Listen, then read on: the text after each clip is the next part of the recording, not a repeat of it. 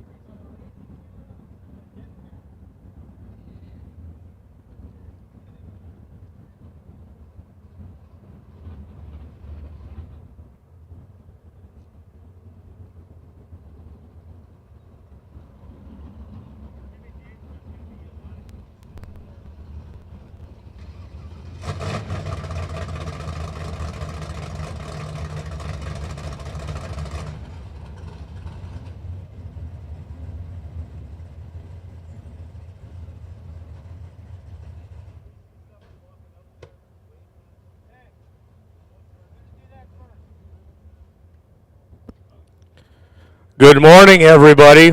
Welcome to the Las Vegas Motor Speedway, the Strip, to the last Lucas Oil Drag Racing Series event of the year, actually the last NHRA event of this crazy 2020 year. We thank you all for coming out, trying to provide the best we can for you guys, wrap up the season with a lot of fun. Just a couple of notes of business before we get going. If you have not filled out a W-9 from last week or this week, if you get a chance, stop by the RFC booth area, fill out your W-9, so when payout starts tomorrow or Saturday, Sunday, we'll have that ready to go. If you have not completed your electronic tech card for this event, you had to have filled out a new one for this event. The one from 2 weeks ago does not count. Make sure you get that filled out as soon as possible. If you're having some troubles with it, come see us in the tower. So at this time, I'd like to say a few words, and we start this event with heavy hearts, but we do it with the smiling memory of Ron. Lost one of our best friends in the sport, Ron Kraft, first of this week. He would have loved to have been here with all of us this weekend. This was his kind of thing, the last race of the year, everybody together having fun, having a smile. We do have some memory stickers of Ron at the RFC window at the base of the tower. And please stop by, pick one up. The decal is free. We are accepting donations for Jane and Ron's family to help them through this time. And we greatly appreciate any help we can have. Mike and I will personally deliver that on Monday to Jane as we're heading up Monday for Ron's funeral. We also like to remember a couple of our team members that are battling the ugly cancer right now. Kyle Seipel, our best friend from up in Sonoma, track manager, promoter, racer, champion. Long battle he's had, still dealing with it. Just like to remember Kyle. My right hand, Big Randy, as you all know him, back over in Southern California right now at USC Cancer Center with his battle with cancer. So, and all others out there that have family members who keep you in our hearts. And we celebrate this weekend the joy that we can come together and be the big family. And at this time, I'd like to hand it over to Rich Trimmer from RFC for this morning's invocation. Thank you, Jeff. Let's do a moment of silence for Ron this morning before we do an invocation.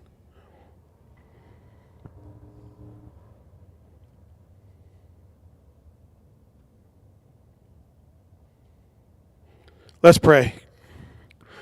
Father God, it is a heavy heart today that we start racing with the memory of Ron. But what we remember is that smile, his enthusiasm for being at the track, his love of this sport. He enjoyed racing more than anybody I know. He enjoyed the family of racing. Father, as we get ready to go racing, as Jeff said, remember those others that we've got, Randy and Kyle, that are fighting. Keep your hand with them also as they fight this fight. And not just those two, Father. There's so many in this community of racing and so many around the world that are fighting so many different things. Our country is fighting right now, Father. You've blessed this country so much. But it's the United States of America that we live in, Father, and we need that unity back. The united part needs to come back to this country. We need your help with that, Father. We need this country to come together as one. As we have the jets flying over right now, Father, what a perfect lead-in is. We've got servicemen around the world fighting for the freedom to be here. Bring each and every one of them home safely. Father, our servicemen, our first responders, keep your hand on each one of them. Let them feel your presence. Let them feel your protection. As we get ready to race, Father, let your hand be upon this day and this whole weekend with safe racing, great competition, Father. We just ask for your hand to protect every racer, every crew member, every official. Let it be a fun day. Let it be a great day. Let it be a way to finish the season off with your hand keeping it fun and safe. In Jesus' precious name, amen. If you haven't removed your hat, this would be a great time as we start the national anthem.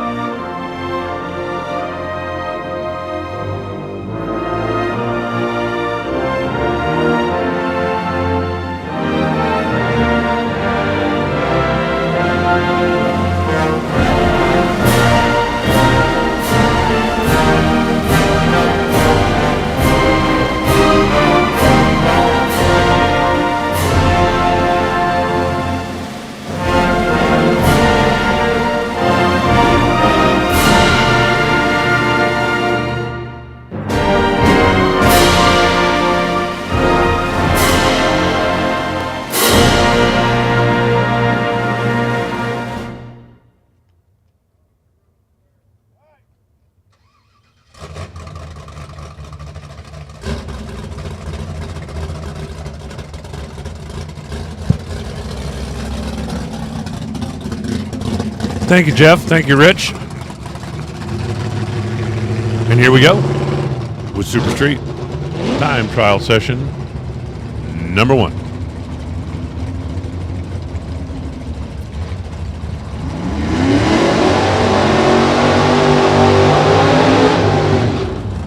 There were a handful of guys that took part in yesterday's test and tune session, but we're going to see a whole new flurry of Super Street cars here today. Of course, considering that over the course of the last, 4 weeks, 5 weeks, 12 years, they've all been here. Most of them don't need a whole lot of practice to get ready to rock. Greg Ventura on the left side, David Phillips on the right side.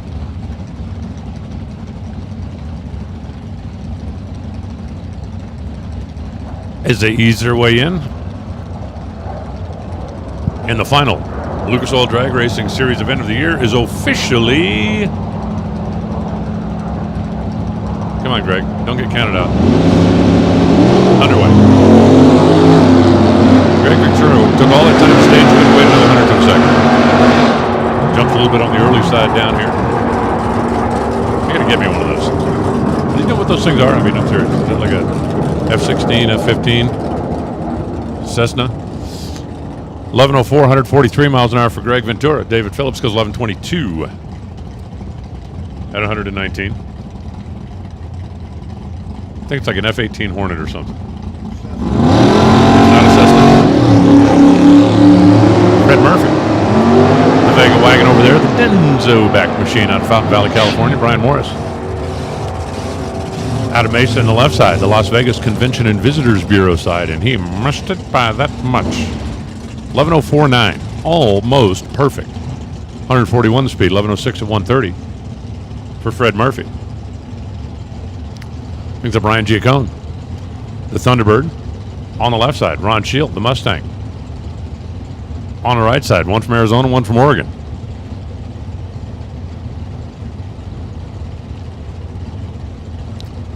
Both of them powered by Blue Oval.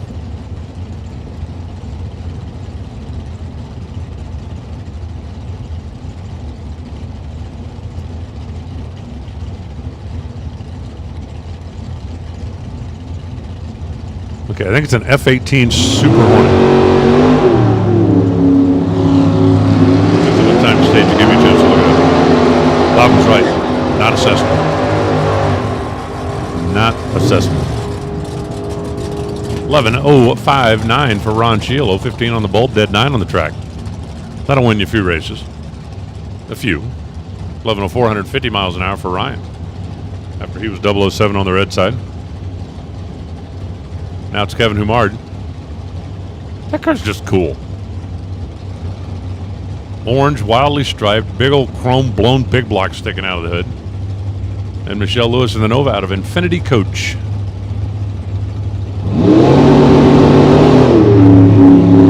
A perfect reaction time. All right, Michelle, let's see it. Come on, let's see it. 10:050. I mean 11:050. I didn't mean 11:082. You're going to blame that on me for saying 10, aren't you? All right, 11:23, 141 miles an hour for Kevin Humard. Thought we might get a perfect run this morning.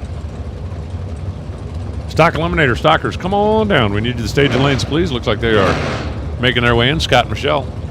Dwayne Daniel up next. Let's see, I didn't check the weather this morning, did I? Let me check. See weather. Bang, boom. Perfect reaction time for Scott Michelle. Come on, Scott. You can do better than 11:08, right? Right? 11:03. I guess technically that's better than 11:08, but if they were racing, the 11:08 would have won. Dwayne Daniel goes 11:01. New Jersey, New Hampshire, New York, Nevada. Wow, really? 3,200 feet? 66 degrees out there. No barrel. Holy smokes, no barrel. 2763. No wonder we got no air. At this point, you almost need a blower to break even. Ryan Humard in the Nova over there on the left side. That thing actually has license plates on it. Gary Roost. Someday when they put together the sweetest super street cars of all time, that one is going to be on the list. thing is a quintuple nickel, also known as a quarter. A 55 with a 555. That is 5 fives, and that's 25, and that's a quarter.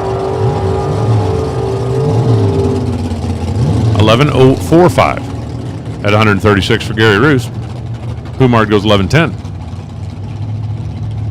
at 132 and brings up Jed DeHar and Harlan Tucker. Harlan was one of the first ones rolling around here this morning, getting warmed up and ready to go. That Daytona that's got a 512 incher in it.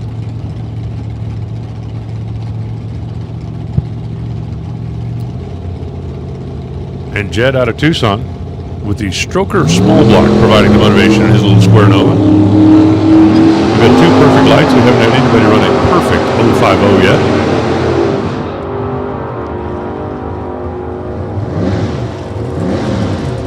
They got it surrounded though. 11.04 for Harlan Tucker. 11.06 for Jed DeHar. Surely somebody should let us average those two out and call it good. Now it's Mike DeCarlis with the attitude adjustment. And Dan Bagwell, the drag cat.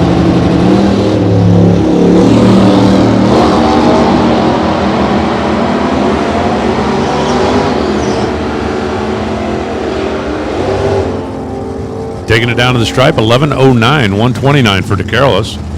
That's kind of in the neighborhood, sort of. Dan Bagwell's like 4 blocks over.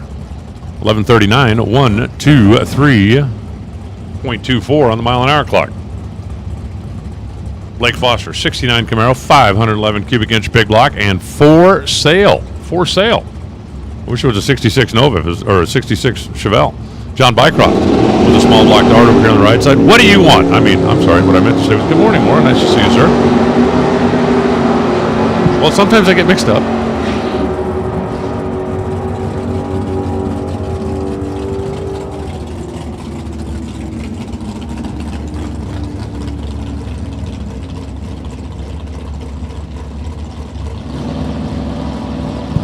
I'm crackling and dropping out. Okay, wait a minute. I don't know. Let's try that. One moment, please.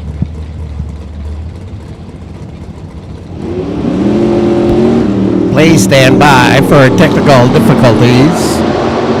And we're back. Hugh Muller and the Maverick. Dave Kiesel and the not a Maverick. 11.08, 129 miles an hour for Dave. Hugh goes 11.14 at 126. I feel so bad I barked at Warren. He's kind of fragile.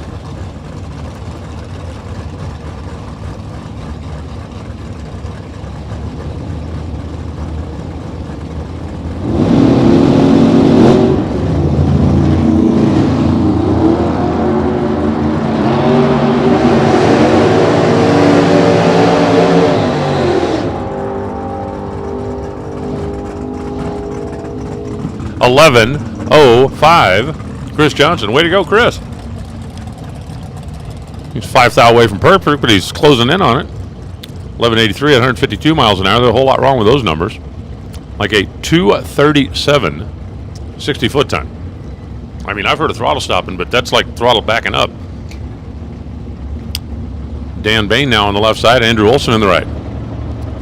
EFI expert. You know, there is one thing that I like about EFI over carburetors. I can spell EFI. Carburetors is one of the I can't be the only one that have words that I just can't spell it. I mean, I'll write it down, spell check, and it'll fix it for me. And I go, oh, that's right. The U goes there and the E goes there. And then I'll write it down 5 minutes later. I still can't spell it. I'm not the only one that has those, am I? 11.02, 149 for Dan Bain. Olson goes 11.048. February? Yes, I can spell February. Well, then you should be able to spell carburetor. Okay, I never thought about it like that. No, I've got a few words like that every time I type, it comes up underlined. And I go, I know how to spell that, because no, I don't. Here comes Seth Polvador in the Fairmont. What do you think of the odds we could have Fairmonts win 2 different categories this week?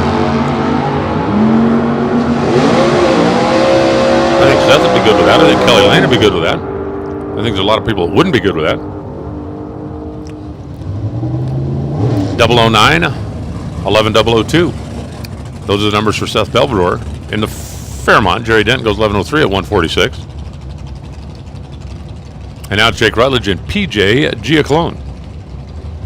Just because I know we have new arrivals today that weren't here yesterday, and because I see a 66 Chevelle sitting in the burnout box, that reminded me. I am actively seeking a 66 Chevelle for a project. If you got like a numbers matching, big block, 4-speed up, that ain't the one I'm looking for. I'm looking for one that would make a good resto mod project. 11055 PJ. Right now you're the man. 13,000 overall package. Jake Rutledge goes 1109 and 134. I've often wondered why, they don't sell beer in Baker's dozens. Well, you go to the donut shop and order a dozen. Oftentimes they'll throw in that extra one. I have never once gone to the store, picked up a 12-pack, and had the guy, go ahead and grab one more. Call it good. Hunter Walker in the 66 Chevelle out of Vegas. I'm guessing he doesn't want to part with that one. Keith Montague, the 68 Nova convertible. Not a Roadster, it's a convertible. It's got a windshield. Roadster doesn't have a windshield. Remember that. Could be important. There might be a test later. 003, 1107. Keith Montague, that's 003 red, 1107. Hunter Walker goes 1109 at 135. Somewhere out there my Chevelle is. I will find it. Here comes John Dexter. John had a pretty good day yesterday. John had a pretty good year last year. And here comes John Sapone in the 64 El Camino. The Pothole Express. I wonder if the light bar works. I think it does. Speaking of light bars that work, if anybody wants to buy a safety truck, I got one of those. 76, I think, 1-ton dually single cab safety truck. Got a big push bumper on the front. Got a light bar on it. Looks like it was been beat up on by racetrack employees for 30 years. And boy, have I got a deal for you. 1108, 122 miles an hour for Sapone after a 007 reaction time. John Dexter goes 009, 1099. Matter of fact, I'd even trade that truck straight across for that 66 Chevelle I'm looking for. What? Yeah, I'm sure you would. I'll even fill up the gas tank. One thing about this truck, fill up the gas tank, blue book value goes up a bunch. Bo Hicks and James Brown. James out of Kid Performance and Dyno. It's interesting. He lives in Bakersfield, if I'm not mistaken. Didn't Mark Kidd in Idaho? 1107, 154 miles an hour for Brown. 1110, 11.101. Looks like binary code 119. And now it's Dan Smith. PJ's still best in category. That's PJ right there, right there, right there. With a 13,000 overall package. Dan Smith in the 67 Camaro. John Perino. 69 Mustang. 393 cubic, and I'm assuming that's a stroke or small block. I don't know that for a fact, but I'm thinking. Just a guess. It's on the wrong side of the tree. Dan Smith, at least, is on the green side of the tree. 11001 at 147 for Dan Smith. 1108, 128 for John Perino. Brings up Trevor Larson out of Minnesota. Pro Blast. Seafoam Corvette. And Justin Bieber. 65 Nova. The 434 incher. A perfect reaction time for Justin. All right, come on, Justin. Come on, Justin. Put it together. Put it together. Click, bang, Pennzoil side, 1102. Wah, wah, wah, wah, wah, wah, wah, wah. Trevor goes 1106 at 140 miles an hour. I just knew somebody's going to put like a 5-pack together. Wade Samuel, 1965 Chevelle, and Gene Clark. I got to find out what that self-service pet spa is. It's like, honey, was Fido just walking out the door with a credit card in his mouth?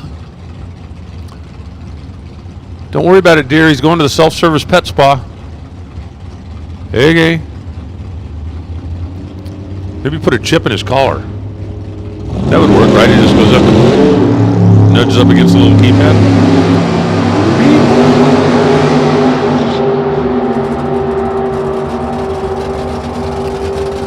Bo Both drivers in the teens on reaction time, 11:03, 145 for Wade Samuel. Gene Clark goes 11:08 at 145.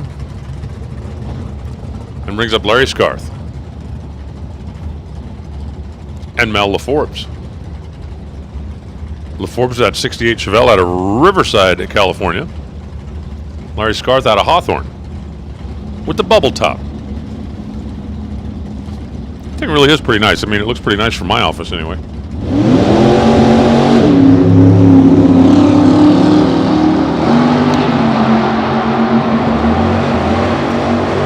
Driver 6th out part on reaction time, but nobody's getting in the Hall of Fame for this one. 11:04, 140 miles an hour for Mel. 11:08, 132 miles an hour for Larry. Brings up Sean Schaefer. Sean, 67 Chevelle. And Chris Bracey. Yeah, Sean Schaefer Chevelle. Try that on for size. I mean, it's not quite toy boat, but it's close. Did you, by the way, call the Vallejo Coin Exchange and see if they would exchange your dimes for quarters? Oh. If they do, let me know. Let me know. Yeah, me too. Me too, with no hashtag.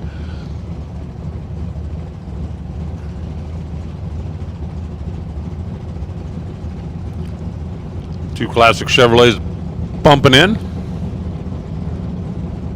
Now we're ready. An orange car with a red light. Talk about a contrast.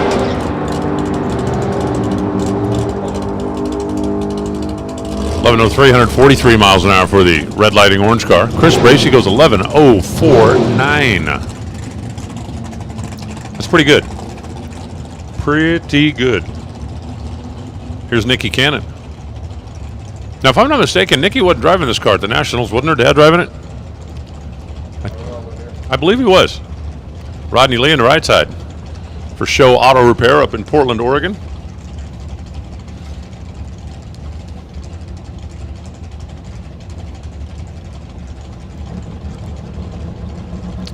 The Furious Rat.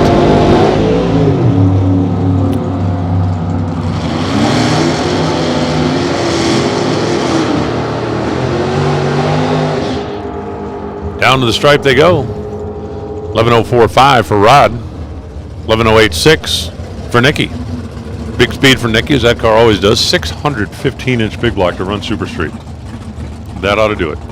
That'll bring up Mr. Snow, as it says on the license plate.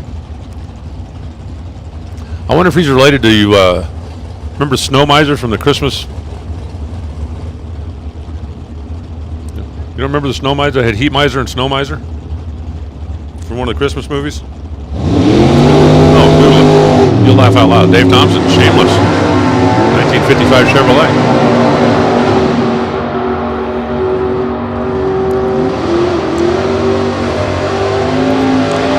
(11:08), 134 miles an hour for Kenny Snow. Dave Thompson goes 11:17 at 141. And listen up in the pits. Attention in the pits. Let's get Super Comp rolling this direction, please. Super Comp to the lanes. Come on down. Super Comp to the lanes. Shelby Williams. Shelby had 2 practice runs yesterday. She was 003, 003. Davey Adams in the 1970 Maverick. That may have been a stocker at one point. I don't think it's got the stocker motor combination in it now, however.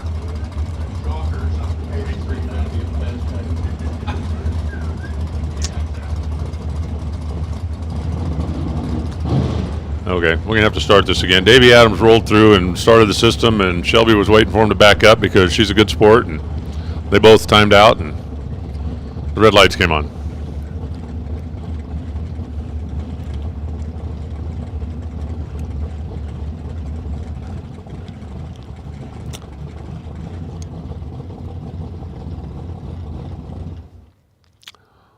So we'll just have to hold up for a second and reset here. Okay. Good to go. Wonder if Davey might have been having a issue with the trans brake or some other thing when he pulled in and bumped through, because that's pretty unusual for Davey. Must have been fun putting a 500-inch Ford big block in between the shock towers on a Maverick, huh?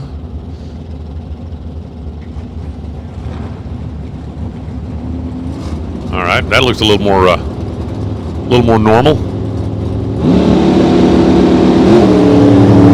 This time Shelby's on the red side of the tree. Davey Adams hits the reaction timer at 0:10.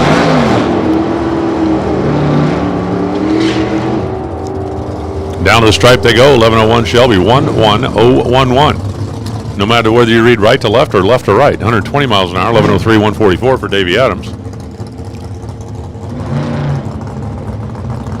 Now it's Jimmy Galante in the Chevy 2 out of racetrans.com, and Dennis Blim for Triple B Farms. I believe that's Blim, and what's the other guy's name? Blim. Could be wrong. Maybe Triple B Farms stands for Big Bad Bananas.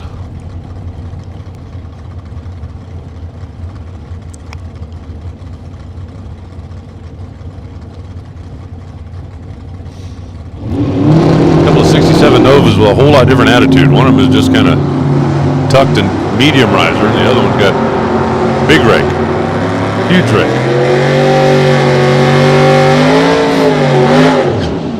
10.999, 145 miles an hour for Jimmy after being red 5,000. Dennis Blim goes 11:09 at 149, and it's Cody Weber hitting the left side out of Sherway Auto Machine, and Dave Gotts. The K&N Lucas Oil Dude in the 67 Camaro. Final pair. Super straight, Stockers pulling into the water box.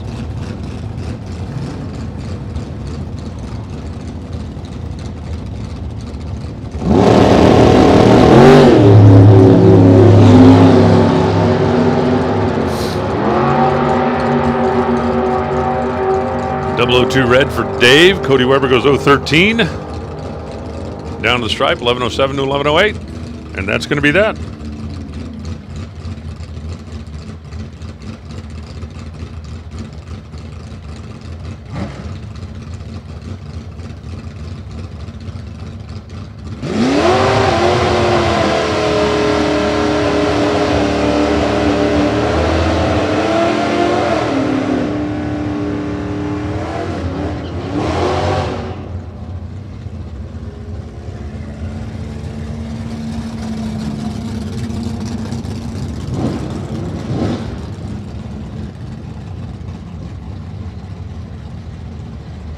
Stock Eliminator. Okay, Jack Foshi. We were wondering all day yesterday what, who, where, why. It's a 1964 Plymouth with a 426. How do you get a 426 and a 1964 Plymouth into H stock automatic? Ooh, I know. It's a street wedge. Not the Hemi, not the twin four barrel, not the hot rod, just a street wedge. Pete Lanciers, the Tri-City Competition Duster. One foul on the wrong side of the tree. One little rotten foul. 11:06, 118 for Pete. 11:66 at 114 for Jack, as we're playing How Low Can You Go here in Stock Eliminator. Pete Lanciers, 83 under the index.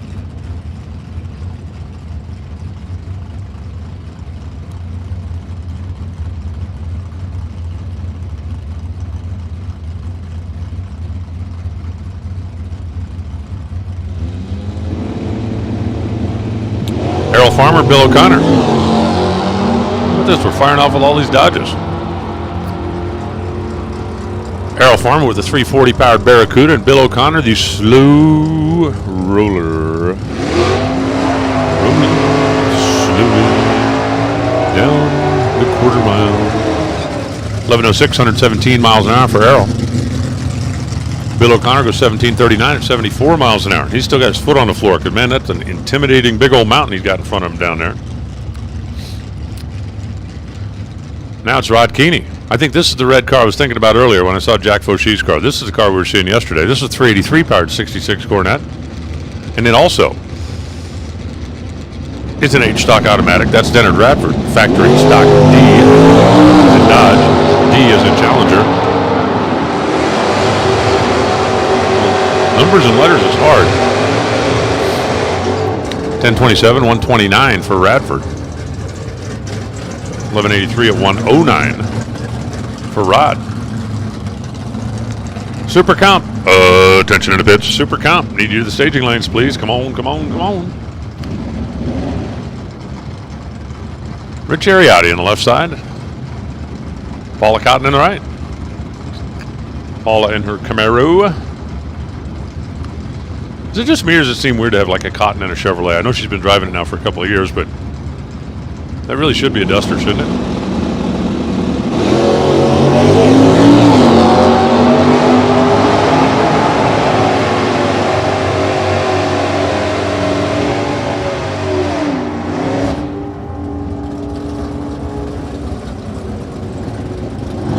Paula goes 1164, 113 miles per hour.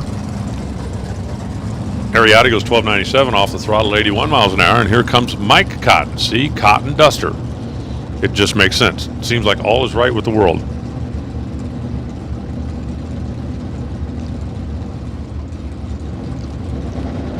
At least it does to me. Dwight Michelle. The 1962 Fury. With the 413. Who took that ride all the way to the final round last week and then had some kind of an issue in the final because it was really slow. 1062, 124 for Dwight. Mike Cotton, 008, keeps attacking the tree. And then goes 1114 at 118.11. Jeff Jerome, Justin Jerome. Jeff, Justin, both of them out of Jerome Industries LLC, Southwest Processors out of California, IA.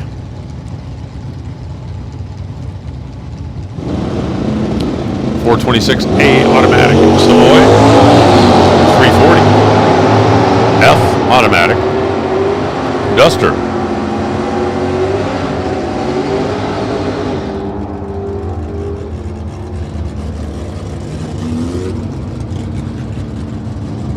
$11.29, 115 for Jerome. Justin, 1044, 126 for Jerome. Jeff.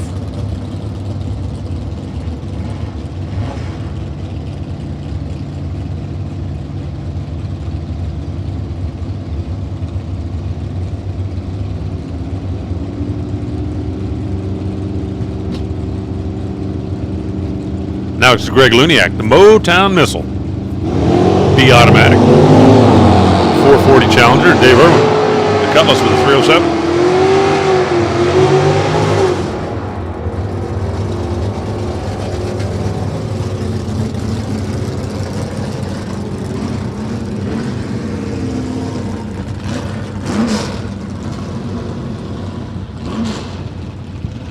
$13.11, 97 miles an hour for the P stock automatic, 10.555. For the old 440. Oh, this is going to be a fun matchup. Derek Ellum, 76 Pinto wagon, 4-cylinder. And John Dorley, the High Country Hemi.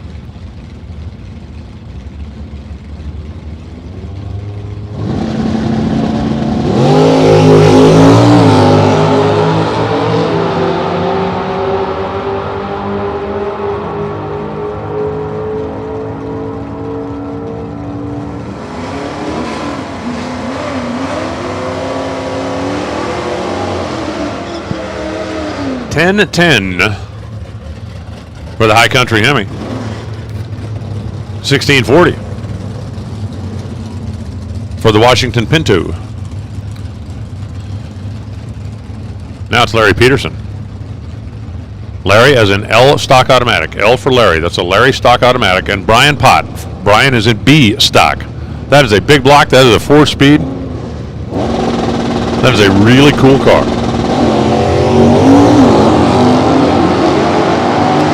Brian Pott ripping his way through the gears down there. The old Cobra Jet hustling its way down to the finish line. Pennzoil side of the racetrack, 1077, 1.2.306 the speed for Brian. 1235, 12.354. Had all the numbers right, just in the wrong order. Well, 1, 2, 3, 4, 5 would win something. I don't know, an attaboy. Bring up Jerry Stein. That is a 440-69 Dart, cool car alert, and Ed Hodder. 15 model Camaro SS 396.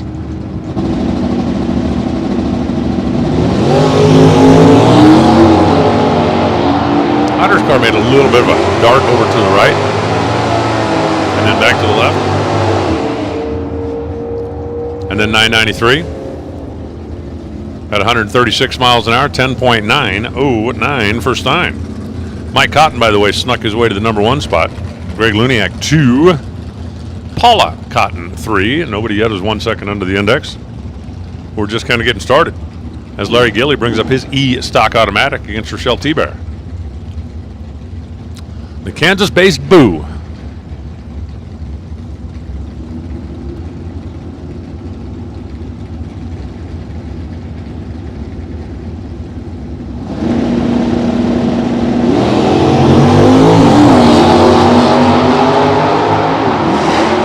Shell jumps early by just a smidge. 11, 12, 116 miles an hour for Larry Gilly. Rochelle goes 12, 11 at 106 miles per. And here comes code 3 Karen. Factory stock A supercharged 5-liter Mustang and Dennis Alvey in the A stick. How about a 1968 428 4-speed Cobra Jet Mustang and a 14 model 5.0 supercharged Cobra Jet Mustang? I love it. The old and the new, the classic and the modern, the clutch and the converter, the yee and the ha. 914 for Karen, 147 miles an hour, 1053 for Dennis Alvey at $125.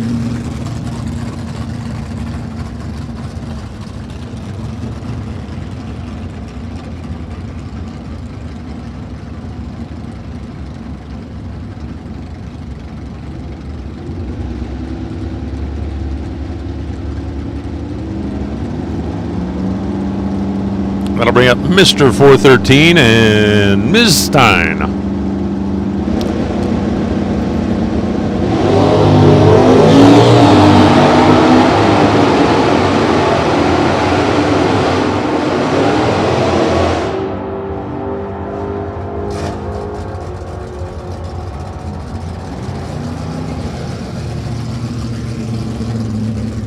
$12.63, 103 miles an hour for Nanette. 10-12 for Steve Wan. Guess what? Mr. 413 is Mr. 106 under. And he goes to the top.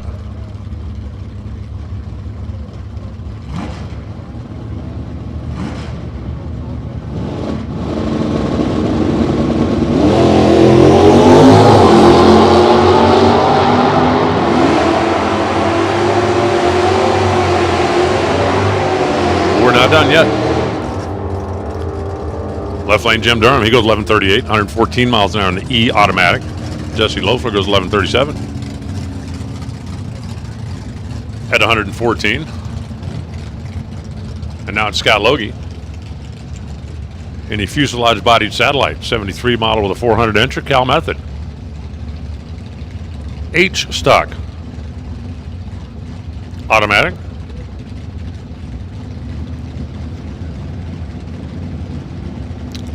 Dave Muller's got my Malibu sitting right outside the window here. I'm telling you, it could be me. Could be me.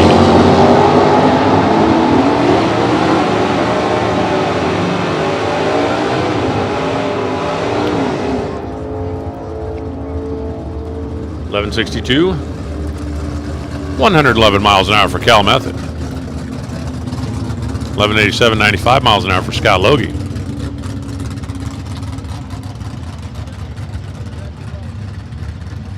And here comes the photo lady, Chris Ashley. And Dan Johns, I-Automatic, 69 Chevelle with a 350. Got a little bit of a list to port, doesn't it? thinking. I'm noticing. Seeing it leaning that way a bit.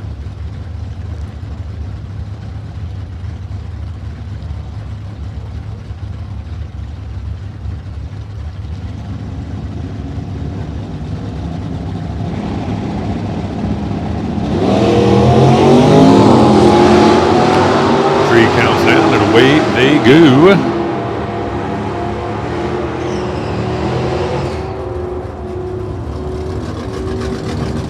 .1171, 112 miles an hour for Chris Ashley. 1239, 87 miles an hour for Dan. Shutting her off before the finish line stripe. Brings up Greg Kraus. Where do you get that thing? And Dave Muller.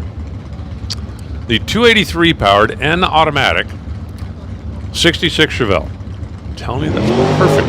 Whoa, where are you going? Greg Kraus tried to bring that thing up against a two-step. He didn't have a two-step. He had a line lock. He about spun it out on the starting line. That was odd. 1284, 100 miles an hour for Muller. Kraus is going to get no time because Willie about spun it out on the starting line and left before the tree was activated.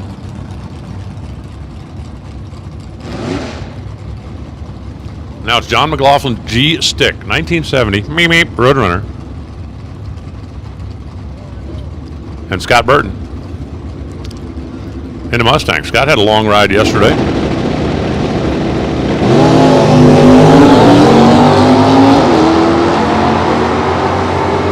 All the way to the final round.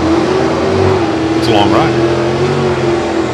How about John McLaughlin, 007 with the clutch foot, 1130 with the throttle foot. 116 miles an hour for the Roadrunner, and 970 for Burton at 136. That'll bring us Doug Duell in the ATI Barracuda and Ted Romero. Corvette out of Pat Condon Race Cars.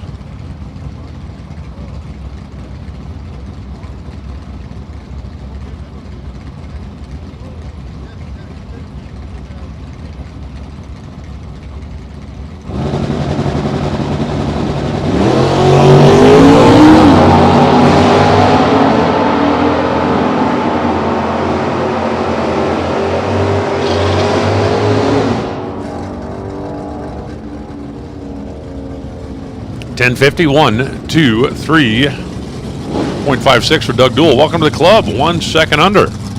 Welcome to number one spot. Doug Duell was around Steve Wan, Mike Cotton, Greg Luniak. Wow, the top four are all Dodgers. Ted Romero goes 1081. 62 under the index. That'll bring up Chad Logie. The California Missile, 1970 GTX.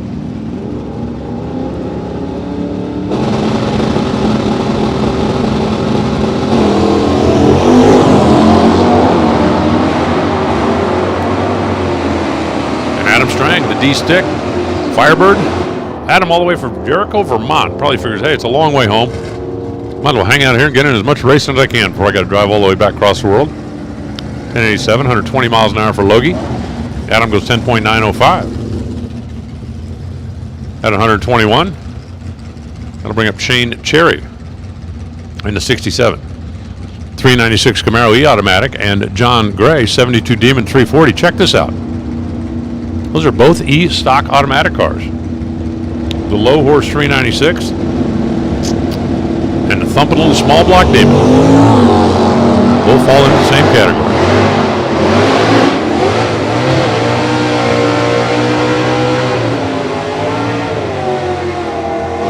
.1128, 96 miles an hour. Greg took his foot off the throttle down there. 1170 at 109 for Shane, and that thing was a little bit lazy. All the way down the racetrack.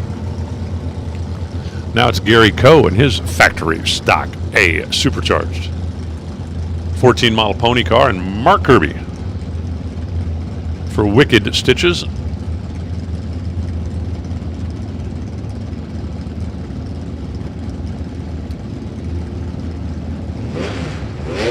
.41 cars have taken a time. Still got a bunch of them back there in the lane.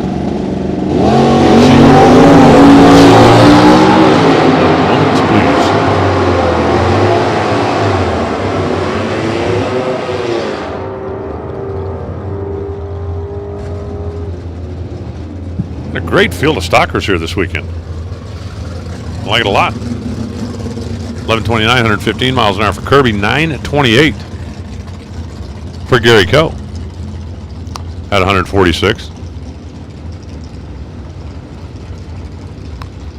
Rick Colber and the 72 Demon, Brock Brodus. That is a V6 powered Camaro in stock automatic out of D&B Engineering.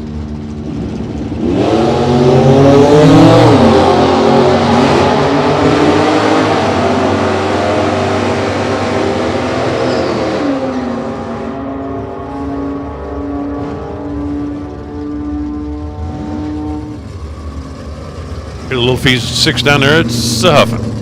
It's puffing. Rick Colber goes 11:06 at 118 miles an hour. Brodus goes 12:84 at 103. Doug Duell, still best in category. Steve Wan, the only other member 1 second under in the Cool Kids Club. Carl Battis in the Nova left side. Barry Pollard right side. And his 1976 Roadrunner. I actually have the Roadrunner, see?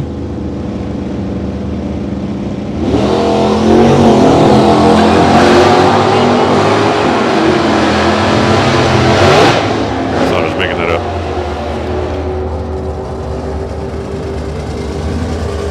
$11.63 for the Saskatchewan based road. Do they have Roadrunners in Saskatchewan? I wonder about things like that. I'll have to go up there and look. Anyway, 11:63, 111 miles an hour for Barry. Carl goes 11:71 at 110. That'll bring up Buddy Jensen out of Peoria, Arizona, and Larry McClanahan. Factory stock A drilling consultant out of Kennewick, Washington.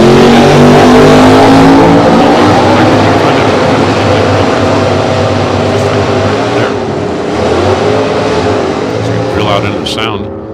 870, 157 miles an hour for Larry. 1140 at 114 for Buddy.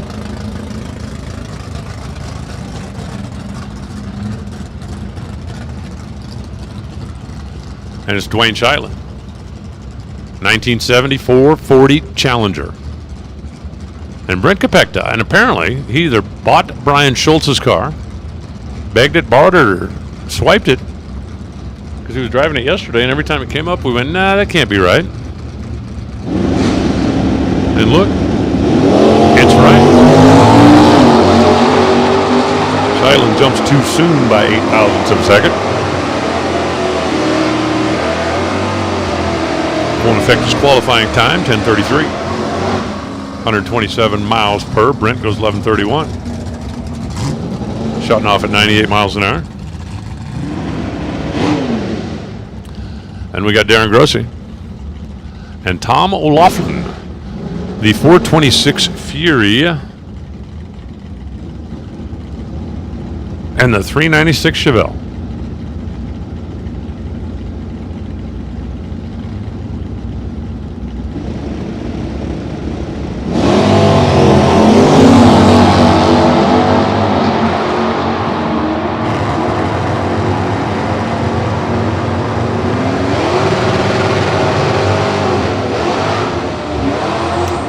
$11.57. Make that $10.57. $10.57. That's better than $11.57. 123.7 for Darren. $11.58 at 113 for Tom O'Loughlin. Darren Grossi jumps up to number 5 spot.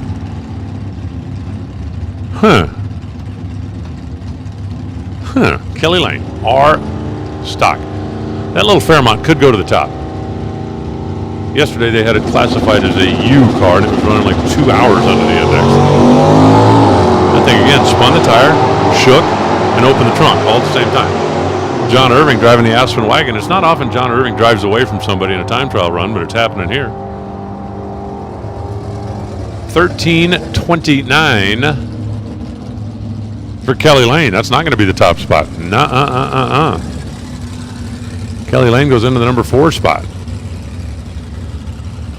1276 for Irving at 101.88. Now it's Mike Johnson and Santi Grossi, 1971 340 Challenger. Oh, Captain Jack is here. The dude is in.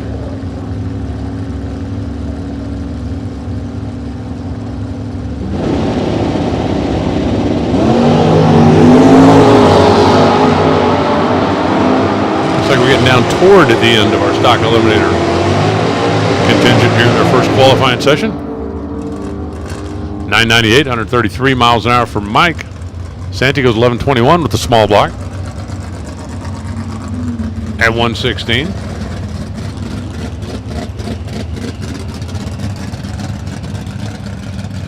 And here's Daria Kramer. Daria is a compliance manager. You will comply, or else. Wow, is that annoying? Yeah, I don't recognize your number. You can leave me a message. And Stephanie Wong, B Automatic. PS Motorsports, Paul and Stephanie. 440, 6-pack, 1970 Barracuda. A lot to like about those two cars. Daria Kramer, the new gen, supercharged. Factory stock AA, and Stephanie Wong, the B Automatic Barracuda. It's being force fed with a little screw blower and one out. Breathing through 6 barrels. 886, 155 miles an hour for Kramer. 1085 for Stephanie. At 120. And now it's Kim Kakuza, E Automatic. 1969 Camaro with a 350. And Captain Jack, John McCarthy, in the 1960 Kingswood wagon with a 283. How can you not love that car?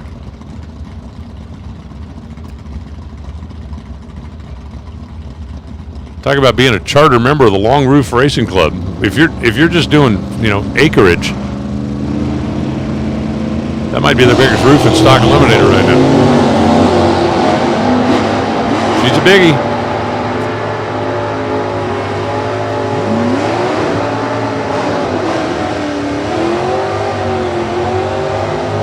.1051, 113 miles an hour for Kim. John goes 1440 at 92 miles an hour.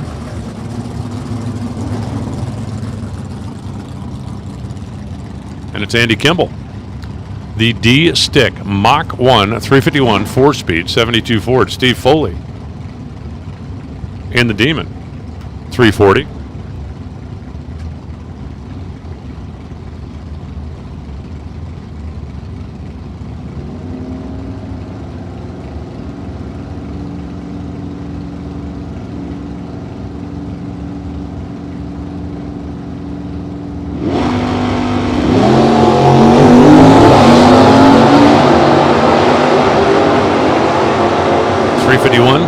I do believe it's a Cleveland, 351 Cleveland 4-barrel in the Mach 1. Don't think they were doing the Windsor in 72. Don't think. 1130. 114 miles an hour for Steve Foley. 1098, 121 miles an hour for Andy Kimball. Working the old clutch pedal. Now it's Jim Metter left, Chris Hall right. A couple of SS396s.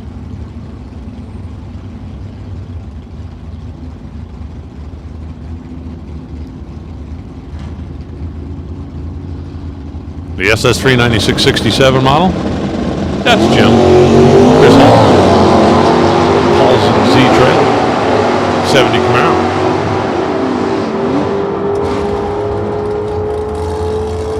It's a cool car for just a wide variety of reasons. 1063, 123, 78, Chris Hall.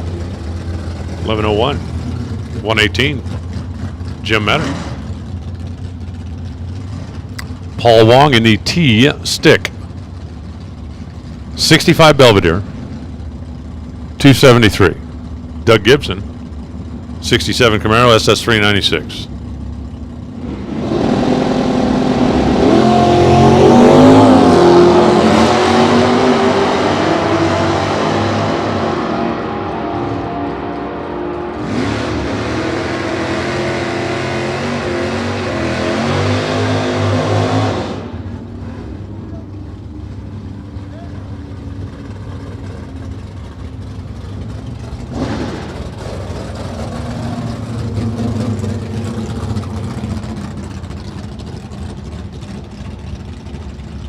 1392, 94 miles an hour, Paul Wong. 1076, 121. For Doug Gibson. We are nearing the end as Leo Glassbrenner and Mike Williams bring their two Camaros to bear. The 14 model 427, that's Leo, factory stock C. 67 model SS 350 E stock automatic, that would be Mike Williams. 966, 138 miles per hour for Leo. Mike goes 1191. 70, 34 off the throttle.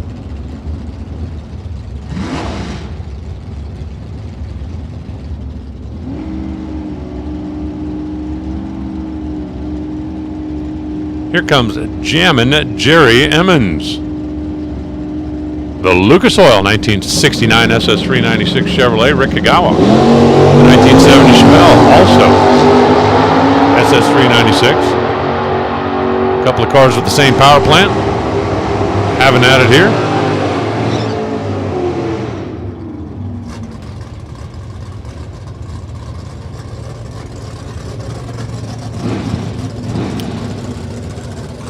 Jerry goes 1116, 83 miles an hour. Rick Kagawa 1075, 121 as Jerry playing the old ladder game over there.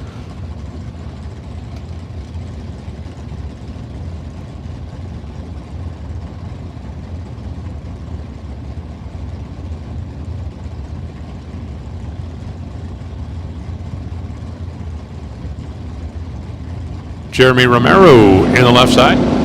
Dick Geary in the right. Wow, love Romero's car. The way that thing stands up and leaves the starting line.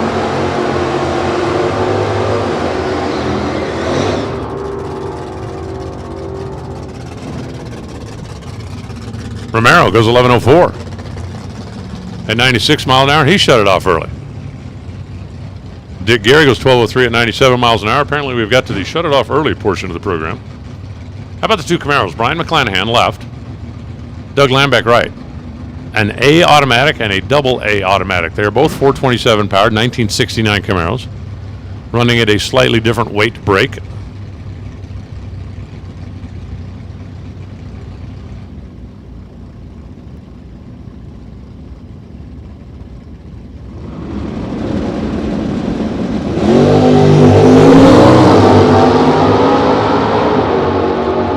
McClanahan and Lambeck.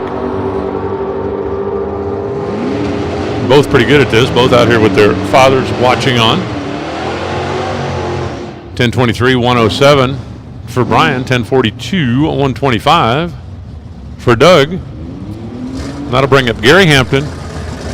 If I read the back window correctly, it says, I am here for a D7 top 10 finish. He did win the Phoenix race earlier this year. And over on the right side, C.W. Hofer. And the Firebird. Yeah, Hampton down at Firebird a couple of weeks ago just laid him out. Okay, Wild Horse Pass. I'm sorry, for 30 years, to me it'll always be Firebird. 1136, 115 miles an hour for C-Dub. Hampton goes 15, 69 and 83 miles per. I see some cars with way too much wheelbase to be stockers, so we must be about the end. Ryan Mangus and Phil Mandela.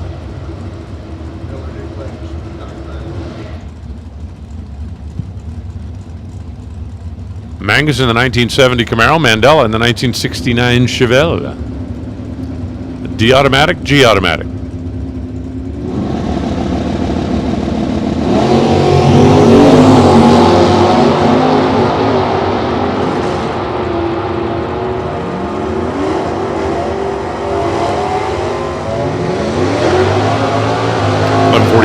Miles an hour for Mangus, 1050, 113 for Mandela.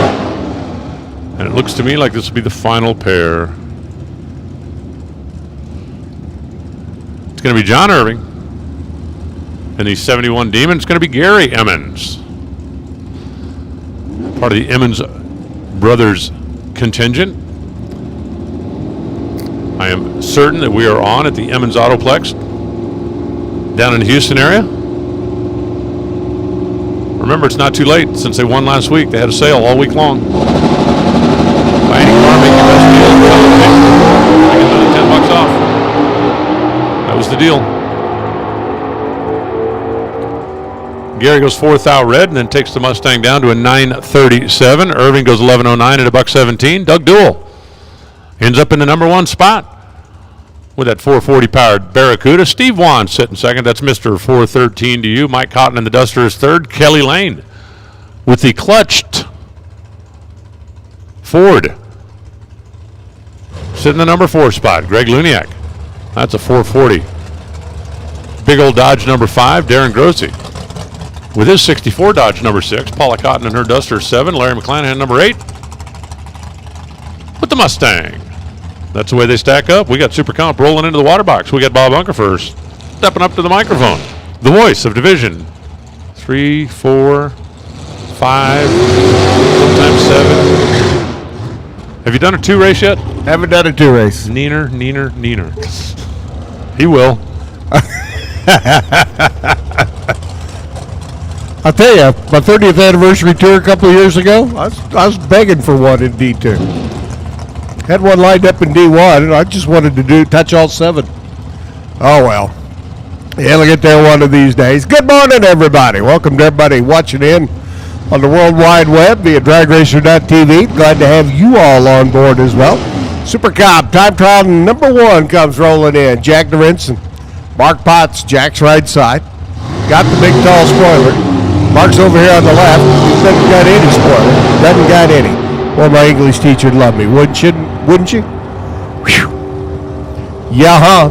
About a 906, 165 for Potts. 9049 by Jack DeRinson.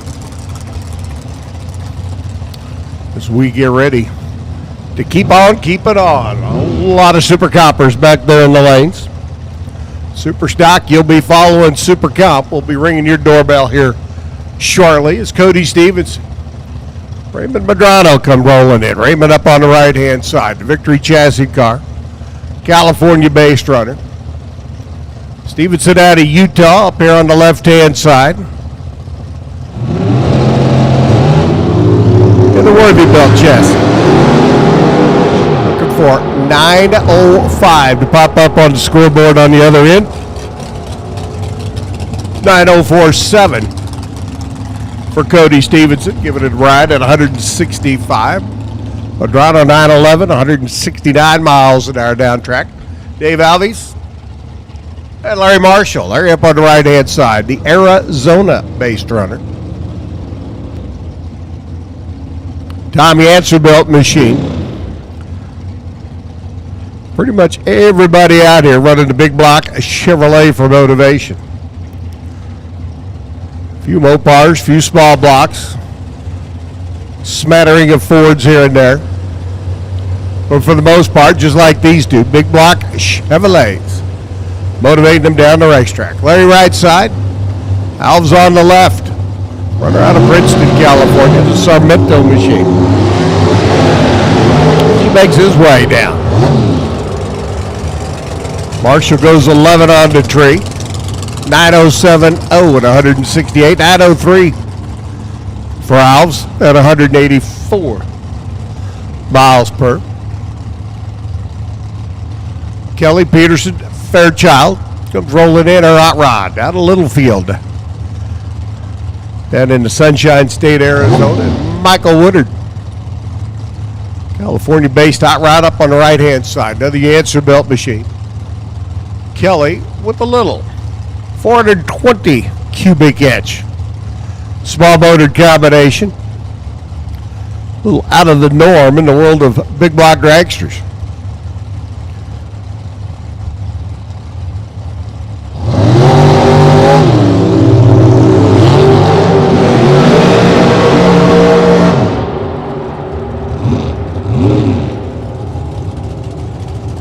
.9050 at 163. Well, we couldn't get a perfect lap down track in Super Street, but we got one in Super Cop. 9050 for Kelly Peterson Fairchild. Mike Woodard, a 9:03 lap at 172. Now Kelly just needs to tighten up that starting line reaction time a little bit. She'll be ready to rock and roll. Ed Cox, Tim Parker come rolling in next. Parker on the left-hand side. Colorado-based runner.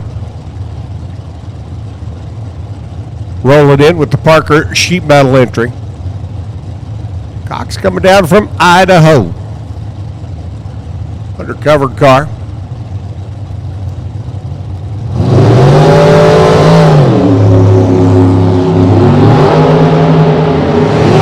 Cox trimming the tree with the 13th thou reaction time. And a 9:07 lap at 168. 9:01 for Parker. $1.79 for speed. As he cruises through the top end of the track. Him and Bustamante and Jillian Bader come rolling in. Jillian's hot rod up for sale. So they need to sell the dragster. They're going to go a little bit different direction. Axe chassis machine. One of a few around, but a very good chassis. For those of you in the Super Comp ranks or looking to bust into the Super Comp ranks, pretty good hot rod for sale over there on the right-hand side. Go see Jillian. She'll probably refer you to Mike, but anyway. She's much prettier than Mike is. David Bustamante up on the left-hand side out of Conroy Brothers. Again, the big block racecraft chassis machine on the left-hand side.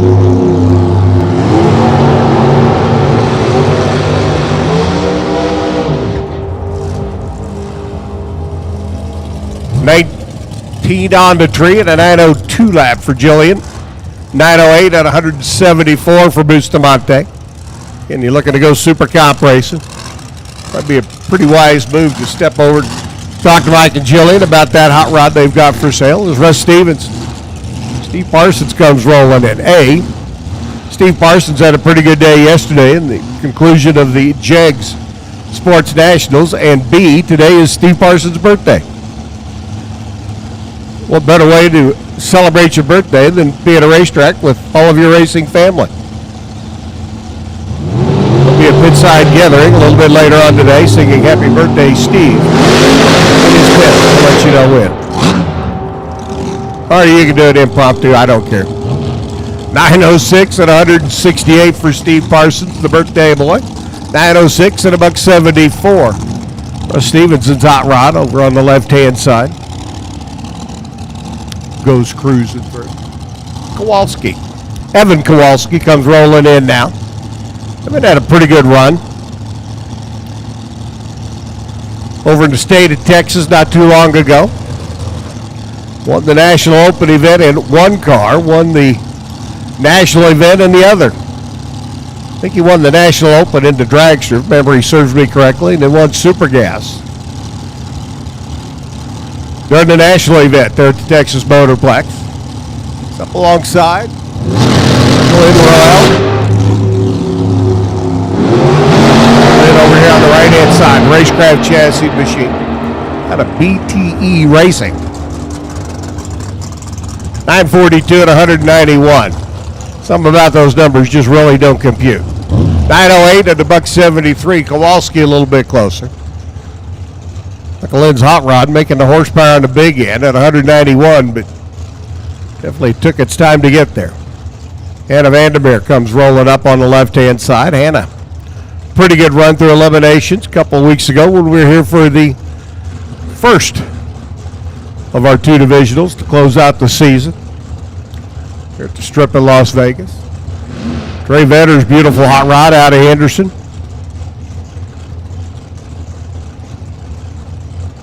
That car looks so good, even Robert Grice down there shooting photos of it.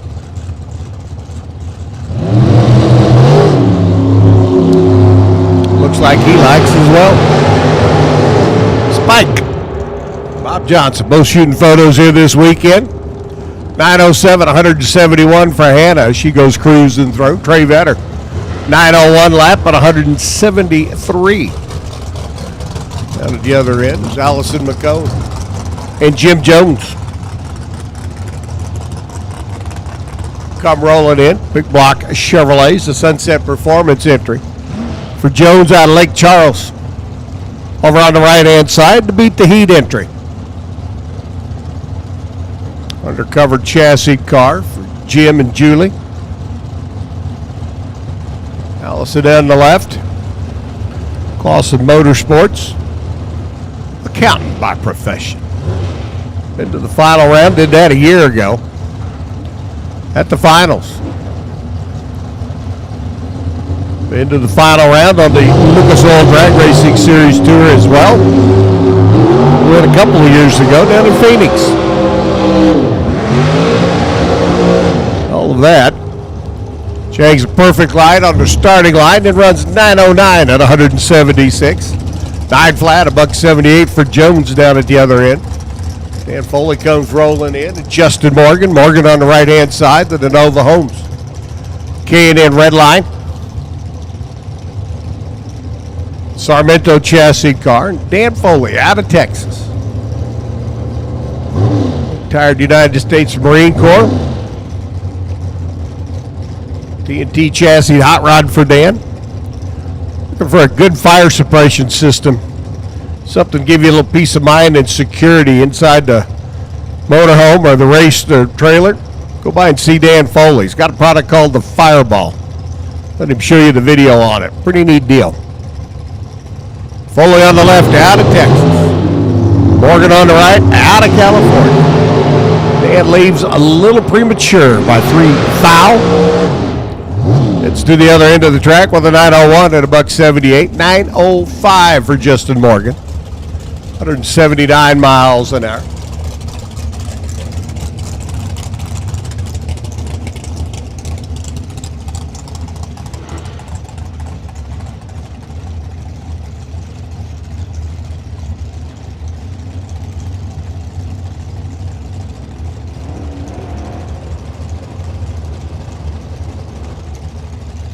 Dave Crawford up on the right-hand side. Like one of the Tom Bear School machines. I say that because, well, that's Tom out there making sure everything's ready to go. Don't know who's in the cockpit for this event. Definitely one of the Tom Bear Lucas Oil hot rods out on the left-hand side. 12 light. We're off and run. Crawford over on the right-hand side. Out of Mesa, Arizona, goes 908 at $178. 907, 158 for the Lucas Oil machine in the left lane. Glenn Kern and Diosdado rolling in on the right. Diosdado out of Chula Vista. Like Dan Foley a moment ago. Likes to stay wired up during the week. Electrician by profession. Kern out of Modesto. Mickey Thompson Tires entry on the left. For the retiree in his Yancer chassis hot rod.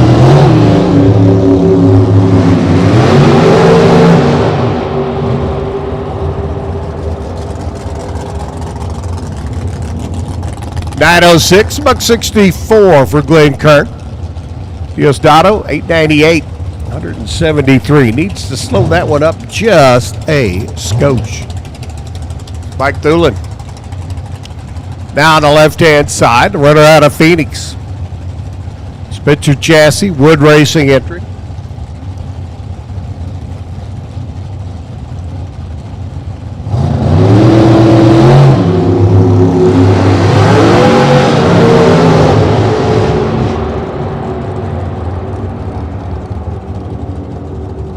$906, $169 for Thulin on the left-hand side. $909 in the right-hand lane.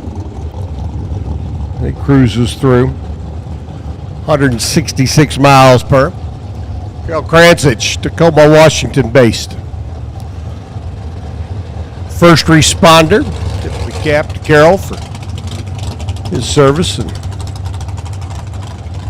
everything he does. Tom Bear checking everything out on Carol's hot rod. Steve Flatt, runner out of American Fork, Utah. A couple of weeks ago, Steve turned the car loose in the opening rounds of Super Cup and sailed down track to a well, otherworldly number, if you will. It might have been a situation on that day where the old throttle stopped. Had some wrong numbers in it. 9 flat, 165 flat this time around. Looking a whole lot better. How about Carol Krantzich? 9:05.7 at $1.67 for speed. Remember, 2 hits today. Possibility of some first rounds a little bit later on. We'll keep you posted on that. Madison Payne comes rolling up on the left-hand side. The newly licensed top alcohol dragster pilot. They're in the left lane. Graduate of the Tom Bear School of Drag Racing. Showed her stuff quite well yesterday. Making some very nice representative laps to get the alcohol dragster license. Curious to see who all signed off on that license because there were a lot of people involved in watching. Punch Johnson on the right-hand side out of Seligman, Arizona. Beautiful town. 9 flat at $1.66, 9.10 at 165 for Madison.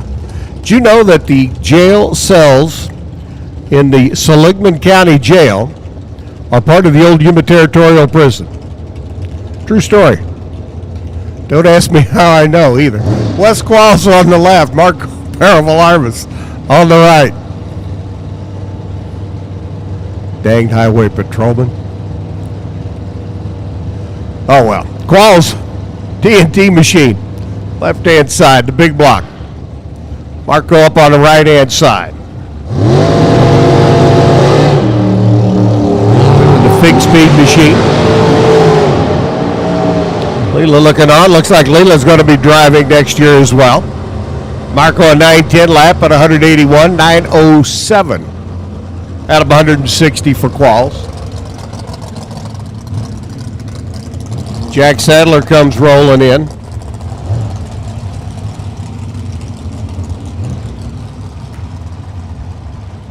Sadler from right down the road in Henderson. Plumber by profession. Let's see, we've got DeNova Homes, so they can build them. Jack can plumb them. Dan Foley can wire them.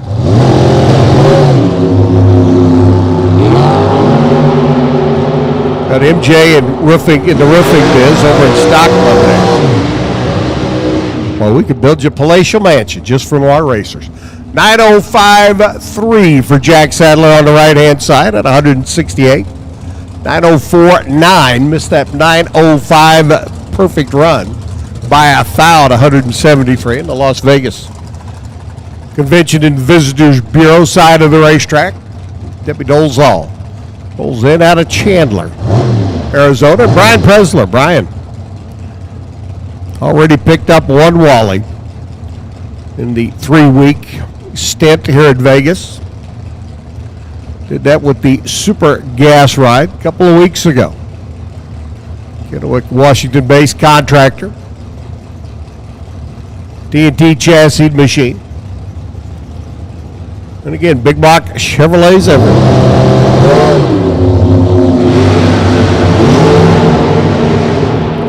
Got $1 for every big block in Super Comp. Think of the fun you could have at the craps table. Put it all in one number and let it roll. $8.99 at 173. 906 by Presler at 182.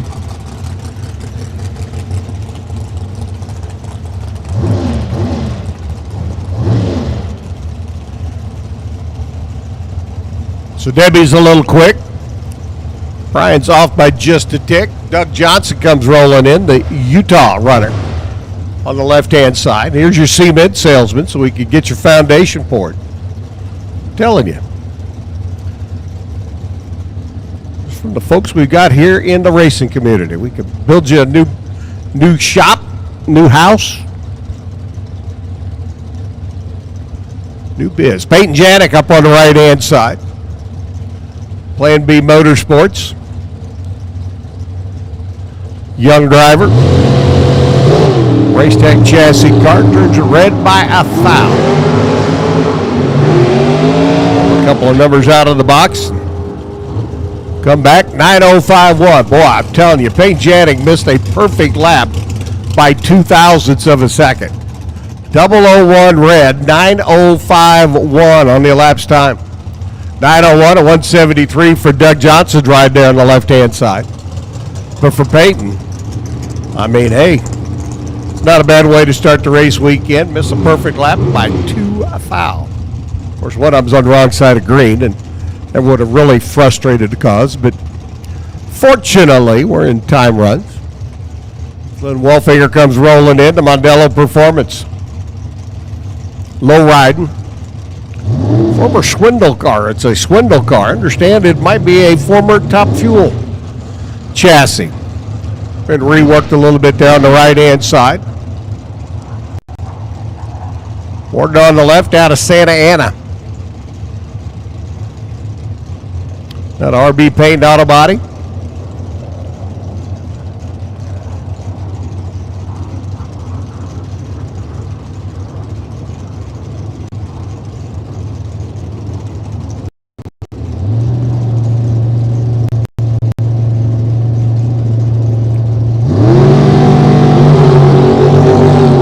Waiting for everybody to get in and stage. They're both finally in. Lindley's 7th out quick. We'll figure a 9 flat at 146 miles an hour. James Warden a 9:07 run there on the left-hand side. Lori Warden up next. Another runner out of RB Paint and Auto Body. And another American hot rod, American chassis machine.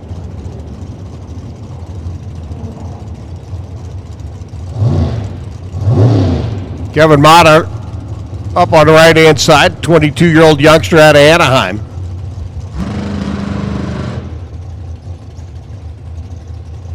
And Lori's got problems on the burnout.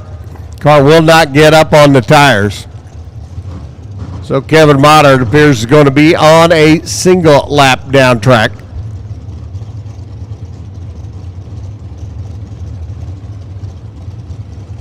And Lori and the crew are going to have to get that one figured out as to what's going on.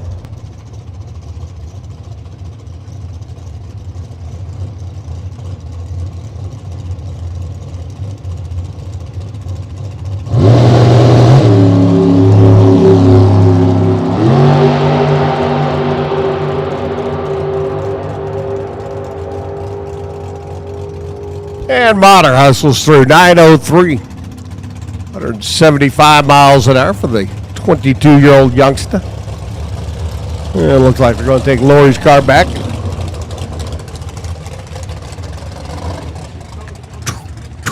Try again.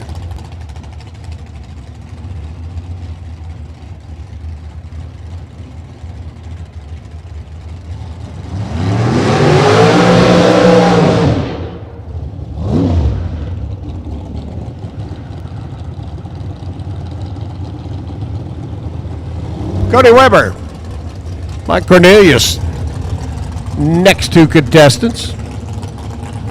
Cornelius on the right-hand side out of Cavita. Cody Weber out of Kingman. Their 22-year-old youngster. Will one of our Super Comp hot rods.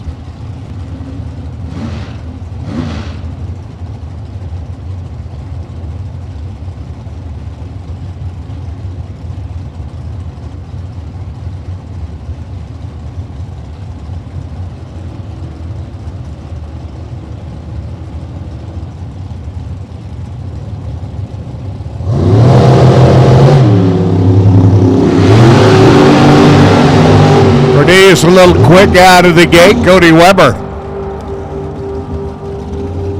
Perfect light. Then a 908 at 168. 912. $168 for Cornelius down at the other end. Hey, all you Super Comp cars way back there at the back of the staging lanes. Go ahead and pull them on up. Need to open up the back of staging for Super Stock. Super Stock, need your lanes, please. Super Stock. Need you to the staging lanes. Come on down. Hunter Walker. And Nick's head comes rolling in. They got a Sacramento up on the right-hand side. Nick and Pete campaigning the hot rod. Hunter 33-year-old engineer based right here in Las Vegas. Wonder if that's an engineer that, like, sits down and figures everything out, or he gets to drive the train and pull the whistle. Woo-hoo! 9 flat at $1.72. 901 by Nick. 163 miles an hour. I think I'm going to go with the former and not the latter. But I could be wrong. I've been wrong before.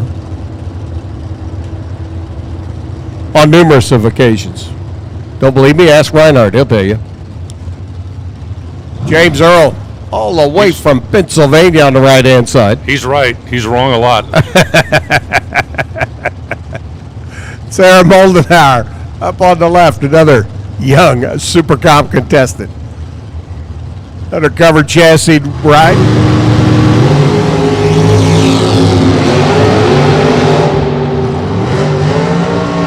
Sarah working her way down track. The Snap-on Tools entry down the left-hand side. 902 to 171. 9 flat for James Earl.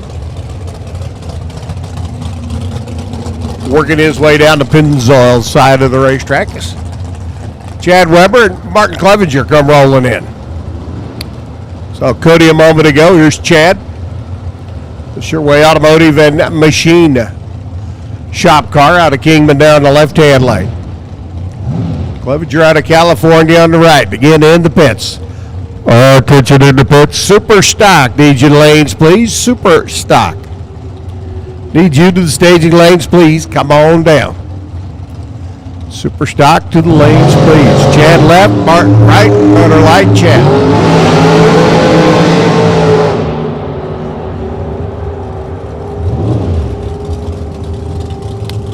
.902 to $1.76 down the left-hand side at Clevenger's. 905 lap at 166. The right-hand lane. Just that perfect lap down track by a couple of thou.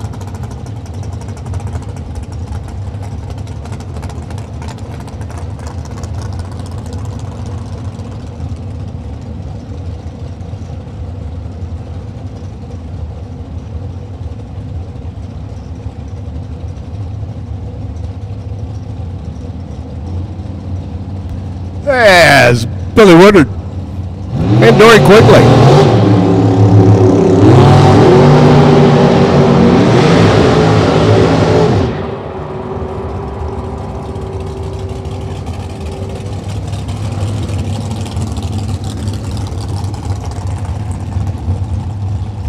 Dory with a 904 lap at 173. Billy Woodard at 897 shot. 163 miles an hour.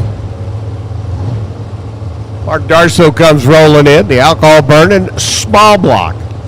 The Answer chassis machine in the left-hand lane, and Ryan Hansen's Utah-based hot rod on the right-hand side.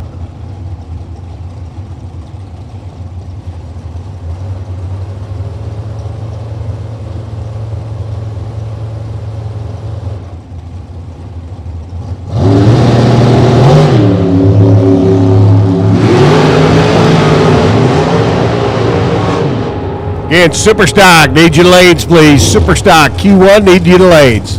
907 at $1.63 for Darso. 903, 174 for Ryan Hansen. Hey, Alan, it's not your Blackbird, but I think this jet coming in might be for you. Yeah. Small fee, they'll let you have it. Mandy Walsh on the right-hand side. Jeff Koondratic on the left, runner out of Maryland, the Lucas Oil distributor, sales rep, worthy chassis car, right from the right-hand coast.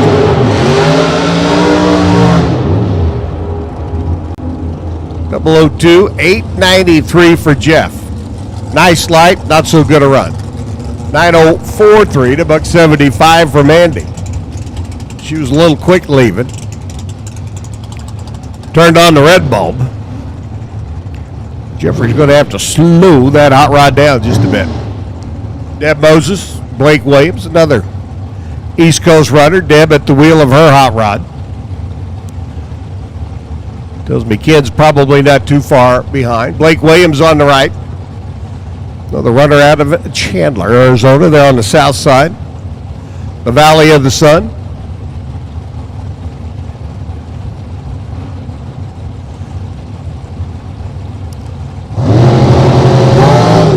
Like a claims manager.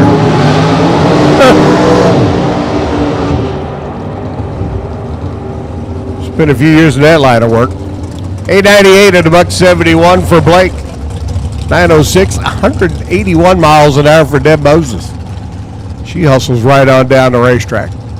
Brandon Dolezal and Rick Lash come rolling in next. Brandon on the left-hand side, the Queen Creek runner.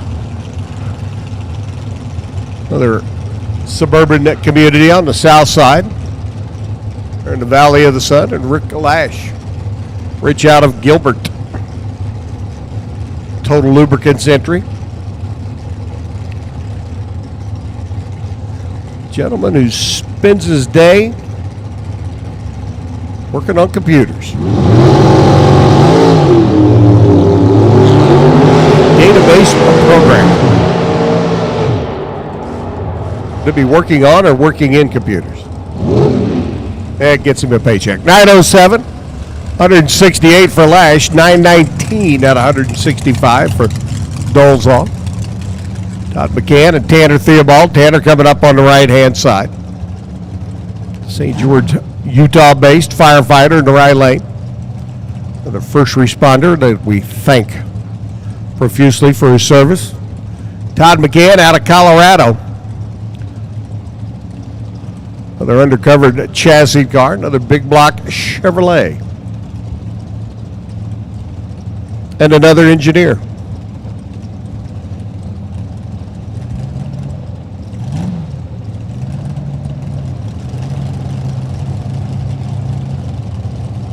Engineers, those are the guys who designed the motor with the starter underneath the intake manifold, right?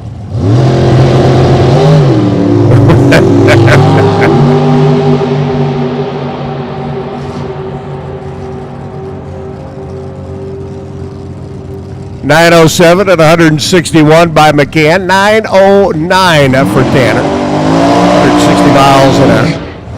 Automotive engineers. Loathed by every automotive mechanic in the world. Ed Cooper up to Coop DeVille.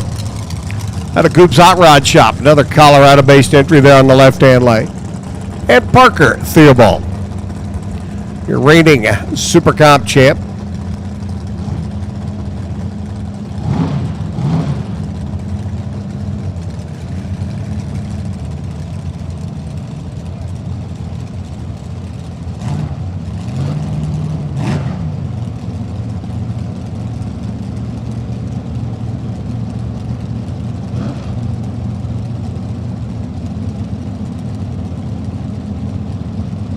Parker comes in wearing the number 71 on the side of the car. Looks like he'll be passing that number off to either Val Torres, Ryan Mangus, maybe Gabe. Coop DeVille leaves a little quick down the left-hand side.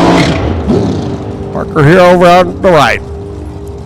14 at the hit, goes 909 at 173. 917. 172 for the Coop.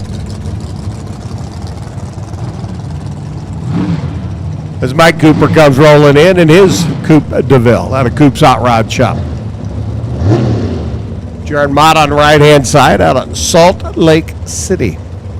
Making a toe down.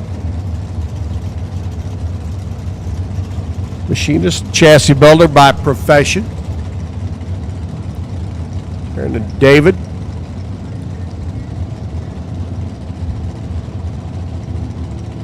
Handling the hot rod on the right-hand side.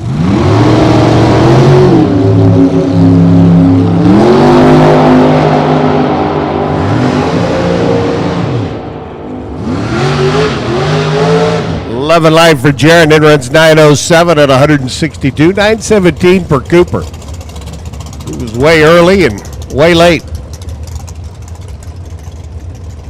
22 red leaving this end, and a 917 at 177 on that end.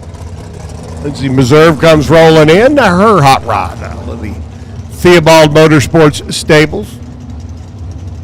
Race Tech chassis machine on the left-hand side, and Adam Hicks California-based hot rod for K&N and Mickey T over the right-hand lane.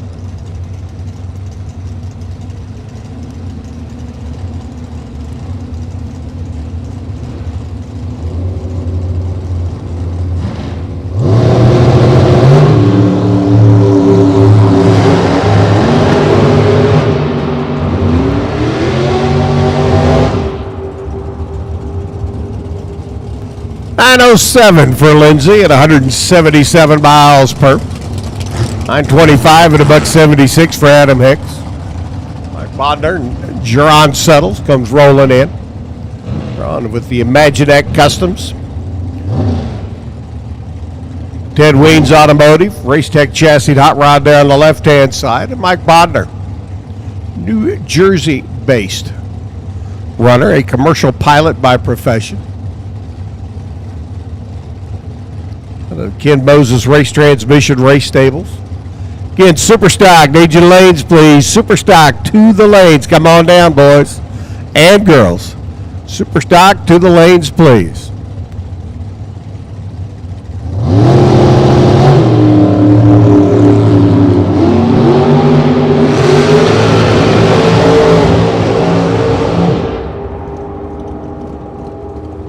.904.9 for Gerard at 180 miles an hour. 907.3. 168 for Mikey. He made his way down track. Dylan Haug. Tom Stalpa. East Coast versus West Coast. Stalpa out of New Jersey in the right-hand lane. Haug out of Junction City, Oregon, the left coast. Haug Racing, Cascade Trailer, Miller Chassis Car on the left-hand side.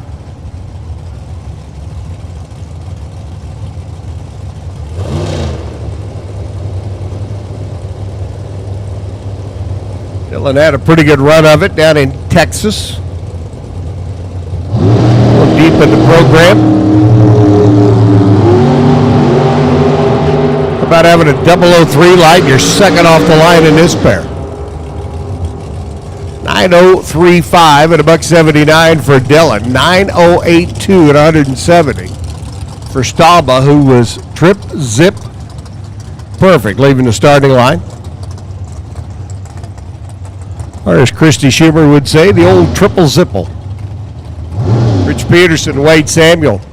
Come rolling in next. The Ideal Car Star entry on the right-hand side. Need a little video editing work done. Need a commercial made. Well, they suggest getting a hold of Wade.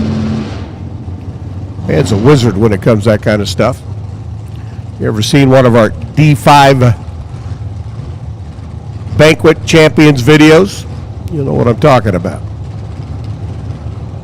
Rich Peterson on the left out of Bakersfield. They did a song about Bakersfield, didn't they?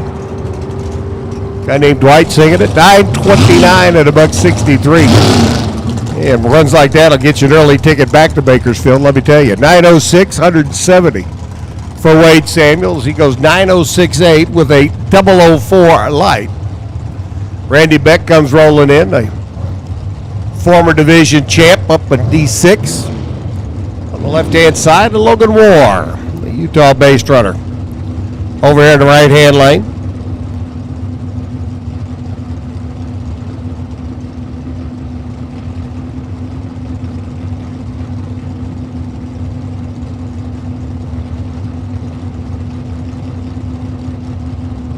Logan, a young man at the age of 22,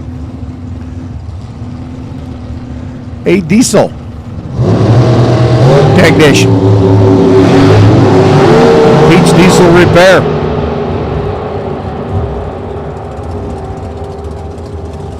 $910, $179 for Logan, $904 to $1.66 for Randy Beck as he goes cruising through. Bo Hicks on the left, Sean Hart on the right. Sean's Hot Rod, another Utah-based runner.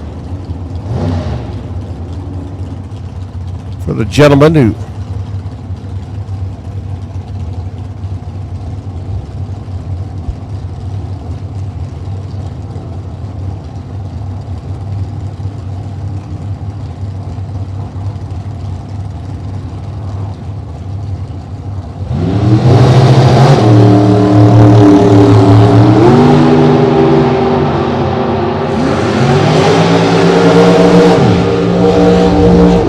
left, 908 at 165 miles an hour, an 891 shot. 178 miles an hour for Sean Hart.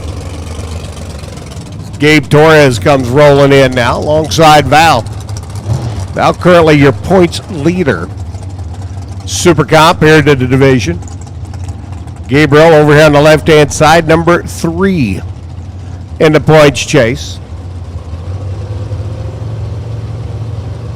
Sitting in between them, a young man by the name of Ryan Mangus.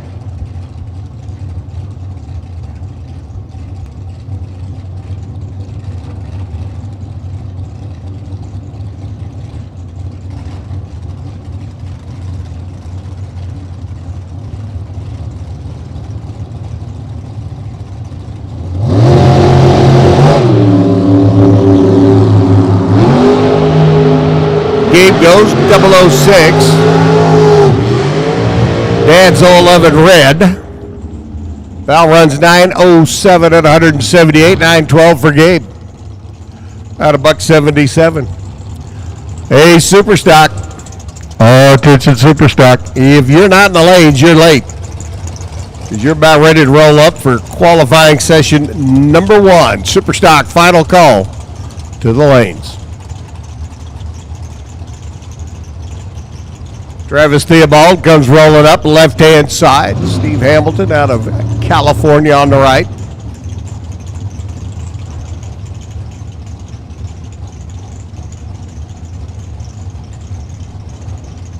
Travis, who celebrated a birthday just a couple of weeks ago.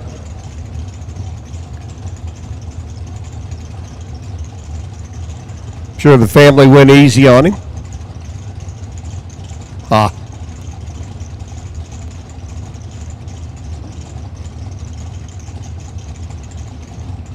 Travis left, Steve Hamilton right, waiting for him to light the bulbs.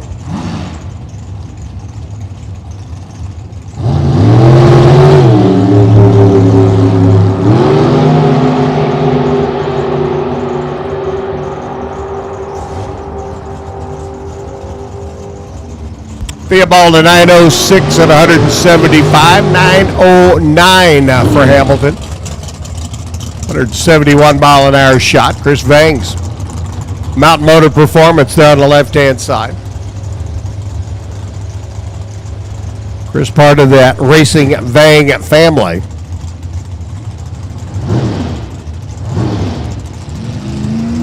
Chris and Lori and the rest of the family, all highly involved. Sarah as well. She's in the car on the right-hand side.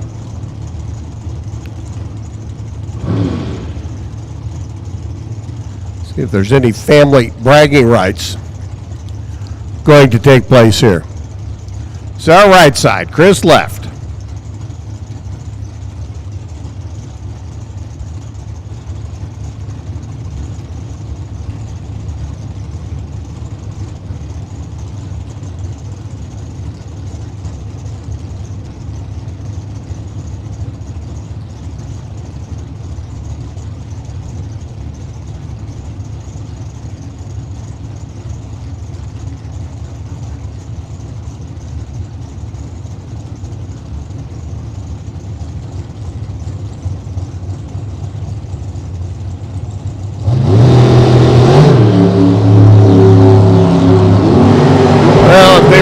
Bragging rights on who reacted better.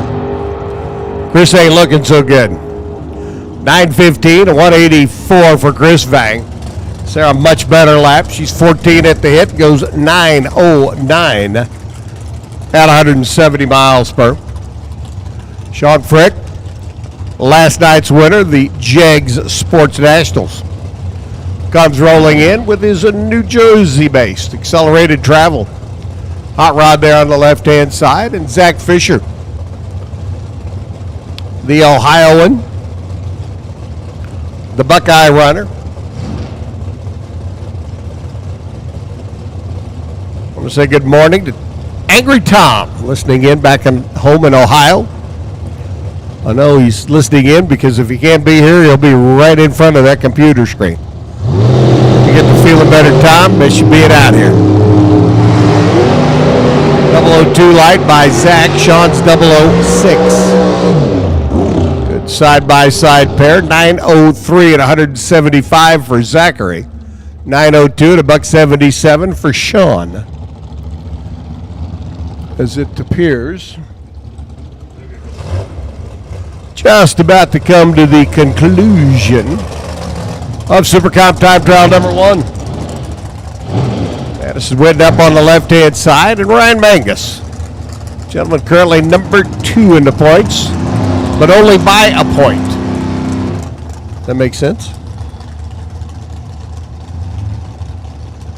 1 point behind Val Torres in that Division 7 championship chase. Madison on the left-hand side, the K&N Felters adopted daughter.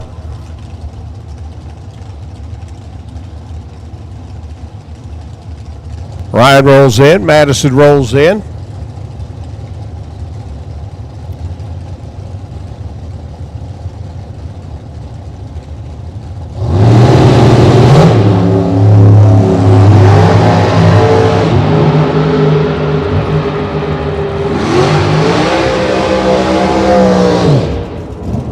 .904 and 182 for Madison. She was 007.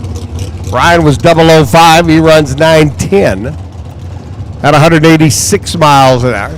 Some of our more fleet of foot hot rods come rolling in. Tom Baer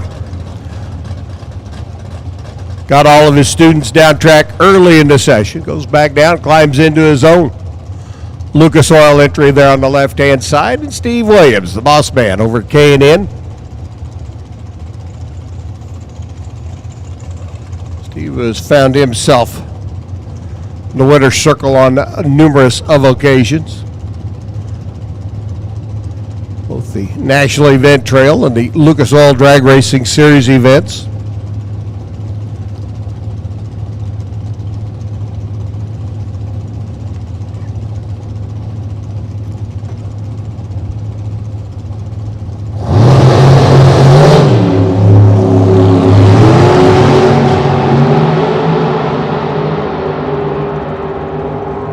.002 light by Professor Tom. He goes 906 at 164.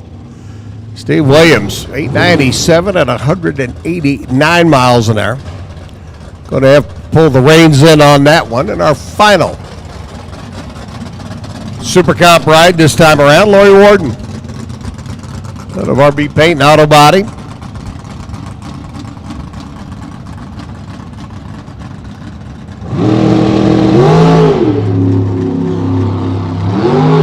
And Lori working her way down track. 003 on the reaction timers. How about a 902 lap at 176?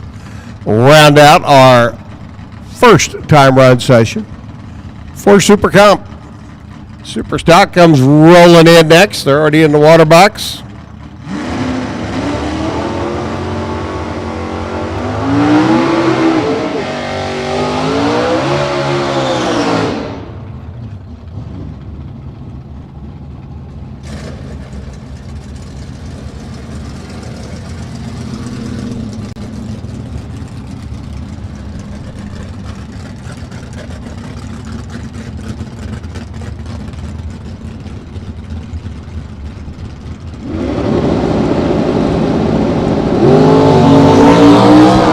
On there, George. Stassi. Let's go to the button, and that Camaro takes a right-hand turn straight towards the Christmas tree. 935 for Jim Grossi on the right.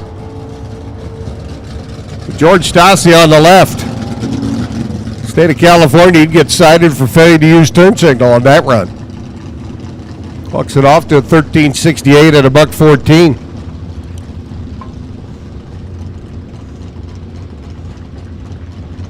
See if we can get that one reined in for a little bit later on as Mike Logie comes rolling in. Super Stock L automatic. The 340 CUDA.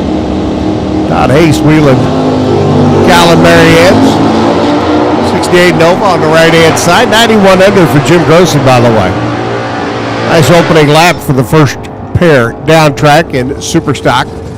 1099 at $1.19. 1152 for Logie at 112 miles an hour. Todd 39 under. Mike's, well, barely. George Stassi obviously isn't after the right-hand turn. And 91 under. Setting the bar pretty good. Paul Haslar. 440. Super F automatic. Dart in the left lane. Larry McClanahan. Up on the right-hand side as the call goes out for Super Gas to lanes, please. Super Gas to lanes. McClanahan, 9-12 at 149, 1048 by Haslar. 68 under for Larry. Paul's down at the bottom of the sheet. Skip Loeffler's. Super Hemi comes rolling in alongside Joe Faraday's 383 combination dart. A former Hemi machine. Now with the 383 small motor underneath the hood.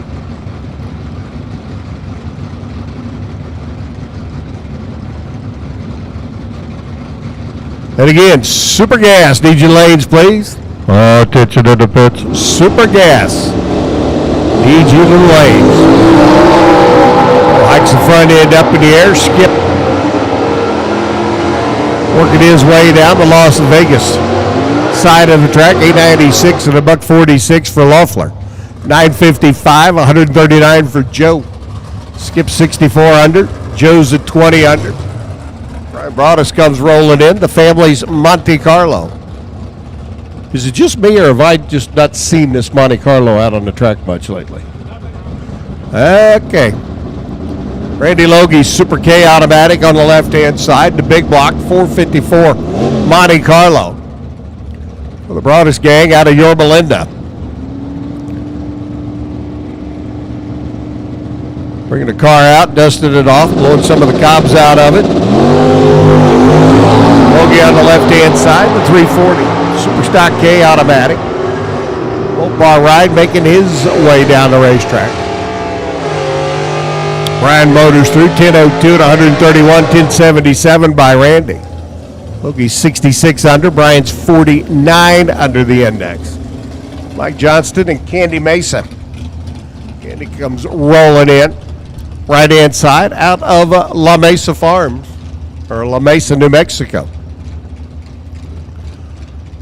90 Ford Probe, Super B modified. Hot rod on the right-hand side, and Mike Johnston's factory Super Stock Camaro.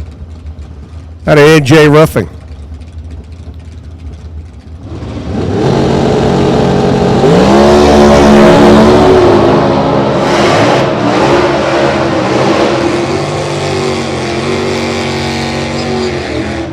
$862, 156. Candy on the right-hand side, 977, $1.37 for Mike Johnston. Johnston 64 under. Candy's up to the number 2 spot. Nice lap out of the probe. 73 under the index. Gary Coe and Lloyd Wofford come rolling in. The Engines Inc. machine out of Jonesboro, Arkansas on the right-hand side. Factory Super Stock K, the 2010 Challenger Drag Pack. Gary Coe's Portland-based Mustang on the left-hand side out of Aldridge Motorsports. A factory Super Stock B Cobra Jet.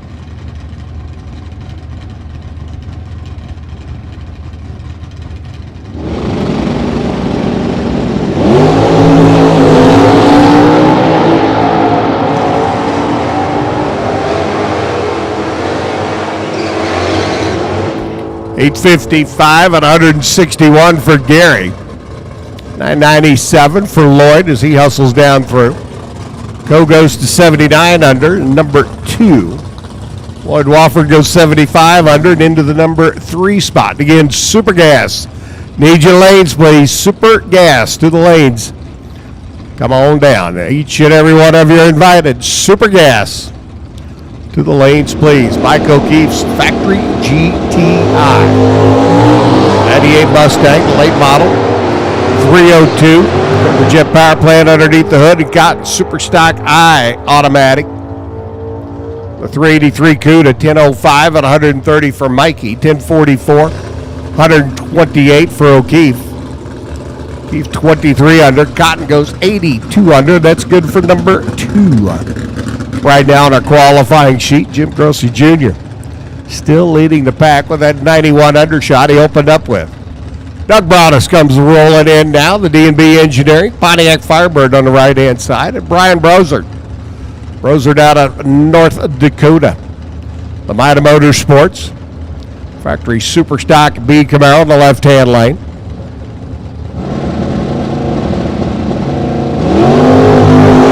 Charged 350 cubic inch factory late model. And I do mean late model hot rod.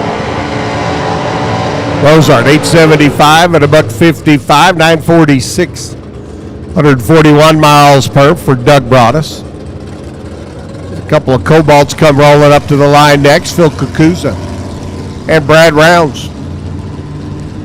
Phil on the left, the GTJ automatic. Brad, who picked up the win a couple of weeks ago in his Cobalt. Out of Reno, the T&D Machine Products. B Supercar on the right-hand side. Couple of small motored V8 combos. 325 for Brad. Phil said, we doing a big rock here. 305 combination underneath the hood. California Muscle Cars entry there in the left-hand lane. The Las Vegas side of the racetrack. 915 for Bradley. Rounds at 147, 10:03 for Kukuza at 131. Phil goes to 9400, says, hey, Jim, and everybody else take a step back. I'm your new number 1 qualifier. Phil Kukuza in at 94 under, Brad at 65 under. Kirsten Balls, Denali Concrete, Camaro on the left-hand side. Chuck Raybird's classic motor. Hikes the front end up in the air, sets them back down again. 426 cubic inch Belvedere works its way through to a 946 at 138. Kirsten a 904 lap at 151. Raybird's in, lucky number 13, 60 under. Kirsten's 30 under. Lindy Lindholm comes rolling in alongside Jerry Kramer. Well, factory super stock Camaros. Factory super stock C. 350 combination on the right-hand side for Kramer. And Omaha Factory Super Stock E. Combo there in the left lane.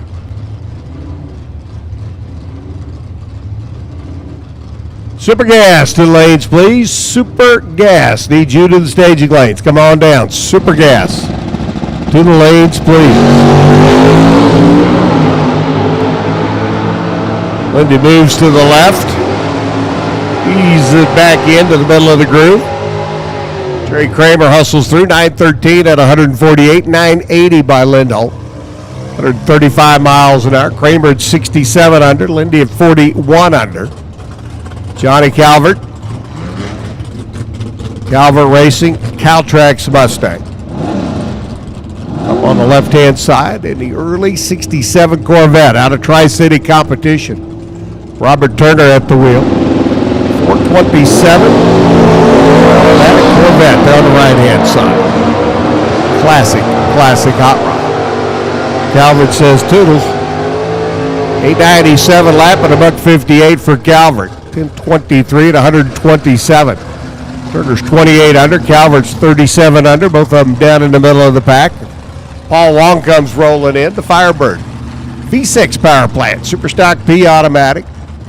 Wayne Ramos out of Elk Grove, California. The Hemi 5. 68 Barracuda in the right-hand lane.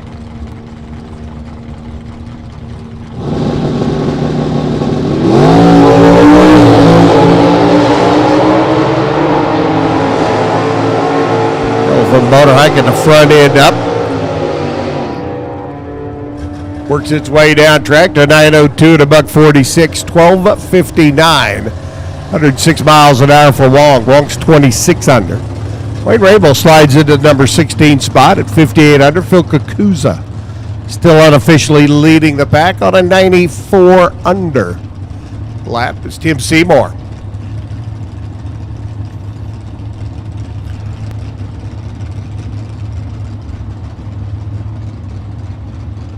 Tim Seymour comes rolling in, the San Dimas-based runner. Picking up the W yesterday. This Camaro up alongside Don Keynes.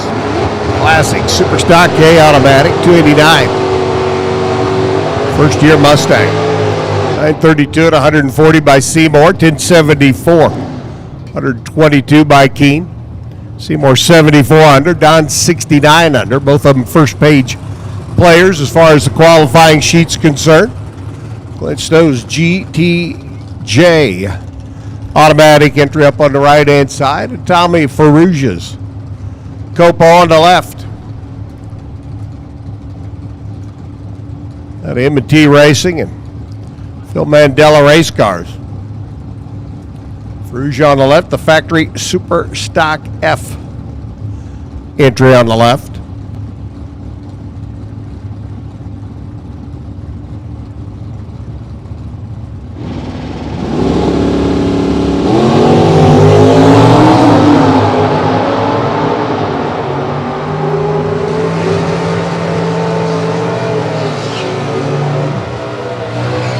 .970 and 138 by Ferrugia as he makes his way through. 1064. Glenn Snow at only at 99 mile an hour pass, so that put Glenn down towards the bottom of the sheet. Ferrugia's 67 under. He slides in number 12. Jimmy DeFrank on the left-hand side. Terry Emmons on the right. Couple gentlemen who have found their way to the winner's circle on numerous of occasions. Both of them in the final round this year. Terry at the final rounds. Indy came home the winner here at the final rounds last week. The Dodge Nationals came home a winner. Jimmy DeFrank's been there before as well, numerous other occasions. Bragging rights off the line. Goes to the Emmons boys this time around. 12 light for Terry. 23 light for Jimmy. 922 lap at $1:45 for Emmons. Protect the Harvest entry. 929, 127 for DeFrank. Jimmy's 36 under. Terry's 58 under.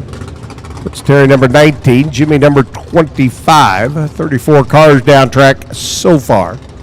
Jeff Miller comes rolling in. Miller having an outside shot at a championship.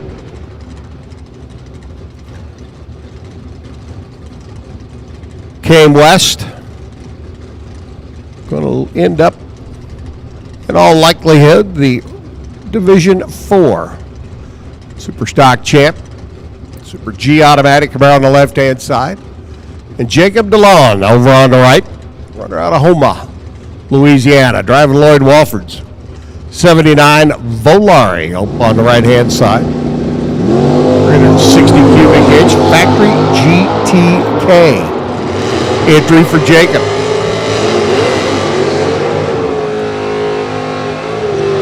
He goes 1025 at 128 miles an hour. 1056 at 102 for Miller. DeLon number 11, Miller number 33, Jacob 67 under the index.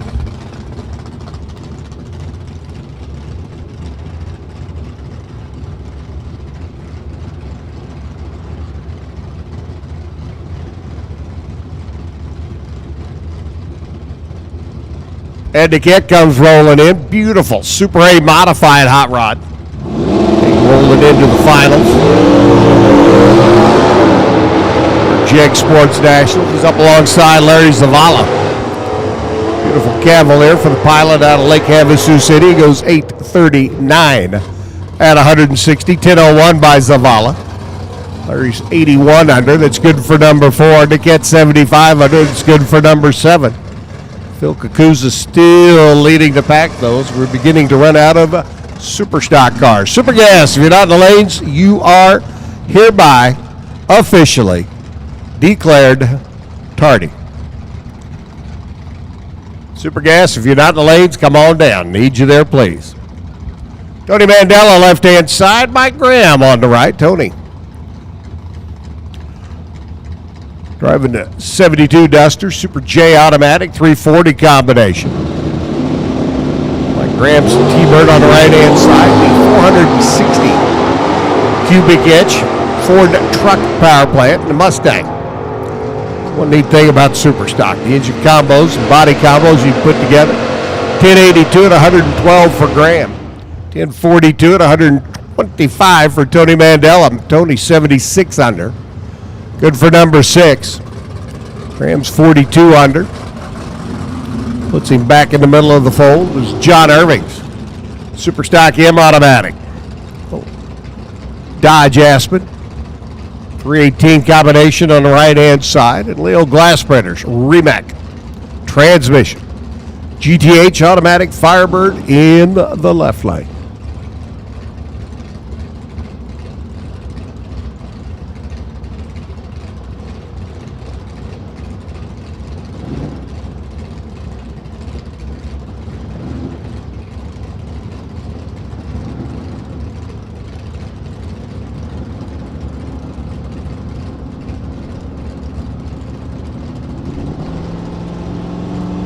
Look like just a couple of pair to go before we finish up. Leo left, off and running. Irving on the right. Come on, Sparky, let's go. A little 318 Aspen set sail for the other end. 997 at 133 by Leo. 1206 for John Irving. 112 miles an hour. Glassbrenner 70 under the index. That's good for number 12.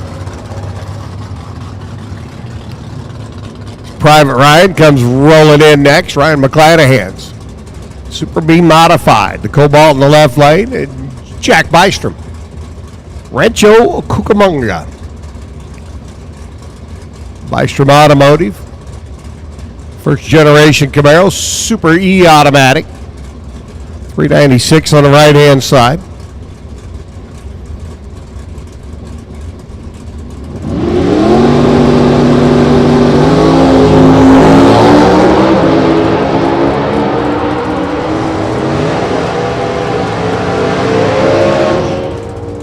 $905 at 114 for Private Ryan. $972 at 135 for Bystrom.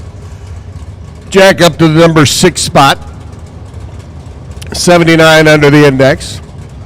McClanahan off the throttle to an easy 29 under lap. Scott Burton's GTH automatic. 91 Firebird. Got the for sale sign in the back window. Slowly parting with his ponchos. Justin Lamb's A Super on the right-hand side. Out of Silver State Heating. Cooling up on the right-hand lane. Madcap Power Plant. Chevy Cobalt body there. Burton hikes the front end up in the air. That's for the other end. Justin Lamb cuts a 005 light. Works his way down track. He goes through 892 at 151. 994 for Burton. Lamb up to the number 3 spot unofficially. 83 under. One car left to go. It's Kakuza. Jim Grossi, Justin Lamb, Mike Cotton, Larry Zavala, Gary Coe, Jack Bystrom. Tony Mandela, your quick 8. As John Irving comes in, our final super stock car in session number 1. 71 Duster. He wants to be number 1 qualifier. He's going to have to put her down into that mid-10 second zone. Take the number 1 spot away from Kakuza. He's got to go 94 plus under. Goes 1075, 122. Comes up a little bit short. So one session in. Phil Kakuza, officially number 1. Jim Grossi 2. Justin Lamb 3. Mike Cotton, Larry Zavala, Gary Coe, Jack Bystrom, Tony Mandela, the quick 8. Lloyd Wofford, Kent, Tim Seymour, Scott Burton, Candy Mesa, Doug Broadus, Leo Glassbrenner, and Don Keynes. Mustang rounds out the quick 16. We flip from Super Stock to Super Gas, and I'm going to hand the mic over to Mr. Reinhardt. Get out. I meant thank you, Bob. That's why my Tourette's is kicking in. On the left side, split window Corvette on the right side that I don't have in the system as of yet. Wait, I'm getting a memo. 911 for our mystery man. 168 miles an hour. That's a tick on the quick side. 1007, 164 for Norm.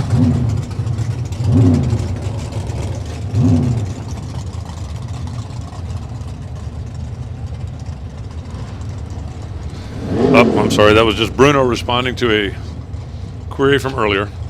Mike Boner, Thunderbird, left side, big block Chevrolet under the hood, Terry Wilcox. In the right side in that Corvette. I think it has a license plate on it. I don't think it has a current tag on it. I'd have to double check that. Okay, I checked. Yeah, it doesn't. Yeah, something about removal of the catalytic converters.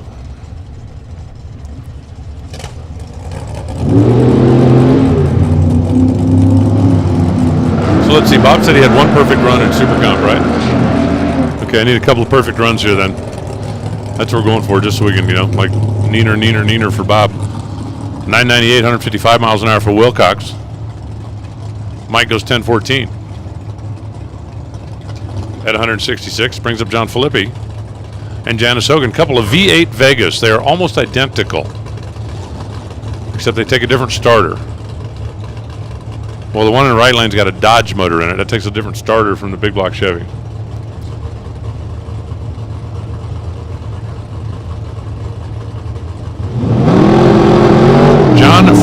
John Freer, you need to see Pat at the tech trailer, please. John Freer, Pat at the tech trailer. It's not a request, it's an order. I'm kidding. No, it's an order. 10:05, 151 miles an hour for John Filippi. I mean, it's not perfect. He'll have 9 little thou to spare, but that's not bad. Janice Hogan goes 1010, 143 with the Dodge-powered Chevrolet.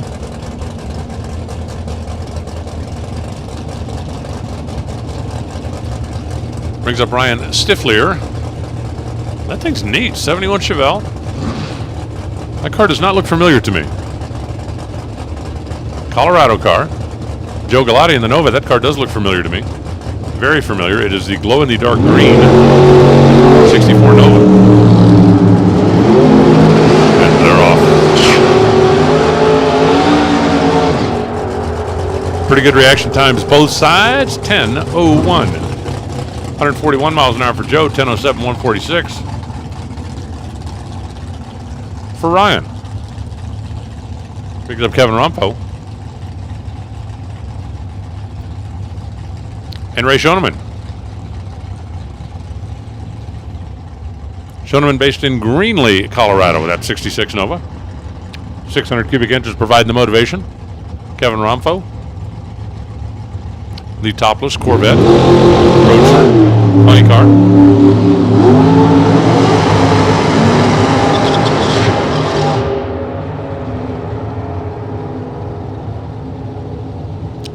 .1007, 153 miles an hour for Ray. He was better on both ends of the racetrack, only by 1,000 on the starting line, 15 to a 16, but my 400 at the finish line is Kevin Rompo goes 10:11 and 158. Now it's Charlie Wagner, the Shake City Express 3, and Karen Comstock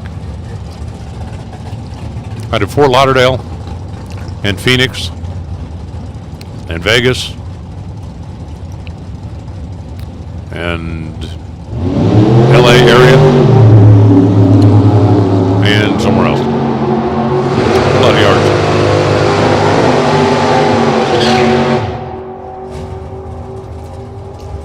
.1011, 146 miles an hour for Wagner. 1013, 150 for Karen Comstock, and both of them take a pretty big miss here. And round number one. Holy smokes, what happened to my computer? It blowed up giant size.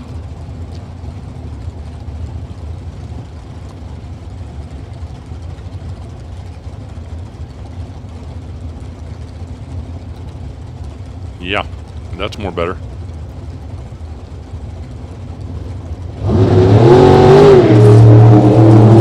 Kevin Sexton left side. The Vega wagon, Mike Wagner right side to 57. Topless Corvette. Hustling down the stripe, 1003, 158 miles an hour for Lang. 1024, 130 for Sexton. I get an email says, you and Unc should share stories about favorite and least favorite towers at tracks you both announced from. Yeah, you're not getting me to start throwing people under the bus. Let me just put it to you this way. The better you can see the racetrack from the announcer booth, the better for everyone concerned. 10-10, 171 for Roger Cotto. Rodney Lee goes 10-16 at 163. You mean like some of the places where they've designed the announcing suite to be in the back of the tower where you can't even see the track? The announcing closet? Yeah. Yeah. Here come the Amigos. Amigo, and Amigo. I don't know which Amigo is driving, but I know there's 3 of the Amigos. I know that's Ryan Zermino, so we got Amigo and Zermino. Could be a new sitcom on Fox. Zermino and his 3 Amigos. Thursday nights at 7 o'clock. 10-0-5-4. There you go. I believe that's one of the LODRS. I'm not sure which one. 10-13. 168 for Ryan. Now it's Greg Herr on the left side and Ashley Warren Daniel in the Corvette Roadster. What's your favorite announce booth? By the way, listen up to the pits. Attention to the pits. Top dragster. Top dragster coming down. Your turn. For qualifying, please. Top dragster. Oh, come on. Bob. Bob is spilling stuff all over the place. Top dragster. Need you to the staging lanes, please, for Q1. 10:04 for Ashley. 10:06 for Greg Herr. What's your favorite announcer booth? It's easy to pick the good ones, I think. Like Maple Grove. Like Phoenix. Really? Huh. Yeah.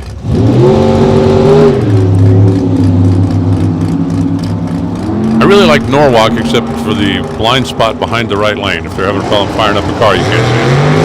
But as far as view for the racetrack, Norwalk is like king of the hilltop of the heap. 10:06, 162 miles an hour for Rick. 10:08 for Mike Burkhart. At 155. See, I'm not a fan of directly behind the cars. You're not as directly behind as you are now. Yeah, Dallas, you're directly behind the cars. Houston, you're off the side a little bit. I'd rather be starting on the side by the starting line. Correct.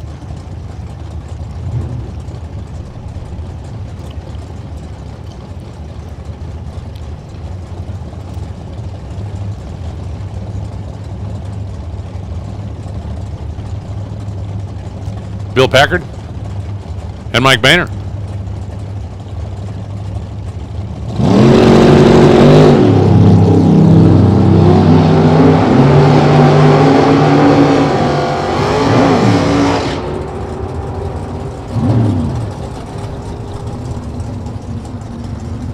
.09, 162 miles an hour for the division champ. 10:13, 136 miles an hour for Bill Packard. Out of Phoenix brings up Dave Butler in his little Vega wagon and Damon Bustamante.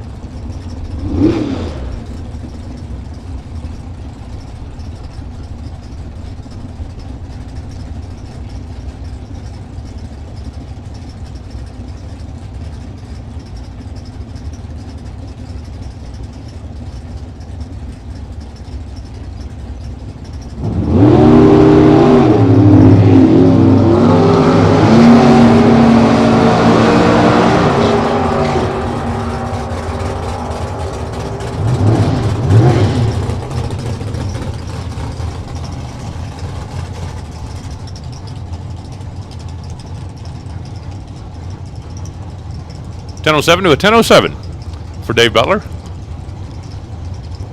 Damon Bustamante. Bob and I just chatting with the most recently licensed top alcohol dragster pilot.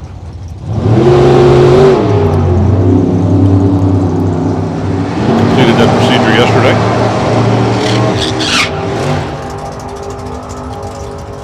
Taking it down to the stripe, Butch Clewine. It was 1 thou red, and then goes 10:17. That's a miss by a bunch. Especially since he was making runs yesterday. 10:11, 151 miles an hour for David Ruff.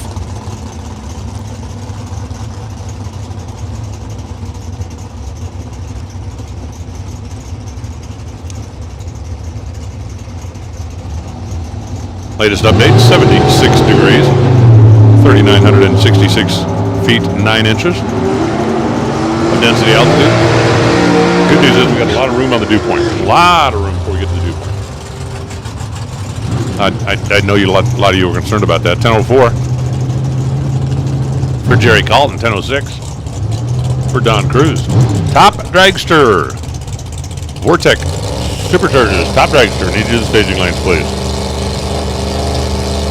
Bring up George Scott for Turbo Technology and Daryl Mitchell. A couple of Cavaliers. A couple of big blocks. A couple of cars look like they may have come out on the same mold.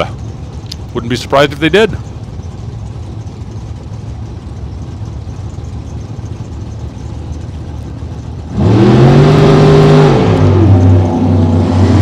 One red, one green. Come on, we need a 10:05 just so I can rub Uncle for his nose in. Somebody's got to do it. 10:051. Oh, George. So close. Pretty darn good, actually. 10:15, 161 miles an hour for Daryl Mitchell.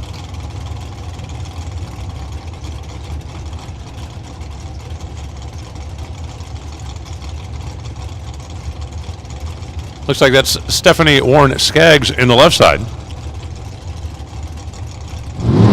Bill Bathello on the right side. Interestingly enough, Bill Bathello is driving an old Warren car. Stephanie is driving a new Warren car. Get that squared away. 10:19, 169 miles an hour for Bill.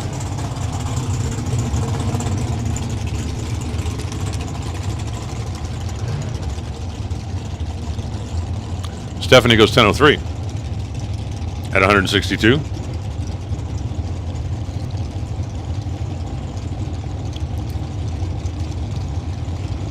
Tim Parker, Larry Scarth. Parker out of Longmont, Colorado, over on the left side. Larry Scarth for Zeke's Automotive out of Hawthorne, California. I just know one of the next 6 cars is going to run 10:050. I can feel it. We have a connection, almost. 10:06, 159 miles an hour for Larry. 10:02 for Tim Parker at 167. And coming in next is Pete Zach and Dick Vandermeer. Pete out of Hot Rod Performance. Vandermeer out of Boise Valley Towing. I need to learn my planes because I know, see, I guess the F-18, I was pretty proud of myself. Those were not F-18s though. I don't know what those were. I just still don't think they were Cessnas.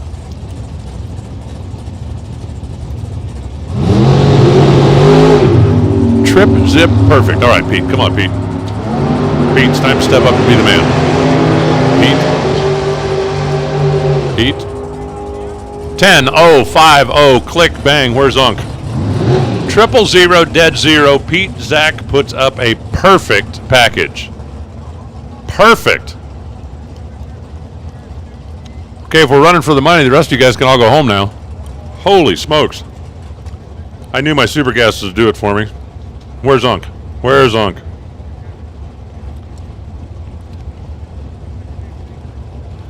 He's going to be blowing that baby up. You do not make a run like that very often. I think we only see about 3 of them a year. Give that. Jesse Cerna and Mark Yeager. 3 flashed. Mark took off. Jesse didn't. Jesse went, I'm not going and you can't make me. You can't make me. So we waited a while and he said, okay, I guess you can make me. 10:07, 171 miles an hour for Mark Yeager. 10:04. 157 for Jesse Cerna. Evan Kowalski and Paul Prang. Let's see, what was that? The next pair of cars right after I said the next 6?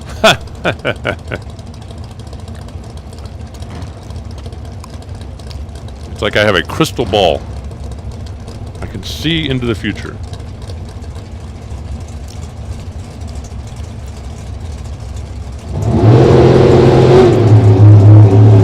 What do you think of the Corvettes? Paul Prang, 57 model. Evan Kowalski, 06 model. You want to be the man, you got to be better than perfect. Good luck with that, by the way. Evan Kowalski. 10:02 after being red, 160 the speed. 10:06, 161 for Paul. And now it's John Perino and Steve Parsons. And that is a Ford-powered Ford. I believe it's a small block. I believe. I need to find that out. That's on my list of things to do. What are you going to do? I am going to find things out. Steve Parsons in the Corvette out of Ridgecrest. The little red Corvette. What do you think of the feeling that you're 007 on the tree? You got no chance of being Pete. That's what everybody wants to do right now. They want to be like Pete. Mr. Perfect. 10:06, 168 miles an hour, Steve Parsons. Perino goes 10:14, 139. And now it's Dave Thompson, the shameless Corvette. Shameless is good. Really takes a lot of the pressure off. Trevor Larson for DMP. Pro Blast. Team Minnesota. That's a Darren Erickson built car? Really? Cool. Very cool. I've seen some of Darren Erickson's work. It's like not exactly breaking news. He's a pretty talented guy.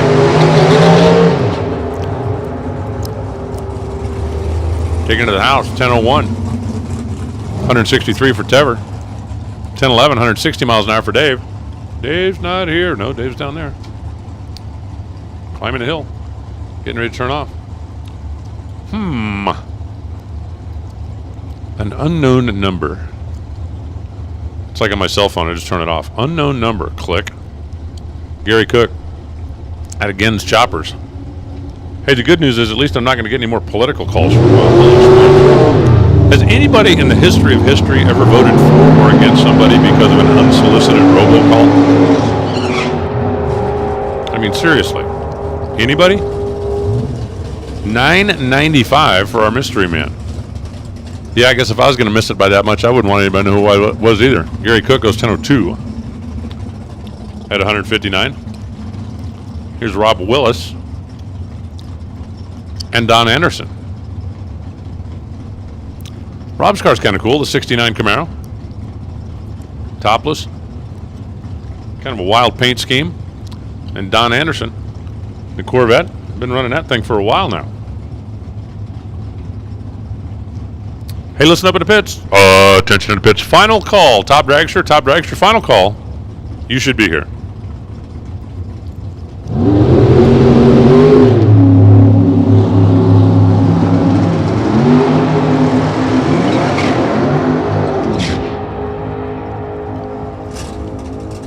$9.95. That's back-to-back 95s. Don Anderson this time goes $9.95 at 165. 10:01 for Rob Willis.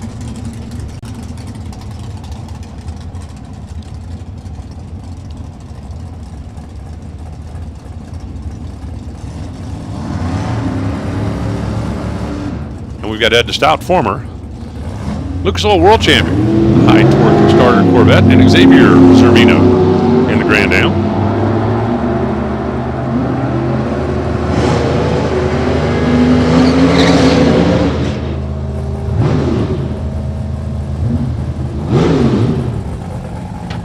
$10,054. How about Ed DeStout?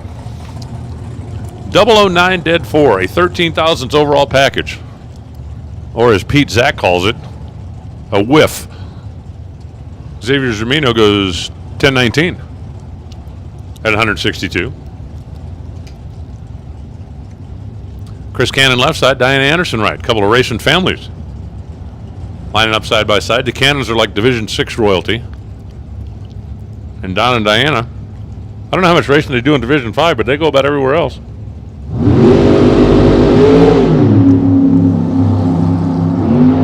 Just about.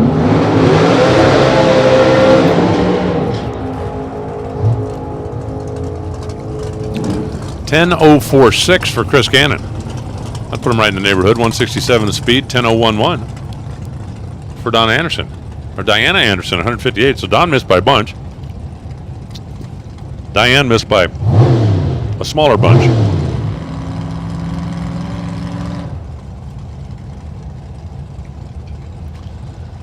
And that's Mark Philbrick in the Mustang, and that's Brian Presler in the Corvette. Brian, part of the championship conversation that is going to be decided this weekend. Because after this weekend, as far as the NHRA Tour goes, no more points to be awarded. Thank you very much. Both drivers 006. Just different color. Same number, different color. 006, 1006 at 160. That's not using very many digits. Brian Prusser goes 1009 at 162. His 006 was the red 006. And now it's Ed Olpen, Jr. and Lindsey Meserve.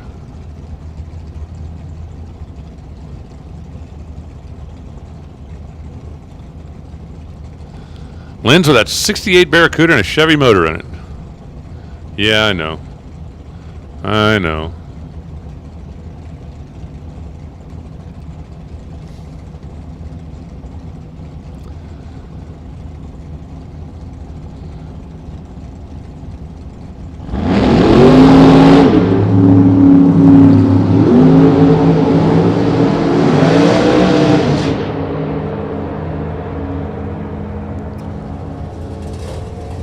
.07, 158 miles an hour for Ed Olpen.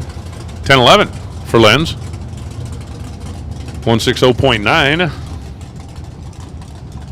And now it is Darren Dolezal out of Auto Image Paint and Body, and John McCone from Clausen Motorsports. I can see the end. The end is near. Talking about the end of the line for Super Gas qualifying sessions.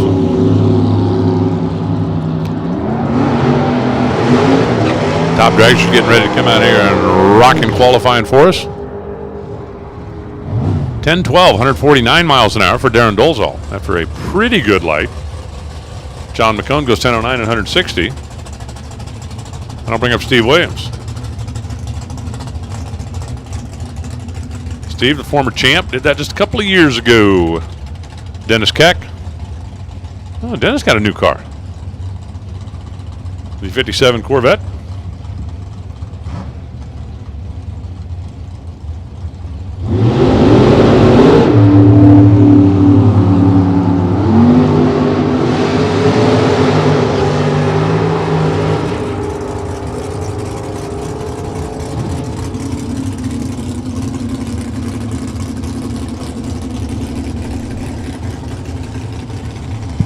Steve Williams, 004, dead on 9, a 13-pack.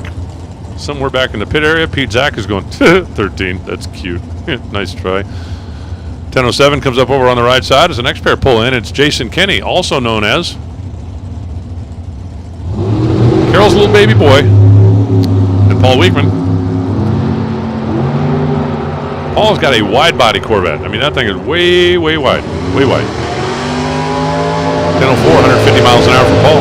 1017, 161 for Jason.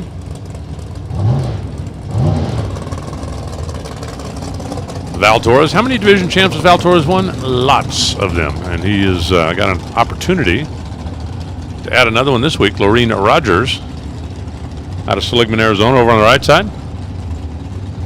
In the Little Opie Grand Prix.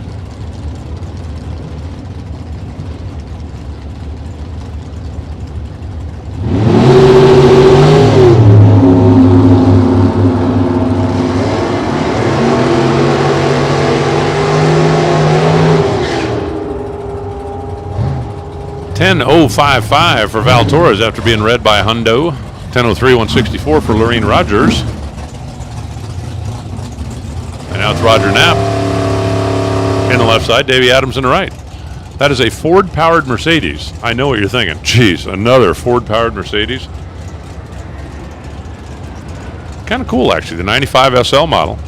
It's a roadstable. It's got half a windshield, so it's not quite a convertible and not quite a roadster. Roger Knapp in that Arizona-based LeBaron. How about a 001 reaction time? How about a 10.05? Oh, a three-pack. A three-pack for Roger Knapp. 001 dead 2. Davey Adams goes 997.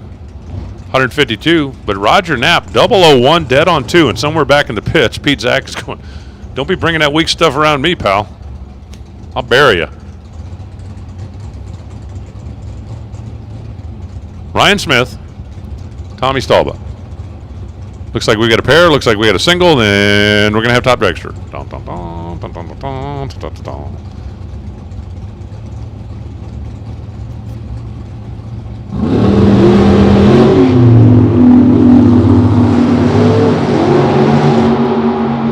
Ryan in the Falcon, Tommy in the Corvette, all the way in from Hamilton. I'm guessing Karen is following along online, 10:04. 162 miles an hour for Tom, 994 for Ryan Smith. After being a couple hunt on the red side as well.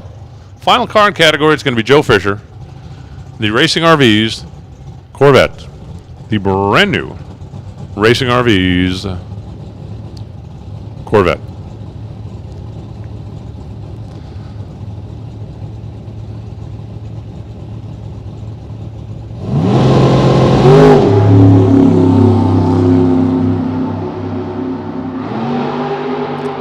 O22,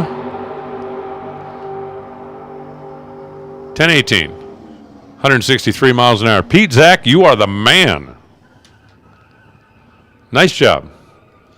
Very nice job as we roll through that first practice session. All right, we're going to do a quick little touch-up on the racetrack. We got Top Dragster getting ready to roll out here next. 64-car field, and I don't believe we have 64, so everybody's going to run. We're just going to jockey for position.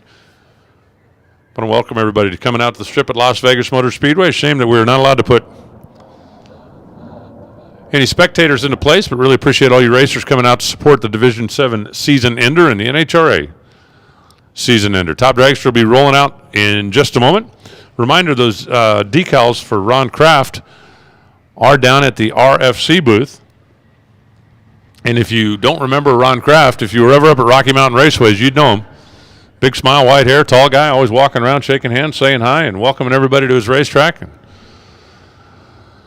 unfortunately, earlier this week, lost his battle with cancer. The in-memory decals are absolutely free if you'd like to come get one. And if you'd like to drop a donation for his wife and family, you're certainly free to do that as well. Top Dragster under the arch. Hi, I'm Jennifer Weems, and I'm here to remind you that it can wait. It can wait to open that Snapchat, read that text, Facebook update, Twitter post, or Instagram photo. Remember the mom and dad rules. Don't text and drive. It's the law, too. We want all of you to drive safe from all of us at Ted Weems Tire and Auto.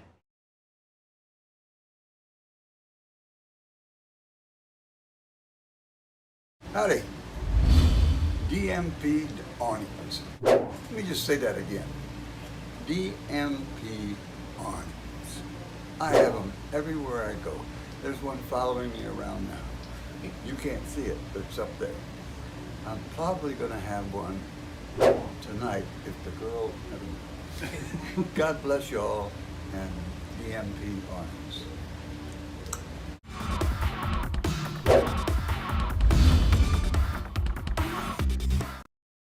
Ultronics, the leader in performance electronics. Racers know and depend on their state-of-the-art systems every day. Perform Air Pro and Perform Air Eclipse are the racing industry standard, high-tech, easy-to-use weather systems. Power-Light lithium batteries, the super powerful lightweight energy source for your machine. And the Data Quest Power Quest, the most innovative data recorders and touchscreen switch panels you can find. Check out ultronicsinc.com for these products and more. Ultronics, the choice of champions.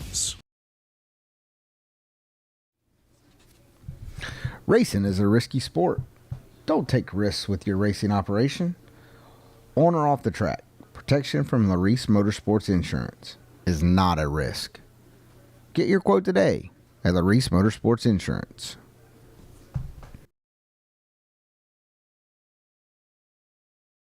Crew Chief Pro is drag racing's most respected ET prediction and electronic logbook software. Since 1989, Don Higgins and his team have constantly refined Crew Chief Pro software to help racers with these important features: ET predictions, throttle stop predictions, race analysis, weather analysis, and opponent analysis.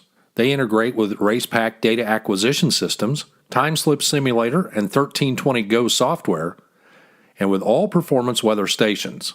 In addition, Crew Chief Pro carries the finest racing weather stations on the market today, alerting you via text or pager and delivering you with up-to-the-minute data critical to making the best decisions on the track. NHRA World Champions use Crew Chief Pro software and systems. Why shouldn't you? Find out more today by checking them out online at www.crewchiefpro.com.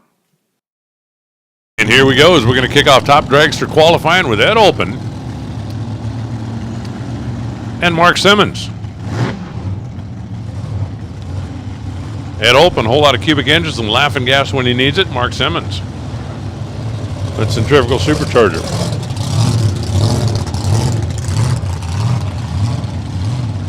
Bolted right on the front of the motor, tucked right behind his back. Playing a little how low can you go, but not lower than 610. We're playing a little how close to 610 can you go.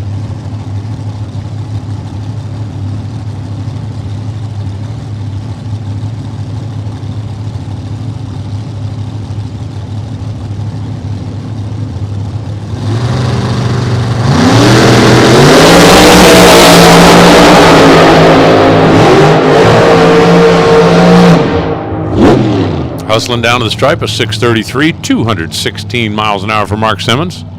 Olpen goes 685 at a 195 is Dustin Lee's car. Gets pushed around the corner. He's right up here under the arch like next pair ready to go, and apparently a problem. A little lightweight small block machine.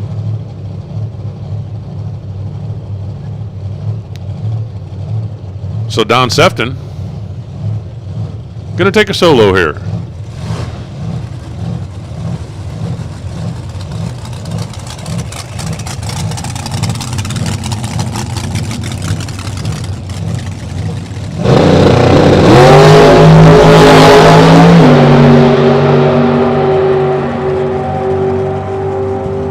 Nice job, Sefton, hitting the reaction timer at 001.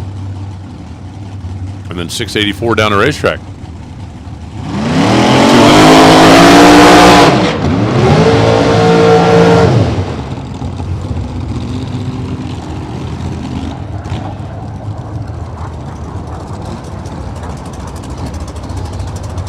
Craig Blaisdell and Hannah Cook.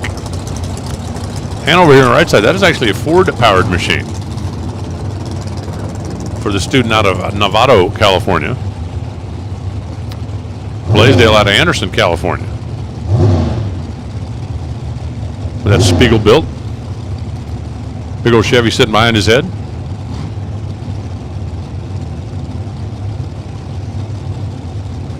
Love Top Dragster. Like, started out to be such a simple thing. Just turn off the throttle stops and let's bracket race. And then somebody went, ooh, but what if we put a blower on? And what if we put nitrous on? And what if we just go absolutely crazy, build an alcohol dragster to bracket race with? That's the NHRA.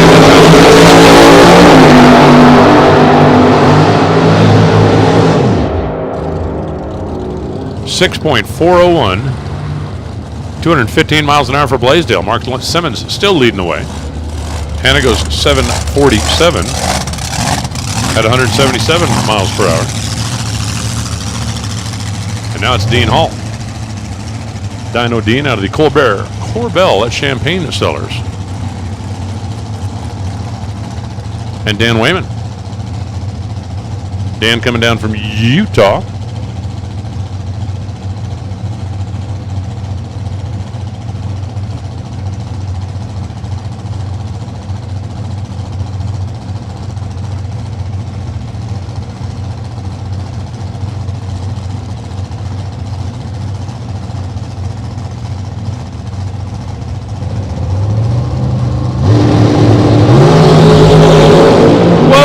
Man, Dan Wayman had that baby way up in the air and it came down kerslamo. Man, I hope you didn't hurt that thing. That was a really hard landing out there.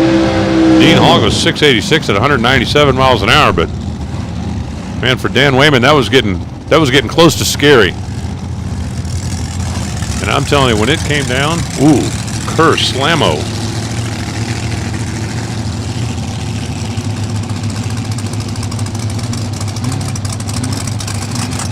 Michael and Raleigh, the timid Tiger. Terry White, the SW Performance transmission. They only missed it by 1.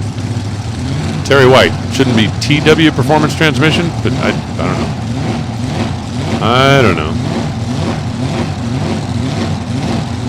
Michael N, the BTE GK driver over on the left side.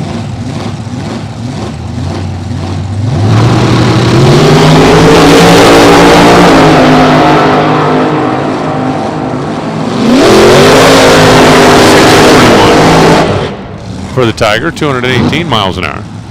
It's going to be third best behind Craig Blaisdell. Mark Simmons for right now. Terry White goes 741 at 180 miles per hour, and now it's Gary Vang, excuse me. Gary is a cybersecurity manager. That means he's probably better with computers than I am. Yeah, I know. Minnie Mouse is better with computers than I am. Don London out of Newhall over on the right side. Big old huffer sitting up on top of his.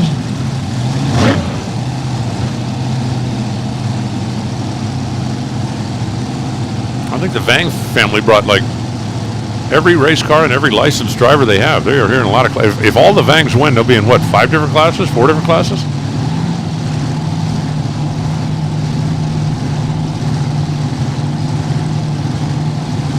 They're trying to turn this whole thing into a Vang invasion.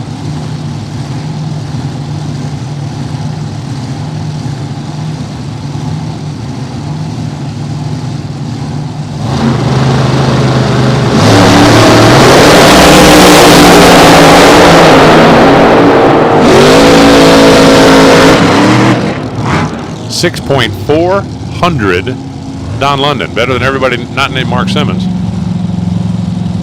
Gary Vang goes 644 at 211 miles an hour. So we got one guy in the 30s. We got a bunch of guys in the 40s. But nobody yet in the 20s or the teens. I am a bit surprised. Here's Frank Young. He's one of the Button Transportation cars, and I do believe he is capable of running down there in the teens. And Geneva Nash, the gambler out of Visalia. Geneva, if I'm not mistaken, former winner right here on the Lucas Oil Drag Racing Trail. But we're about to move that number 1 qualifier up a little bit.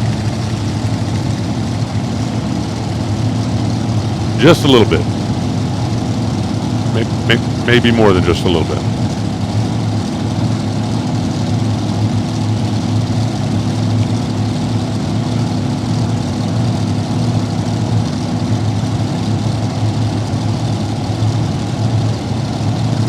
Maybe if they stage. There we go.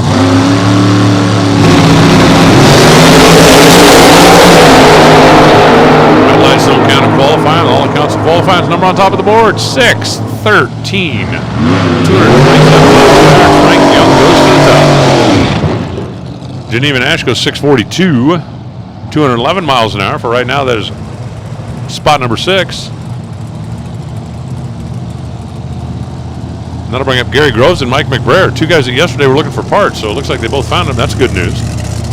Gary Groves was looking for some lifters. Mike McBrayer was looking for a fuel pump.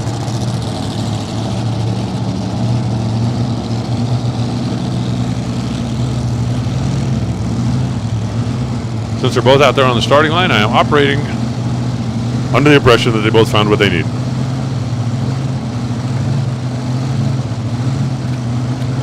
Well, you want to be number 1 right now, you got to run better than 613, and we are taking a real close look down there at Gary Groves' machine. I do not believe he is going to make the run. They just told Superman, you have no peer, which, well, Superman pretty much knew that, but. Yep, and they are pushing Gary back, so. Tough break for the runner out of Provo, Utah. Let's see what Superman does with his new fuel pump. It's a bird. It's a plane. It's a plumber. It didn't move. They were telling him. Did it die? Oh, come on. Now he's still sitting in stage, so if it'll start and if he can rev it up and go, he'll still get a time. He'll just come with like the craziest reaction time you've ever seen. It's not looking good right now.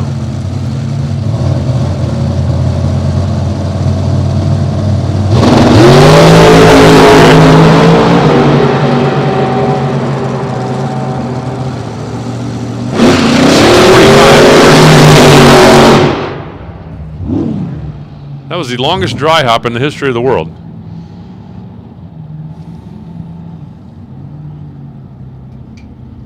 Yeshua Wilcox on the left side and Bob Button on the right side. Now, Bob is the captain over there at Button Transportation. And it looked like he sat there long enough waiting on McBrayer that the tires dried out. And then when he hit the gas, it didn't do a burnout. He just did like a 300-foot dry hop. Alrighty then. His team car is sitting in the number 1 spot right now.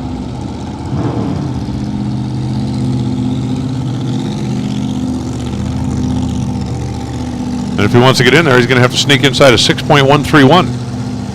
Yeshua Wilcox is not going for that. His car just isn't that fast. Yeshua is going to play the consistency game and the give me the head start game. But the runner who comes down from Washington got himself a pretty good hot rod. I say not going to be a number 1 qualifying hot rod, but that doesn't mean he can't win the race.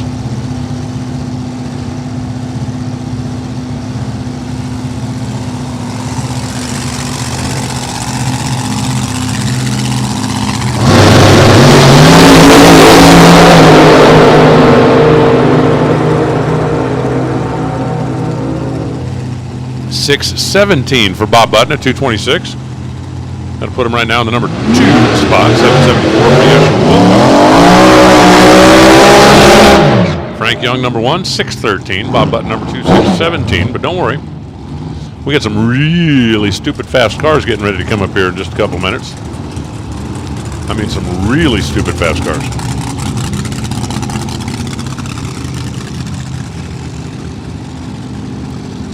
Dan Suniega.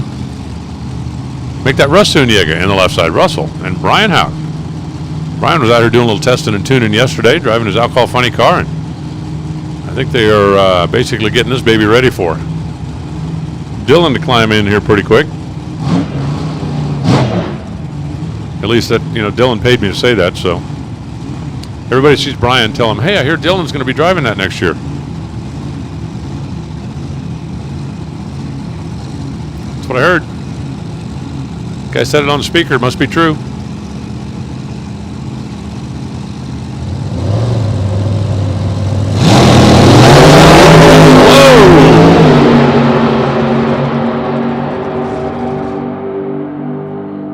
639, 216 for Brian, and Russ lost a wheel.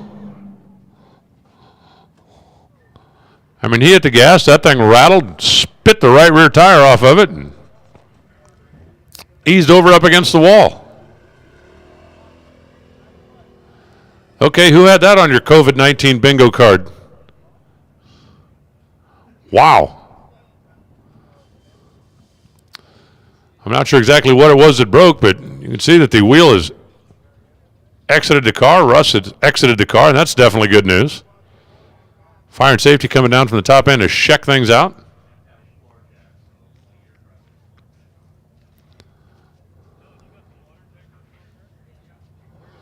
I got to tell you this, if something like that's going to happen, I'd rather have it happen 5 feet off the starting line than 5 feet from the finish line.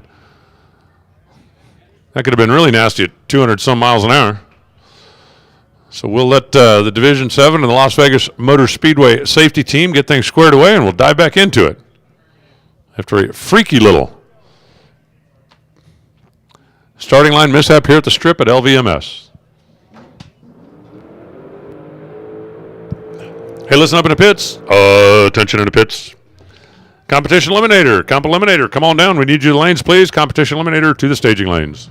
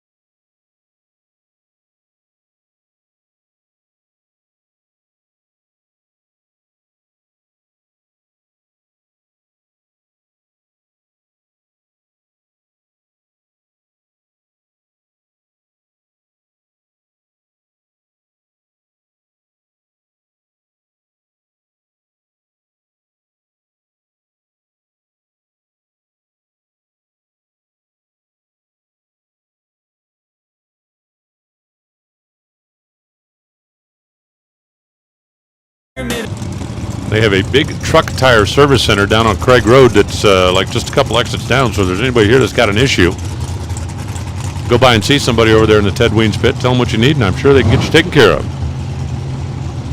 Especially if you got a long trip back home and you got something that needs to be addressed before you start that. Support those that support us. Dwayne Daniel on the right side. Out of Hollister, California. He's got his blower hanging off the side of the car. Jennifer's got right now. As we continue on to top drag qualifying, 6:32. 218 miles an hour for Jennifer. Dwayne goes 9:27 at 83 mph. Off the gas, obviously, very early.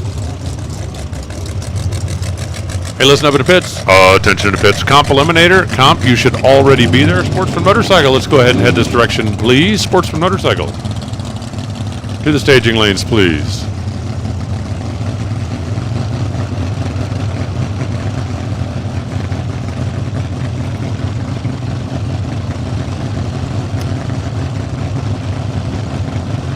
Don't have any information on the left lane driver as of yet. I know that's Michael Kyle on the right side. That rare Morrison monster. He could go to the #1 spot right here. That car looking good. Watch the Pennzoil scoreboard. 6.136.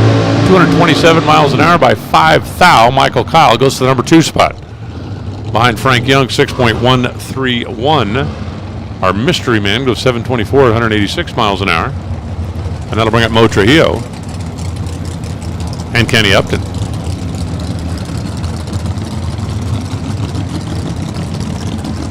Mo out of his repair shop up in Happy Valley, Oregon, and Kenny Upton, the Ken and Son team. Out of Garden Grove, blower hanging off the side one more time. Every time I see those things hanging off, it just reminds me of the old Flintstones thing, you know, when they put the big old brontosaurus thing on it, this car falls over sideways.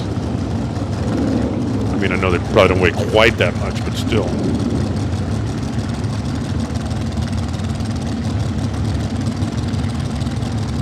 But still.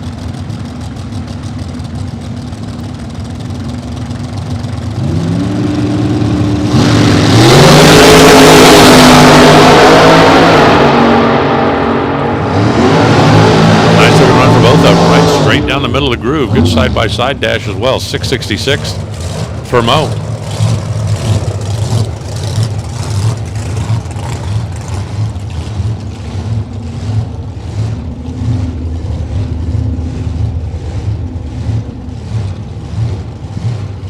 .665 for Kenny. Puts Kenny number 13. Puts Mo number 14. Puts Roger Comstock on the starting line on the left side. That Yancer built car with the fenders, you can always tell. Yancer car with the fenders, but not every Yancer car has fenders, but the fendered cars are pretty much all Yancer. Don Barth on the right side. She went late rounds in the JEG Sports Nationals that we concluded yesterday. The Colorado-based, fine line backed, madcap powered.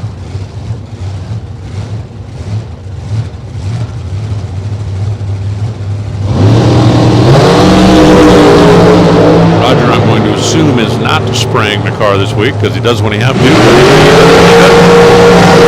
480, he doesn't, and he doesn't. 661, 203 miles an hour for Don. Frank Young's still the one they're all chasing, but he left the window open by about 300ths of a second for somebody to sneak in if they can. They'll leave Gene Heaton in the right side and Megan Molinari in the left as we get into the S&T truck portion of the program.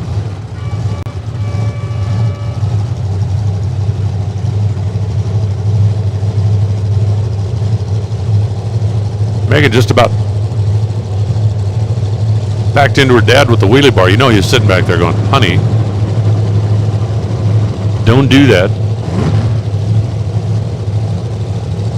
Gene Heaton on the right side, driving one of the team cars. Megan yesterday raced her dad every time they come up in practice/qualifying runs.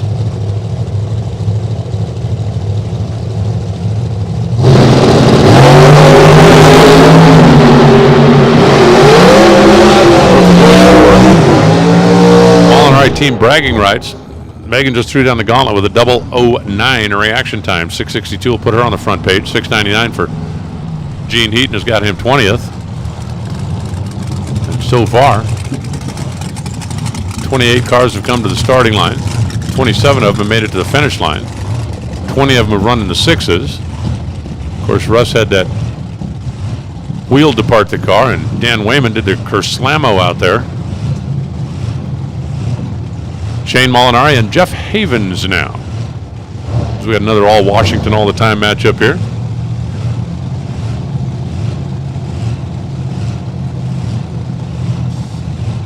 Shane is the quicker of the Molinari cars. And interesting, see Al Kinney standing down there just observing. Apparently whatever happened to his car last week was something that they were unable to do a quick repair on.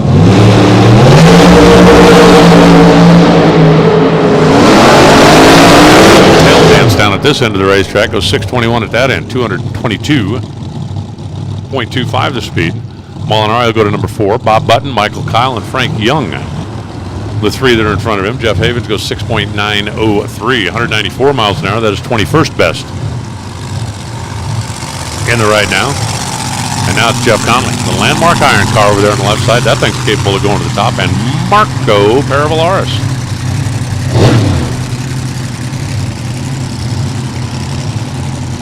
Marco and Lella with the Jack Sadler-owned machine. They were making some hits out here yesterday. Marco kind of getting comfortable in the car,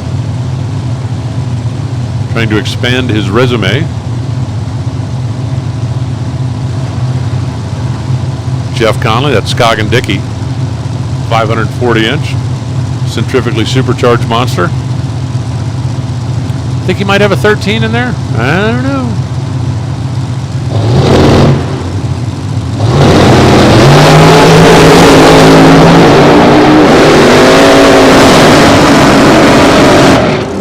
.201, 223 for Jeff Conley, 653 for Marco.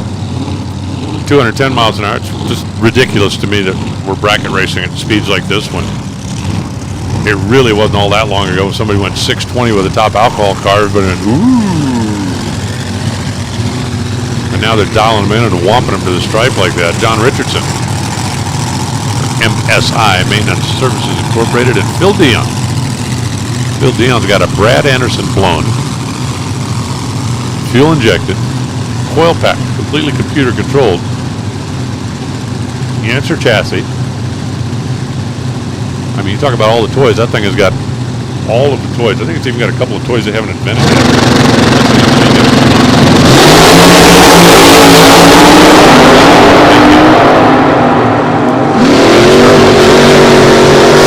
617, 222 miles. They'll put him in the number 4 spot. Phil Dion goes up to the number 6 spot at 6.208. 225 miles per hour.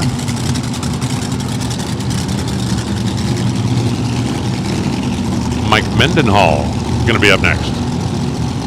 Left side, and Steve Cook. Steve down from Rexburg, Idaho.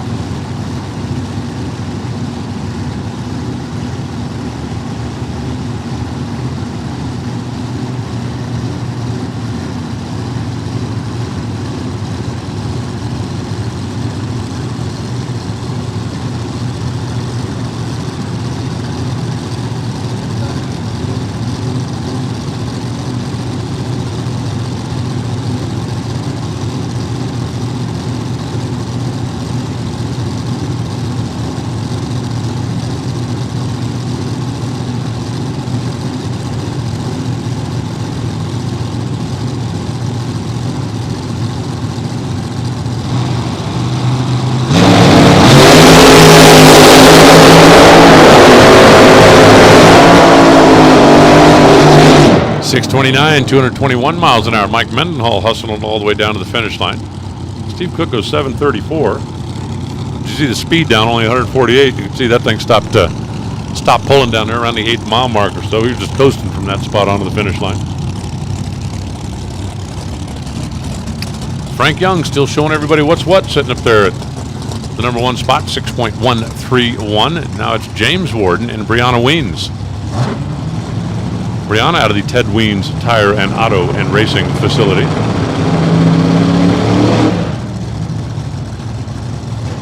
Big old blower right on top of that madcap motor, and James Warden.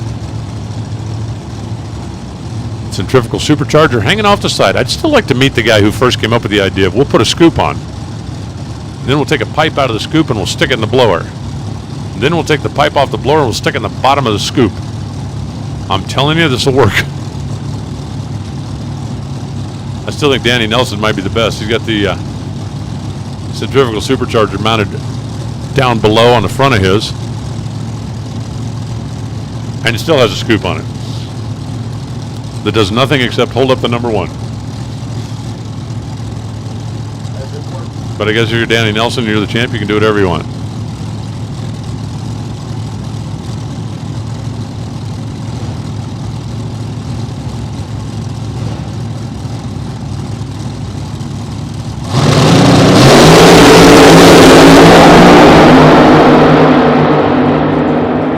James Warden going to get there first. Las Vegas Convention and Visitor Bureau side of the racetrack. 638, 216 miles an hour. Sneak him on the front page. Brown goes 670. 203.49. It's going to put her 24th best. Frank Young, Button Transportation car, still sitting up there in the number 1 spot. And now it is Mark Yeager and Greg Hicks. Greg, we talked about yesterday the Wicked Tango Moonshine.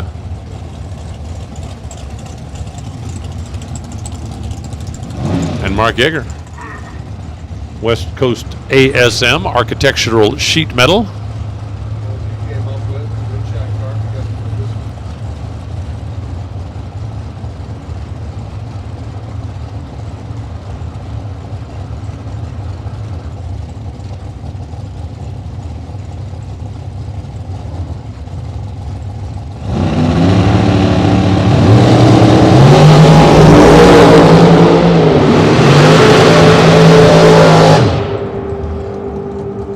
.661, 200 miles an hour. Mark Yeager, 742, 180 miles an hour. For Greg Hicks.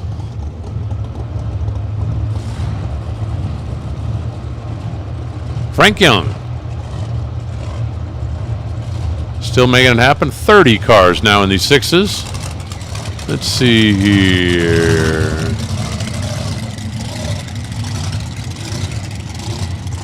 It's like 26 cars. Over 200 miles an hour to this point. That'll bring up Brooke, Warren Foley, and Aaron Steinke. Brooke, left side, all the way in from North Carolina. Aaron Steinke is from Alberta, Canada. Which one's further away? I bet Alberta still is. Dunmore, Alberta. I have Bob's Magic Google Fingers checking it out right now.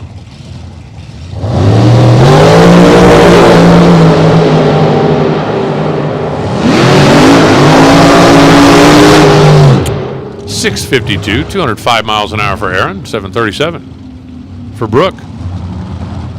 Crossing the finish line at 179.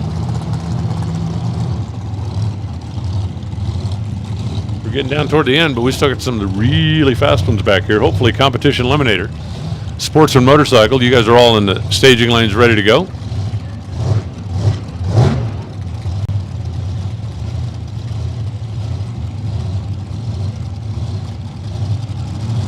Chuck Phelps in left side, Logan War in the right. And the hits just keep on coming. Which one's closer? Dunbar's closer? Yeah. By how much? 432 miles. Dunbar's only 1,200 miles from here? Okay. Oh, okay. I thought it would be farther than that.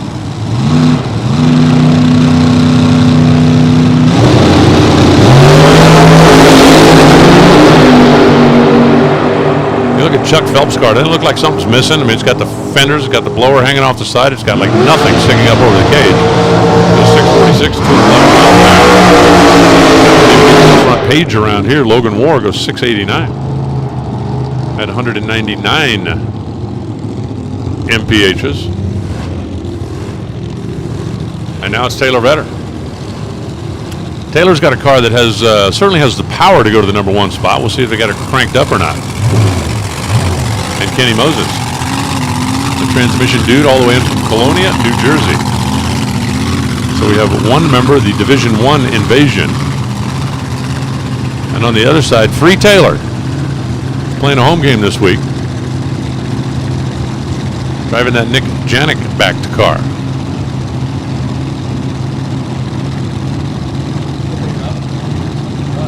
Yeah. I-15 north.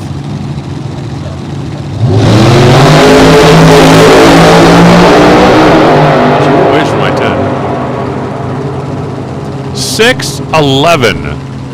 And Taylor Vedder goes to the top. 228 miles an hour. She left 14,000 for somebody to sneak inside of. Ken Moses goes 696 at 193 miles an hour, but Team Taylor right now, sitting in the number 1 spot. But it's not over. Here comes Shonda Blenzler. Her car's capable of running to the number 1 spot. Steve Hamilton. They call him Snacks over there on the right side. I'll never forget the late Al Hoffman. About 100 years ago, we rained out of Gainesville. We were going to come back and race the next weekend. And Al said, hey, if you want to come down and hang out with us, we've got plenty of room in the crew house down at my place. We'll go play with the hot rods and goof off for the week. And I thought, that sounds like fun. So one night we were sitting on the patio having a cocktail and chit-chatting about life. Said something about Pomona, and he goes, oh, from here, Pomona's easy. He said, you go to the end of the driveway, turn left, go down to the stop sign, turn right, get on I-10, exit at the Fairplex. 3 turns. I said, sounds simple. 2,700 miles or whatever it was, but 3 turns. Can't possibly get lost.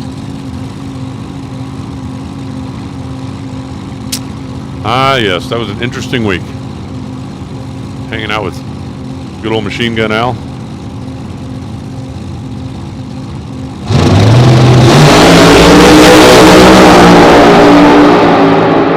See if Chandra's got hers cranked up in the 610 mode, 619 at 228 miles an hour. Hamilton goes 716. So Taylor Vedder, sitting number 1. We got one more car here. Going to try to take a shot at her. It's going to be Tom Bear. And Tom Bear's car is not a 610 car. And I'm not telling till he's out of school. He'll tell you that. It's got a big block in it, got a nitrous bottle on it that he uses when needed. Often doesn't use when not needed. But he is not a 610 player. As of right now, we have 47 cars that have taken a time. This will be 48.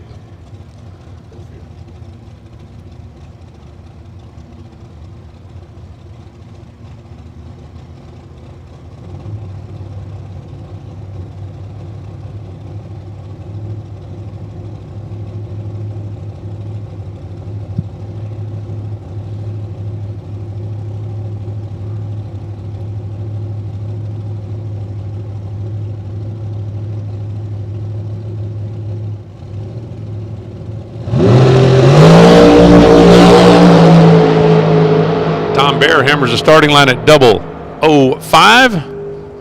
691 at the finish line. 190 miles an hour. He might have been doing a little spray with that thing.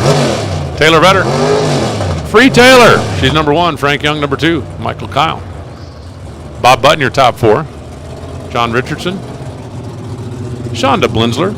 Jeff Conley, Phil Dion, your quick 8. Competition eliminator in the water box. Listen up in the pits. Attention to the pits. Top sportsman. Top sportsman. Need you the lanes, please. Top sportsman in the lanes. Bob Bunkerford going to slide in here and talk about a little comp qualifying, including Barry Forrester. If that's not a new car, that's a new wrap. I don't believe I've ever seen it look like that. It's basically a COVID car.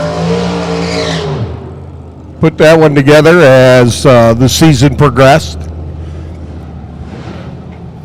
Lots of neat stuff on it. The Duco driveline entry out of Panhandle Performance.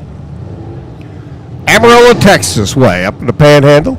Matthew Dahl out of Las Vegas, the A Super Mod automatic cobalt over here on the left-hand side.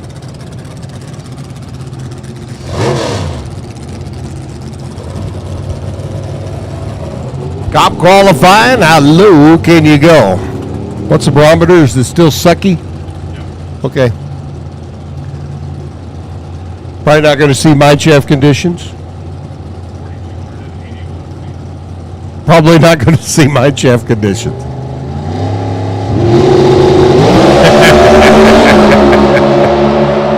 Forster's C Econo car. Mouse motored, Fritz chassis machine, 748.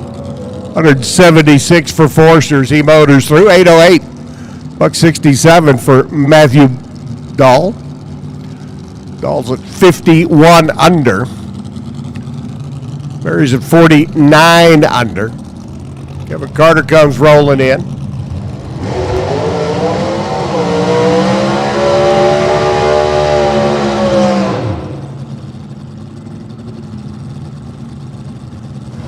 Dean Carter, former champ, owner of the car on the right-hand side. Kevin Carter now at the cockpit. Quality Floors, a Nostalgia Dragster on the right-hand side. And Don Beavers, Tucson, Arizona based runner, the autoelectrical.com entry. Little 400 cubic inch, 89 Ford Probe. And again, Top Sportsman, need your lanes, please. Top Sportsman. Need you to the staging lanes, please. Come on down. Top Sportsman. To the lanes, please. Carter goes 008. 855, shut it off at 97 miles an hour. 812 at 161 for Beavers. Beavers at 52 under, moves up to the top of the pack, and Carter with the shut-off run moves to the bottom of the stack so far. Scott McClay's Seacato car. Mike Baugh's chassis machine, 300 cubic inch Mopar. For Scotty out of California. Ryan Pretty for the Mountain View Tire. Mountain View Performance Gang. Factory stock, Supermod, Copa on the right-hand side. A couple of weeks ago, they were struggling big time trying to get this car to leave. It would do everything but launch. A couple of hits yesterday with it, and it looked a whole lot more better than it did when we were last here 2 weeks ago on the Lucas Oil Tour. 860 the index for Pretty on the right. Looking to be down in the low 8s, 80 something. Make them all just happy. Scotty McClay on a 791. 300 cubic inch Mopar. Going to be looking for the mid 7s. Finds him 739, 179 miles an hour, 815 for Ryan. I think they wanted a little bit more out of it that time. McClay goes 51 under. That's good for number 2. 4 thousandths of a second behind Don Beavers. Pretty 44 under on his lap down track. Doug Lambeck comes in now. The family hot rod, Sunfire. Another D Supermod machine. Down on the left-hand side, and Joe Moseris. Joe, who has been a staple in the final rounds. I think we've had, 7 final rounds so far this year in Division 7 competition, counting the Sports Nationals yesterday. Joe's been in 5 of them, winning the majority. The B Econo Dragster on the right-hand side, out of Advanced Automotive.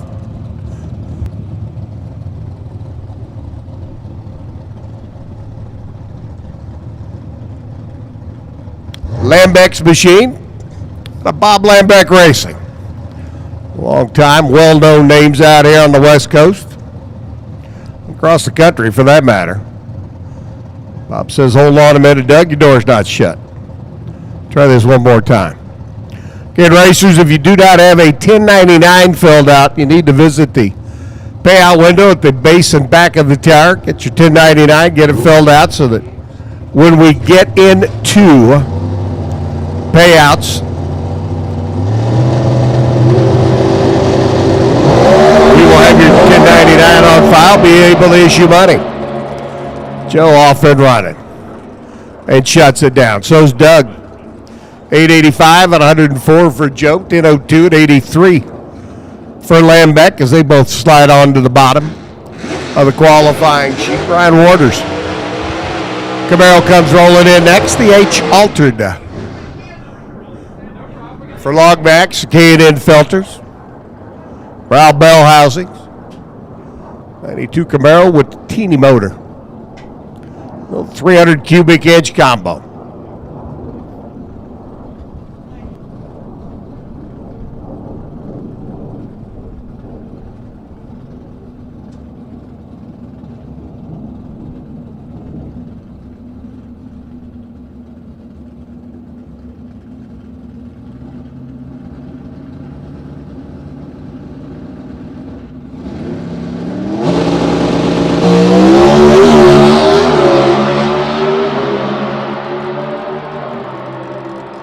Ryan Waters shuts it off down at the other end, and he'll coast through. 964 at 102 miles an hour, and everybody, well, not everybody, but a whole lot of the folks in comp electing to shut off early. Don Beaver, Scott McClay, Matthew Dahl all rented out. Barry Forster at 49 under, sits number 4. Beaver's number 1, 52 under. McClay number 2, 51 under. Matthew Dahl's Cobalt, number 3 at a 51 under lap. Then Barry C. Cotto car, 49 under. Ryan Pretty at 44. And Ryan Warder, Kevin Carter, Doug Lambeck, and Joe all shutting them off early as we move into our Sportsman motorcycle. Qualifying, getting ready to come up next. Again, to everybody listening in on the World Wide Web. Whoa, there's a low flyer.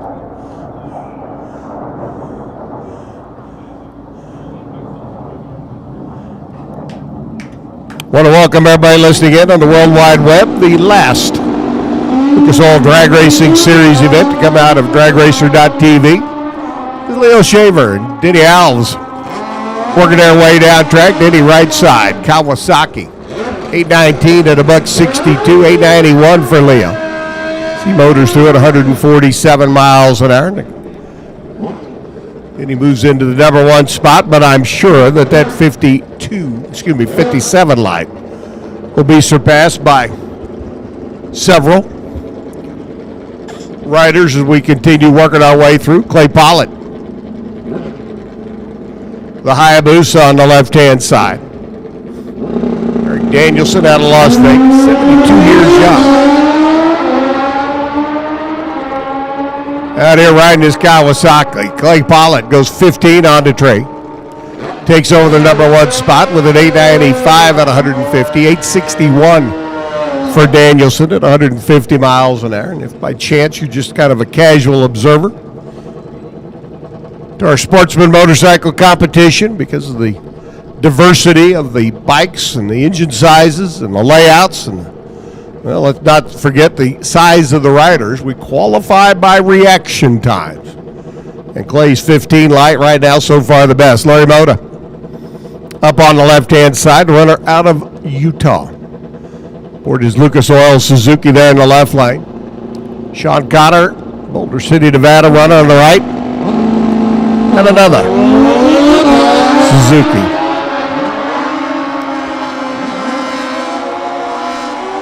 Just the two of them work their way through the gearbox down track. 9 flat, 147 for Moda. 941 at 135 for Sean Connor. Sean moves into the number 2 spot with the reaction time that time. Dave Wheeler. Rick Newport come wheeling in. Wheeler on the left. The Utahian, the Ute, or his Kawasaki on the left-hand side. Newport Suzuki, the Matco Tools entry. Over in the right-hand lane. Top Sportsman, if you're not in the lanes, you're late. Top Sportsman. Need you in the lanes if you're not there yet. Final call. Rick Newport, 002. I'll take him to the number 1 spot for now. He goes 820 at 162, 902.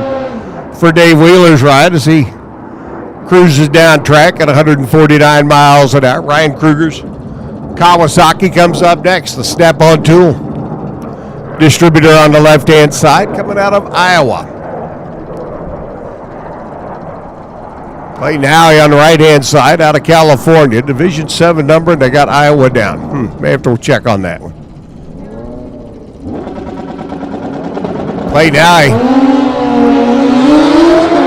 35 on the hit. Ryan Kruger goes 9 on the timers. Runs 924 to 144, 887 at $1.52 for Howie. Kruger's 009 will take him to the number 2 spot as the hits just keep on coming. Nice field of Sportsman Motorcycles to close out our Lucas Oil Drag Racing Series season here at the Strip in Las Vegas. Jeff Durfee and Mo Ryder. Mo out of Utah, the Hayabusa. Up on the right-hand side, Durfee out of Utah as well. I guess we have 2 Utes on the line. I'm sorry. Warren Evans, sitting in the next room, listening with his headphones, just rolled his eyes. Jeff Durfee, 922, 143 miles an hour. Mo has got all sorts of momentum issues. He'll cross the stripe 16 seconds later. Looks like he's still under power, slowly making his way up the hill. Cameron Belisle out of Minnesota, and Donnie Dernberger. Donnie is still here. I owe Donnie. Dernberger out of Dayton, Minnesota. During the week, you will find Donnie putting together some of the Tennant scrubbers up in Minnesota that we use on the racetracks around the country. Cameron Belisle out of Minnesota as well, the Kawasaki. In fact, a pair Kawasaki's on the line. And a pair of red lights on the line. Both drivers taking a shot at the number 1 spot. Cameron, 005 red. Dernberger goes 011. 930 for Belisle at 138. 1021 at $1.16 for Dernberger. And they'll both fall onto the qualifying sheet now. 14 bikes so far down track by Cragen and Wayne Taylor.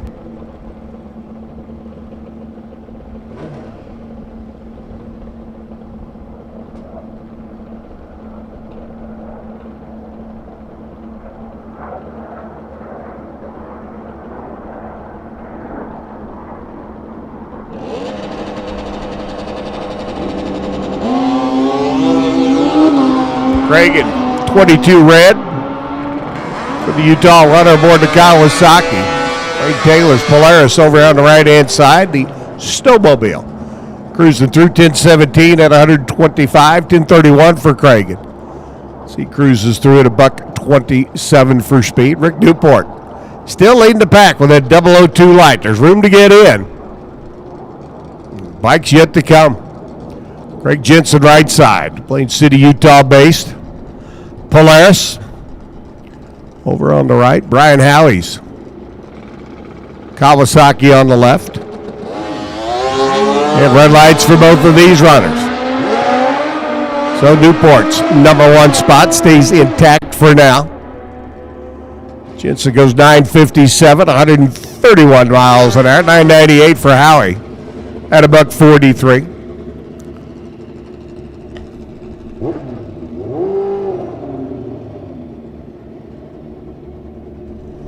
Good field of bikes. Looks like about 23 or 24 of them. Gordon Vangmeyer. Gordon picking up the title yesterday. I think a Nebraska runner aboard his Suzuki. Bill Holmuth out of Illinois on the right.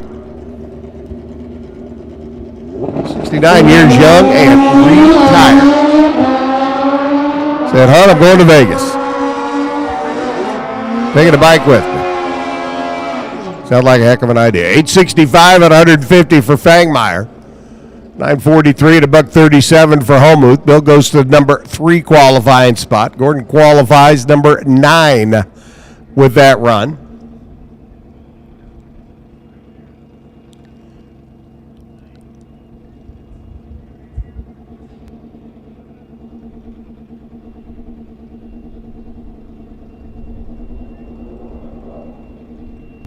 And Tom Medlin, after having problems a couple of weeks ago, has problems again. Pulls into the water box, and all of a sudden there's a whole lot of ick underneath Tom's scooter. So Gary Stouffer will make a single run down track.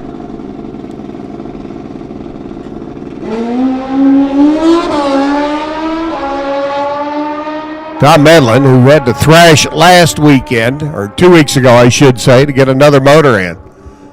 Looks like they're going to be thrashing again. 005 light by Gary, 005 red, but then 890 at 147. What was cool a couple of weeks ago was to see everybody come together over in the Sportsman Motorcycle pits to help out. Get Tom back on track.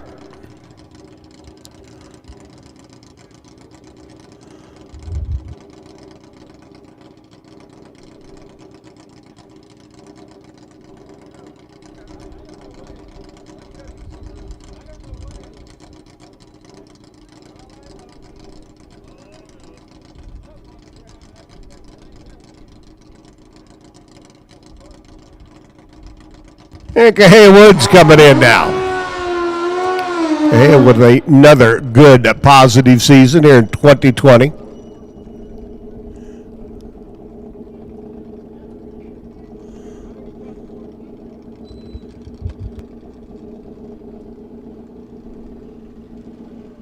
Runner out of Las Vegas, the Suzuki GSXR.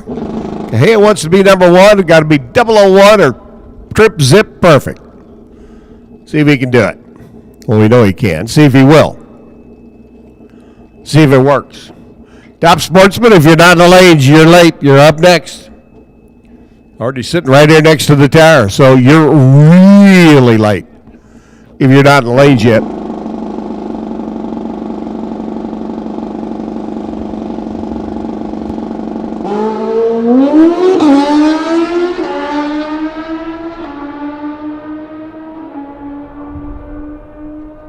Okay, hey, I gave it a shot at the tree, goes 16 and an 875 at 150 miles an hour. I'll throw him into the middle of the pack, and a tough break for Tom Medlin. Is once again the engine deciding to, not be happy.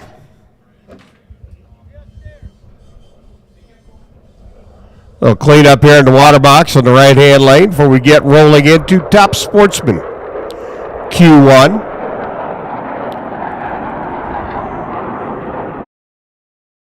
Racers, when it is time for your next race trailer, built the way you want without compromise, look no further than Vintage Trailers. Troy Stone and the entire Vintage team has been in the custom race car trailer business for over 27 years, and for over 22 years racing alongside you using the products they build and sell. Vintage Trailers can put you in exactly the right equipment, whether it's with living quarters, bath facilities, traditional rig, or a stacker, with over 24 designs in-house or built to your specifications. No matter what the need for you, your team, or your entire race operation, Vintage Trailers has what you need. Just look for the slime green rig at the next race to see the quality, vintage manufactured custom stacker, or check them out on the web at vintagetrailers.com. Vintage Trailers, quality by design. Weldon 16,000 series fuel pumps equal big, badass car power. With 250 and 420 gallon per hour models, you'll never worry about fuel supply again. An aerospace Teflon seal, stainless valve seat, and 10-vein steel pump element gives precise, controlled, and reliable flow. And a built-in adjustable relief valve provides stable pressure under the most demanding conditions, pass after pass. Finally, a carb pump that's worth what you pay.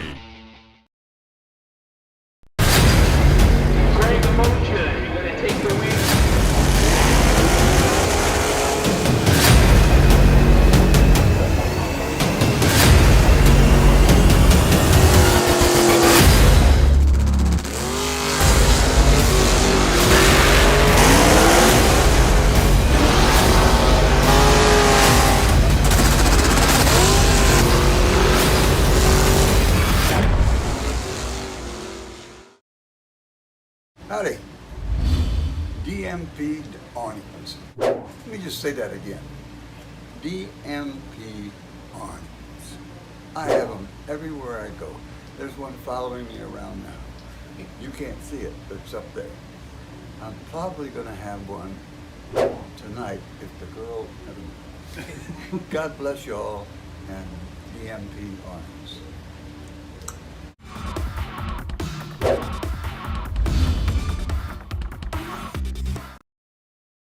Is your car running warmer than usual? When was the last time you had a cooling system flush? A simple cooling system flush can help prolong the life of your radiator, thermostat, and even your engine. A little maintenance can go a long way.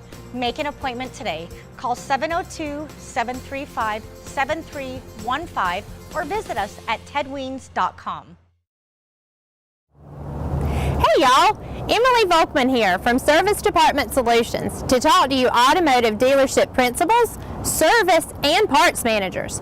Service Department Solutions is an automotive consulting group who can help you maximize your service and parts operations and your bottom line.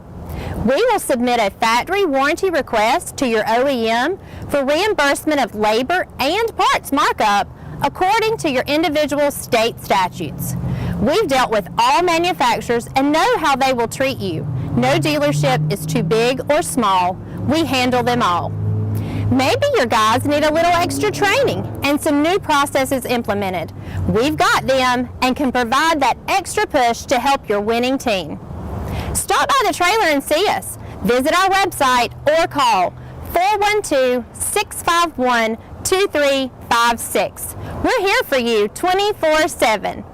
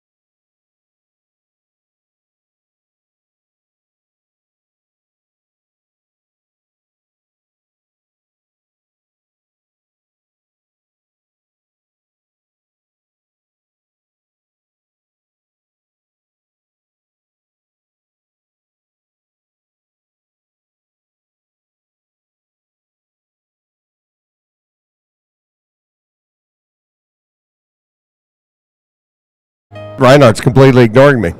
Must have been. So Dave Gotts in Super Street, Mike Boehner in Super Gas, Jennifer Weens collecting in Super Comp. So Super Street, Super Gas, Super Comp competitors, stick that 20 in your pocket now.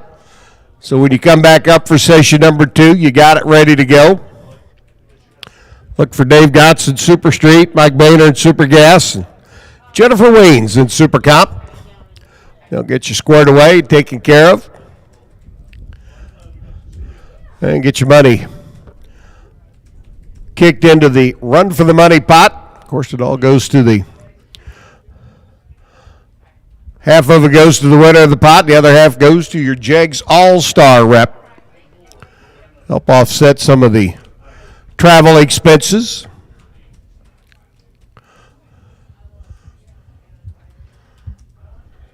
Wherever the Jegs All-Stars are going to be. Indy? Again? I vote for Topeka. Middle part of the country. Got lots of room.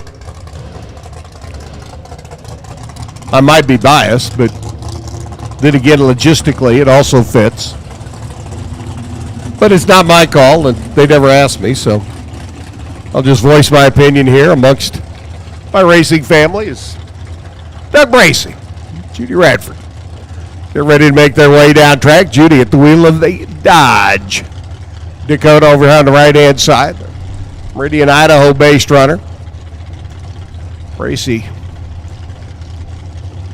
the Tech Electronics entry up on the left-hand side.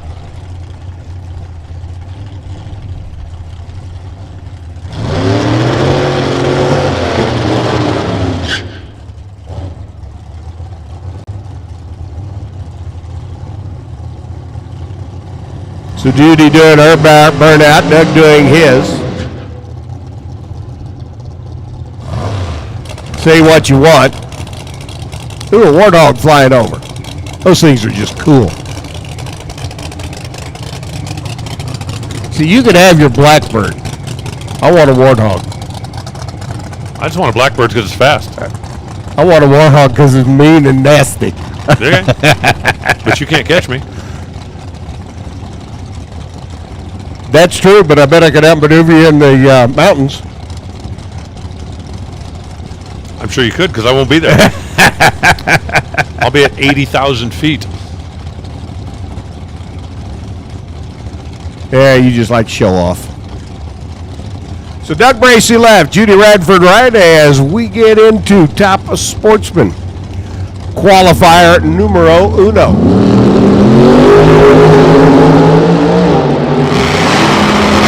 Makes a little bit of a move to the left out of the groove, ease it back in, goes 726 at $188, 747 at 182. Speaking of flying, Judy throws down a big jumbo jet number, 747, 182. Attention in the pits, Super Street needs your lanes, please. Bring your 20, look for Dave Gotts, Super Street. Time trial number 2. Need your lanes, please. Bring your 20 and look for Dave. Brian Moore and John Baker come rolling in. Moore beats Diesel Repair. Camaro making the tow down from the south side of Salt Lake City. Baker out of Grand Junction, Colorado, part of the Why Not Race Stables. Chevy Cobalt over on the left-hand side.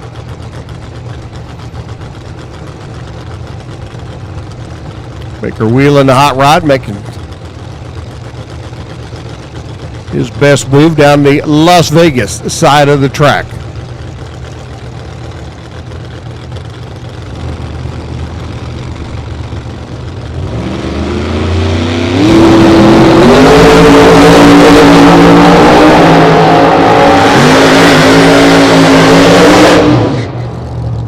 .658, 217 miles an hour for John Baker. And our first 6-second, 200-plus mile an hour shooter shows up in the form of the White Eye Racing Team. Brian Moore, 708, 195 miles an hour. Brian LaFlamme comes rolling in. Brian, your number one qualifier a couple of weeks ago. That's one bad hot rod out of Gilbert, Arizona. The Mustang. With the Pro Charge, Brad Anderson combination. Lying low underneath the hood of the 67 body style. Mara Sylvia. Mara going some rounds yesterday during the Jegs Sports National.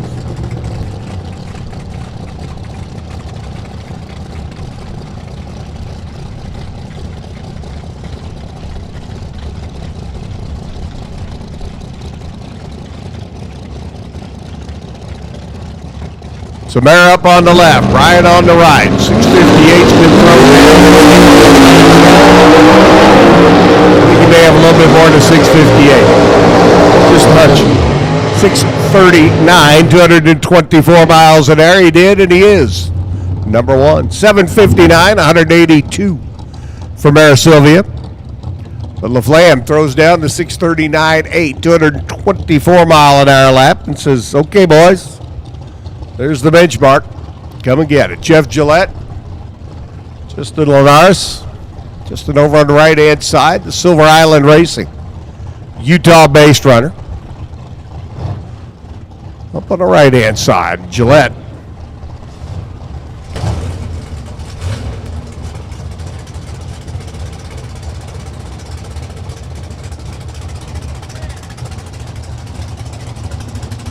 The Indigene Reserve Hard Apple Cider.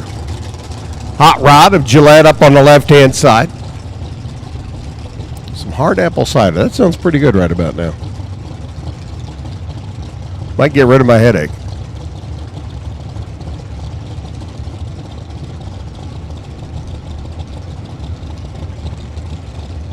If nothing else, it'd make me feel better about it. Gillette on the left, LODRS on the right. Little old school body style right side, new school swoopy GTO on the left.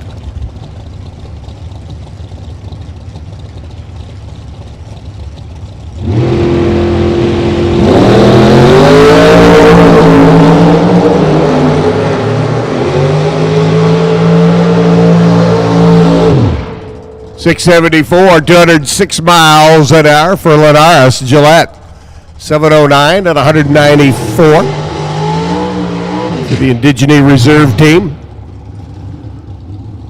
Marty Castagno out of Utah comes rolling in next. Is Shoebox Chevrolet, the chop top, low riding 57 version. There on the left-hand side, and Michael Chitty out of Ames, Iowa. Michael and his bride making the tow out. Getting in a little final race action. Sold the biz a year ago and having fun racing.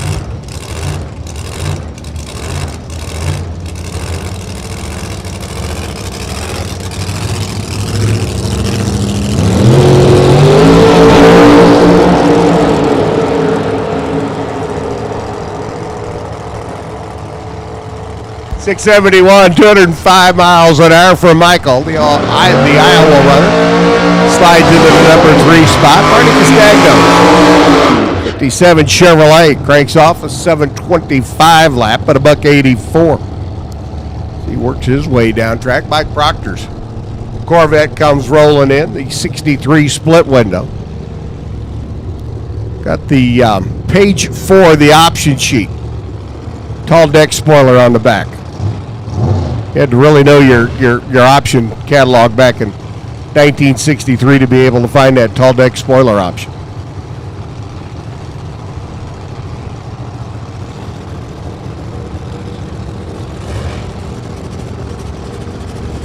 Patrick War comes wheeling in and he says, you know what?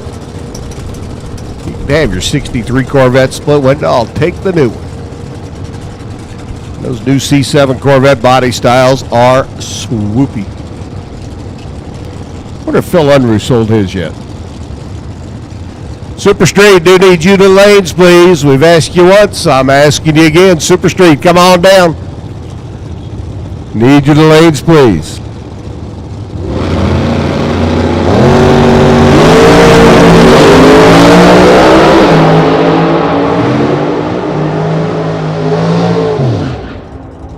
Proctor 686, 207 miles an hour out of the early model Corvette. 708 for Patrick Ward, 193. Mike slides in number 5, Patrick number 7. Richard Okerman's Chevrolet Beretta. Rod Performance, Zeke's Automotive entry for Okerman, carrying number 5 on the side of the car. Beretta's been a very good car for Okerman. Taking him down many a lap, many a tracks across the country. Ken Ratzloff out of Idaho Falls. Ken and Sandy.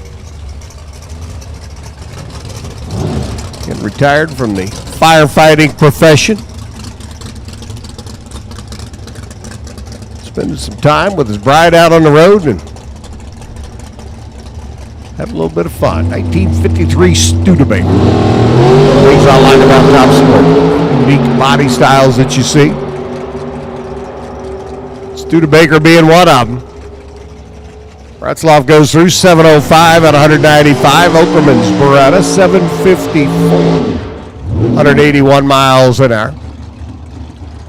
Brian LaFlamme 639 still leading the pack. Carl Hagen, Bakersfield runner. Dodge Avenger bodied entry there on the left-hand side. And Mike Johnson making a tow up from Laguna Beach. Another 63 split window. 700 plus cubic inch combo underneath the hood. Super Street, need your lanes, please. Super Street, round number 2, time run. Super Street, need your lanes, please. Bring your 20. Look for my Gots. For the run for the money. Super Street, need you to the lanes, please.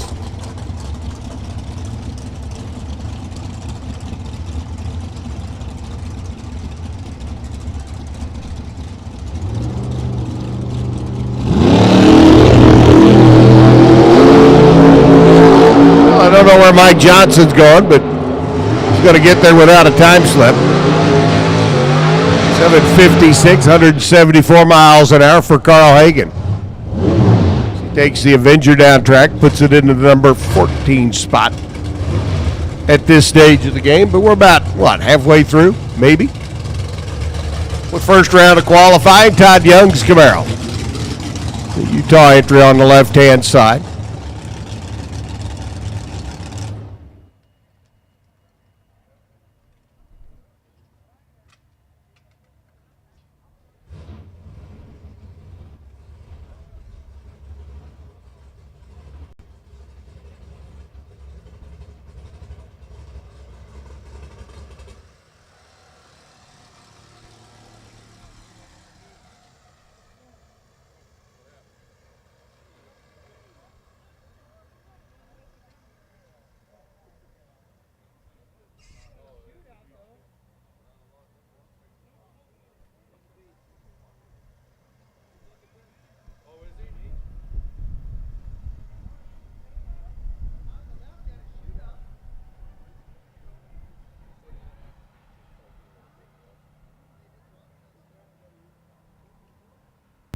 So we got one.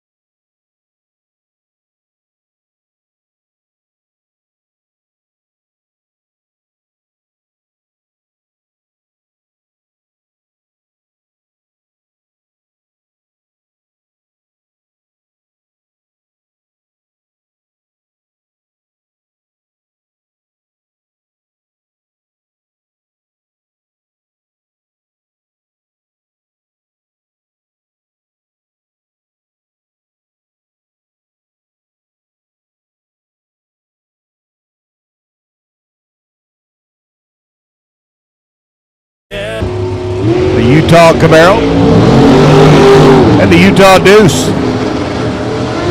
Both drivers having to use the steering wheel for what its intended purpose was. 770 to $178 for Todd.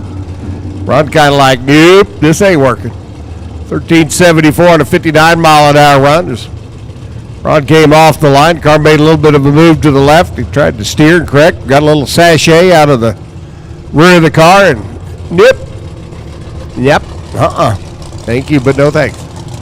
Greg Blaisdell comes rolling in now, the Camaro. Sees Candy's machine on the right-hand side, and Paul Mitzos from Mountain View Tire. Good to see Irene out here a couple of weeks ago.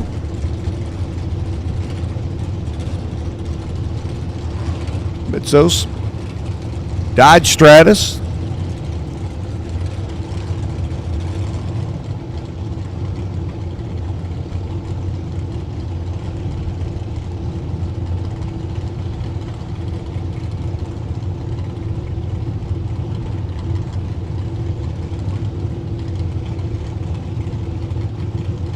Mitzos left, Blaisdell right, waiting on everybody to eke their way into the starting line. Super Street, you should be in the lanes. Super Street should be in the staging lanes. Hope everybody brought their 20 for the run for the money. It's Super Gas and Super Comp. Stick your $20 bill in right now while you're thinking about it. 684, 202 miles an hour from Mitzos. Takes Paul to the number 5 spot. 720 at a $193 for Greg Blaisdell. Throws him into number 11 for now. Dean Hall comes rolling in, the Corvette. 600 plus cubic inch Donovan. Alan Reinhardt pointing out a moment ago as he's sitting up here next to us that there are 3 two-barrels sitting on top of that big V8. Neat combination. The Corbel Champagne, Tech Racing Corvette. Will Yakimitz out of Alberta. His Camaro on the left-hand side. The Wilco Logistics. I would say Will is in the trucking industry. Just a guess. A supposition. There's Kelly Harper, the airplane dealer. Still haven't found you that Blackbird, though. You give me a deal on a Warthog.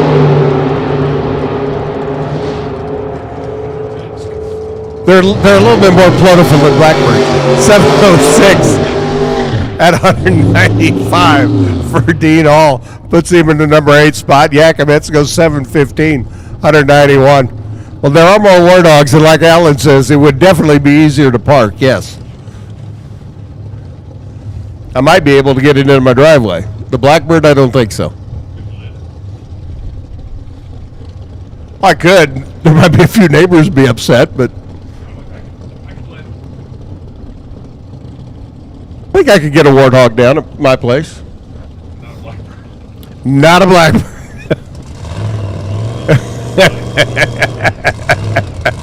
Doug Crumwich comes rolling in. Number 2 in the world last year.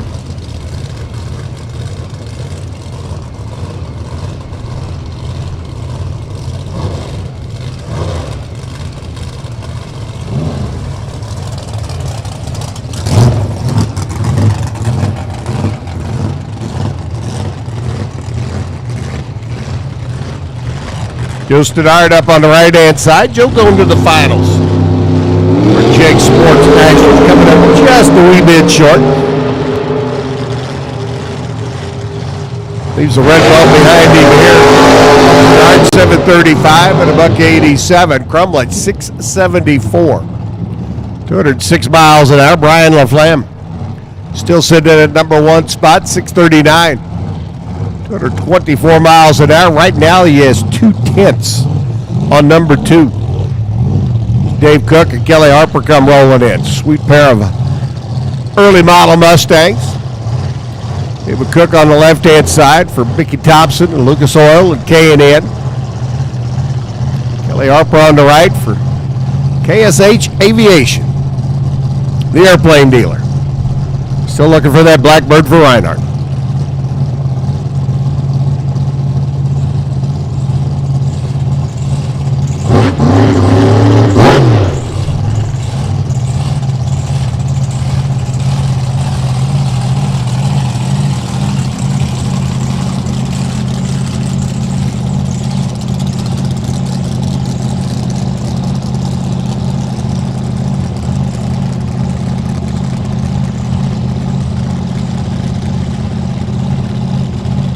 So we'll see what Kelly's got. We'll see what Dave's got. A good pair of hot rods. One of them Ford powered.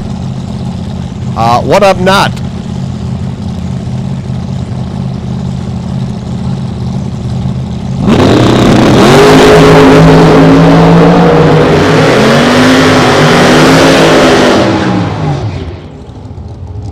.678, 202 miles an hour for David Cook in the Ford powered entry. Kelly Harper is 738, shutting it off early at 143. The big block combination puts Kelly into the number 19 spot. 25 cars down track so far. Mel Ucci, the Now Plumbing Services entry. Right here in Vegas, Jeff Conley's Landmark Iron entry. New Camaro on the right-hand side. Guess the truck has been dispatched. Right now, they may be wishing they had the truck back. Nope, they got it back. Okay. Conley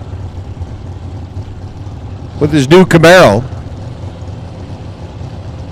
Scott and Dickey Performance Center.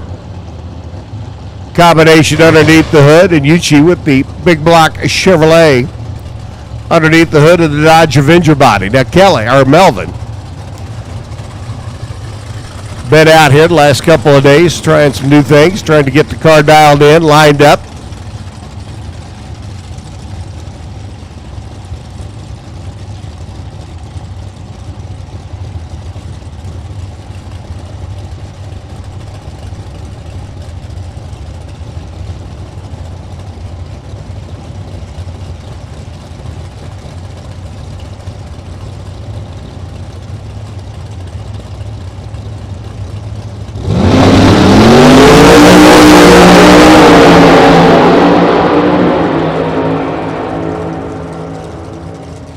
Well, how do you do? Say hello to your new number one qualifier, Jeff Conley. Landmark Iron, 627, 231 miles an hour. Melvin goes 743 at 188 on a run that was, what's the word I'm looking for? Not the best one he's laid down, but he's going the right direction. So Conley goes to number one, bumps Brian LaFlamme back to number two. Everybody else gets take a step back, whether they say Mother May I or not. Jay Childs and Mark Buehring come rolling in. Buehring up on the right-hand side, coming off the win. Buehring out of Navasota, Texas. During the week, spends his time up high above in a crane for Park Environmental Equipment. Right on the right-hand side, and Jay Childs out of Alaska. 64 Chevy 2.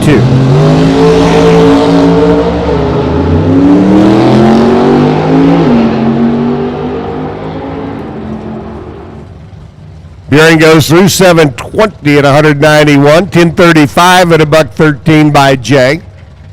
So Conley number one, Brian LaFlamme number two, John Baker 3. Then 4 for Michael Chitty, Justin LODRS 5, Crumlich 6, David Cook number 7, Paul Mitzos rounds out the quick 8, Mike Proctor, Ken Ratzloff, Dean Hall, Brian Moore, Patrick Moore, Jeff Gillette, Will Yakimitz, and Craig Blaisdell round out the rest of the front page of qualifying. Super Street getting ready to roll up. Well, Reinhardt's picked up the microphone one more time, and I guess that means you're going to do Super Street, huh? Well, unless you have a burning desire, I'd love to do Super Street. Well, they go for it, Sparky. For the record, I was never a Sparky, but I did work for a mechanical contractor. Okay. That wasn't what you were going for, was it? That wasn't. Okay. David Phillips on the right side, he is looking to pick up the performance. There's a couple of tenths back earlier this morning. Harlan Tucker with the Dodge over in the left side. As they hustle their way down to the stripe, 11:03, 134 miles an hour for Harlan. Phillips makes a move in the wrong direction, going 11:32 at 118.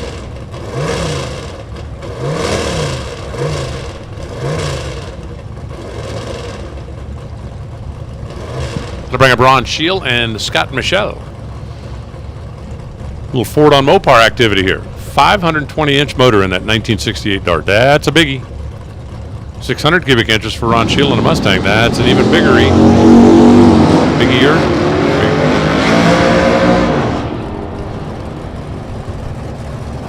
Is it just me or Shield's car looked like it almost never came off the throttle stop? 1109, 144. I guess it did what it was supposed to do. 1108.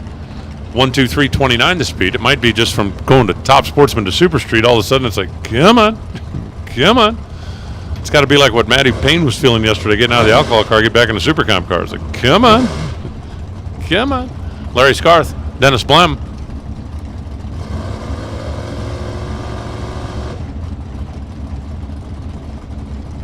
I don't know who's in and who's not, so hard to keep track of. Running for the money. But I can tell you this. Somebody puts a Pete Zach on them and didn't enter, they're going to feel pretty foolish. 1101, 150 miles an hour for Dennis Blem, and 1098, 134. For Larry Scarth. Dan Bagwell and Hugh Muller. Coming in here now, that is the Drag Cat and the Drag Maverick. Two actually pitted side by side out there, working together and playing part of the Ford contingent. How about a 001 reaction time for Bagwell? All right, 10:05. And Dan, if you're in the run for the money, you're going to be looking good. Or 11:05. If 12:81 is probably not going to help much. 11:06, 127 for Hugh. Listen up at the pits. Attention in the pits. Stock Eliminator. Stockers need you back at the stage and lanes. Looks like a lot of you are already there.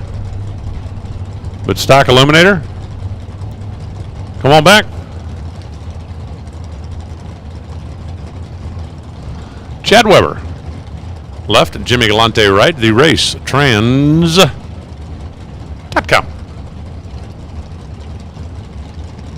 California-based Nova, the Arizona-based Monte Carlo.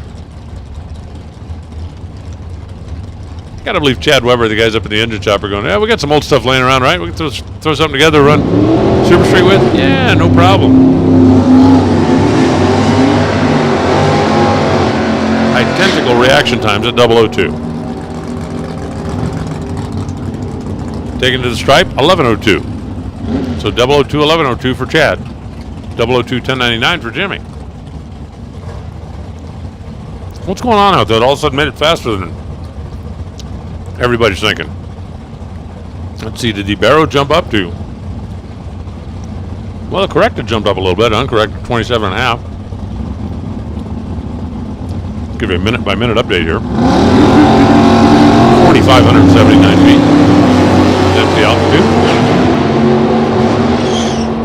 Greg Ventura, Mr. K&N.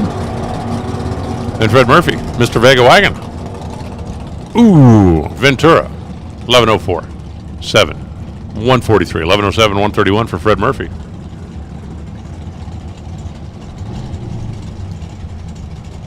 Gary Roost and Blake Foster.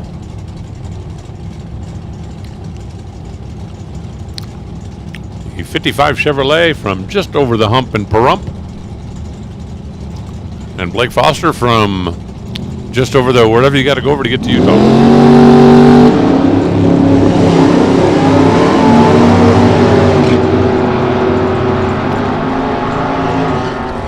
Gary Roos forgot to let the butt go when it was time to let the butt go, but fortunately for him, it's practice. 1093. 137 for Blake, and Gary pulled over by the wall. Something apparently wrong with his car. Slows to a 1238 and pulled over out of the groove down there at the top end of the racetrack.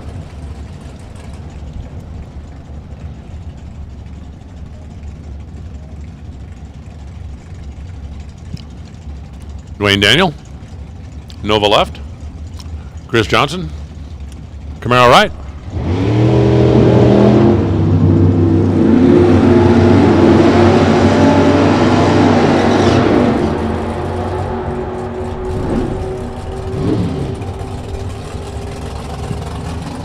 .1106, 137 miles an hour. Wow, for run for the money, haven't had anybody put the 05 up yet. A couple of 06s. 11-12, 144 miles per for Dwayne Daniel. Michelle Lewis for Infinity Coach and John Sapone. The Pothole Express.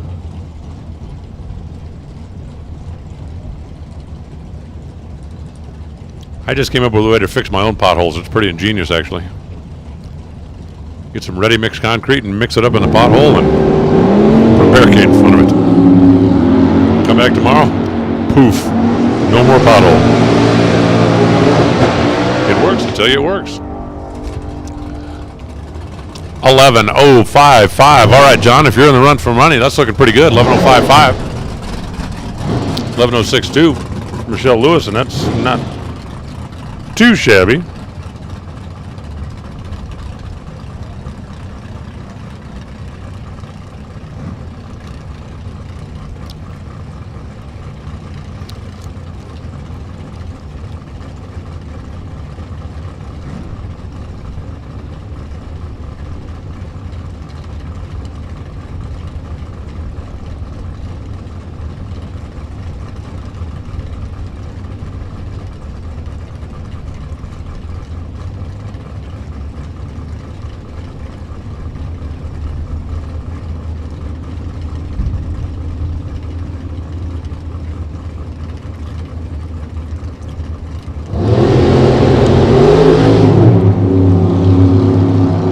Wade Samuel, 1965, Ideal Car Star Chevelle, and Nikki Cannon, part of CNC. Olympic Heating up in Washington, 11.06. Oh, 11.050. Way to go, Wade. Way to go, Wade. If you're not in the run for the money, you just threw away a pile of cash. 11.050 with an 0.14 reaction time. I hope Wade was in. Sapone's out there going, hope he wasn't. Hope he wasn't. Sean Schaefer Chevelle. We did that before. Dave Kiesel Vega. Dave is racing dirty. I want to race dirty. I want to race clean. I want to race heads up. I just want to. Unless your car's faster than mine, then racing dirty's good. Whatever it takes. Pulled up in the water and threw a box of roofing tacks in the other lane.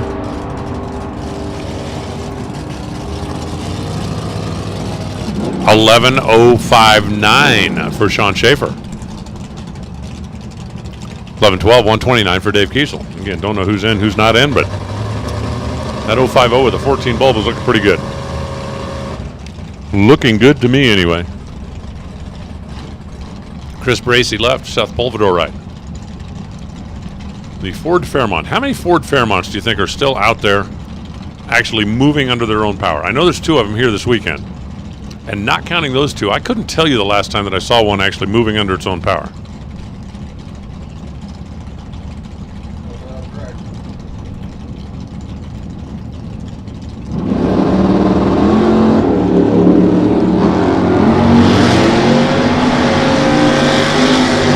Seth Polvidor with a small block Ford, Chris Bracey with the big block Chevy. Finish line coming up right about now. 11:02, 124 miles an hour for Seth. 10.99 for Chris at 138. And now it's John Perino in the Mustang. Out of Richie's Auto Repair. Colleen's Hair Salon. Make you look pretty while you're getting your car fixed. Perfect, I tell you, it's perfect.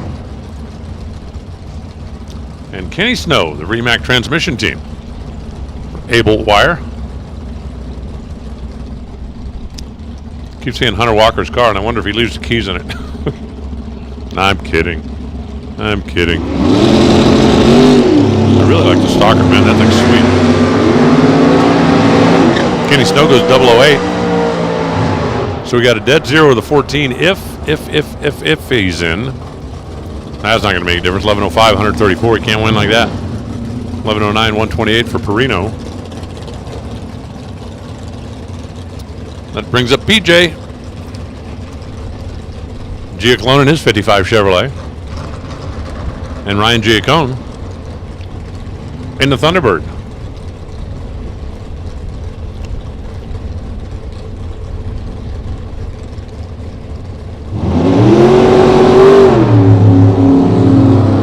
A little too quick on the move is Ryan by 8 thousandths.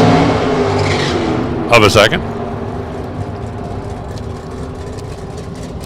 PJ goes 11:02, 137 miles per, 11:07, 150. For Ryan. We're going to go ahead and make this final call. Stock eliminator. Attention to the pit. Stock final call. If you're not there, you're late. Looks like most of you are.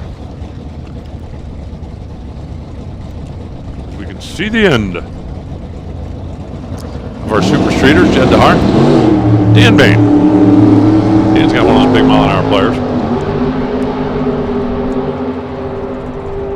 Watch that 69 Camaro screaming wide open down to the stripe. Yeah, 148. Yeah, I thought it'd go faster than that. 11:09 for Dan Bain. 11:01, 130 for Jed. And now it's Andrew Olson.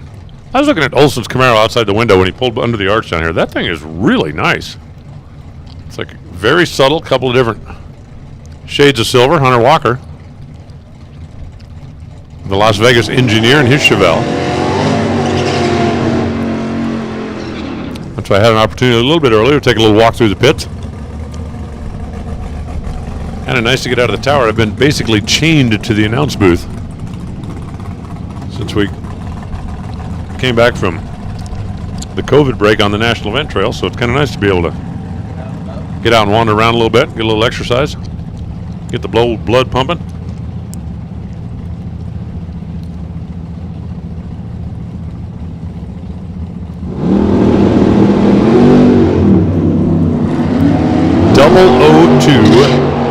Leaves in front of 007. Pretty good. Pretty good. Got an 05? Anybody got an 05? Ooh, 11.053.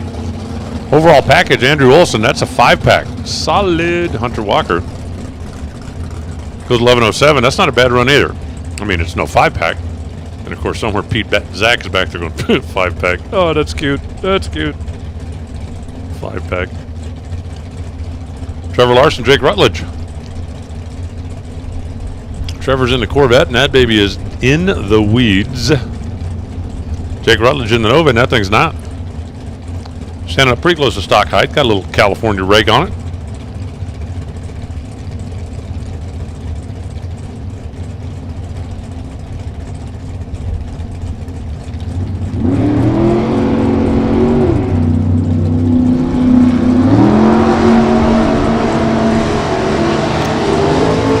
Again, both drivers pretty good on the tree. Nobody's going to get on a 5-pack, but 11.050 Jake Rutledge with a 12 light. And that is a lot of smoke out of Trevor Larson's car at the top end of the racetrack. 11.47, 133, and that thing looked like it was hurting itself before it, oh yeah. And that would appear to be a trail following a Corvette.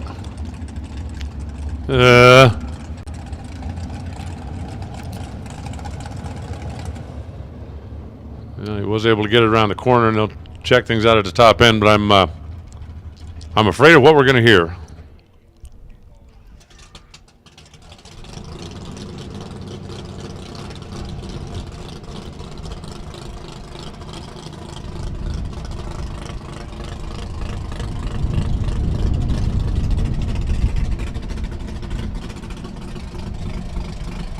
Yeah, and I believe what we're hearing is, yeah, we're going to roll everything out on this.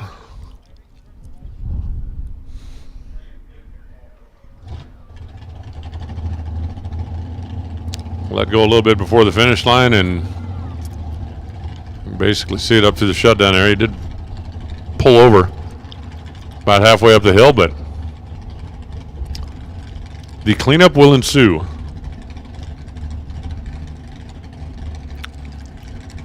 And this is going to take a few minutes.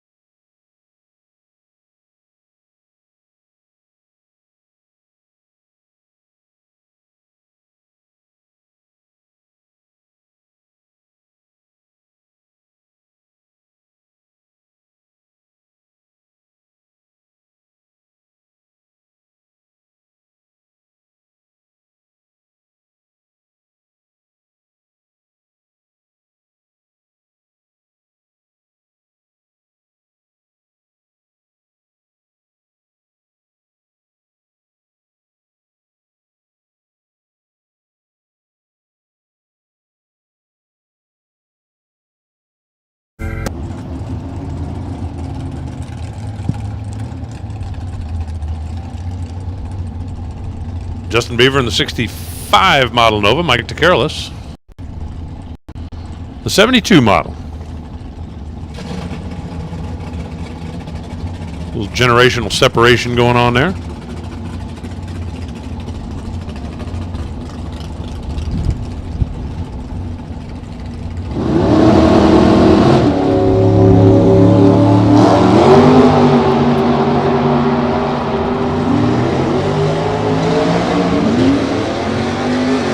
Justin lights the bottom bulb by 8 thou. Goes 11:02 at 132. 11:03. 129. Again, don't know who's in, who's not, but the best run I've seen so far was dead zero with a 12. Is Dan Smith. And Melvin LaForbes. Ready to go now?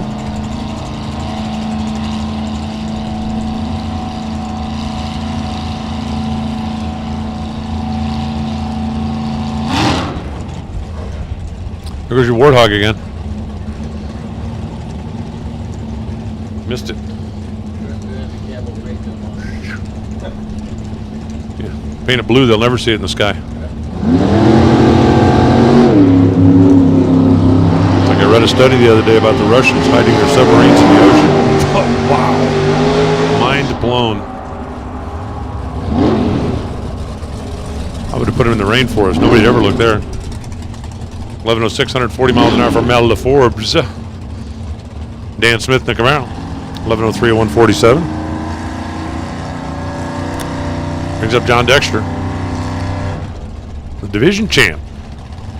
Having a pretty good little stay here in Las Vegas. And Dave Thompson, the shameless 55 Chevrolet. That thing's pretty nice. There's a lot of really, really nice cars hanging out here in the Super Street ranks. But no 66 call for step, at least not yet. Haven't found it yet. Not giving up. Not giving up. Somebody's got one. Just got to find it. 11:08, 148 miles an hour for the champ. 11:11 for Dave Thompson. At 141.88. Now it's Keith Montague and Brian Morris.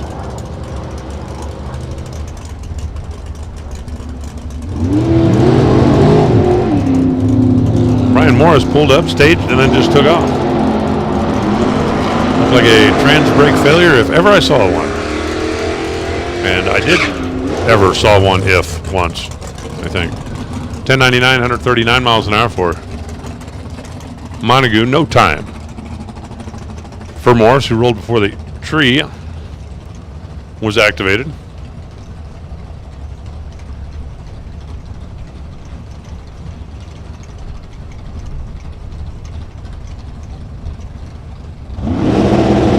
That'll bring up Jerry Denton, the world's heaviest 2017 Ford Roadster. And John Bycroft in the Dart. I'm actually kind of curious about the Roadster. I remember a story. There was this famous story one time. 11:03, 132 miles an hour for Bycroft. Jerry Denton goes 11:100 at 148. Now it's Gene Clark for the self-service pet spa. And Davey Adams in the Maverick. There was this guy who shall remain nameless, but it's Kevin Kleinweber, who once took a top sportsman car to race in Super Street because, well, he listened to me, so I said something stupid and he thought it sounded like a good idea. Had to bolt a couple of steel girders in it to make it weigh enough. Won the race in Arizona and burned the brakes off of the thing doing it. No, it was Arizona. I drove the car into the winner's circle and I almost ran over the guy that was in front of me in the winner's circle. I'm like, dude, he said, oh yeah, he goes 2 more rounds before we're done. I mean, burned the brakes off of it trying to slow that thing down after putting all the weight in it to run Super Street. 1067. 146 miles an hour for Gene Clark. That's way quick on both ends. Davey Adams goes 11:09 at 144. But to this day,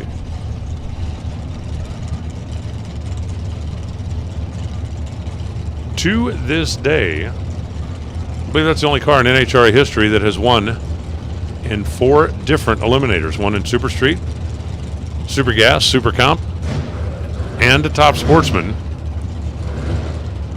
Same car, same combination, slightly different weight.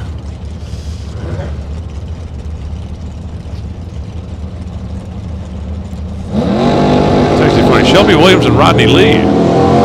Shelby's back to her 003 light, but this time it's 003 the red side.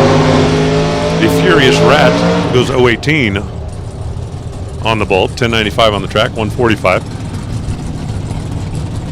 Shelby goes 1099 at 122 miles per hour and brings up Kevin Humard and James Brown. The Kid Performance Beretta and the Wild Orange Blown Camaro. Yes. Back in the late 70s, Starcraft was really good 70s. Starcraft the other day, project car. Uh-huh. Both that used Camaro was both big. You're asking if that's a Carcraft magazine car. I do not know. I do not.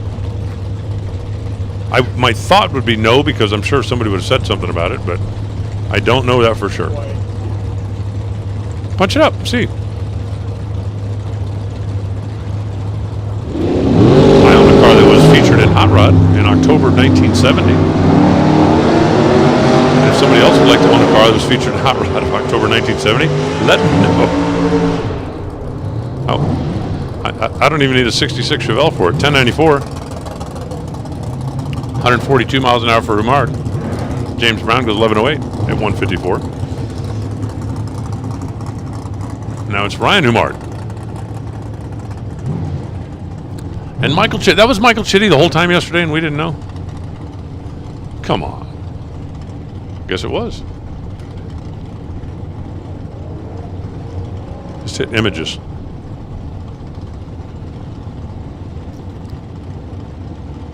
Top left. Images.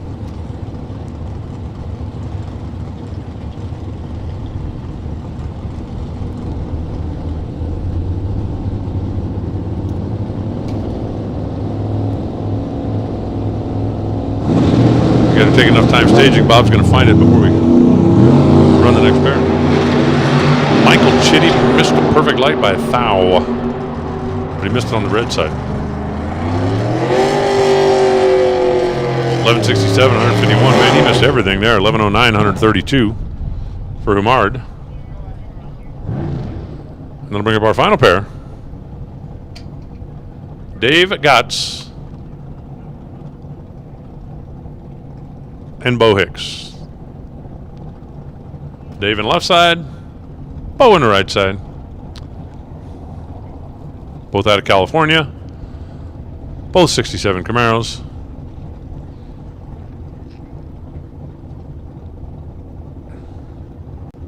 Starcraft had a lot of Camaros. Go figure. Bob's still looking. He's still looking. Oh, a perfect reaction time for Bo Hicks. All right, Bo, let's see it. You got a 10:05 in there? Come on, let's put a little Pete Zach magic in Super Street.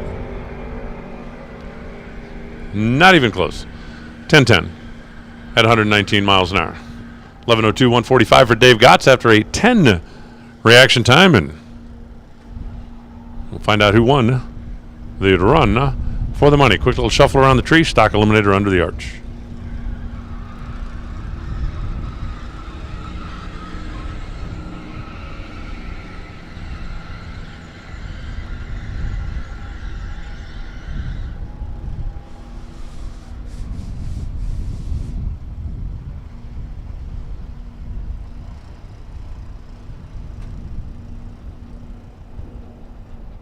Stock eliminator getting ready to roll out, and the only guy in the tower who has a stock eliminator national event, Wally, in his office, is going to tell you about it. I have a pro stock. I don't have a stock. Yeah, but there's a little bit of difference in between how I got mine and how you got yours. You were driving the car. I was on the team that won, but still. But hey, to have one Yeah. Definitely worth a trip back in time every once in a while. You want to know the best part about that win? Is our old boss, Jim Trace, sent me the video disc. And the video disc has got the TV coverage, but it's got Lynn Nickerson calling the track PA on it. It is cool. Miss my buddy Lynn. Good guy. Stock Eliminator comes rolling in. John Irving and Daryl Goheen. Daryl looking for an LT1 water pump yesterday. Obviously seems to have found it. Runner out of Hayes, Kansas. Daryl's going to be looking at that trip back home. Going, do I really got to head that way now? Well, he doesn't have to head that way until, like Monday, but still. C-Stock Automatic, LT1, 94 Camaro. Working its way down track, and John Irving's Aspen Wagon. I love the Aspen Wagon. 1278 at 101 by Irving. 1224 at $1.16. For Daryl Goheen, remember your number one qualifier, Doug Duell. The ATI Performance Barracuda, sitting at 108 under the index. Steve Wan with his Mopar ride, sitting number 2. Kelly Lane with the Ford Fairmont, sitting number 3. Greg Ludiak 4, Derek Rousey 5. Paula Cotton 6, Larry McClanahan 7. But you know what? We're going to shuffle that around here in the second session because now it boils down to trying to pick your spot. Where do you want to be on the ladder? Steve Foley comes rolling in alongside John Irving. John wheeling the Demon on the right-hand side. Steve wheeling the Demon on the left. North Carolina-based E-Stock Automatic there in the left lane. 2,200 miles, I think we determined, was the tow to get here from North Carolina. 11:42, 97 miles an hour. 11:10 by John Irving. He's gone 11:09 and 11:10. Number 4 qualifier, Greg Luniak, comes rolling in, and Pete Lancers. Pete's E-Stock Automatic, 340 Duster on the left.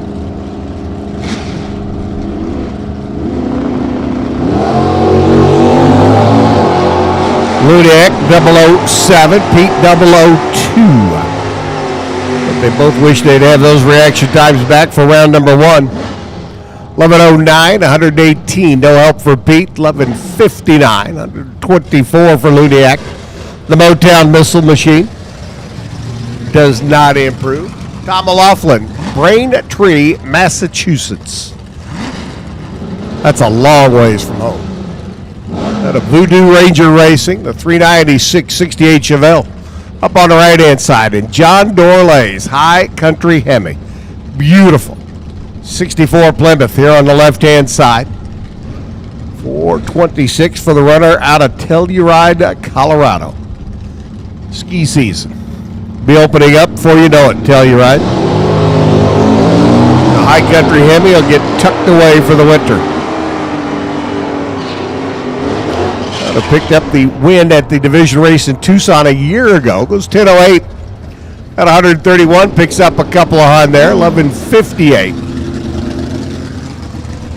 at $1.14. Dorlay's now 79 under, sitting number 20. So a couple of on picks him up 3 spots. Adam Strang's D-Stick, 400 cubic inch, 4-speed. Utah-based Firebird on the left-hand side, and Jack Fauché. Jack 64 Plymouth, Specialty Motors. Arizona-based entry here on the right. H-Stock Automatic ride. It's number 39, 69 under for Fauché.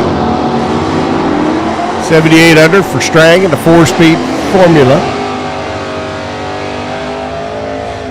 He works his way down track to a 1095. No help but a 1-2-3.4 speed. 11:59 at $1.15. The Mopar picks up for Jack. Now 76 under the index. Moves up a couple spots on the sheet. Barry Pollard's Regina, Saskatchewan based. 76 Plymouth Roadrunner. 360 combination. For Barry and Brett and the gang. Cal Methods H-Stock Automatic. Small block deuce. 68 edition. They're on the left-hand side. Al sit number 32. Barry sit number 34. Both of them 70 plus under the index. But working his way down to an 1163 at 111. Doesn't improve but stays consistent. 1166 for Barry Pollard as he cruises through at 111. Comes up just a little bit short. Darren Grossi's B-Stock Automatic 426.64 Fury, your number 5 qualifier. And Shane Sherry, B-Stock Automatic 396 Camaro.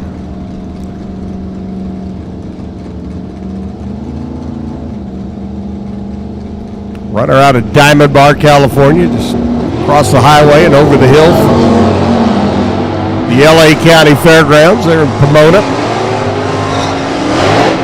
Darren's hustling his way down track to Mopar. 10:57.4. He went 10:57.2 earlier. Bet Alan Reinhardt could dial that car in. 11:62 at $1.14 for Shane Sherry as he makes his way down track. Couple of runs back to back, separated by 2 foul. It's Larry McClanahan's factory stock double A Cobra Jet. Kennewick, Washington-based runner on the left-hand side, and John McLaughlin.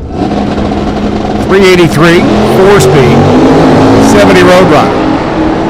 They're out of Grand Forks, North Dakota. McClanahan, 873, 158 miles an hour, 1135 for John. No improvement for John, no improvement for Larry. John stays 19, Larry stays number 7 for now. Santa Grossi comes rolling in. Sandy at the wheel, the 71 Challenger. California Car Cover Company machine there on the left-hand side. Larry Peterson, the 80 Malibu.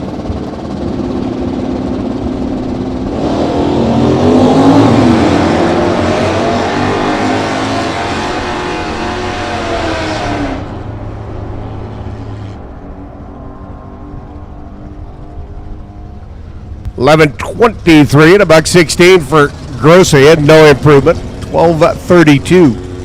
Peterson picks up 300ths of a second. That'll move him a notch or two out of that number 60 spot. Bill O'Connor in the slow roller. Front-wheel drive, Horizon, Rod Keeney. Rod's Nevada-based Coronet. Finally got all the dust shook out from underneath the bottom side of the car. Clean Coronet. Pretty race car. 383 combination. Each stock automatic entry working its way through. 1183 earlier, 1183 here. Actually picked up 4 thousandths of a second. 1748. On a 75 mile an hour run for Bill O'Connor. Bill is one of the runs that are going to have to pay very close and careful attention to the wind speed and direction. The 4-cylinder slow rollers have a tendency to be affected a little bit more by the wind than the bigger V8 cars.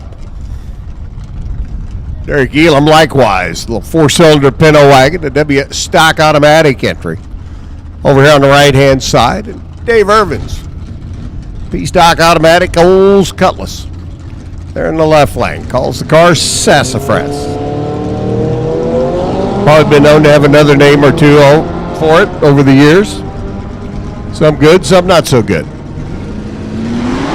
All depends on how the race weekend went. Irvin 13-16, 97 miles an hour. 16:37. Elam picks up 300ths of a second. Picks up 2 qualifying spots. Dave Muller and Richard Ariotti come rolling in as our super street sessions are completed with their first 2. Stock working on qualifier number 2. Comp will be rolling you here shortly. Don't forget your run for the money. $20 bill. See Jennifer Weens as Ariotti making his way to the other end. 11:30 at $1.16. 12:78 On the left-hand side at 102 miles per hour. Brian Potts Mustang comes rolling in. 70 edition. 428. B-stick car. 4-speed machine. 72 edition for Andy Campbell. Campbell over on the right-hand side, right down the road in Henderson. And a 351 4-speed combo. I don't know which one Reinhardt would take, but I'd take the other one. Reinhardt would take the green one. He's just kind of that way back green.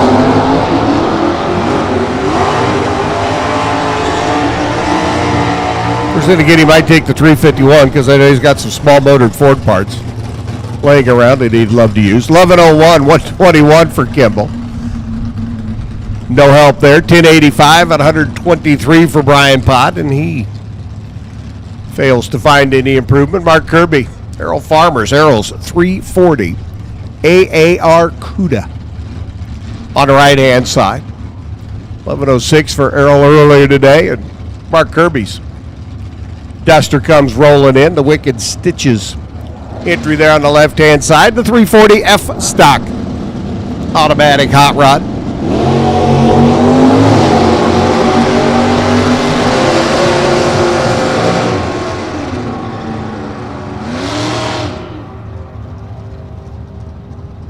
$11.33 at $1.15 for Kirby does not help. $11.10 at $118 for Farmer. Runs pretty close to his 11.06 from earlier, but doesn't improve any. Ed Hodder out of Washington comes rolling in. The factory stock D. Copo Camaro on the left. I'd pay good money to see this race in real time. Captain Jack, John McCarthy on the right. The 1960 Kingswood wagon.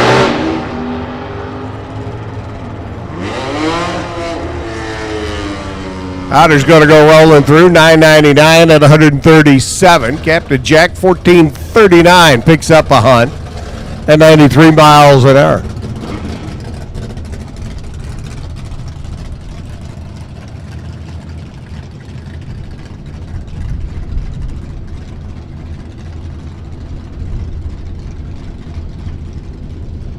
So Captain Jack picks up a hunt.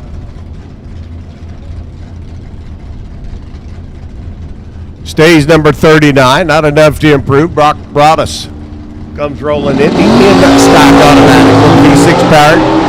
Camaro on the left-hand side, and Gary Coos.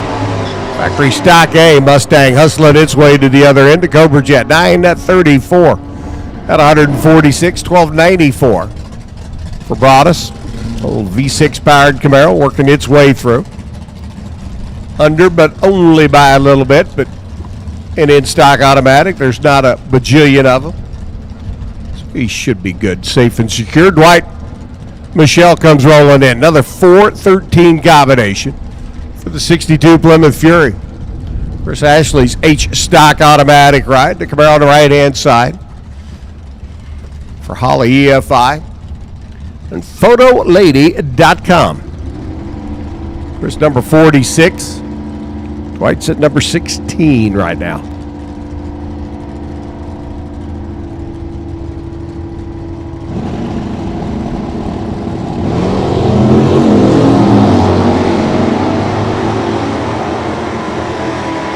Michelle trying to see what he can do compared to his 10.62 lap from earlier today. Slows up a few on, goes 10.68 at 124, 11.72. Ashley gone 72 and 71 now on the 2 laps down the racetrack as Jerry Stein comes rolling in. Jerry picking them up, putting them down yesterday, taking out some heavy hitters in the late rounds of the Jegs Sports Nationals. Nanette Stein's 302 T-Bird there on the left-hand side for Logie Stein Racing, the 302 Bird. Crank it off at 12.63 earlier, 10.90 for Stein. This morning's first session.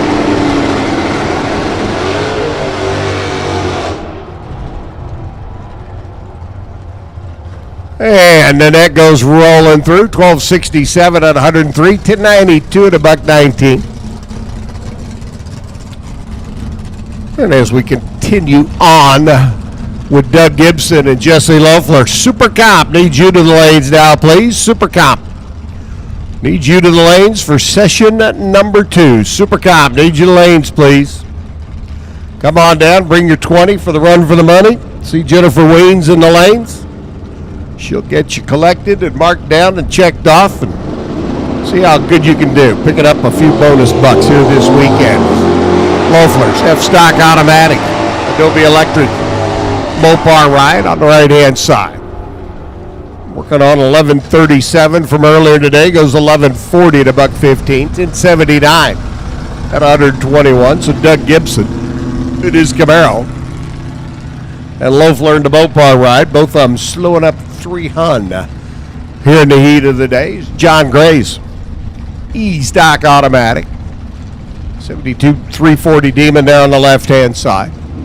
Jeff Jerome's A-Stock Automatic entry in the right. 63 Savoy. A-Stock Automatic 426 combination. 1044 earlier today for Jerome. He goes 1043. Picks up a Honda. 1107.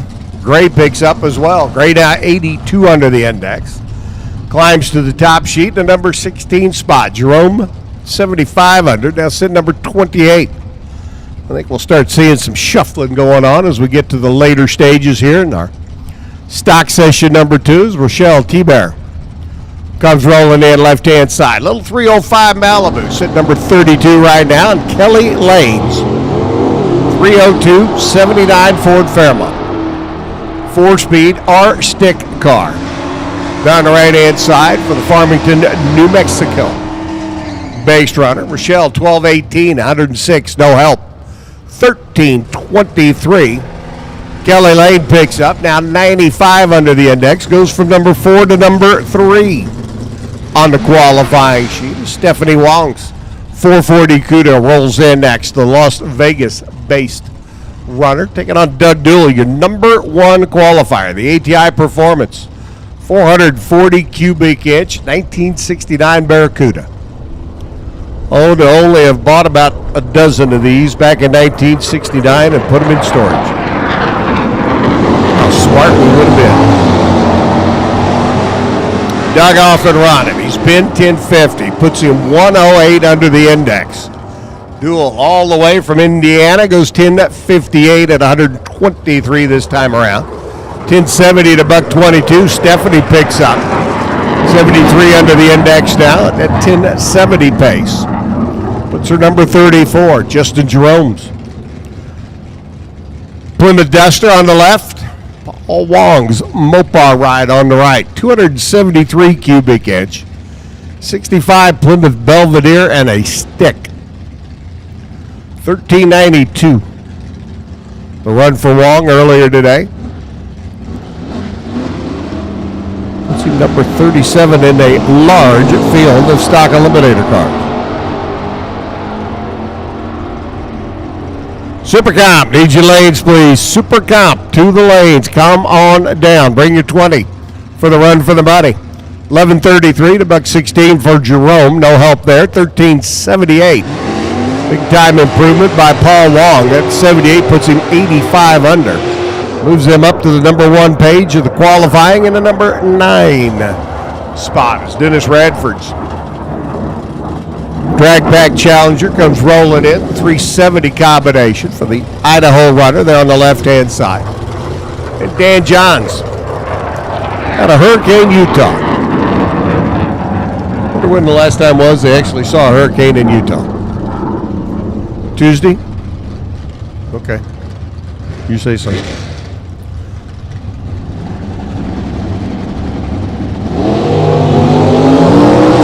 Working at 69 Chevelle. House motored combination machine down track. There's Radford saying toodles. He's hustling through 1033 at 127. 1208, 108 for Dan Johns. He takes the Chevelle down track. Mike Johnston. MJ Roofing Camaro on the left-hand side. And Greg Kraus. AA stock automatic entry. The Firebird for Craig got the LS power plant underneath the hood, the 2000 edition. Fuel injected. Factory hot rod over on the right-hand side. Off and running. Johnson right alongside of him. Jay's Roofing. The Camaro goes 10:01 at 133, 10:46, 126 for Greg Krause down at the other end of the racetrack. So no help for either driver. Michael stayed number 23. Brent Kopetka driving Brian Schultz's 71 Duster. The 340 D-stock automatic hot rod on the left-hand side. A little bit quicker, a little bit faster than Brent's normal ride. Jimmy Durham's E-stock automatic. 72 Duster on the right. Where are you going there, Jimmy? Grooves back over it a little bit this way. There you go. There you go. Back in line. 11:29 at $1.16. He picks up. Durham now 60 under the index, moves to number 55, 11:26, 118. For the Duster on the left-hand side is Daria Kramer and Karen Comstock. Daria at the wheel of the Camaro, factory stock AA on the left. Karen at the wheel of the Cobra Jet, factory stock A on the right. Couple of very rapid race cars.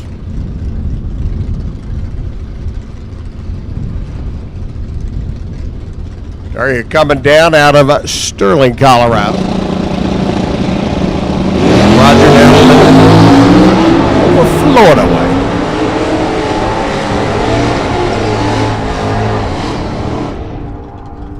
$879, 155. That'll improve Daria. She's now 76 under. Karen Comstock goes 9:17. No help on her earlier, 9:14. So Karen will stay number 39. Scott Logie's Mopar comes rolling in. The 73 Satellite. And Carl Battis out of Irving, Texas. The 69 Nova H stock automatic entry. 350 cubic inch mouse motored machine on the right.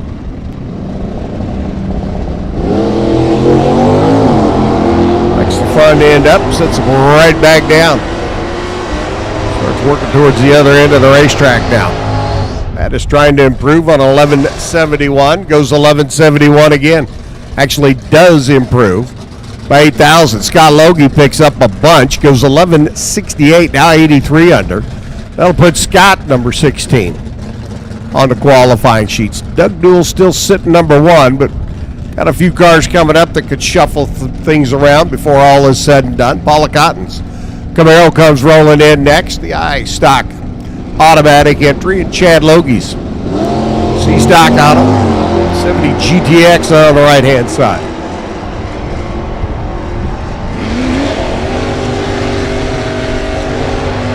Logie Motors through 1084, picks up 3 at 121.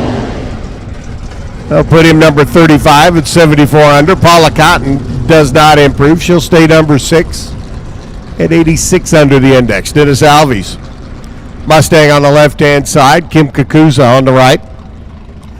Kim wheeling and dealing. The E-Stock automatic. California muscle cars. 350 Camaro on the right-hand side. And Alves, 428, 4-speed, 68 Mustang left side. Just a cool car. And as Alan says, a real one. Not a put together. 428, but a real one. Alvey goes through 1051, picks up a couple of hun. 61 under the index. Kim goes 1142 at $1.15. Chris Hall's Camaro comes rolling in. The 70 edition, 402 combination. It was originally marketed as a 396. They come to find out a few years later that it was actually a little bit bigger than that. The 1 year only engine combination sits underneath the hood of the Camaro. Mike Cotton Runner-up last Sunday here at the Strip, the Dodge National. 340 Duster working his way down track. Goes 11:15. No improvement over his 11:14. 10:68 by Chris Hall. At $1.24. He was 10:63 earlier in the day. Larry Gillies 340.69 dart up on the right-hand side. Larry ever gets tired of this car, I hope he lets me know first. Love the 340 combination, 69 dart body style. Just a sweet ride. Mike Williams, E-Stock automatic. 350 Camaro on the left-hand side. Hey, what can I say? I'm a gearhead. Chevys, Fords, Mopars. I got a favorite in each category. 11:14, $1.17 by Gilly. No help there. 11:51 for the Camaro, 97 miles an hour as he comes up short. Ted Romero's C5 Corvette on the left-hand side, and Rick Colbert out of Glendale, Arizona. Very, very clean. 72 Dodge Demon, the 340 combination. For the former record holder. F-Stock automatic. Got to lighten up a little bit now. Running E with it this weekend. Colbert sitting number 13 with 11:06. Can he improve any? Yep, goes 11:04 to $1.19. 1094, 91 miles an hour by Romero. Does not help. Colbert goes from number 13 to number 8, so he shuffles things around a little bit. There at the top of the qualifying sheet, Phil Mandela comes rolling in at the wheel of the Chevelle left side. And Gary Hampton shooting for that top 10 spot. Stock eliminator. Of course, the win down in Phoenix a few weeks back certainly didn't hurt him any. The Shark Bait, little V6 powered Chevrolet Cavalier on the right-hand side. Gary, who is out here living life large in the Shark Bait machine. Mandela's big block Chevelle, meanwhile, working its way towards the other end. 11:50 earlier today, goes 11:51 here to 114. Gary Hampton's ride, a 15:59, 85 mile an hour run to the other end of the quarter mile, and Doug Duell holding on to that number 1 spot. Jim Better. Big block, Tri-City competition. Camaro on the left-hand side, and Dwayne Scheitlin's Colorado-based 440 Challenger. It has been a year for Dwayne. Bowling Green, Indy, Earlville, Topeka, Great Bend. Been on a world tour this year, if you will. First crossing the country, campaigning the 440 Challenger. Goes 1036 at 127. Did I mention Columbus? Well, I should have. 11:03 to $1.19. Neither Jim nor Dwayne improved, so Dwayne will stay number 9. Jim stays number 39 for now. Scott and Diane Burton come rolling up. Well, Scott does anyway. He gets to drive. Diane gets to call the tuning shots. Well, maybe. Scott, you're reigning Division 5. Stock Eliminator champ there on the left-hand side. Buddy Jensen's Colette's Uniform Company over here on the right.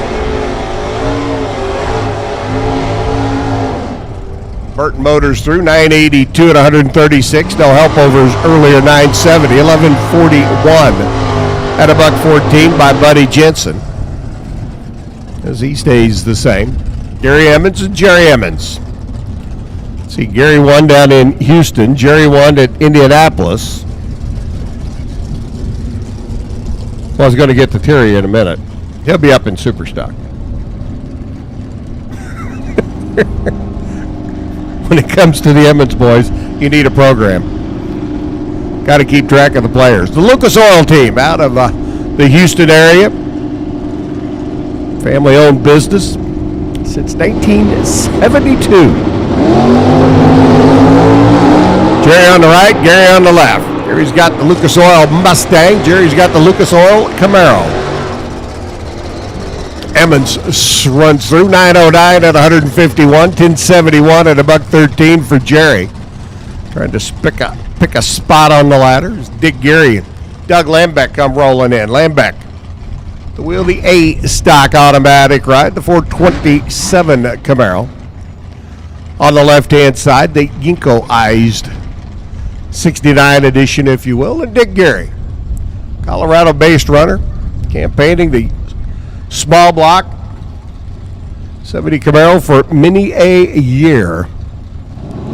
Knows the car well. Not only a drag racing fanatic, also been a regional champion on the SCCA turn left, turn right trail. 1187 at $1.10 for Dick Gary. 1061, no improvement.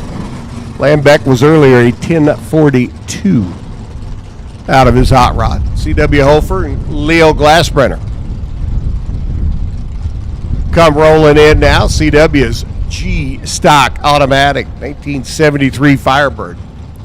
I got to tell you, the lineage on that Firebird's pretty stout. That's a good hot rod there on the left-hand side of the racetrack. C.W. slid into the driver's seat after he made the purchase. I don't think the car's missed a beat yet. Last sprinter on the right-hand side. Remac transmission. Cope on the right lane. Want to hustle its way through. See if he can improve on a 966. Goes 966 again. At 138, 1130 by C.W. Hofer goes from number 12 to number 4 on the qualifying sheet with his 89 under lap. So he reshuffles his position.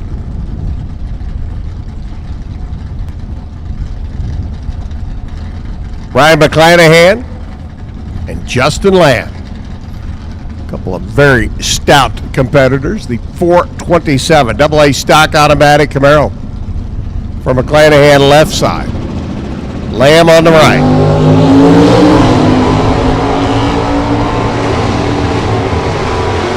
This is for Brad Torque Services.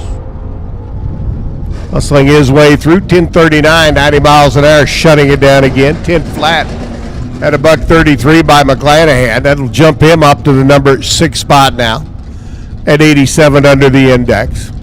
Doug Duell holding on to that number 1 spot is Steve Wan and Jeremy Romero. Come rolling in. Jeremy and his dad picking up this Formula Firebird late last year, early this year. Don't really remember when, but they haven't had it that long. But I'm telling you what, Jeremy is taken to this Firebird like a duck to water.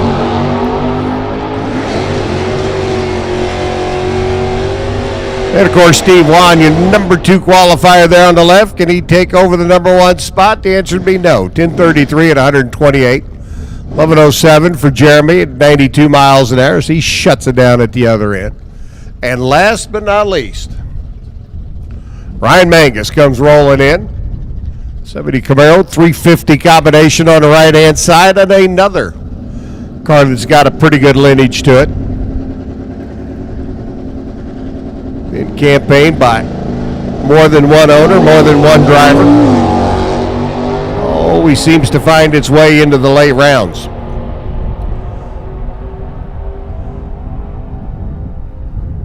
Mangus drives it out, 1099 at 119 miles an hour after a 002 reaction time. So that'll put Stock Eliminator qualifying into the record books. Doug Duell number 1, Steve Wan 2. Kelly Lane jumped up to number 3. C.W. Hofer jumped up to number 4.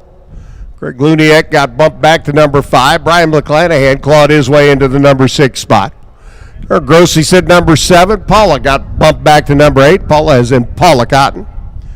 And to round out the quick 16, it's Larry McClanahan, Rick Colbert's Mopar, Dwayne Scheitlin's 440 Challenger, Paul Wong's early Mopar. Ed Howder said number 13 with his Copo. Pete Lanciers with his Mopar ride, number 14. Rick Kagawa said number 15. And Jerry Steins. 440 Dart rounds out the quick 16. You want to be on the first page of the qualifying and Stock Eliminator, you got to be 83 plus under the index. Super Comp, if you're not in the lanes, well, you should be, because a whole lot of your fellow competitors are, and I hope you brought your $20 with you for the run for the money. See Jennifer Weens.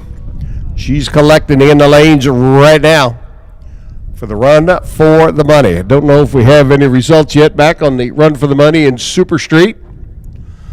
But as soon as we find out, we will share with you who the bountiful winner is, otherwise known as the person who's buying dinner tonight.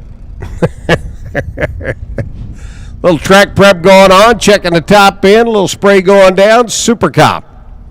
Time trial number 2 will be rolling in next. Ultronics, the leader in performance electronics. Racers know and depend on their state-of-the-art systems every day. Perform Air Pro and Perform Air Eclipse are the racing industry standard high-tech, easy-to-use weather systems. Power-Light lithium batteries, the super powerful lightweight energy source for your machine. And the Data Quest Power Quest, the most innovative data recorders and touchscreen switch panels you can find. Check out ultronicsinc.com for these products and more. Ultronics, the choice of champions. Howdy. DMP awnings. Let me just say that again. DMP awnings. I have them everywhere I go. There's one following me around now. You can't see it, but it's up there. I'm probably going to have one tonight if the girl... God bless you all, and DMP awnings.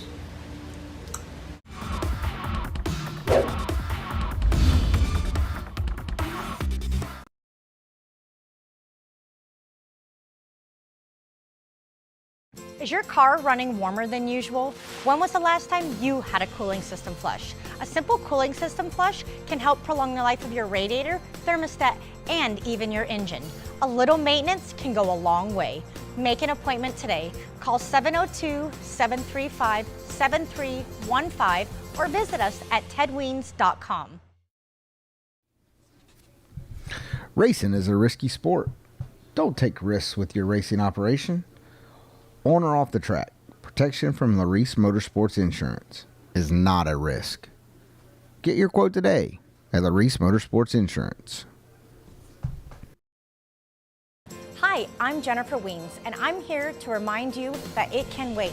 It can wait to open that Snapchat, read that text, Facebook update, Twitter post, or Instagram photo. Remember the mom and dad rules.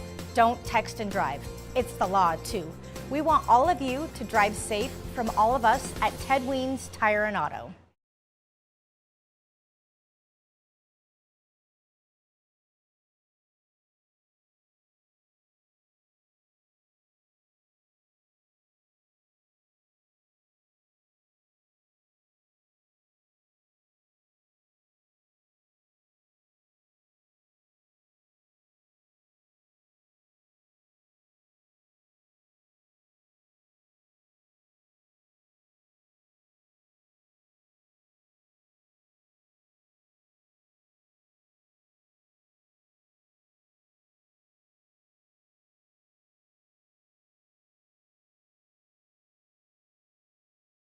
George, saying goodbye. What was your best package in the opening round?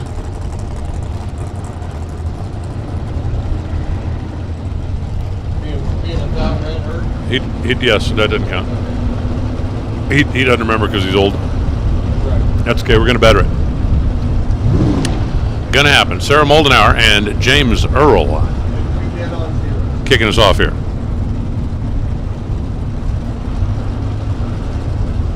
A wildlife biologist. I don't know if Sarah really does any of this stuff, but it all sounds pretty interesting to me. Well, it does. All right, we're officially underway. 005 light. Way to go, Sarah. James Earl. Red. Way red. 9049. Guarantee you she was in the run for the money. Missed it by a thou.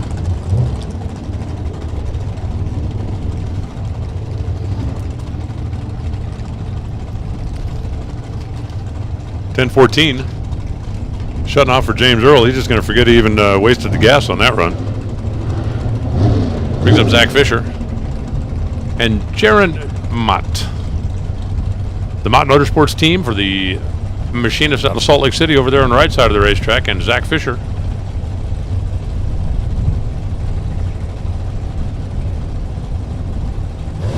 Involved in the Racing RVs family biz. They're branching out, I am told.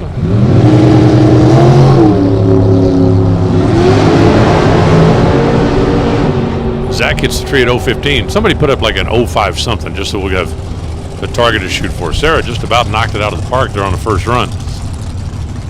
899, 176 miles an hour for Zach. Jaron goes 903 at 163, and that'll bring up Mike Thulin and Toby Payne. Toby's in the water, or Toby's on the start line. His sister is right behind him. There's got to be a side bet there. Guaranteed. Mike Thulin driving the brand new Buddy Wood car over there on the left side. Who has more cars, Buddy Wood or St. Anthony? I bet that's close. I bet it's closer than you think. You don't think so? You think St. Anthony's got it hands down? You might be right. 006 reaction time for Thulin. All right, that's pretty strong. What do we got going on down towards the other end? 9,000, 170 miles an hour for Mike Thulin. Toby goes 901 at 159 mphs. Let's see if Tom doesn't look down there and make a little adjustment here on Madison's car. Maddie just completed all the paperwork needed to get her top alcohol dragster license after making the hits yesterday in Dwayne Shields' car. And Randy Beck. Randy, former division champ, national event winner. Of course, his dad, a former national event winner and Top Fuel champion.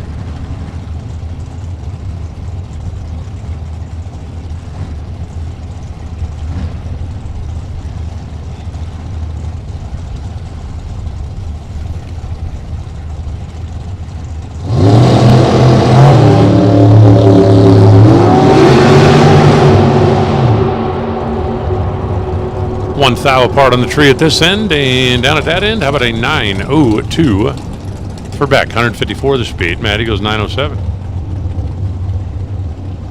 at 165.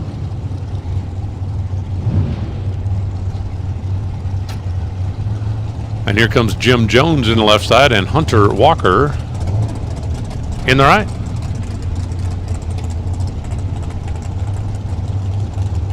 The Las Vegas engineer against the guy all the way from Lake Charles, Louisiana. They got casino boats down there, so I've heard. Must have read that somewhere. Don't remember exactly. Did he sell the wing?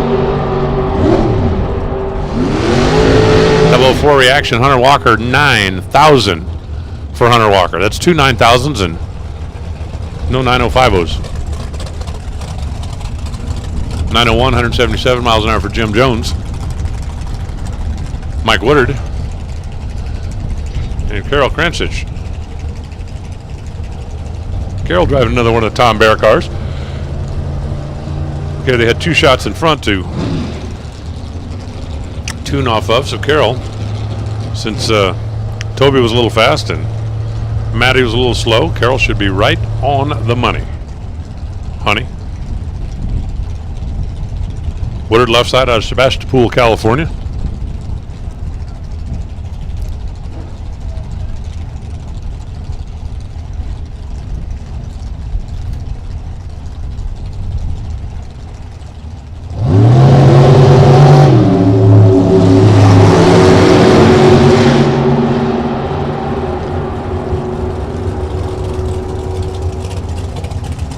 .904.8. So after watching two cars go down in front, Tom Bear makes the adjustment and misses the perfect run by 2 thou, but looks like they figured out what they needed to know. Mike Woodard goes 906 at 172 miles per hour, and Mark Potts up now. And the left side, Jack Dorenson. Jack Dorenson, now that thing had the wing for sale, and now it doesn't have a wing. Did he sell the wing? Really? Seriously? it'd be funny if he did. Well, I think it'd be funny, and I got the microphone. I can make it. If I see somebody with a wing that says "Thanks, Jack" on the side of it, then I'll know for sure. 895 for Durenson, 164 miles an hour. Apparently the wing was slowing her down a little bit. It sped up that time. 901 and 166 for Mark Potts. Dory Quigley, who's driving the car, her daughter was driving it yesterday, Evan Kowalski. I believe he's the only one that ever drives this car. Out of the Riverside Transmission Center.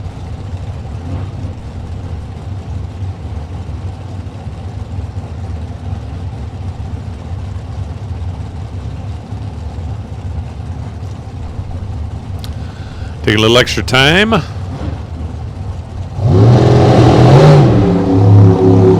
away they go. Well, if that's the Quigley girl's car, then that's the Quigley mom that's driving it. 9040 for Dory. Suklis, 903, 174 for Evan Kowalski. After being 023 on the tree, and we got Cody Weber rolling in now. Had a Sherway engine. And we got Rich Lash for Total Lubricants. And we got somebody who pulled up here in the wrong lane.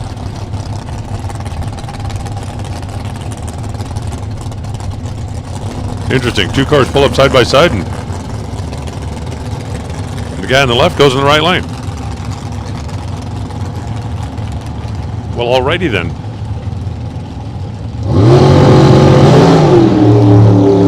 Rich Lash, red 7,000.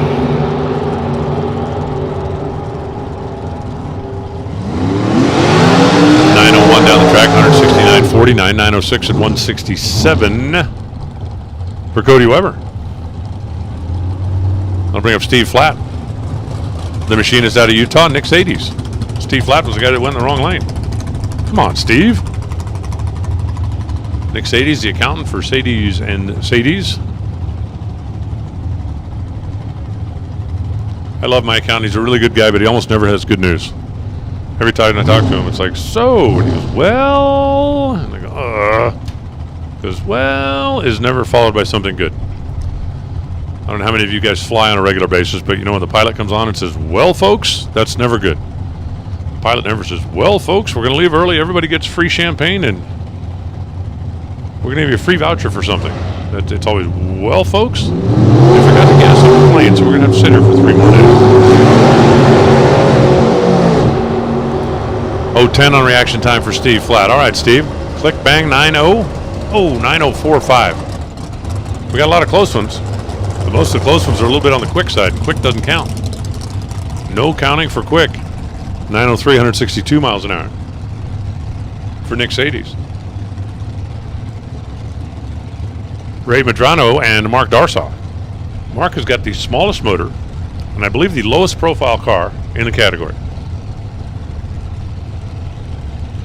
The 355-inch Chevrolet, and that baby is low pro.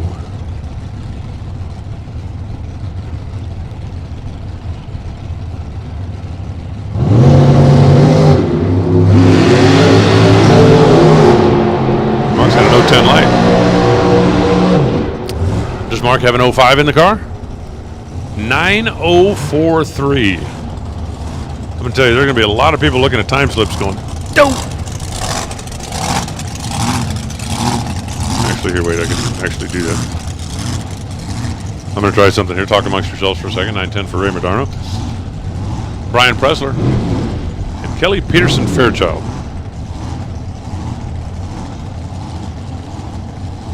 All right. We're going to try something the next time somebody goes 904. We're going to try it. I don't know if it'll work or not, but we're going to try it. Why not? Why not? Okay, I'm ready. You can stage now. Thank you for taking a little extra time to let me go through all that stuff and figure it all out. Make it all happen. Kelly gonna need to slug it that reaction. Brian Pressler, though, not looking too bad. 9049 for Kelly. 9057 for Brian. Way to go, Brian. Dead 7 with a 13 bulb. depending on who's in, who's out, who's doing what. That might be where you want to be, but 9049. Now it's Michaelin Raleigh and the Timid Tiger. I still think if I'm going to be a tiger, I'm not going to be timid. If I'm going to be a tiger, I'm going to be like a yelling, screaming, roaring, chasing puppies, whatever tigers do. Gillian Boehner out of Lake Havasu. For GilliansHavasuHomes.com. That's what I need. I need a home in Havasu. I mean, I don't want to pay for it or anything. I just need something I can have at my disposal. I'd like to come to Havasu and hang out for a week. You've got a perfect spot for you. 871 for Michael N. Alrighty then. The 192 is no surprise, that big old blower car, but the 871 is a bit of a shocker. Gillian goes 9039 at 171. I'll bring up Glenn Kern and Hannah Vandermeer, the next generation of Vandermeer. For the 17-year-old out of Nampa, Idaho. And for Glenn Kern, the Mickey Thompson. You know what I just... Is Greg Boutte here? Unk is ignoring me. He didn't run the first round? Man. Greg Boutte, like last week, he was dialed in. I figured he was a lock for the trophy this week. How about Hannah? 002. Is there a 905? Oh, 9055. Dead 5 with a 002. Well, for Hannah, that's pretty darn good. Woohoo! For Glenn Kern, 910. At 164. I hope Hannah was in. Now it's Mandy Welsh. Mandy Welsh, who is part of the Quigley girls team, and Allison McCone, who's part of the Allison McCone team. Mandy's a freelance writer now. I wonder what she's writing. Too bad we're all on like segregation. I can find out.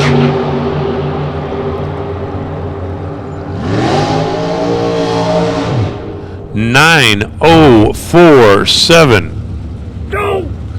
Allison McCone goes 906 at 176. But for Mandy, a 3,000 miss on the bottom side. Brings up Sean Schaefer in the dragster. That's way easier than saying Chevelle. And Punch Johnson out of Seligman AZ.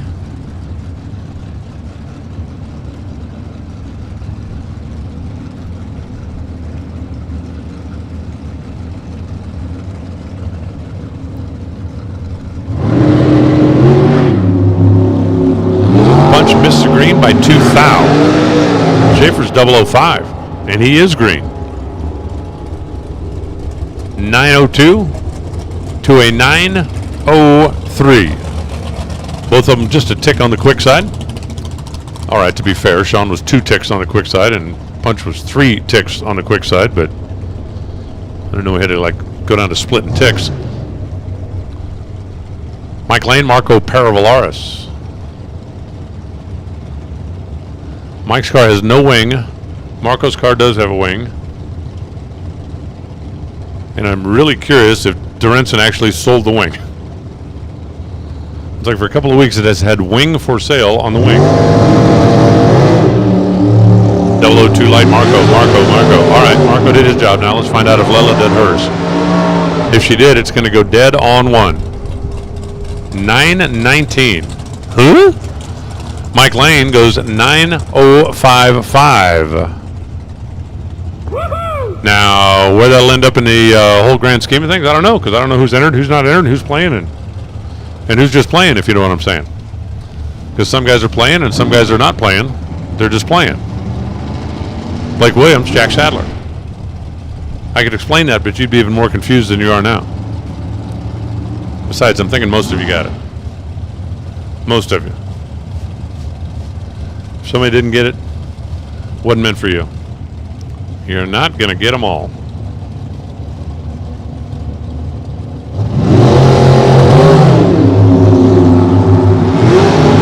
Dual 007s. We want a tie. We want a tie. Unless you're shopping for me for Christmas, then I don't want a tie. 9058. For Blake Williams, Jack Sadler goes 907.6 at 176, and that's not bad, but it's no dead on 8. Cody Stevenson. And explosives equipment manufacturer. What explosives equipment? What is explosives equipment? I want to be the guy that blows stuff up. Not like race car stuff. I mean, like, you know, we need to move that mountain. Okay, I'm on it. Let me tackle that project for you, boss. We can make this happen. 9060 for Cody. 9067 for Doug.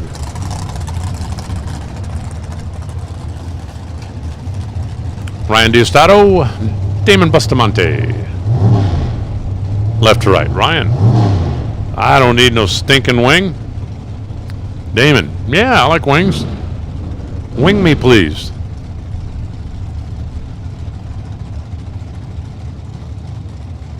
It's like, you winged him. Not that kind of wing.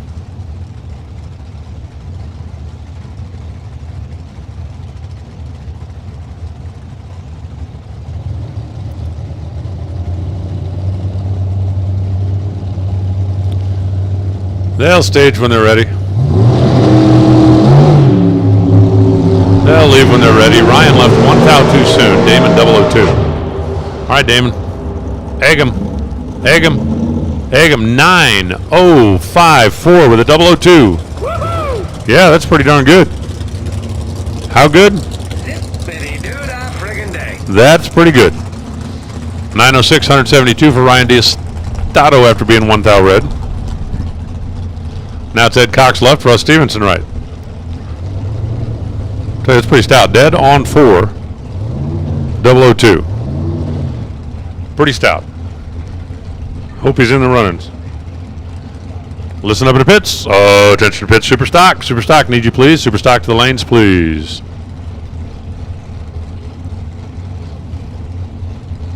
Super stock, come on down.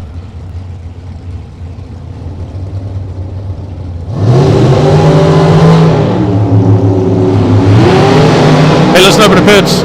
Trevor Larson needs a cherry picker. They got the spare motor. They just need a cherry picker. I know that you guys all know who the Larsons are and where the Larsons are, so somebody with a cherry picker, could you volunteer to help, please? And thank you.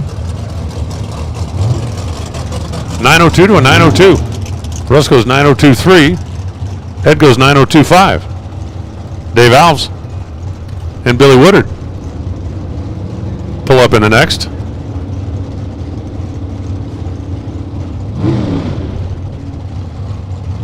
Dead 4002 is, I do believe, the best I've seen. Remember, I am not the official. I am the unofficial official.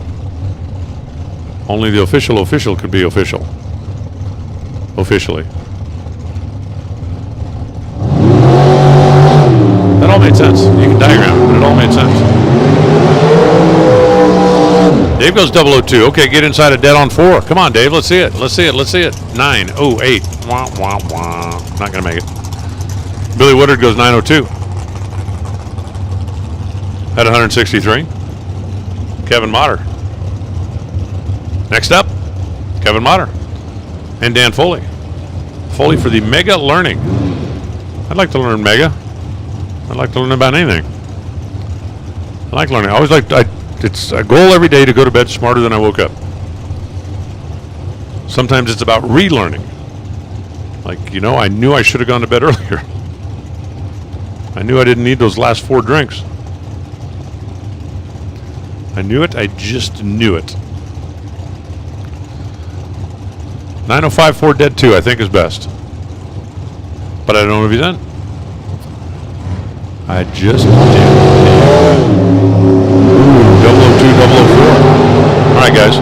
Come on. Put that together with some 905s. Put it together. 9061 for Dan Foley. 178. 9074, 175 for Kevin Motter. So they both got the tree worked out, but neither one of them are on the number down at the other end. Jerron settles now.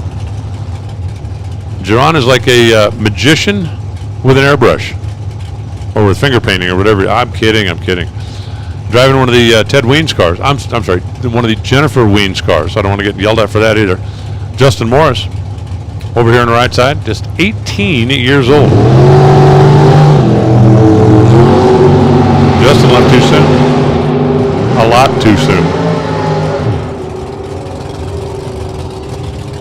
903 to a 903. Justin goes 903, 159. Jerron goes 903 at 181. And now it's Chad Weber and Rich Peterson. Chad's on the left side, Rich is on the right side.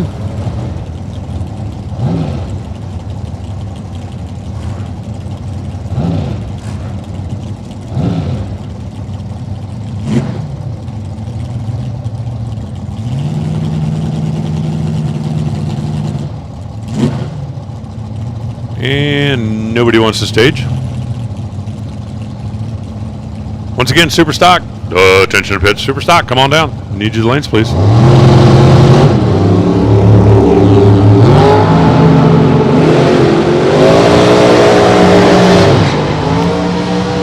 003 Chad Weber, 903 Chad Weber.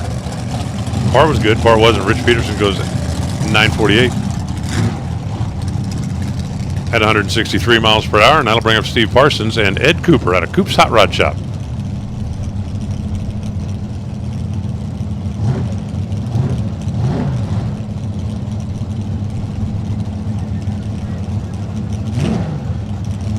Coop's Hot Rod Shop up in Brighton, Colorado, where they build various things, including, well, race cars, as a matter of fact. See, they call that a coupe de ville. That should be like a pipe de ville, or a coupe de pipe. There you go. Coupe de pipe.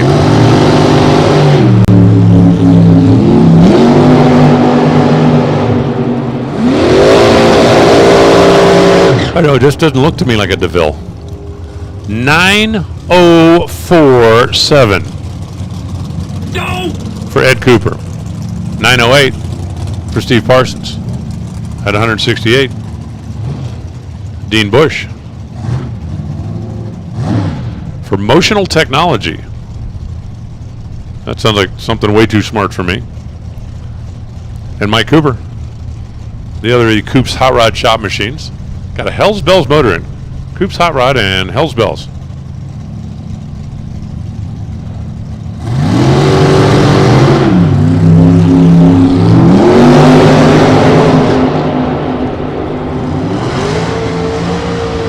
Rolling, rolling, rolling.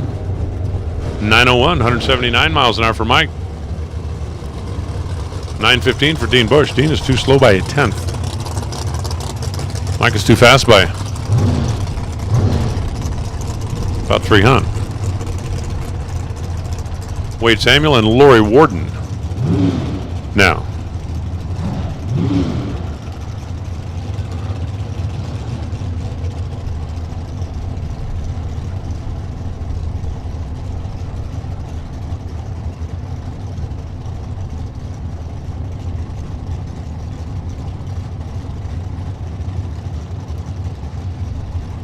Stage him up. Stage him up. Okay, don't stage him up.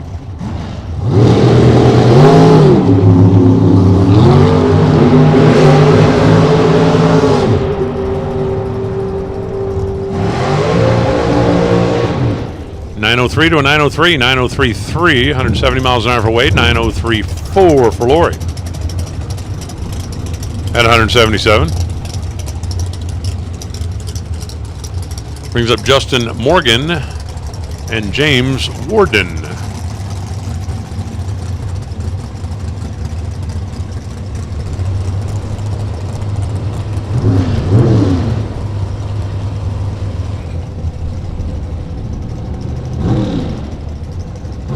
The DeNova Homes team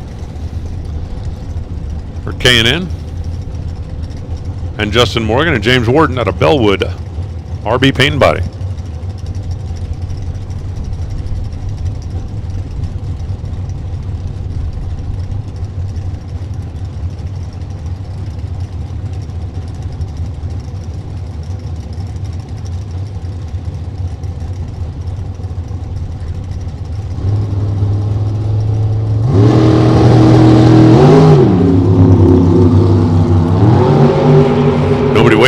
time down there when the light dropped down to green, did they? As a 008 light left last, said the professional announcer clearly. 902, 180 miles an hour for Justin. 908, 177.77 for Warden, Dave Crawford and Lynn Welfringer. Crawford, Team DeMars, Team Arizona. Welfringer, the Mondello Performance Products. An old Swindell Top Fuel car. Really? I'm not making that up. You got the cherry picker? All right. The Larson's family has got their cherry picker. Now, will somebody swap the motor out for Trevor? Because he just don't feel like it. Like to go and take a nap. Maybe watch Scooby-Doo reruns.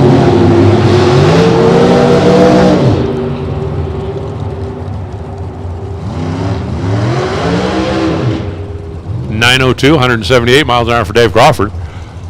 Lid Welfringer, 9009.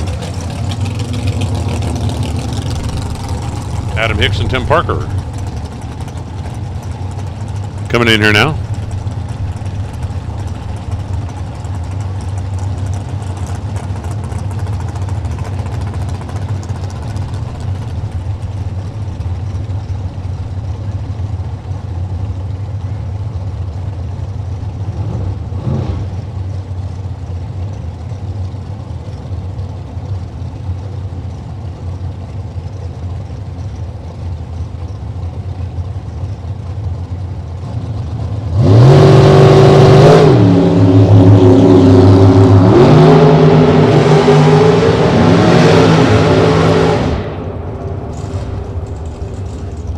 .004 and 902. 180 miles an hour for Tim. 912, 178 for Adam Hicks. After he wasn't too bad with an 013 light. Still trying to see if we can get somebody dead on. Todd McCann's the next one to try. He's going to be on the left side for the Las Vegas Convention and Visitors Bureau lane. Ryan Hansen in the right lane. Ryan's in the glass sales business. You need some glass? Call Ryan. I need some glass. Just send me whatever you think. Well, I don't know. I'll figure out how much I need later. Isn't it kind of like buying bricks? You know, just send me a pallet and I'll use whatever I use and then I'll send them back. I told the brick guy not to put them on top of the glass, so that should help.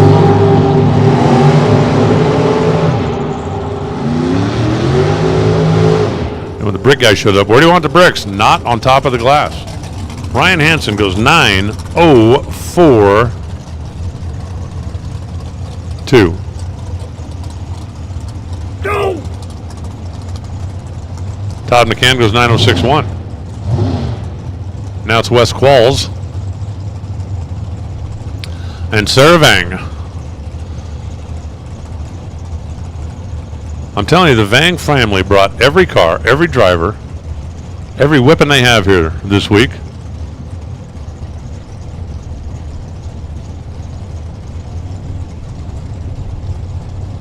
Every weapon.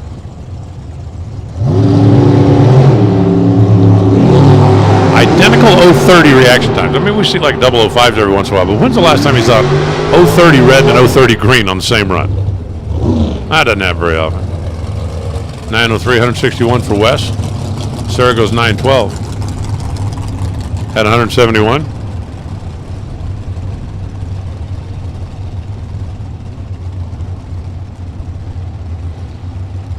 It's Larry Marshall's turn. Larry Marshall out of Evergreen Hardware down in Arizona.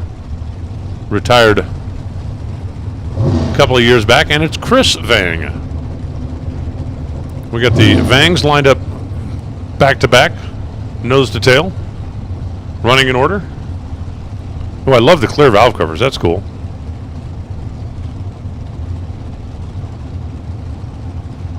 Would have saved me a lot of time on that Chevy truck I bought a month or so ago.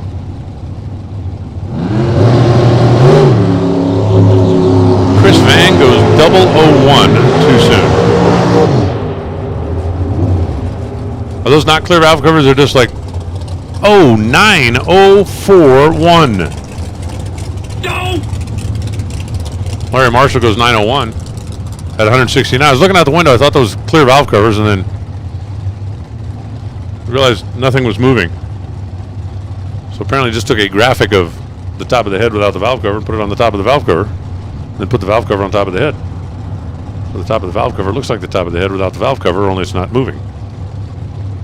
That makes sense, right? Doesn't that make sense? I thought so. Jeff Kondratek goes 006. Marty Clevenger goes 008. They both go to the stripe. 9053 for Marty Clevenger. Yeah.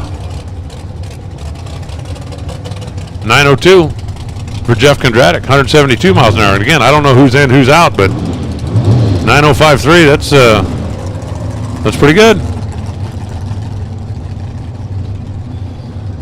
Here comes PJ, also known as Peyton Janik, Dilligaff Motorsports, and Deb Moses.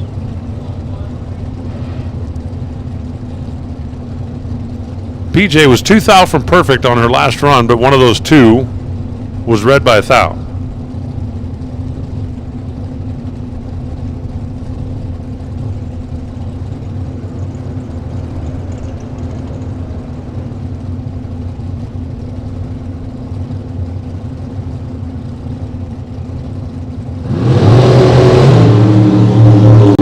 This time Deb Moses is 002. And let's just leave it like this. PJ was green. That's better than not being green. 903, 177 for Peyton. Deb goes 906 at 181. And it's Mike Cornelius' turn. And it's Mike Bodnar's turn.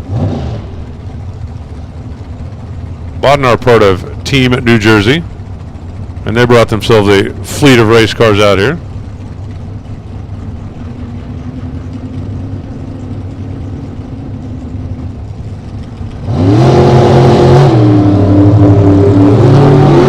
Both of them end up on the red side. Cornelius was 18 red and Mike was half of that. 907, 164 for Bodnar. Cornelius goes 909, 167. And now it's Debbie Dolezal and Sean Hart. Let's see, so far, if I'm not mistaken, we have had one small block Chevy and everything else been a big block Chevy. Is that right? I think that's right. I am processing the information. It looks like all of my super stockers are there. That's good because they're up next. And I can see the end of the Super Comp lane.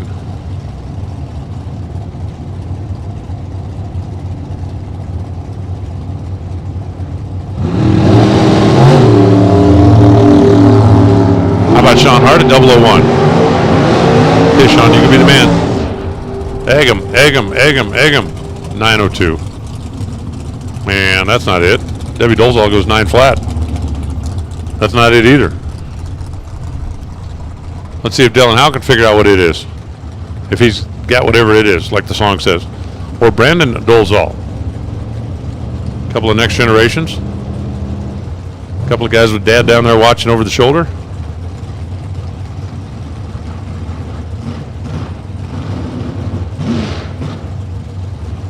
It's kind of funny. I remember when Brandon Dolezal was like the real young guy, and he's now more than twice as old as Dylan Howe.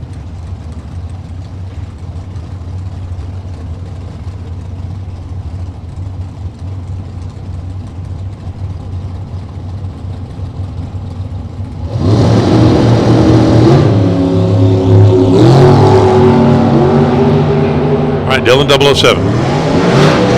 Let's see it. 903. 180 miles an hour. Not a bad practice run if you're getting ready to race. Not going to win a run for the money. Nuh-uh. 908, Brandon Dolezal, 166. Val Torres and Logan War. Logan out of Pete's Diesel Repair. Thinks it's Tucker Wood on the side of it. Val Torres trying to win yet another division championship.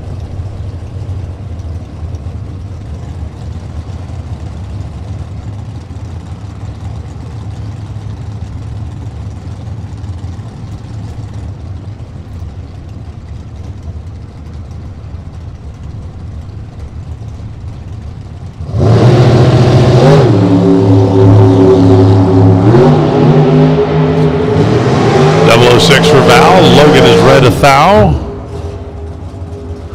9042. Oh, crap. Oh, it didn't work. 906 for Logan War. At 180 miles an hour. And it's Trey Vetter and Gabe Torres. What are you making over there? Like scotch and soda? Scotch and iced tea and soda? You need some peach crown? You need some peach crown. Yeah. That sounds really macho. Bob needs some peach crown.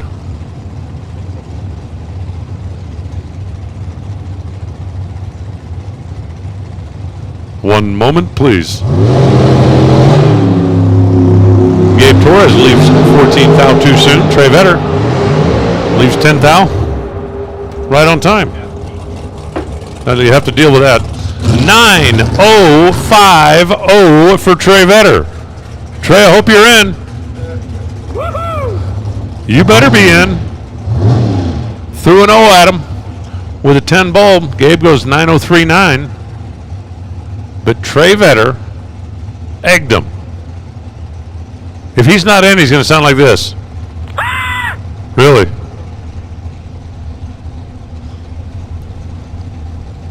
Surely Trey's in. Lindsey Meserve left. Bo Hicks right. Trey, you're the man right now. Unless you're not in. Then you're the dummy.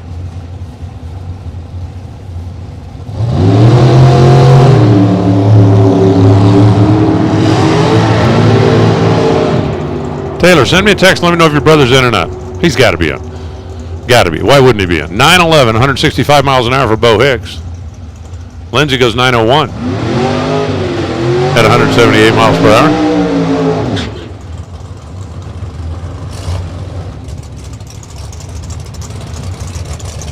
Tommy Staubel left, Jerry Denton right. Door car. We got a door car. We got a door car.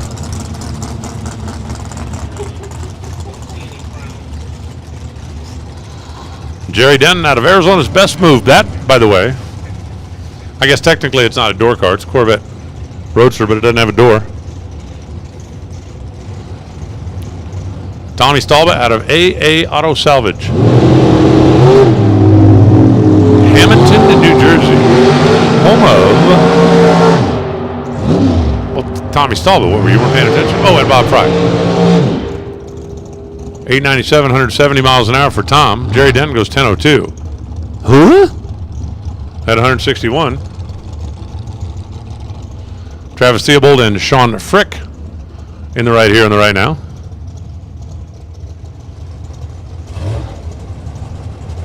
Sean, who added a Wally to the household collection yesterday as part of the JAG Sports Nationals. The trophy case is still tilted in his wife's favor.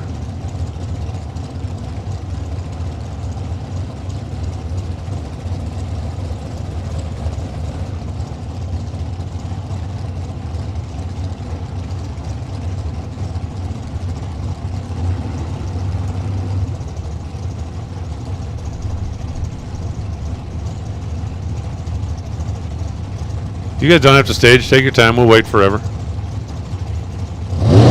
Vetter's down there filling in a deposit slip right now.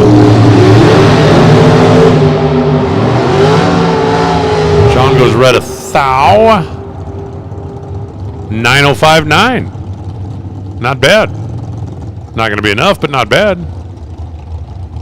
898, 175 miles an hour for Travis Theobald. And here comes Steve Hamilton and Tom Bear.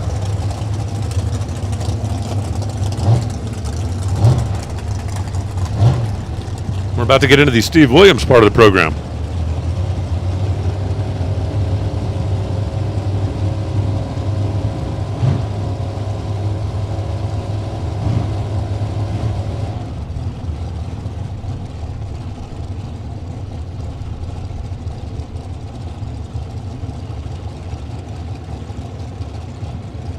So Trey Vetter, assuming that he's in,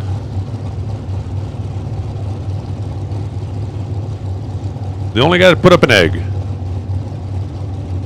And he had a 10 light to go with it. But we're not finished yet.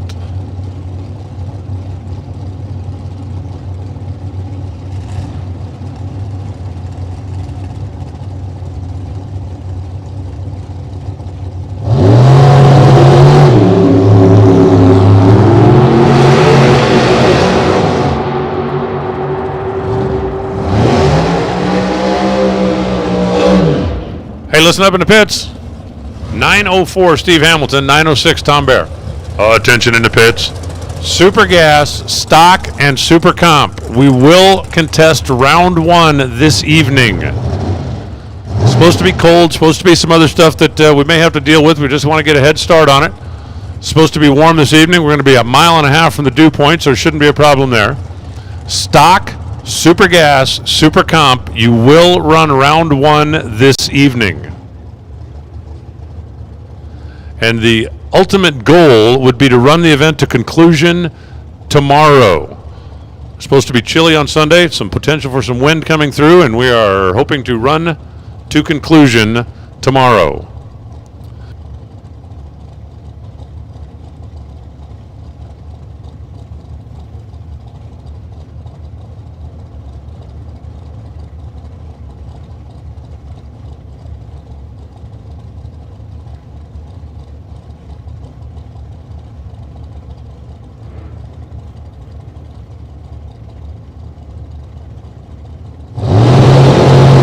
Steve Williams and Madison Witten. So Steve Williams, the fleet captain, and Madison Witten, one of the ship captains, 904.4 and 904.4. They both missed by exactly the same amount.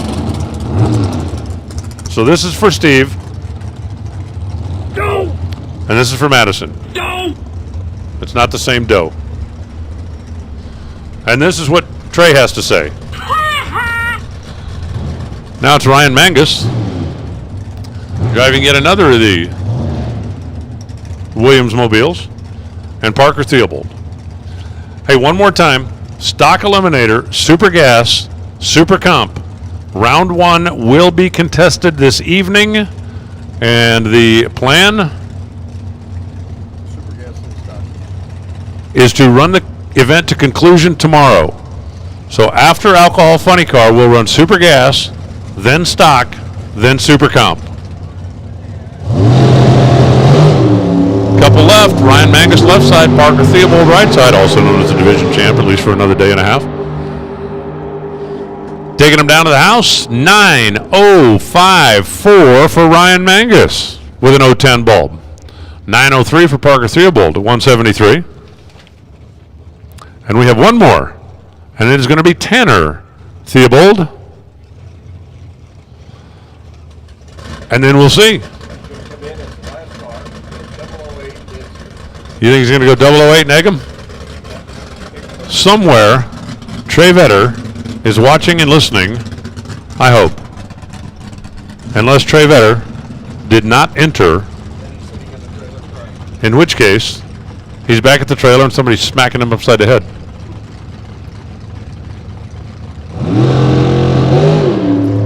.019 reaction time, game over. Game over. 9.055. Well, Trey, if you're in, I think you won it. If you're not in, I have a question for you. What would you do in the brain if you had one? He had to be in. Had to be. All right, here we go. Super Stock. Second qualifying session. We'll get the ladder set for them. Todd Hayes left, Mike Logie right. Todd driving one of the Method mobiles, Logie driving one of the Missile mobiles. The Apple Transport 340. 72 Barracuda. Boogieing on down to the finish line stripe. How low can you go? 11,002. 120 miles an hour for Todd Hayes. He slows by a couple of thou. Okay, 8. All right, 8. Okay, 8. Mike Logie slows by 1 thou. 52.6 to back up the 52.5 he ran earlier. Brian Broaddus. E-automatic. 71 Monte Carlo. Doug Broaddus. D-automatic. Firebird. Now they're both 454. They got to be low horsepower, but not the lowest of low horsepower. Be interesting to know what the combination. I actually found out the other day just because I have a truck that I'm working on. A 1976 454 4-barrel in a Chevy truck was rated at 240 horsepower. It's like, how could you pull a trailer with that? 951, 141 for Doug Broaddus, 998 for Brian Broaddus at 132. And if the Broadduses, or is it Brody? I think it's Brody brothers had a bet. Better reaction time went to Doug, even though it wasn't exactly like, stand on the roof and scream. Mike Johnson, Camaro. Paul Haslauer, not Camaro. Super F-automatic Dart. Paul's got something down under the car. I don't know if it's like a strap from a diaper or something, but something's like flopping around underneath there. It looked a little floppy. 983, 137 miles an hour for Mike Johnson. New improvement. Paul Haslauer goes 1052, 124. Number 1 qualifier, Phil Kukuza. Nobody ran a second under, really? Really? I am surprised. Here comes Joe Faraday. That is an A modified stocker. He has run this thing in Hemi trim before, but it's got a highly modified 383-inch mid-block in it right now. Randy Logie for the Logie Stein team. Over in the right side, the Lemon Twister Dodge Demon. Click, bang, zoom, and go. Go, go, go, go, go. 960, 9.606, 140 miles an hour for Joe. Randy goes 1075. Now he actually picks up a couple. That's 2 better than he was before at 122 miles an hour. From a air that we breathe, the all I need is the air that I breathe standpoint. 87 degrees out there, 47 and 179 feet. Candy Mesa. Mike Cotton. That's a couple of cool cars. Candy Mesa the Probe. That's a B modified with a 362-inch small block, and Mike Cotton with a 383 power E-body Barracuda. 862, 156 miles an hour for Candy. 1007, 131 miles an hour for Mike. Lloyd Wolford, the factory Superstock K, 360 powered. Drag Pack Dodge and Gary Coe, the Superstock B. That is a 5.2 liter supercharged Mustang. That's like a yeehaw car. I'm telling you, anything with over 1,000 horsepower in Superstock, that's a yeehaw car.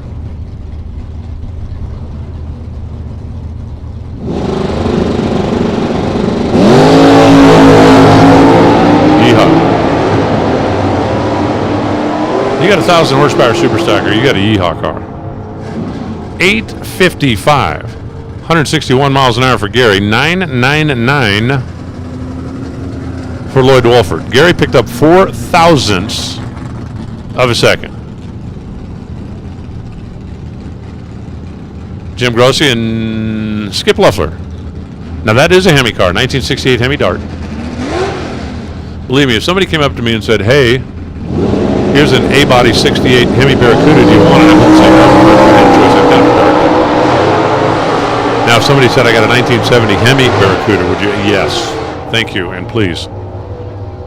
898, 147 miles an hour for Skip, 937, 141 for Jim. They both slow about 2, and I think if you made a great run earlier, that's about where we're at weather-wise. You're about 2 or 2.5 slower. If you did not make a great run earlier, then you got a chance. Okay, probably a little out of my price range. Don Keene has got a 289 Mustang. That's the 220 horse 289 from 1965. And Larry McClanahan has got a 5-liter, 16 model. I don't know about you, but that's a couple of cool cars. You know the old story, right? If there wasn't for me, there'd be no you. I'm an original. You're a copy of a copy of a copy of a copy. 913, 149 miles an hour.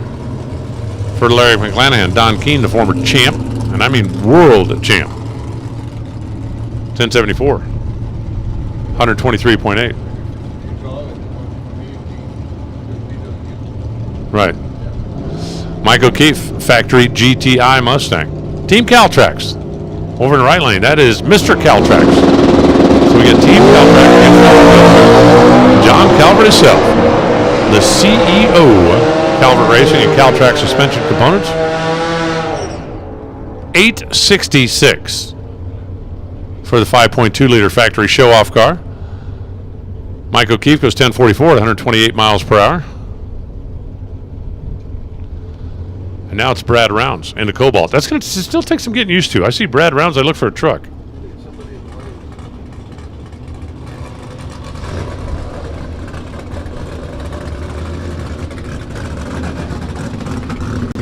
Paul Wong on the right side, that is the P automatic Firebird.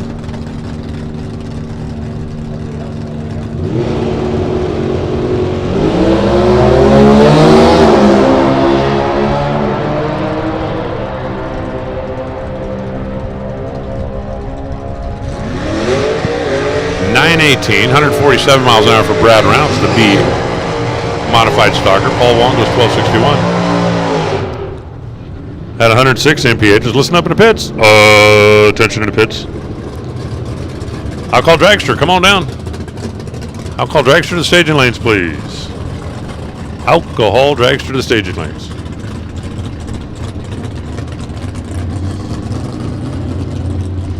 Phil Kakuza, left. Ed Niket, right. The GT J Automatic and the Super A Modified. If you're betting first to finish line, I like Ed's chances. Pretty fast car. Pretty fast car.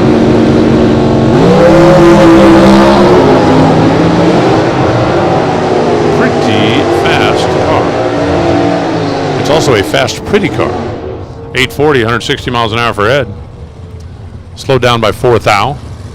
999. Phil Kakuza actually picked up. How about Phil Kakuza? Goes 999, picked up 0.04 of a second. Now he was already number one, and as Larry Dixon once so eloquently put it, you can't be oneer. But he did stretch out a little distance between himself and Tour. Jack Bystrom, Wayne Ramos. Wayne Ramos driving the Hemi car. Unleashed the Hemi. Okay. And Jack Bystrom with the SS396. E automatic.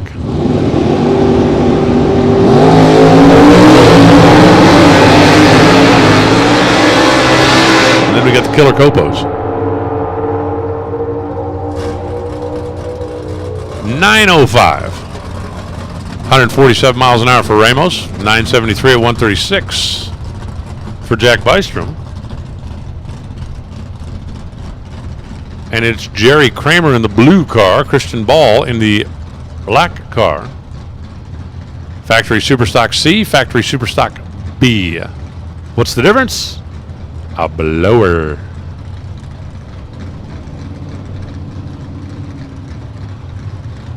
They're backing up Christian, taking a close look down there.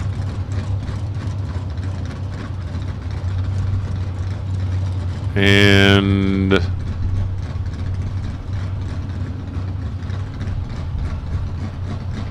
looks like they're giving the old all clear. Just a quick little pick up a drip and a drop.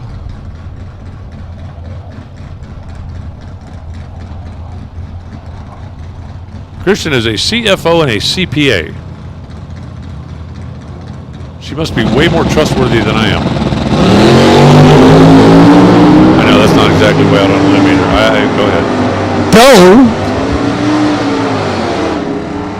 Go ahead. 896, 151 miles an hour for Kirsten. Kirsten. I always get that wrong. You'd think by now I'd know. 915, 149 for Jerry. That's a cool car. Robert Turner's 1967 Tri-City Corvette with a 427. And George Stassi in the Camaro. George Stassi's the one who tried to knock the tree over earlier, isn't he? Didn't that thing like stand up and hang it right? Ah, that was way more better. Stood up and went straight that time. Way more better.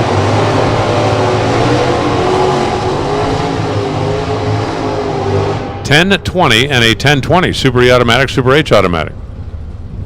Now the 1020 for a Super E automatic is not great. The 1020 for a Super H automatic is, well, not spectacular, but it's better.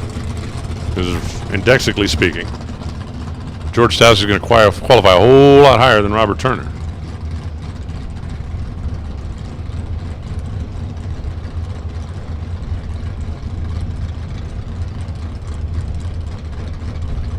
Glenn Snow, left side. Brian Bossart, right side. Alcohol dragster, come on down. We need the lanes, please. Attention in a bit. Stop alcohol dragster. To the lanes.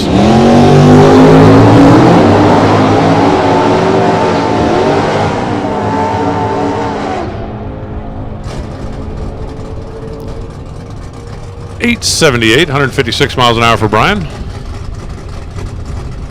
Glenn goes Glenn goes 10:43 at 126 for the J automatic, and he picks up after shutting off early on the previous time run. That is Chuck Rayburn, the former champ. He did that a couple of times. Hemi Belvedere and Mike Graham in the Mustang.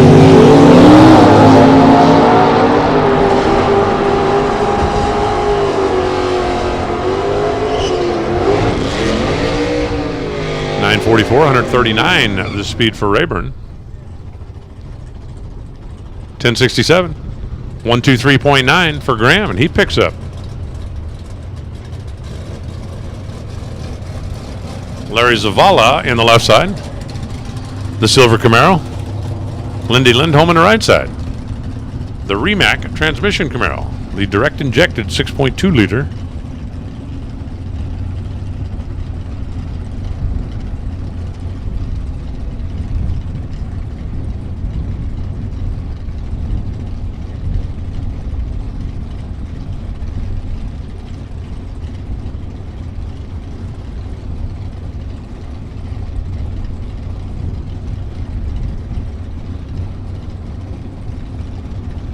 The Gen 3 Camaro, the Gen 5 Camaro.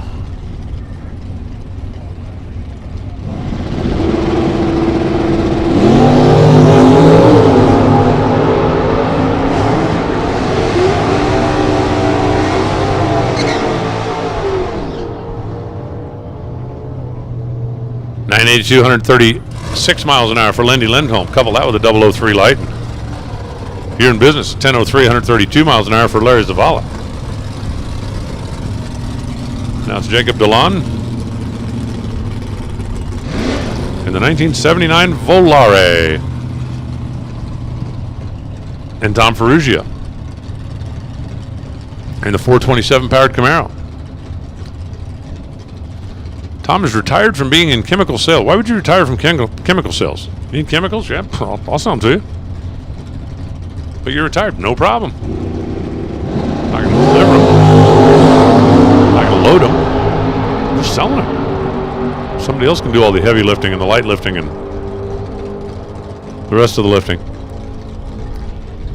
974 for Ferrugia. 4 slower than earlier, $139, 1026, 129 for DeLon. Looks like my dragsters are rolling in there. Top Alcohol Funny Car, whenever you want to push back and head this way, feel free.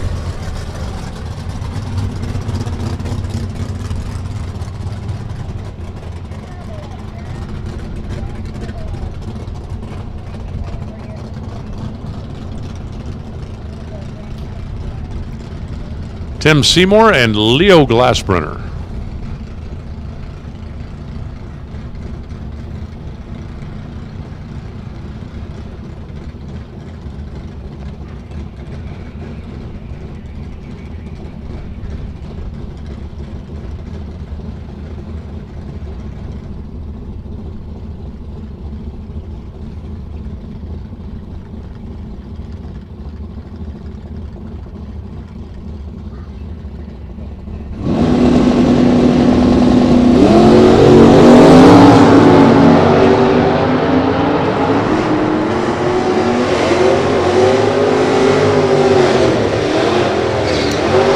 10:16, 145 miles an hour for Seymour. Leo, 10:02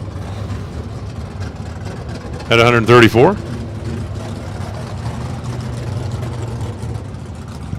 Now it's Scott Burton on the left side and Tony Mandela on the right. Scott, whose car is in search of new ownership. And Tony Mandela, that's the Grape Ape. This is a perfect name for a plum crazy Plymouth Duster. Part of the Mark Kirby Wicked Stitches.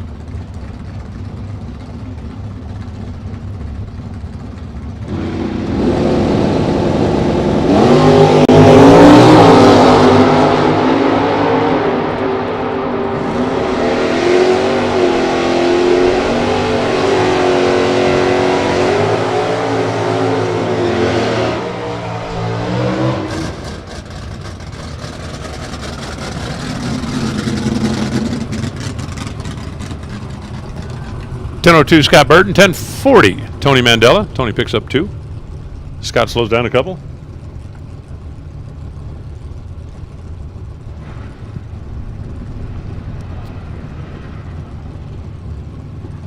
Terry Emmons.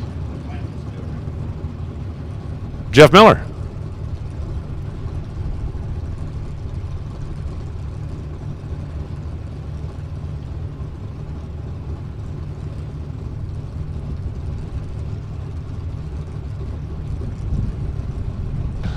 Emmons on the left side, Miller on the right side, as we got just a couple of them left.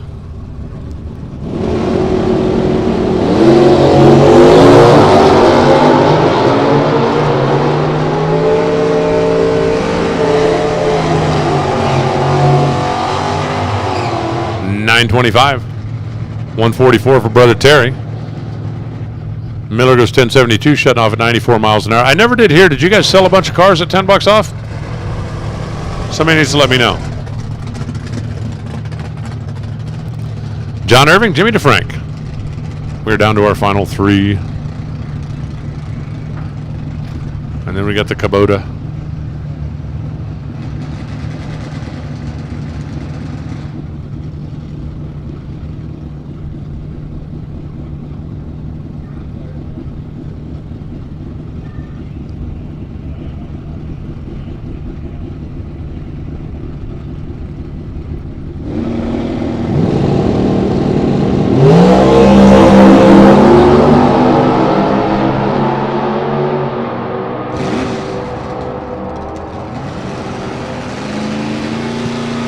.929, 131 miles an hour for Jimmy D.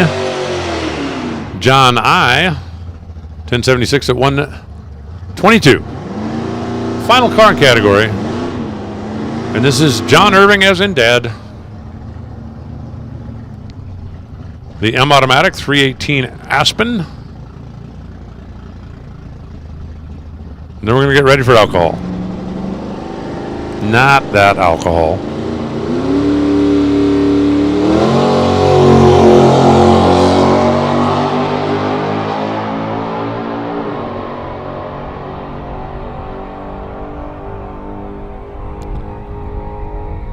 .1172, 114 miles an hour for Irving. Hey, listen up.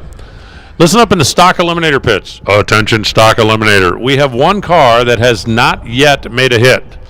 So the ladder for stock is not set yet.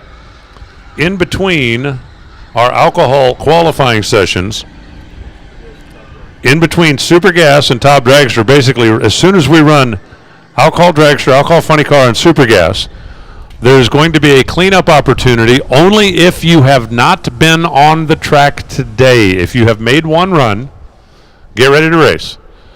But I know we've got, I believe there's 2 cars here that have not made a run today. There may be another one. But stock eliminator, the ladder has not been set yet until that final car makes a hit. So just sit tight. We don't know who's going to do what to whom as of yet. We got a little shuffle going on out there. We got a little drag going on out there. We got alcohol cars getting together back in the staging lanes. I'm going to go see if somebody left me an In-N-Out burger, and Bob's going to tell you about all this stuff, and we're going to see if we can actually, you know what, since George Strait had such bad luck, we're just going to switch right on over and skip George. How about rocking me like a wagon wheel?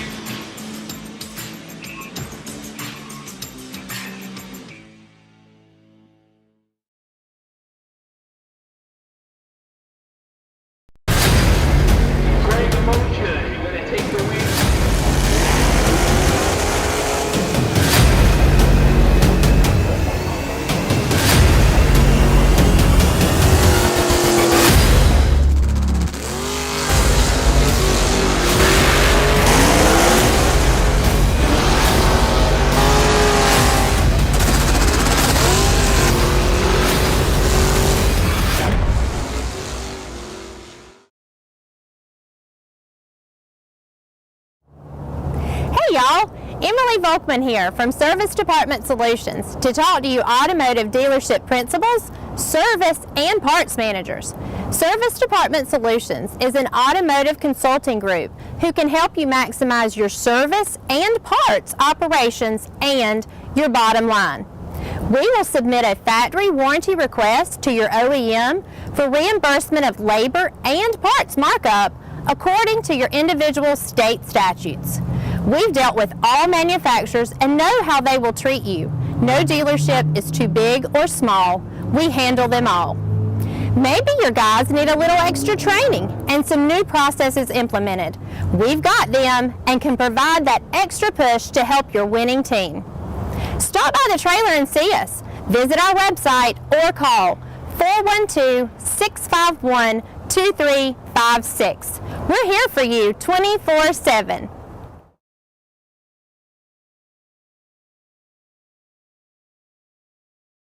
Racers, when it is time for your next race trailer, built the way you want without compromise, look no further than Vintage Trailers. Troy Stone and the entire Vintage team has been in the custom race car trailer business for over 27 years, and for over 22 years racing alongside you using the products they build and sell. Vintage Trailers can put you in exactly the right equipment, whether it's with living quarters, bath facilities, traditional rig, or a stacker, with over 24 designs in-house or built to your specifications. No matter what the need for you, your team, or your entire race operation, Vintage Trailers has what you need. Just look for the slime green rig at the next race to see the quality, vintage manufactured custom stacker, or check them out on the web at vintagetrailers.com. Vintage Trailers, quality by design.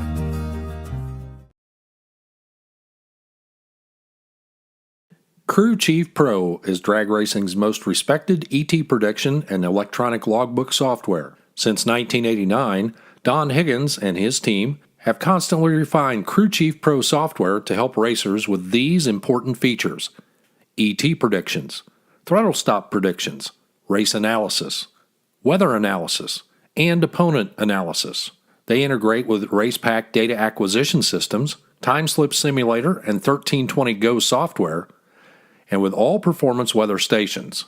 In addition, Crew Chief Pro carries the finest racing weather stations on the market today, alerting you via text or pager and delivering you with up-to-the-minute data critical to making the best decisions on the track. NHRA World Champions use Crew Chief Pro software and systems. Why shouldn't you? Find out more today by checking them out online at www.crewchiefpro.com.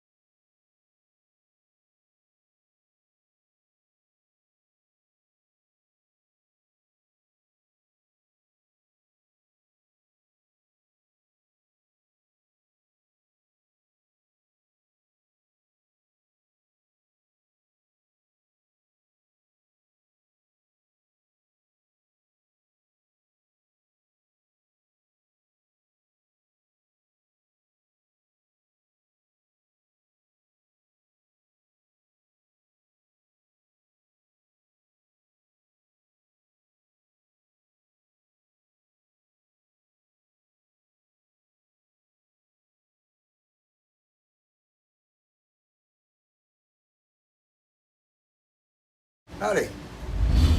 DMP awnings. Let me just say that again. DMP awnings. I have them everywhere I go. There's one following me around now. You can't see it, but it's up there. I'm probably going to have one tonight if the girl... God bless you all, and DMP awnings.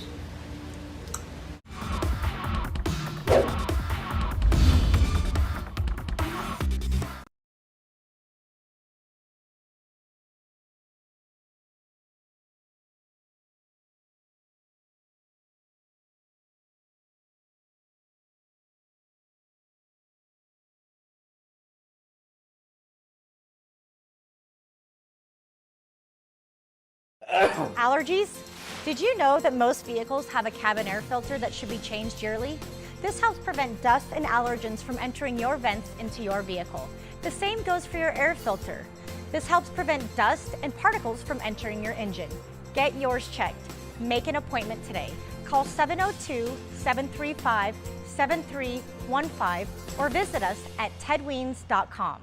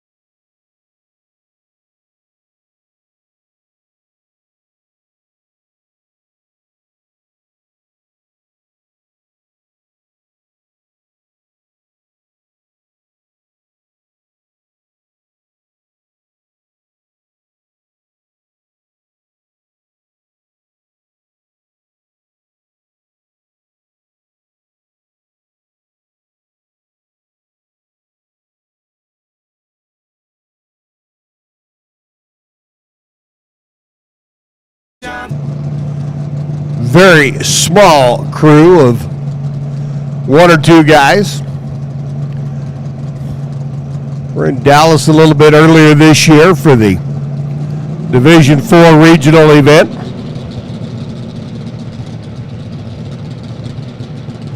Qualified for the field on the first hit, set out the second one, came back for the third one just to make sure that they were ready to go. Car can run the number, but obviously with just the two or three guys working.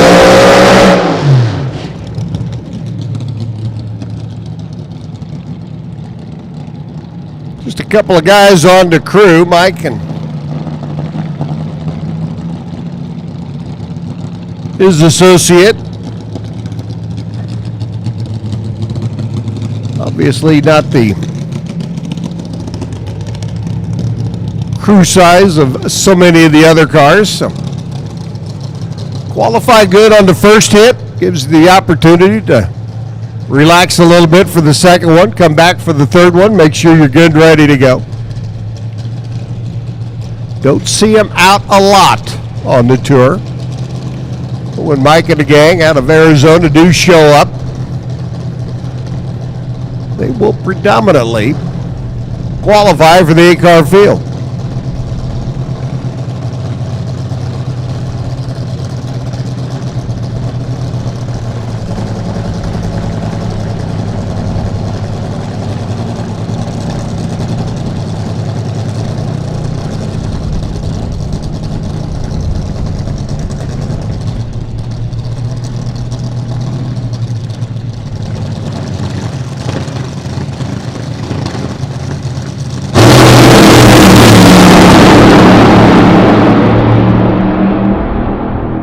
Burns Motors through 538, 269 miles an hour. Like I said, they'll come out and lay down a pretty good number. 538, 269 will do it.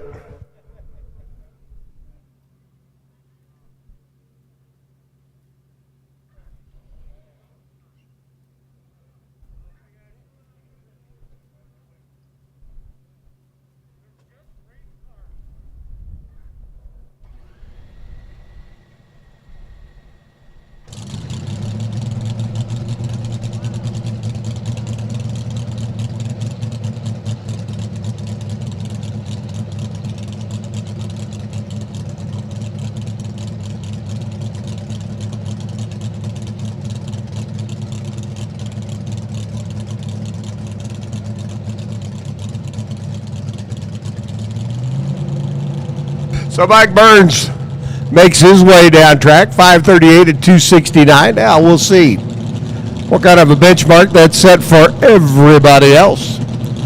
Ron Anderson and Steve Grabowski come rolling in. The Coloradan on the left-hand side, Grabowski.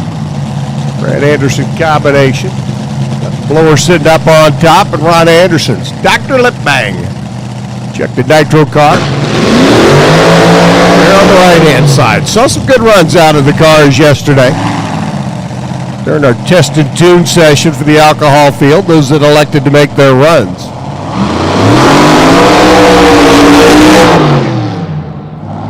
Bosky had a problem in the second session yesterday. Let's see if they've been able to get that back analyzed, categorized, and their adjustments finalized. Get them down track. Anderson's California-based entry, the Dr. Lipbang entry over here on the right-hand side.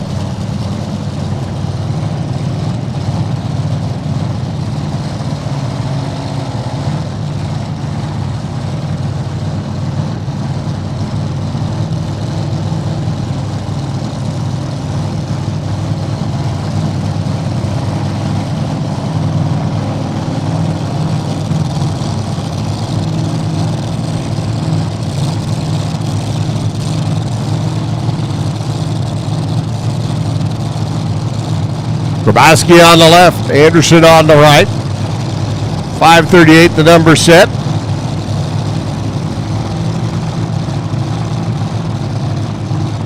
Fire first shot. See where that ends up when all is said and done. RPM's up for Grabowski down the left-hand side.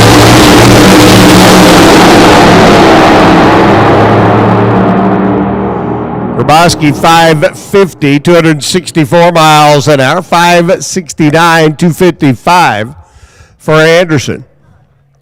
So like I said, Mike Burns 538 at 269 miles an hour, giving everybody a little something to shoot for. Grabowski came up a little bit short. Anderson just a little bit further back.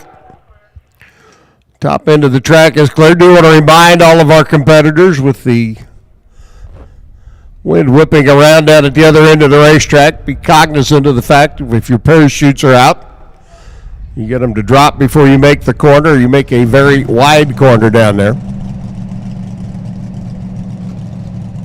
Johnny Otten and Brandon Greco.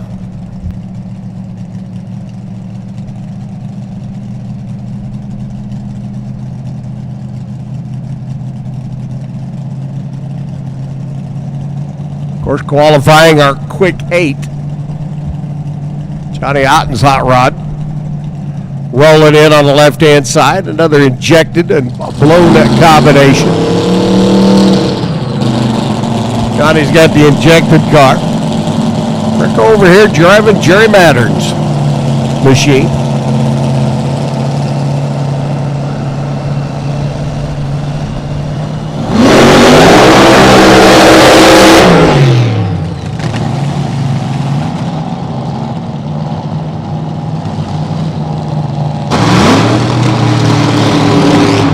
Greco jumping into the driver's seat for Mattern early this year. Runner out of Pennsylvania.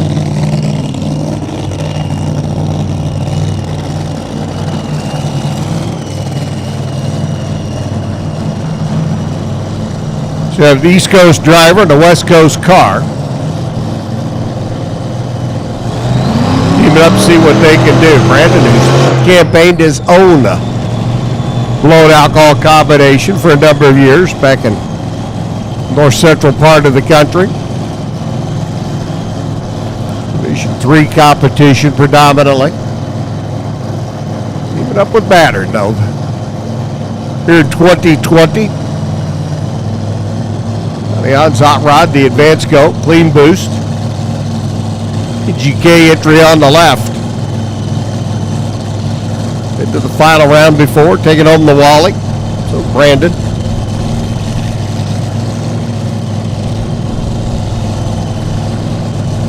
They know how to get it done. See if they can do it here. RPM's up for Greco on the right lane.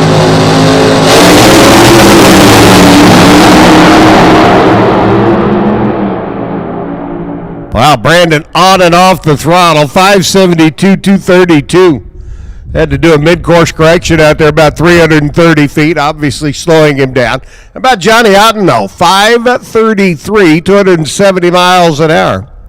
Jumps up to the number 1 spot. Mike Burns gets shuffled back to number 2. Top end rolls clear, and we'll be ready to fire the next pair. As Kim Parker comes rolling in. Kim coming off the win at Sonoma earlier this year. Our Lucas Oil Drag Racing regional event.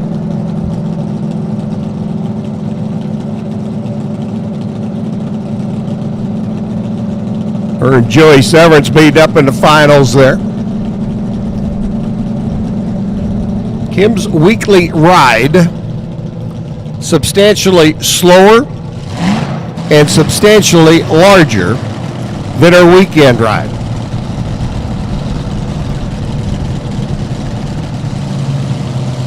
Just like the CarStar team uses a very identifiable color on their outride here in the right-hand lane. Kim Parker's weekly ride, also a highly identifiable color. School bus yellow.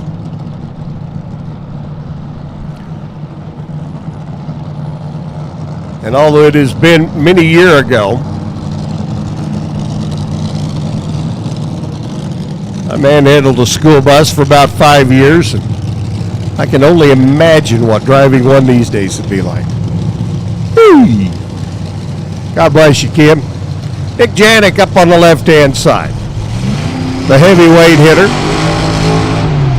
Here in the alcohol dragster category.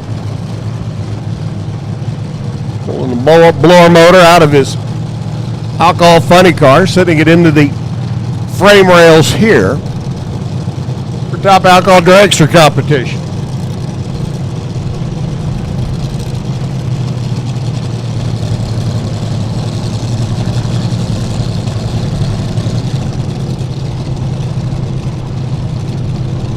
Five 30s so far. Standard bearer for the class, Johnny Otten right now to 5:33. See what these two can do. Both of them. Quick numbers. Janik already off the throttle. Parker goes 5:39, 270 miles per. Nick's machine did not make the transition on the gear change.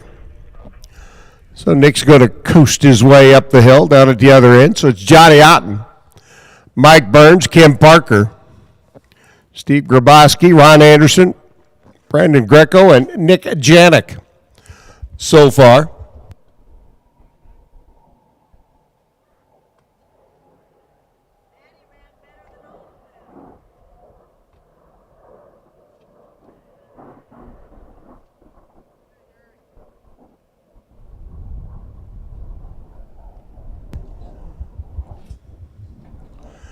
Casey Gristle, James Stevens, getting ready to roll in. Another injected car, blown car combination.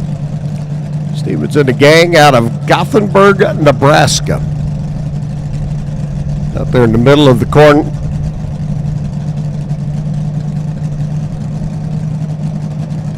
State. Gothenburg. Trucking equipment.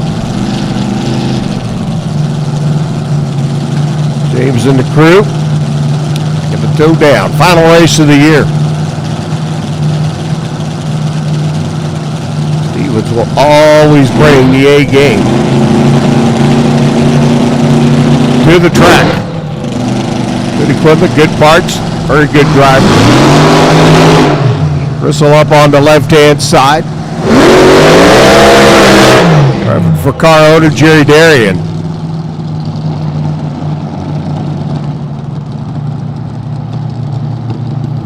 Casey going to the finals down in Phoenix, the last D7 regional event.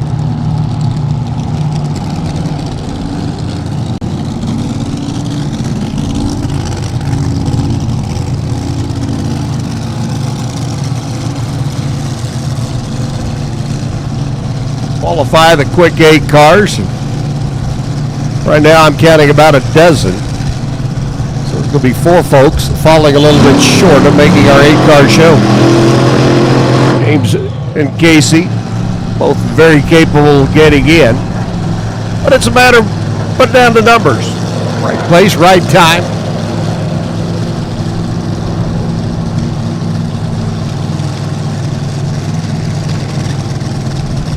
Hoping all the high dollar parts and all the $5 parts do their job as you make your way down track. The loose run due to parts failure.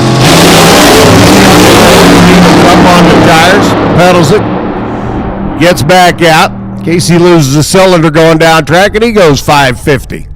5.500, 252 miles an hour. 1294 and a 62 mile an hour lap for Casey. So 2.550, Steve Graboski and Casey Gristle. Steve gets the higher qualifying spot by Graboski's 264 to Casey's 252. James Stevens' car left the line, jumped up on the tires, got out, got back in, but by then realized that all momentum had been lost, and it's better to save wear and tear and parts and pieces and bring it back around for session number 2 a little bit later on this evening. About that 6 o'clock range.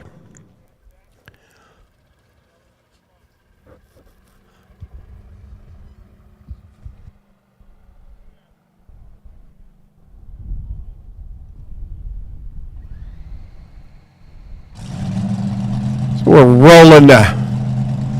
Stevens off the top end. We'll put out the call. Super Gas. Need you lanes, please. Super Gas. To the lanes. Don't forget to bring your run for the money. See Mike Boehner in the lanes. Mike will be collecting for Super Gas. Super Gas. Need you lanes, please. So Johnny Otten leading the field still with that 5:33. Mike Burns. First car out, the 538. Hanging on right now for number 2. Dwayne Shields, the Muscle Milk entry. Rolling in down the left-hand side, and Joey Severance. Joey's been to the final round on both of the regional events here in D7 this year. Runner-up in Sonoma to Kim Parker. Able to pick up the Wally down in Phoenix. Wild Horse Pass Motorsports Park. A blown combination for J&A Services. Joey at the wheel. Track owner and operator up in Woodburn. Woodburn's on my list of tracks to get to. Never been there.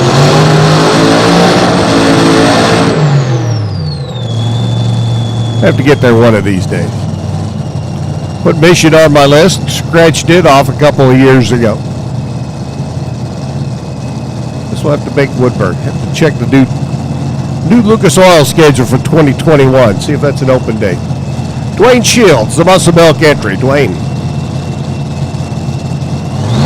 Watching his car going down track yesterday.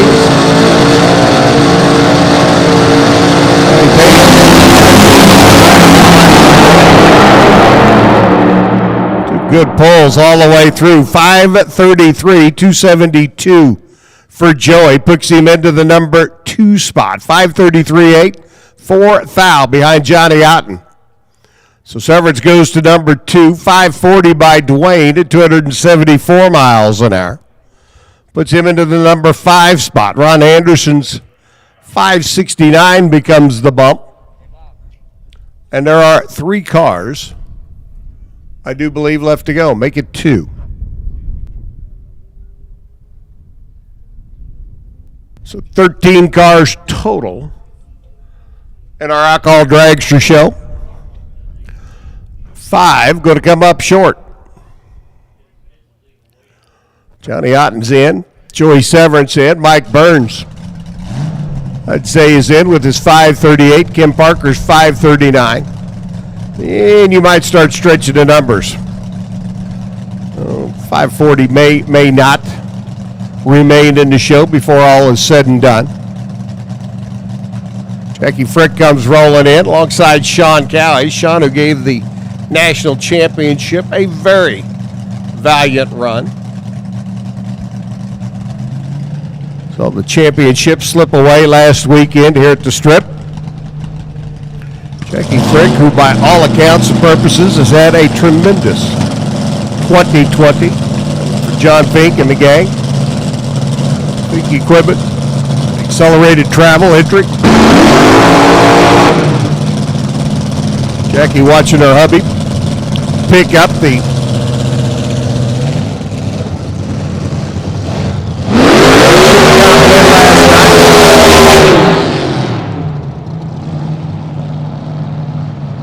After he picked up his title, she said, "Thanks, you've used up all the family luck this weekend. I'm taking it back from you." So we'll see what she can do. A couple of 5:20 laps by Jackie yesterday. Sean Cowie, also highly capable, some 5:20 numbers. Final pair of alcohol dragster getting ready to make their way down track, and would not surprise me in the least to see a new number 1 and number 2 once these 2 cars are done. But again. You can have the combination loaded in for what you think the track will take. The track may laugh in your face and go, It's all a matter of that fine and very delicate balance. Horsepower application, track adhesion.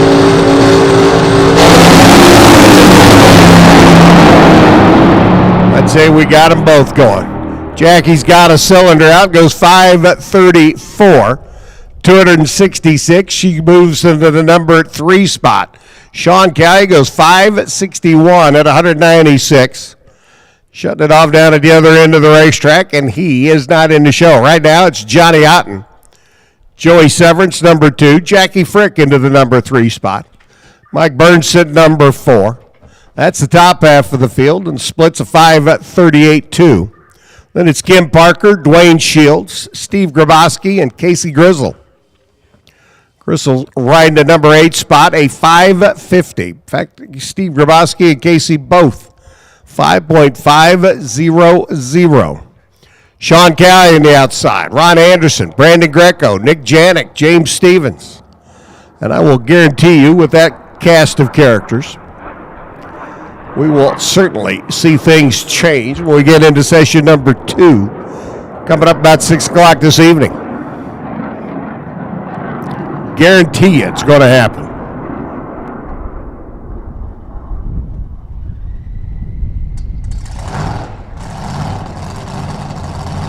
Alcohol Dragster, session number 1 in the book. Super Gas, need you lanes, please. Super Gas, to the lanes. Come on down. Super Gas, time trial number 2. Need you to lanes, bring your 20 for the run for the money. See Mike Boehner in the lanes. Super Gas, need you to the lanes, please. Call Funny Car comes rolling in. Hannes Wargart. Hannes at the wheel of his Monte Carlo. Bodied entry on the left-hand side. Sons of Speed entry out of Bakersfield.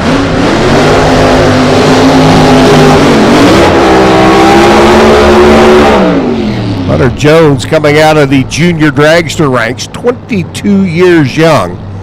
At the wheel of the Southwest Graphics and Wraps. Monte Carlo over here on the right-hand side. Hunter making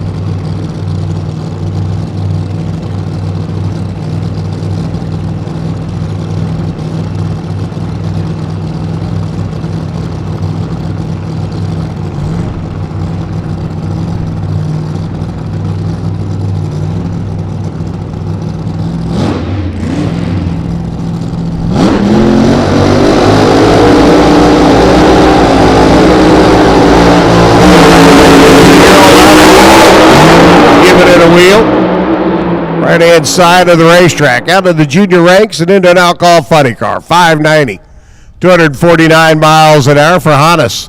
Getting a little close to the wall down there at the other end of the racetrack. 603 at 235 miles an hour. And that'll put them onto the sheet here in session number 1. Super Gas, need you to lanes, please. Super Gas, need you to the lanes. Come on down.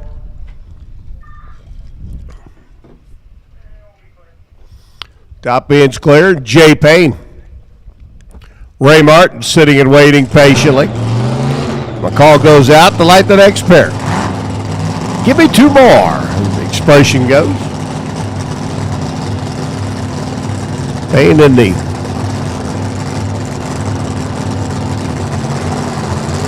Camaro on the left-hand side.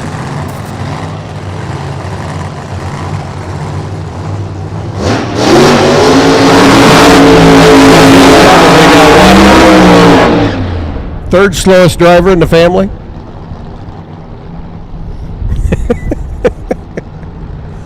Well, I mean, Maddie and Shelley have both been faster.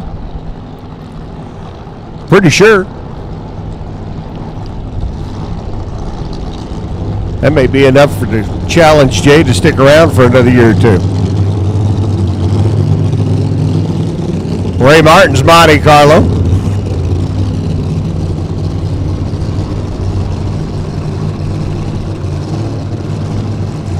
Martin out of Anchorage, Alaska. Denali Concrete. Monte Carlo entry. I've had coatings machine.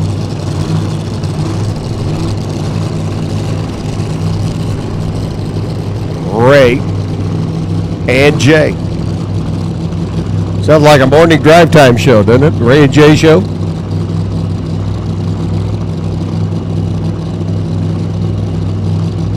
Payne on the left at the wheel of Thunder Slug. Name he is affectionately given to each and every one of his race cars over the years. What did you tell me yesterday? Jay's first win was 1971. Fremont. And listen there too. Hang on there, Ray Martin. Got a little close to the center line. He goes 570, 257. Jay Payne hops up to the number one spot, 560. 260 miles an hour. As the hits just keep on coming and the cars just keep on rolling. So it's Payne and Martin, Jones and Wernhardt. 1, 2, 3, and 4 so far.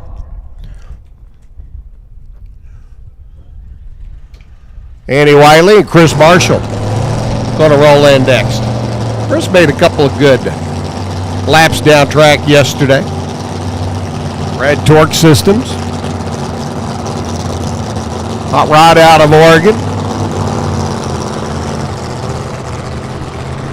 2 good laps to work with. Andy Wiley got 1 good one down. Well, they went back to the trailer head scratching on. See what she can do.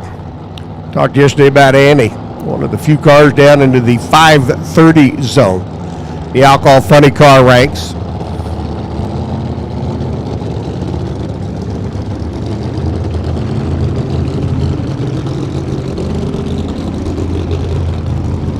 Chris would like to see a good 550, high 540 come up on the scoreboard down at the other end.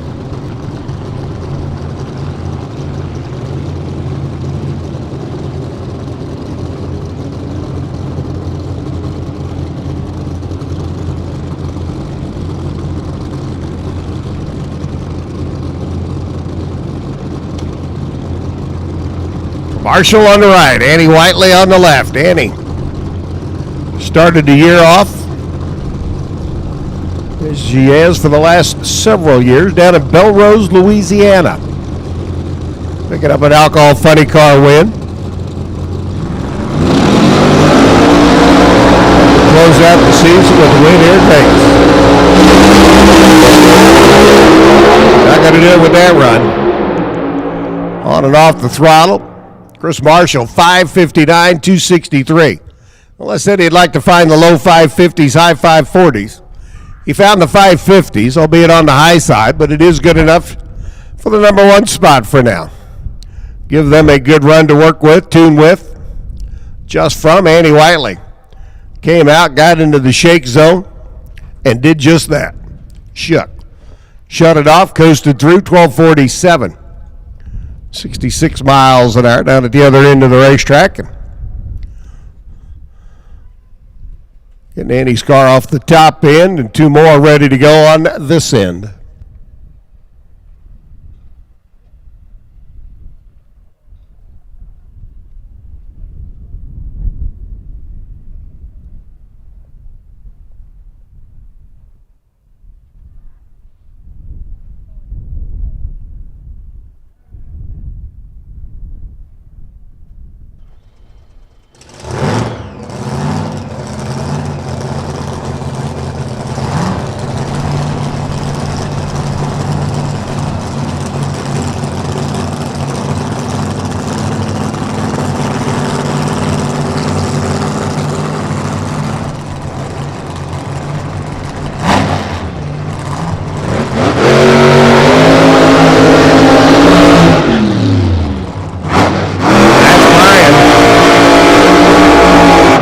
And that's Sean. Right, Hal out of Junction City, Oregon.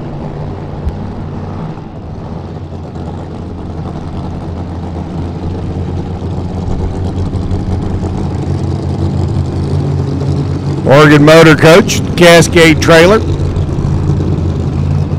On board with Brian and Mindy and the crew. Johnny Lindbergh built Hot Rod.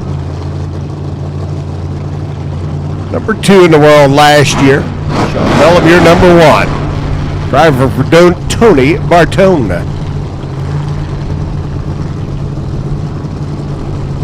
Saw T-Bone a little while ago as he was venturing his way around and about. Always good to see T-Bone.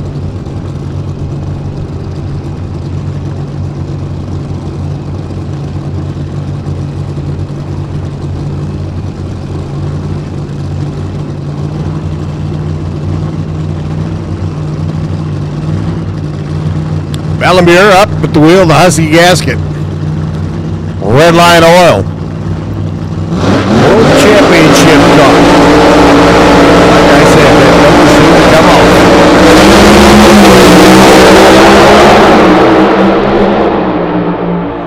off. Right down Broadway. 548, 268 miles an hour for Sean Bellemere. Brian Howe goes 558.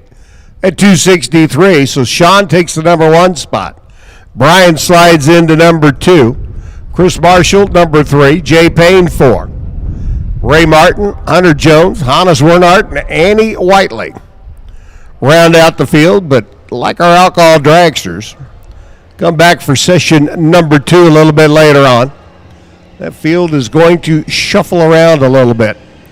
Annie and the gang will definitely get the Camaro figured out and inject her a little bit higher into the qualifying status. Hunter Jones and the gang, likewise. Hannes Wernhardt, 6:03 shut-off lap at only 235.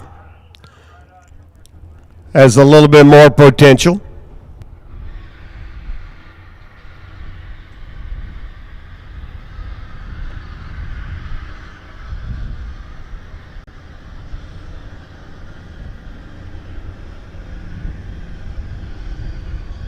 So 1 session down, a couple more to go for our alcohol cars.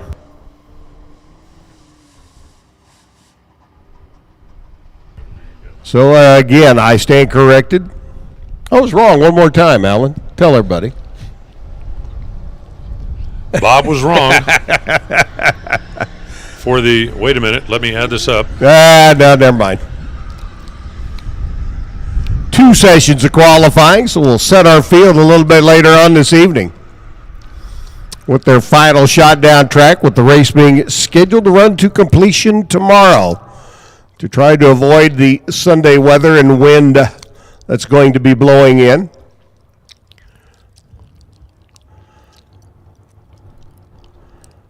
But obviously, with the conditions being what they are and the fact that we've been here for 3 weeks, obviously can't continue to draw it out. Super Gas getting ready to come up next. We see our Super Gas contenders rolling out of the staging lanes.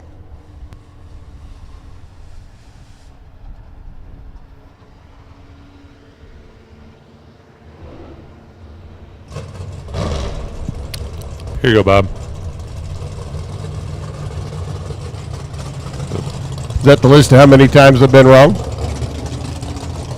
No, I don't have that much. I don't have that many numbers. Don't have that much time? Dumbest thing I've ever heard. Nope. Never mind. Hey, Alan, you're real good with that computer thing there. Dumbest thing I've ever heard. There you go. There we go. That works. Super Gas rolling in. You going to do this? Sure, why not? Okay, you do this. I had a perfect run. You couldn't get a perfect run, so these guys want to have another perfect run, especially with the run for the money up for grabs right now.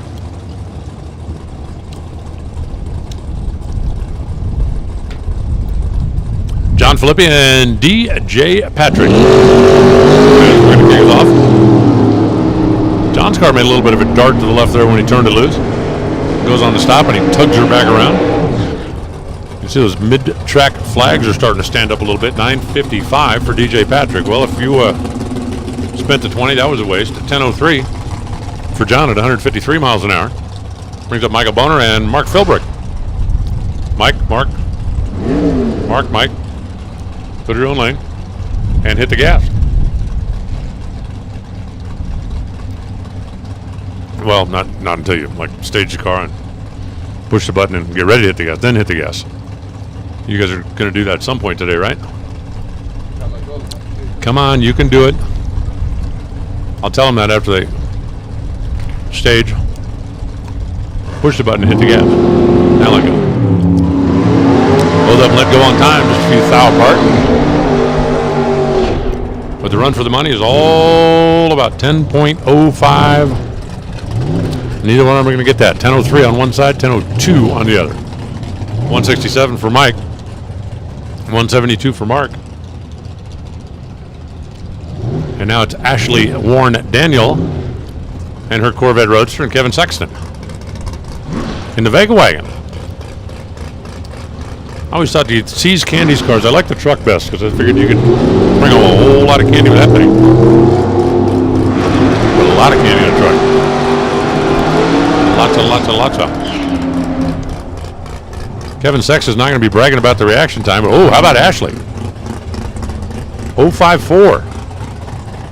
Ashley goes dead four. She didn't have much of a reaction time to go with it, but you just never know as long as nobody Pete Zacks you. So Ashley.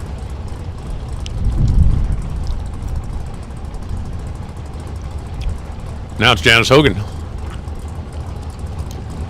And Ray Schoeneman. The Flying Dutchman. We do not want you to fly. We'd like for you to go fast. We'd like for you to go straight. We'd like for you to go quick. We do not want flying. No flying. 998. 155 for Ray. 999. 146 for Janice. And the good news is nobody was flying. Now it's David Butler and his Vega wagon and Mike Lang. The 1957 topless Corvette.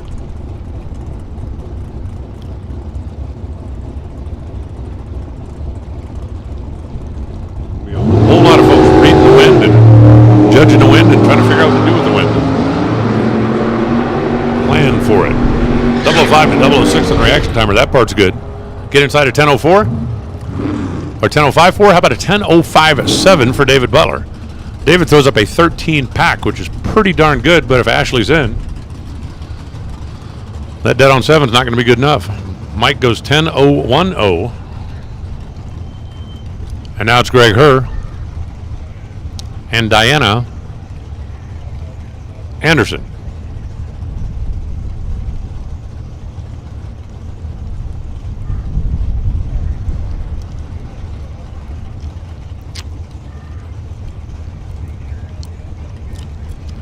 Diana Anderson, who had a nice long ride yesterday.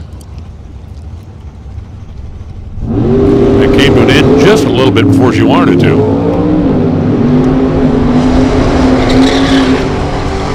But I kind of put that on the scale of how many people would love to trade places with you and how many wouldn't. 10:043, 116 miles an hour for Greg, who does the top end throttle stop. 10:02, 160 for Diana Anderson, who was also a little bit too quick.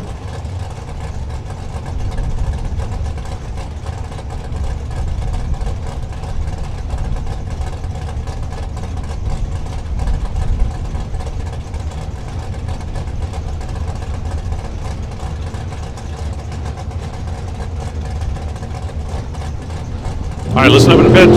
Attention in the pits. Super Street, Stock, Super Comp, Super Stock. If you have not been on the track today, come to the staging lanes.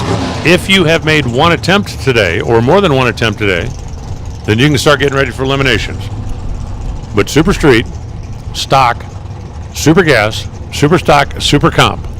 Only if you have not been on track today, you can come to the staging lanes now for a cleanup run. Bill Packard, 10:045, 10:098 over on the Pennzoil side of the racetrack, and that'll bring up Lorraine Rogers. And Jerry Kelton. turn them loose unofficially.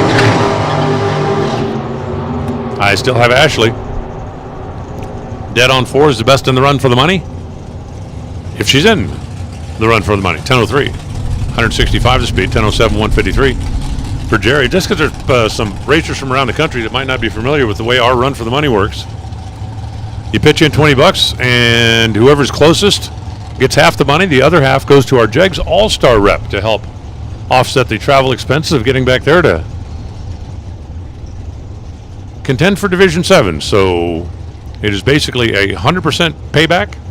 Half of it goes to the winner, half of it goes to whoever ends up being the All-Star rep. And announcer tips are always appreciated. Bob, if you laugh in the background, they won't think it's real. The Division 7 guys know better, but there's a lot of guys out there from like Division 1. They don't know anything. I mean, come on, they live in Division 1. Stephanie Skaggs goes 10:04. Charlie Wagner goes 10:02 in the Shake City car. I mean, they might have fell for it. I mean, what, you think Tommy Stallman knows better? Come on. PayPal's accepted? Sure. That'll work. You betcha. Karen Comstock, Larry Scarth. Rolling in the right here right now. The Wedge 57 Chevrolet is Mrs. Comstock. The 57 Corvette is Mr. Scarth. Taking it down the stripe, 10:03 to a 10:03. Larry goes 10:03.0. Karen goes 10:03.4. Brings up Damon Bustamante in his Corvette and Rodney Lee in his.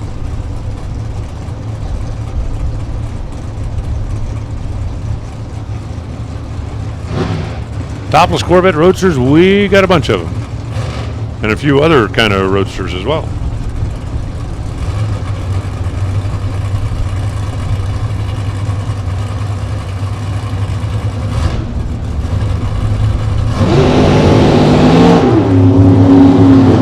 Both of them jumping on the early side, and that been a race. David Bustamante would have won it by being closer to the green light. Come closer to the light. 10:047 for Damon. 156 of speed. Rod misses it by a bunch. 998 and 165. Unofficially, I still have Ashley looking good.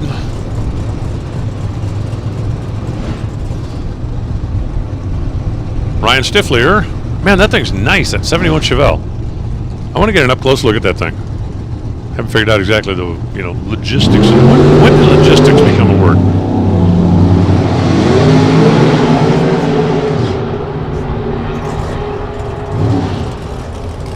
What are you? I'm in logistics. Why can't you just say I get stuff where it needs to go?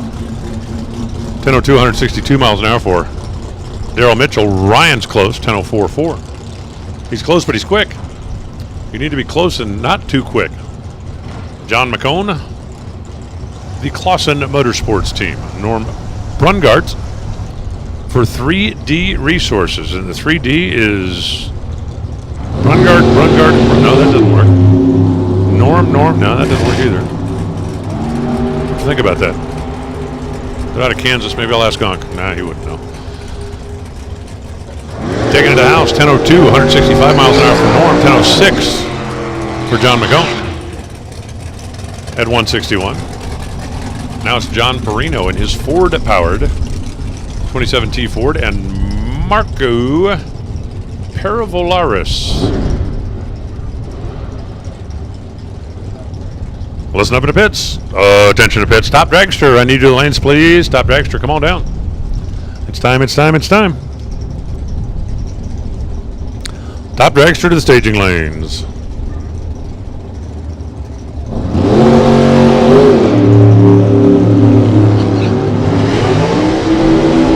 Both drivers are red by a grand total of 4 thousandths of a second if you add them together. 10:11, 167 miles an hour for Marco. 11 flat, 119 miles an hour off the throttle for Perino. And now it's Ryan Zermino and Don Cruz. Cruising at Grand Am, looked like tried to do a burnout, couldn't get that thing to snap up on the tire. Don't believe it's going to affect his run. The turquoise. Some people would call that teal, but if you live in the Southwest, that's turquoise.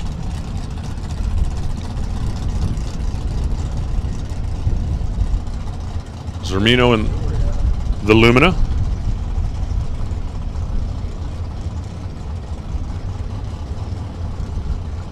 Don Cruz in the non-Lumina.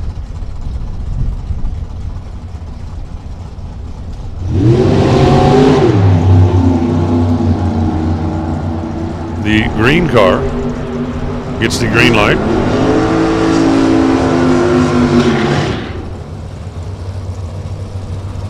Zermino gets the red light. 9:93. That's way too quick. Remember, these cars are going to run round one later on tonight, so that's a lot of adjusting he's going to have to do. 10:01, 166 miles an hour for Don Cruz. As we now have George Scott and Mike Burkhart getting set to go.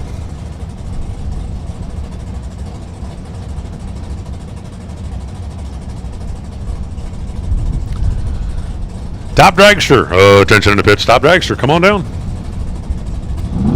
Need you down.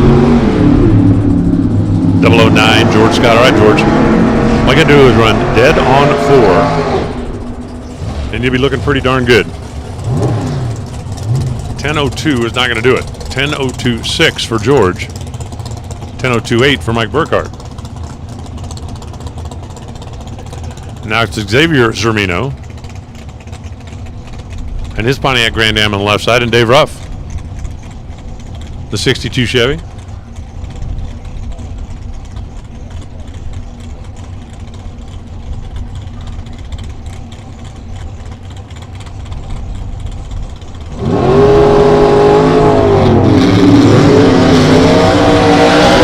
Perfect reaction time for Xavier. All right, Xavier, throw a little Pete Zack at him, and if you're in the run for the Bucks, you're going to win the run for the Bucks. Now with a 10:14, you're not. 163. Dave Ruff goes 997 at 151 miles per hour. He wasn't bad on reaction time, but Xavier was perfect. Hard to sneak in on perfect.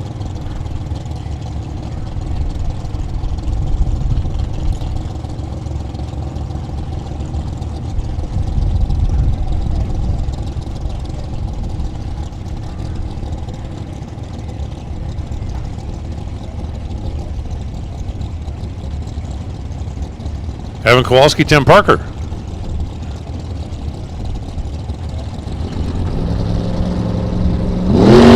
Lining up, revving up, turning loose. 10:05.4. I think that wind might be giving somebody some fits. I think that wind might have been giving a lot of somebody's some fits. That's what I meant. 10 flat to a 10 flat. 10:002, 161 Evan. 10:003, 167 for Tim.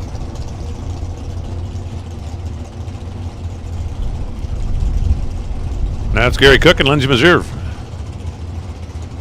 The Corvette with half a windshield out of Ginn's Choppers. And the Barracuda that's got the whole windshield. And the whole roof, and the whole side windows, and the whole back windows.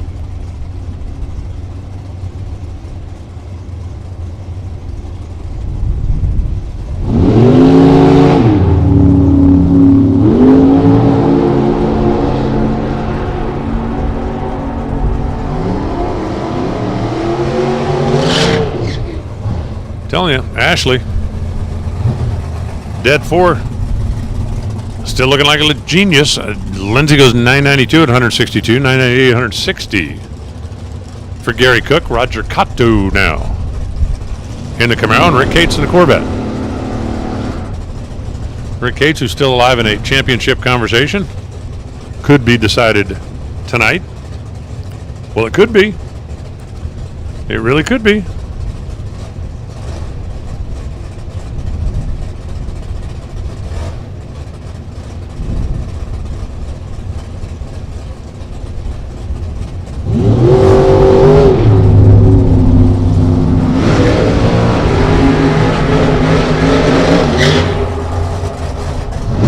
.006 to 007, we got the reaction times going. Oh, and a 10:06 for Roger. And a 10:01 for Rick. Not good on either one. At least not good enough on either one.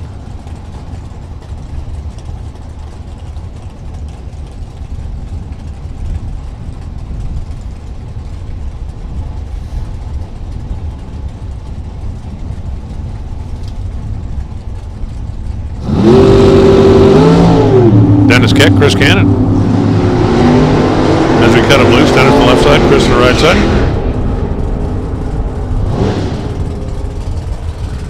$10.046 for Chris Cannon. Man, he was taking a swing at the cash. Comes up fourth out too quick.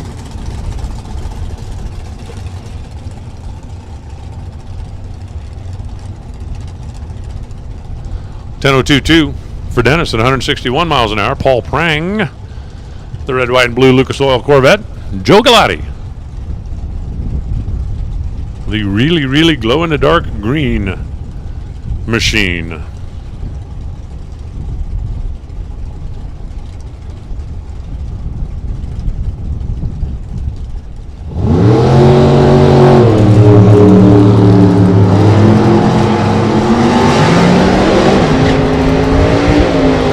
Really tiebreaker in the key right now. It's just, can anybody get inside a dead on 4? Not like that. 10.004. 163 for Paul. Joe goes 10.007 at 142.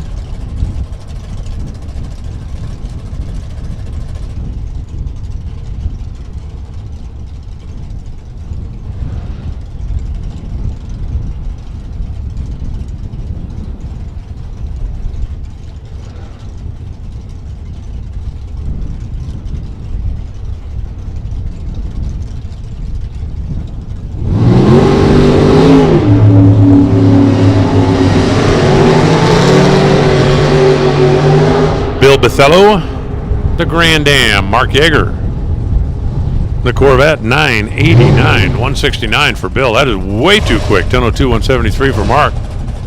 That's a little too quick. Not a lot too quick, but a little too quick.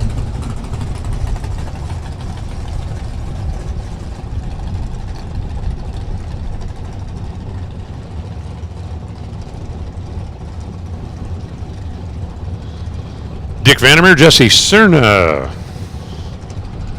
Pontiac Grand Am, Pontiac Grand Prix. Okay. Green light, red light. Okay.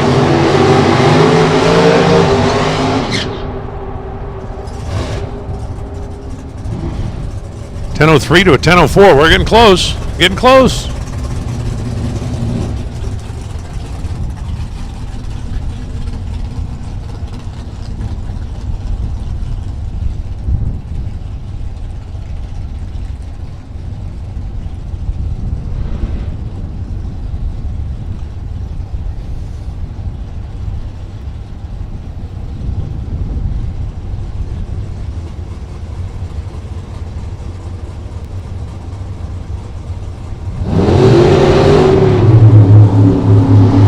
Smith on the left side, that'd be the Falcon, Seth Bolgor.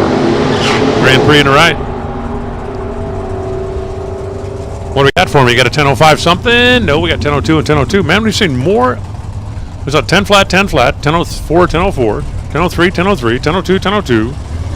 So we've seen more of those than like about anything.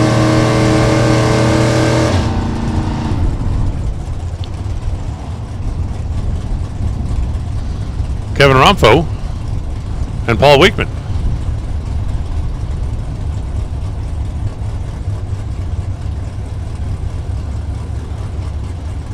Romfo on the left side, Weekman in the right. I'll tell you, that is a wide body Corvette. I think Paul's car used to be a something else, and they rebodied it. That's why it's a little bit wider than some of the other Corvettes. I could be wrong about that. Sometimes I make stuff up. 10.050 for Kevin Romfo. All right, Kevin. I hope you're in the run for the money. 005 and then threw up an egg. Kevin Romfo. Dead on with a 005. That's going to snug the contenders up a little bit. Rob Willis and Mark Buehring as they get set to go now.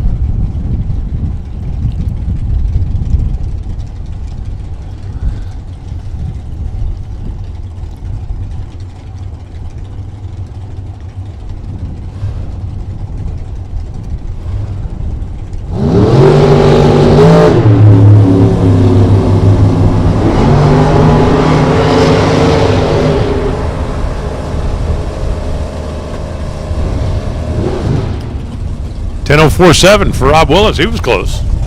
Didn't have the reaction time to cover it, however. Mark Buren goes 10:09.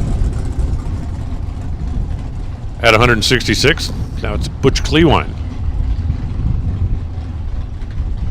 In the left side, Steve Parsons in the right. We're going to make this final call. Attention to the pits. Final call. Top dragster. Final call. Should be here, please.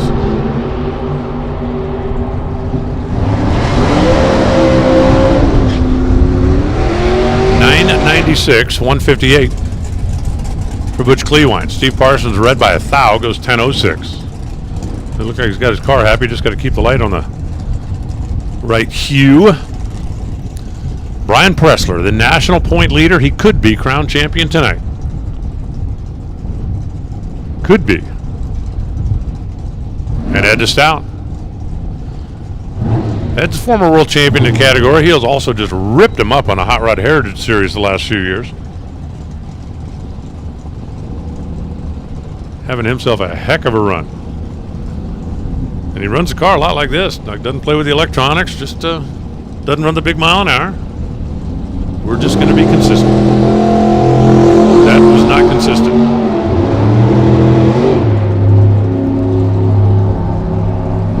Stout pulled in, pushed through, and then just took off. Just took off. So Brian Pressler stages up. 006, 10:07. At a speed of 163 miles per hour. Dave Thompson, Darren Dolezal. The next two.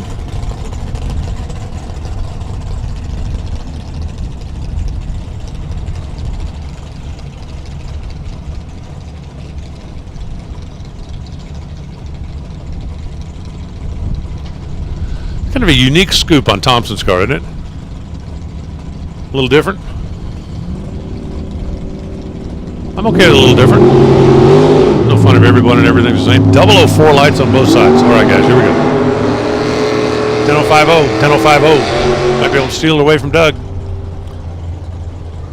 999 to a 10:01.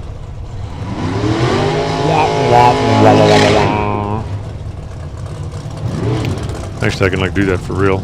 Here, wait. Ready?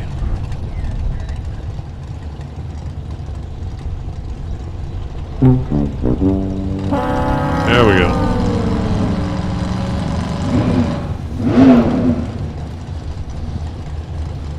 Here comes Pete Zach, Mr. Perfect from earlier. All right, Pete, let's see you do it again. Not going to happen. He goes red by a couple of thou. All right, a few thou. All right, a dozen thou. But then he runs 10:05.5. Let me tell you, beware Pete Zach. Man, that thing looks like it is locked in. 9:09. 132 miles an hour for Roger Knapp. Ed Olpen Jr. Terry Wilcox.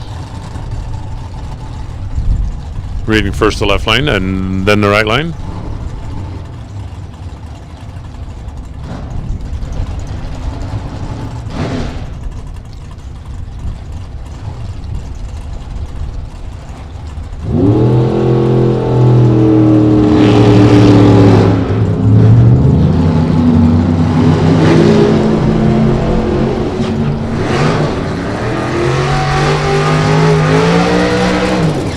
.10:05.1 for Ed Olpen Jr. That'd be pretty good if we didn't already have a 10:05.0.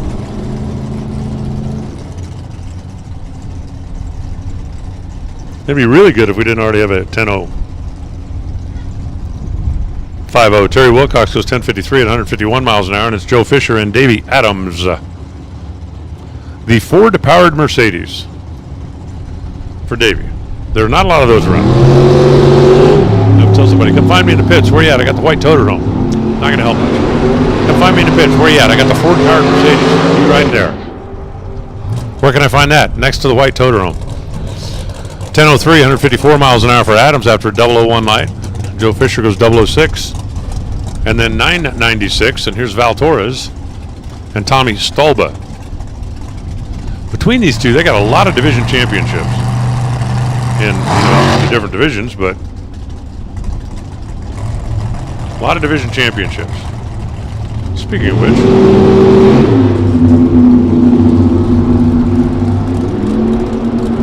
Val Red Tree Thou, Tom Staub at 009 on the good side of the tree, the friendly side. This is the side where I want to be side. 10.049 for Stalba. He was taking a swing at the run for the money. 10.057. 167 for Val so far, however. So far, nobody able to sneak on Doug Romfo, assuming that he was in. Mike Boehner, the division champ. Steve Williams, former world champ.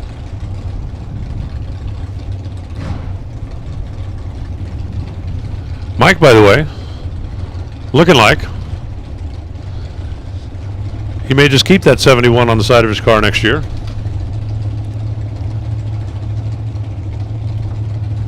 Steve Williams didn't move. Shelby, will you teach your dad how this works? 10.003 for Mike Boehner after being 003. Steve had some kind of an issue on the starting line. He's just going to drive it down the racetrack to clear the top end.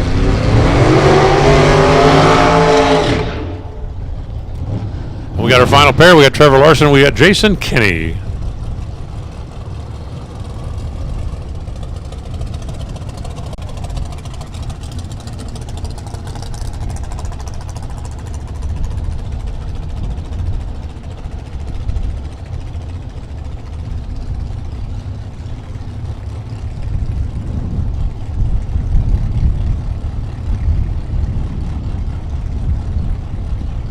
Final pair, Jason Kenny, Indy Roadster, 004 red, Trevor Larson, in the green car. 011 green. 10.01, 168 Trevor, 10.06 for Jason Kenny. And Kevin Romfo, man, I hope you were in. I hope.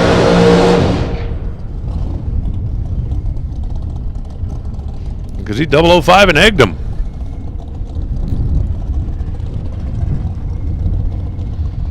We offered a cleanup session for anybody that didn't have one rundown on the track, and that brought up the Kazman. Oh, we had a stalker. We didn't have a stalker. He apparently had already run. Sometimes it's a struggle to count to one.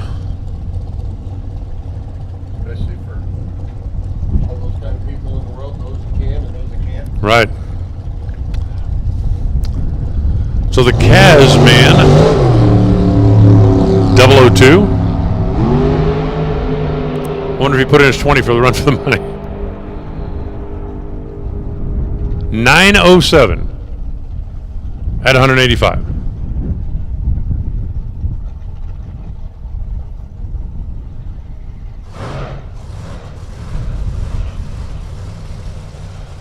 And we're ready to go top dragster racing. Or, to be more accurate, we're ready to go top dragster qualifying. What say we qualify our top dragsters?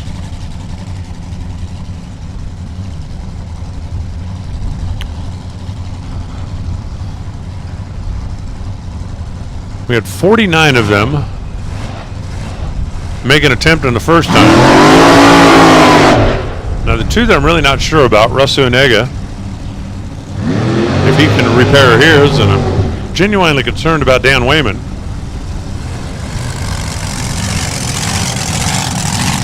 Because that thing really landed hard. Really landed hard.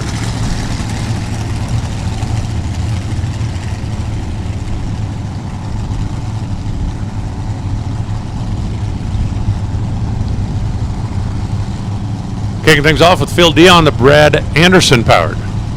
The answer machine on the left side. And Brooke Warren Foley in the right. Taylor Vedder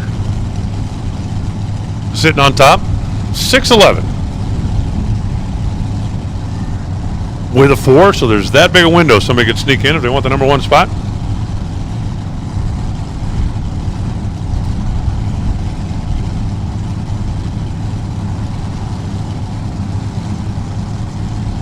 Run 610, you can be number 1.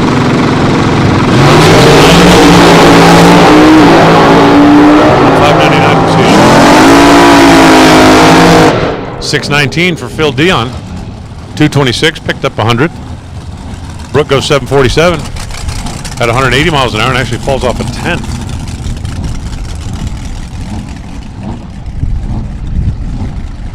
Now it's Don London and Dean Hall.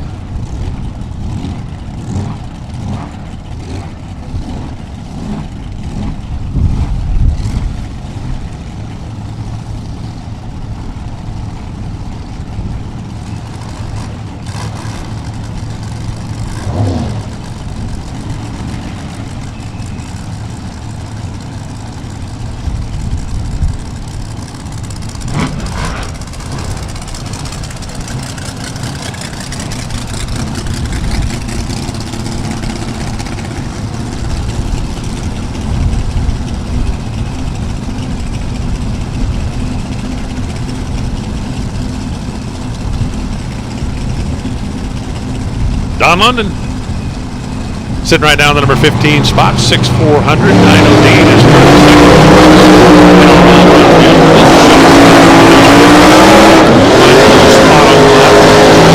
636, 217 miles an hour for Don London. That's going to pick him up a couple of spots. Dean Hall picks up as well, 1 spot, 6.85 and 198. Craig Blaisdell left, Gary Vang right.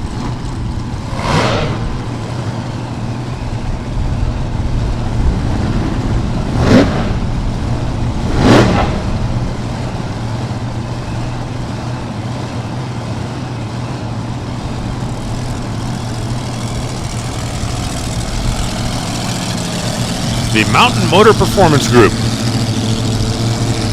also known as Vang Motorsports, out of Colorado, and Craig Blaisdell.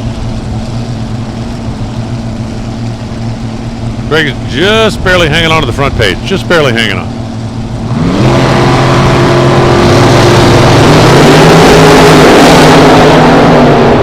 Craig started looking like he cranked the tire a little bit at the initial move there off the starting line. 638, picks up 200, 636. For Gary Vang, Gary was already entered a 635, so goes from 16 to 15.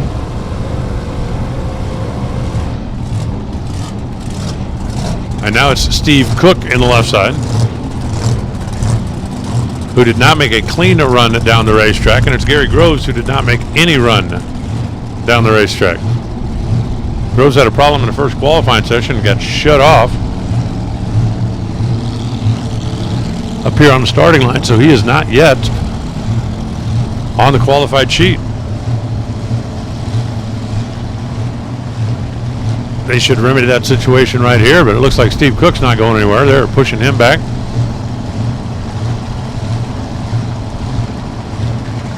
And Cook, after a off-pace 734 earlier, when he comes in around number 1 tomorrow, he's going to be coming in blind.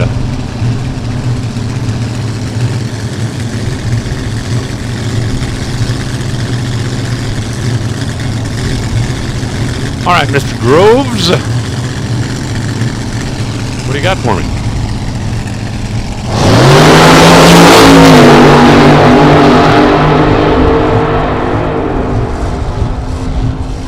.648, 218 miles an hour.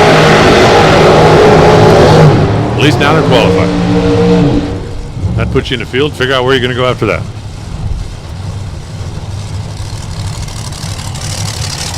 Jeff Havens left, Megan Molinari on the right side.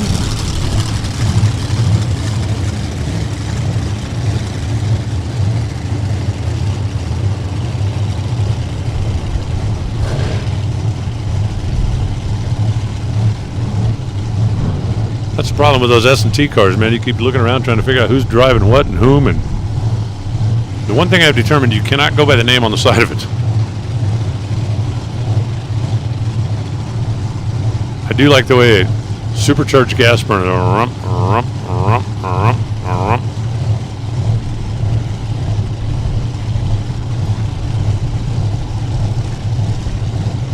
As Megan's car surges its way up into the pre-stage.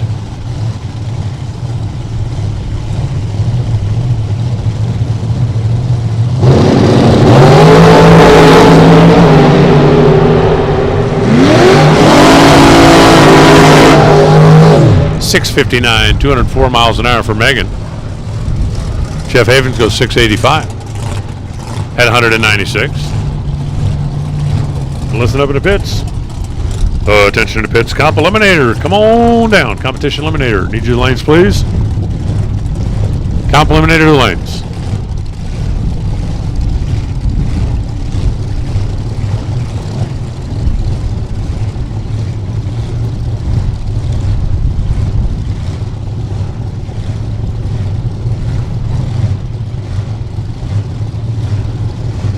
Geneva and Ash now on the left side. I'm trying to figure out what that hand signal was. I don't think I've ever seen that before. And Shane Molinari over there on the right side. Does Shane own anything that's not like force fed? He's in the truck repair business, so like turbochargers. I believe his race cars all have blowers on them. You just like shoving as much air in there as you can.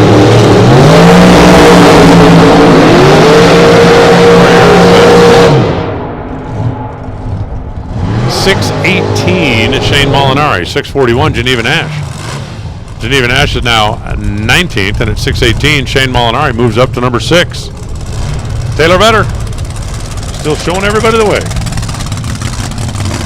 Frank Young number 2. Michael Kyle 3rd, Bob Button 4th. John Richardson 5th.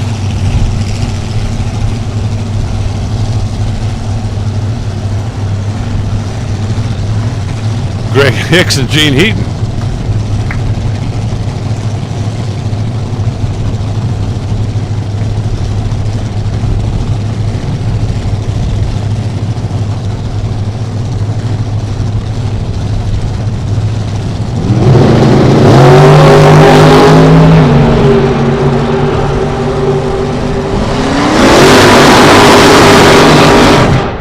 .696, 195 miles an hour for Gene Heaton.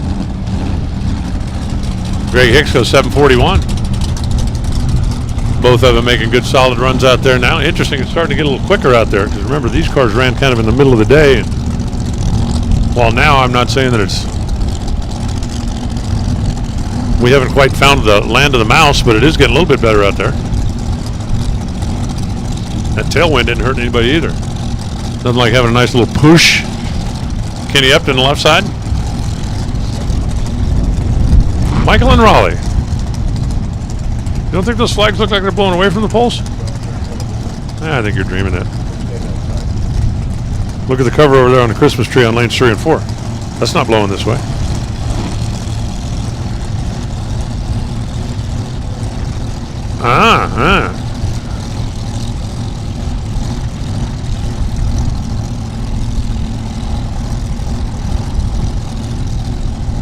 Somebody go let a balloon go. Let's see which way it goes. See if I had fuel line off of Michael Raleigh's car. That thing is spraying off the top of the injector down there. 621 at 227 miles an hour. That's the good news. I think they're lucky they didn't burn a piston or something down there.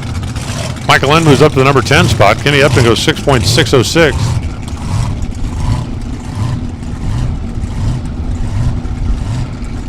But that thing, no question, blasting some fuel out of the top of the hat.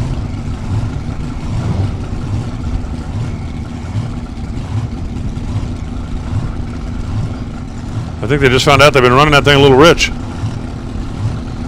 You give up that much fuel and pick up 0.2 of a second, you've been running a little rich. Just throwing it out there.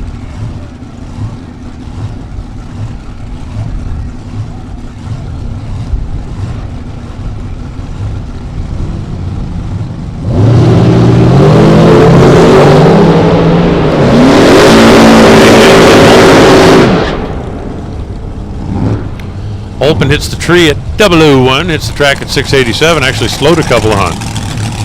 662 for Dwayne Daniel, that's his best.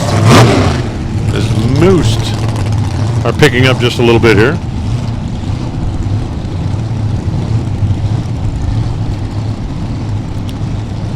Marco Paravalaris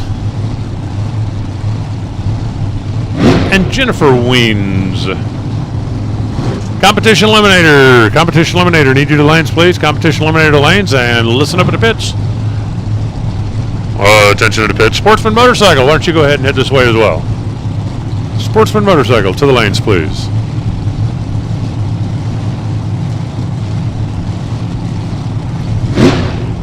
All right, Jennifer, you got that thing cranked up or what? We know that thing will go 610.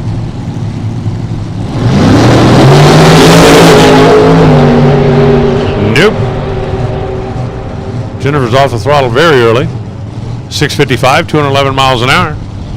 Marco Paravalar slows down 200.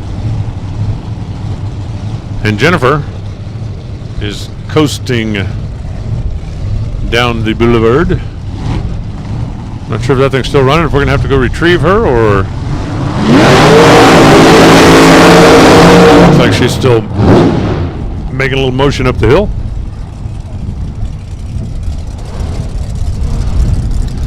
Now it's Mark Simmons. When we started this whole thing earlier, Mark Simmons was one of the first cars out. His 633 was number one for a while, and then he got bumped and moved and nudged and shoved and ended up 13th. Don Sefton over in the right lane right now sits number 32 spot.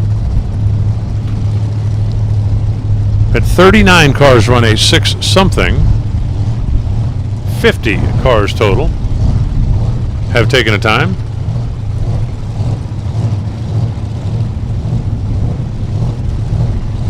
And Mark Simmons in the left side, and Don Sefton in the right.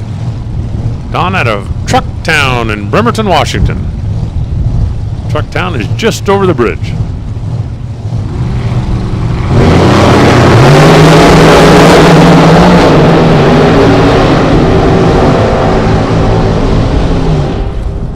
.631, 219 miles an hour, 200 better.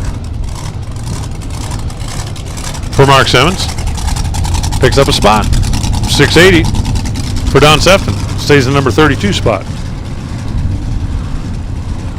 For now, but it's not over yet.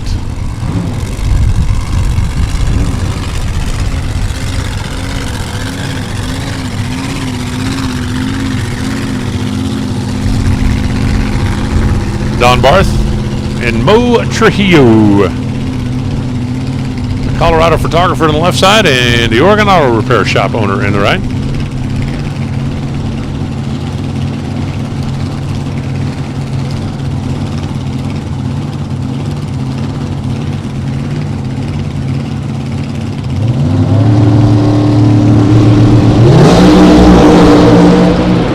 Don Barth was carrying the old nose of that thing out there about 50, 60 feet before it sat down. 661 to 662.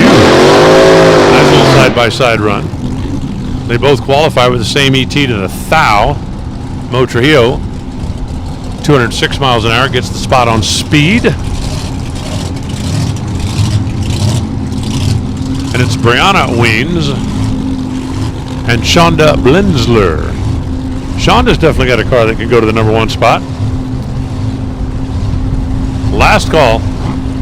Attention pits. Last call, competition eliminator. Second call, Sportsman Motorcycle. Motorcycles. Second call, come on down. And apparently we're going to go on hold here for a second. You can see our track inspectors.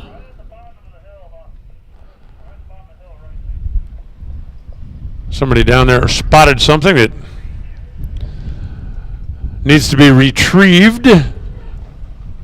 So we're sending our retrieval crew. I got my best guys on it.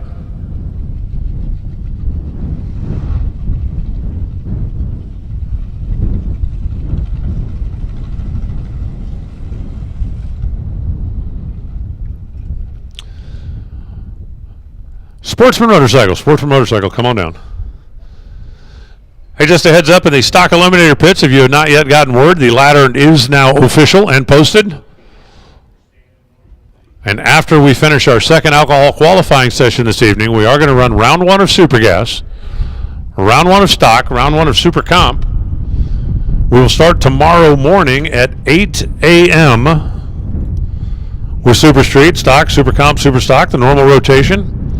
And the plan is to run the event to conclusion tomorrow. The weatherman says that we could have some really cold and some really windy and some really just a not very friendly Sunday, so we're going to see if we can get this baby wrapped up tomorrow. Give everybody either an extra day to relax before you go home or a head start home.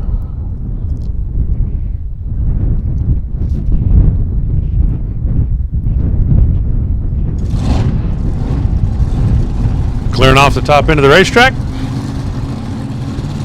And Brianna Weens, the 21-year-old college student, and Shonda Blensler, who is in the show horse biz and makes her home down in Scottsdale, Arizona. That's an Alan Johnson 481.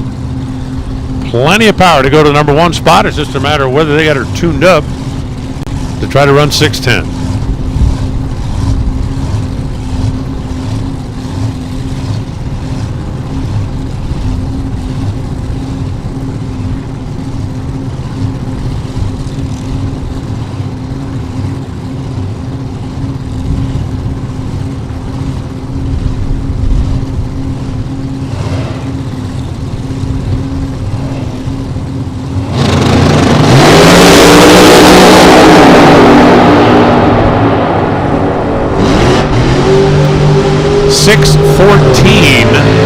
Shonda. She gets a little bit closer.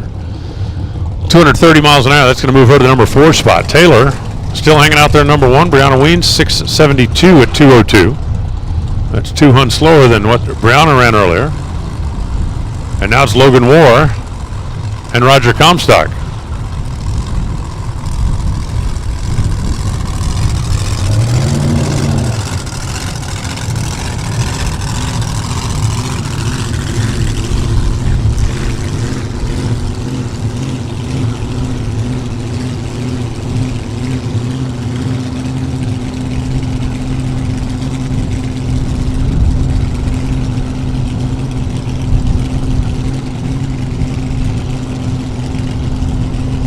Logan's car's got the old rump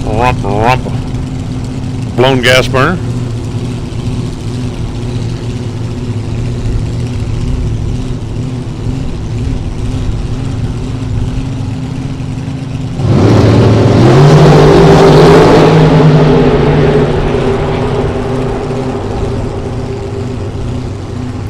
.676, 202. Logan War picks up out of 10. Roger Comstock goes 7.407 at 182 miles an hour. He'll be locked in and ready for round 1 tomorrow. Free Taylor still out in front. Ken Moses, Mike Mendenhall on the starting line right now.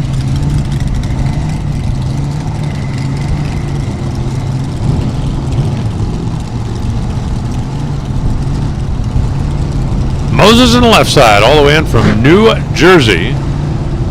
And Mike Mendenhall from Santee, California. I mean, this ain't exactly meet in the middle, but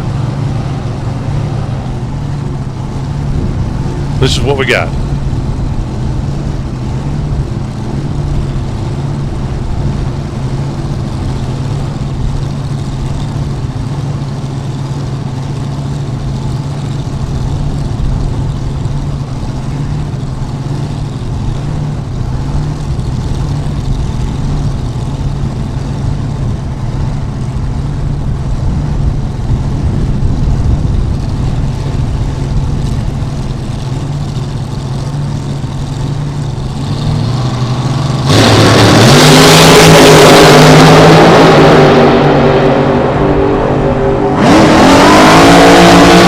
.626 Mendenhall, 223. Ken Moses goes 693 at 195. Mike Mendenhall picked up 300, but believe it or not, did not pick up a spot. He's going to stay in the number 11 spot. He was in kind of a no man's land there. As far as the laps times go, 693. I mean, we got Taylor Vetter at 611. And then we got 10 cars piled in the next tenth of a second back to Michael Lynn at 621. And then in the next tenth of a second, there's only 2 cars. I'm taking a pretty close look at Bob Button's machine down there, that screw-blown Brad Anderson. That car certainly got the capability of going to the number 1 spot. As a matter of fact, 2 of the Button cars were in the top 4 after the first qualifying session, and Chuck Phelps. Verbanchik brothers, blower hanging off the side. The fendered Yancer car with a big old blown triple nickel.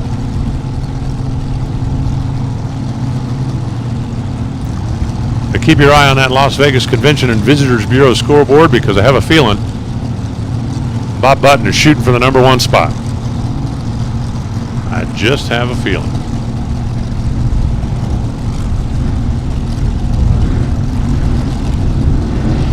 Unkefer's even calling a number. I mean, he's wrong, but he's calling a number.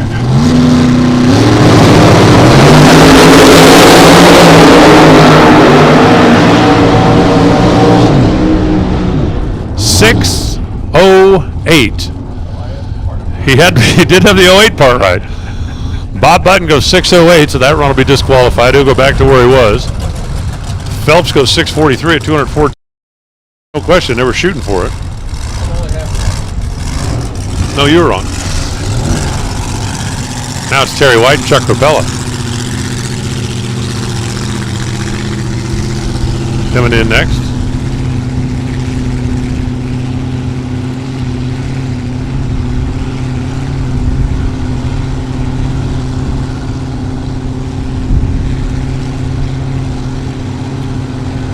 Terry White, the left side for SW Performance Transmission. Bill in from Massachusetts, Division 1.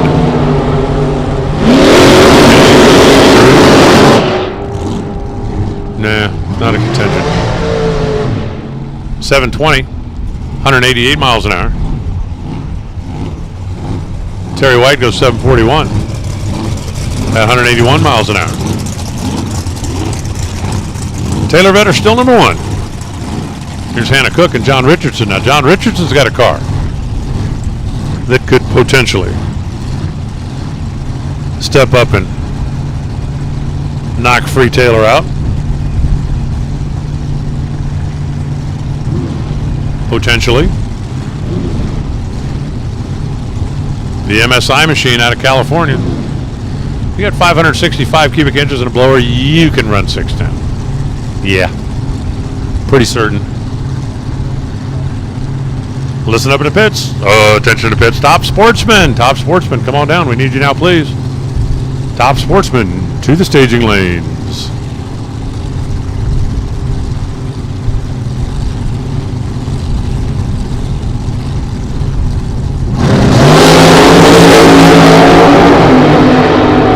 Well, John. Well done, John. 6.101. 226 miles an hour. Take that, Taylor. 6.101. Takes over the top spot. 737, 179 for Hannah Cook.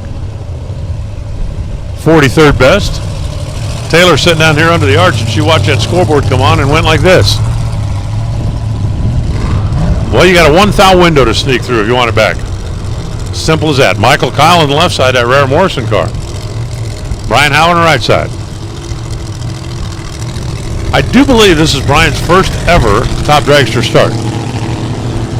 I do believe.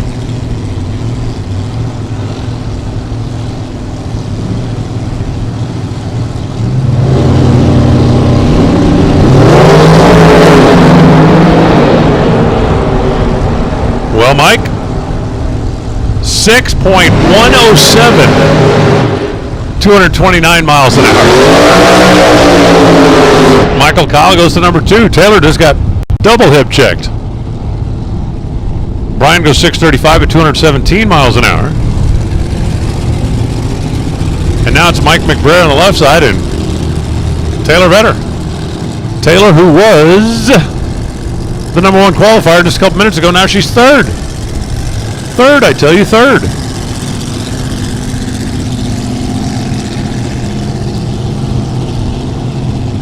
So Taylor's lining up over here on the Pennzoil side. Frank Young is right behind her. He's got a 610 car. Mike McBrayer does not, and I'm not telling tales out of school, but the Superman team is not going to run 6:10. Taylor Vetter might, but you got to be perfect if you want to take away the number 1 spot. I mean,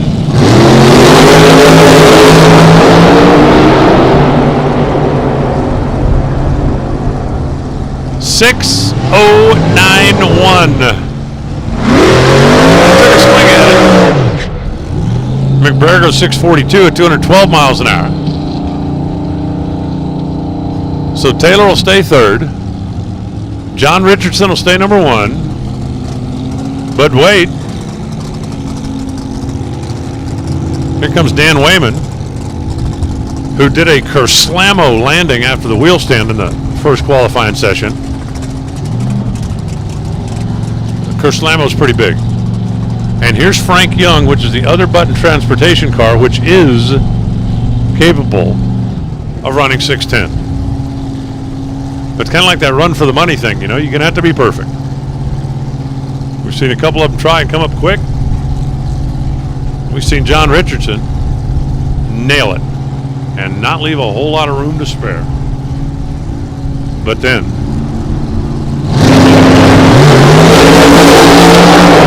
saying there's a chance.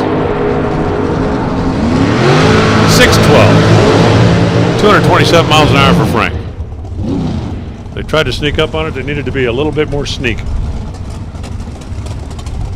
John Richardson, Michael Kyle, Frank Young, 1, 2, 3. Taylor Vetter got bumped back to 4.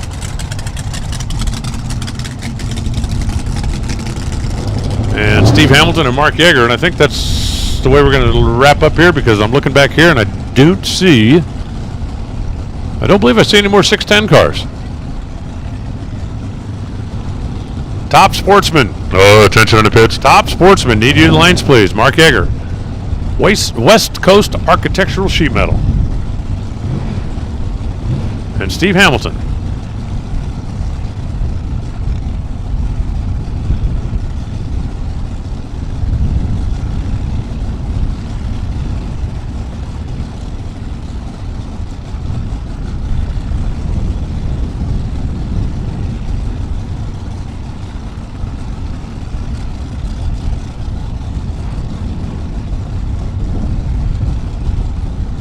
They're being careful. They're staging up.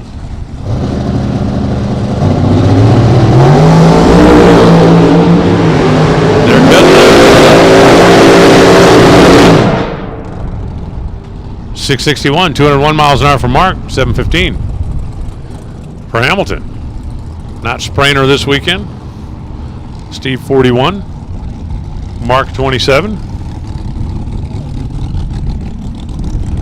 Three cars left: Aaron Steinke, James Warden, and then Yeshua Wilcox.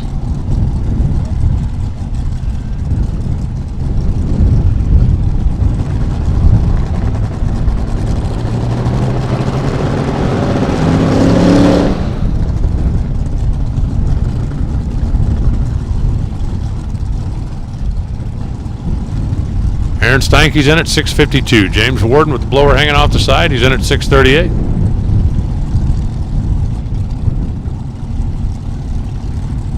See Lori down there standing on the wall watching.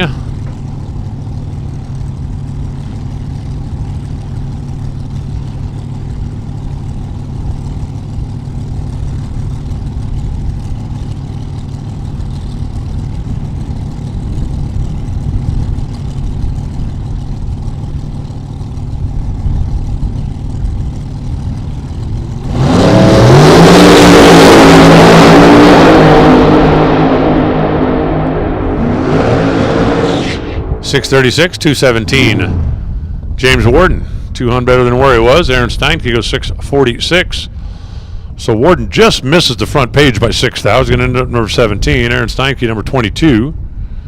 John Richardson is going to end up number 1. Unless Yeshua did something to this car that I couldn't see when he came by the window. Because Yeshua, he's certainly got a shot at going late rounds tomorrow, but he is not going to be number 1.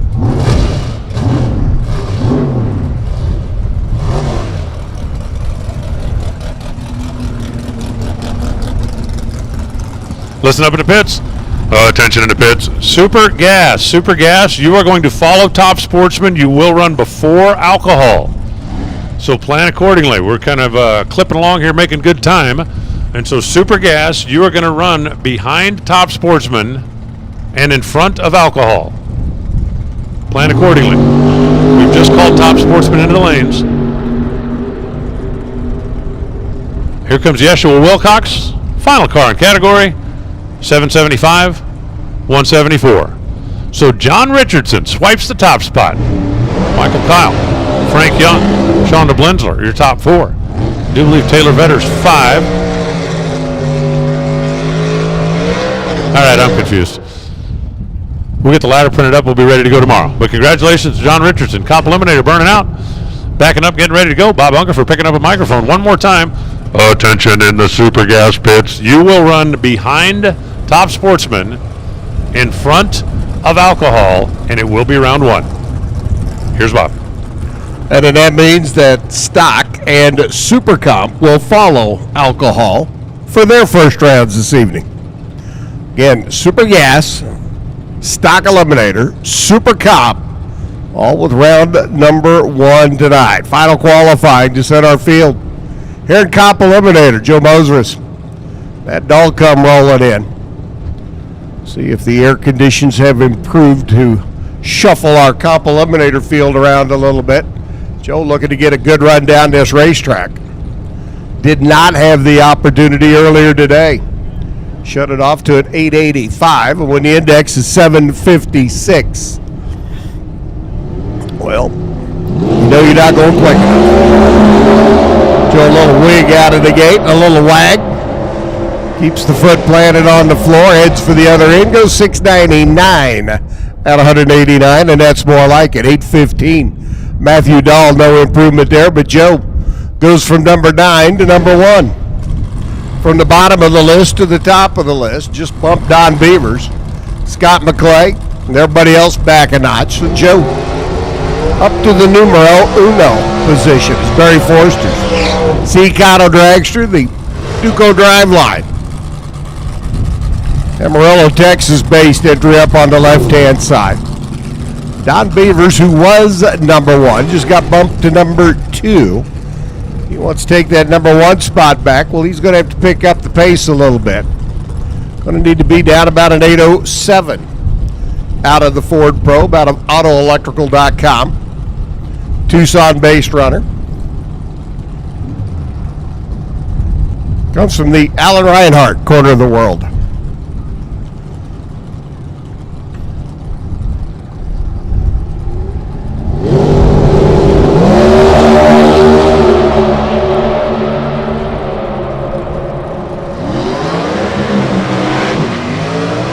$753, 176, no help for Barry Forster. 814, 166 by Don.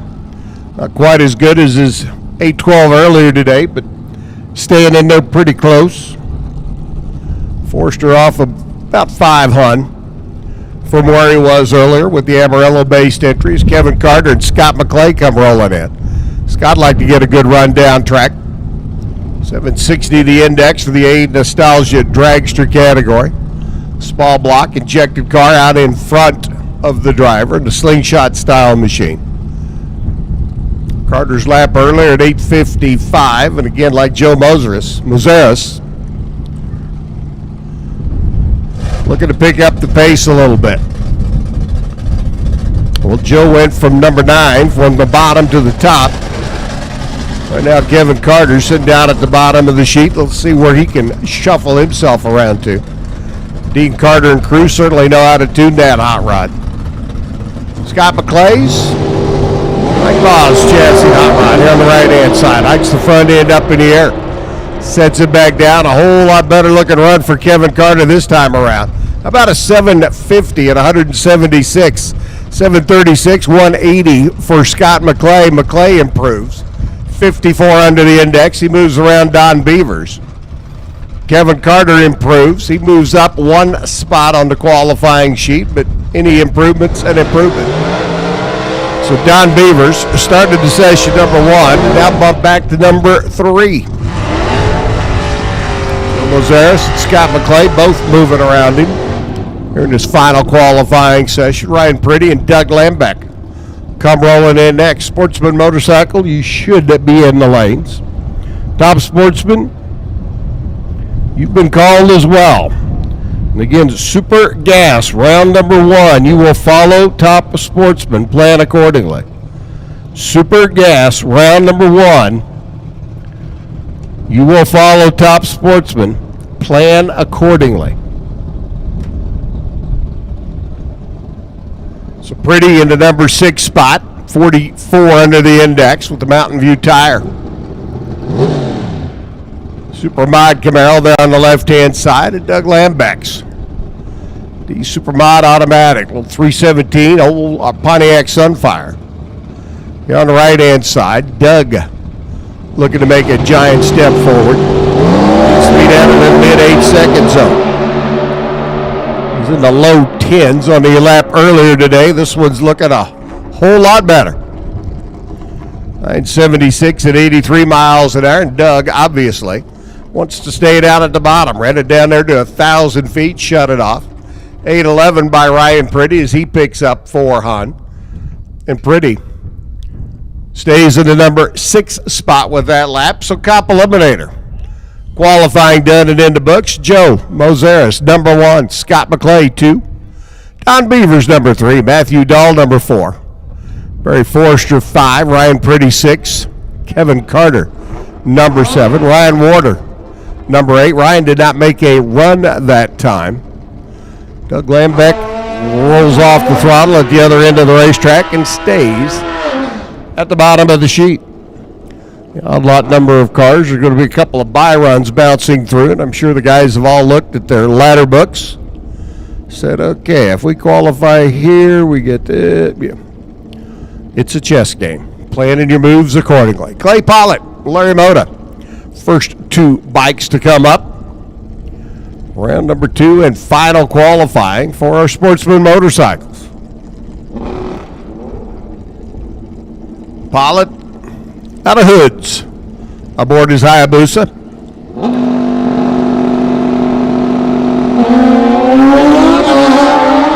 Double 06 light by Larry Mota. Over here on the Pennzoil side. Move him up a little bit in qualifying. Larry goes 898, 147, 896 for Clay. Clay was number 4, now gets bumped back to number 5. Larry Mota with that 006 reaction time. Moves into the number 2 spot. Looking up now, Mo Ryder on the left. Number 8 on the qualifying sheet, Eric Danielson on the right. Danielson said number 14, 22 bikes. Answering the bell, the opening round of qualifying. See if anybody missed out. See if anybody wants to step up, be number 1. Mo's got problems. His bike just idling down the racetrack. 860 for Eric Danielson at $155. Ryder, who's been fighting issues with his Hayabusa all weekend long. Going to take it back to the pits and have a very stern talking to it. Now, whether the bike listens or not might be another deal, but I'm sure Mo's going to have a few words to say. Clayton Howie on the left, Dave Wheeler on the right. There's 2 more come rolling in. Wheeler's Kawasaki making a toe down from Murray. Clayton Howie out of Hanford. Dave number 6, Clayton number 12 on our qualifying sheets. Rick Newport sent number 1 with a 0.002 reaction time. So there's still room, still time, still opportunity. Take that number 1 spot away.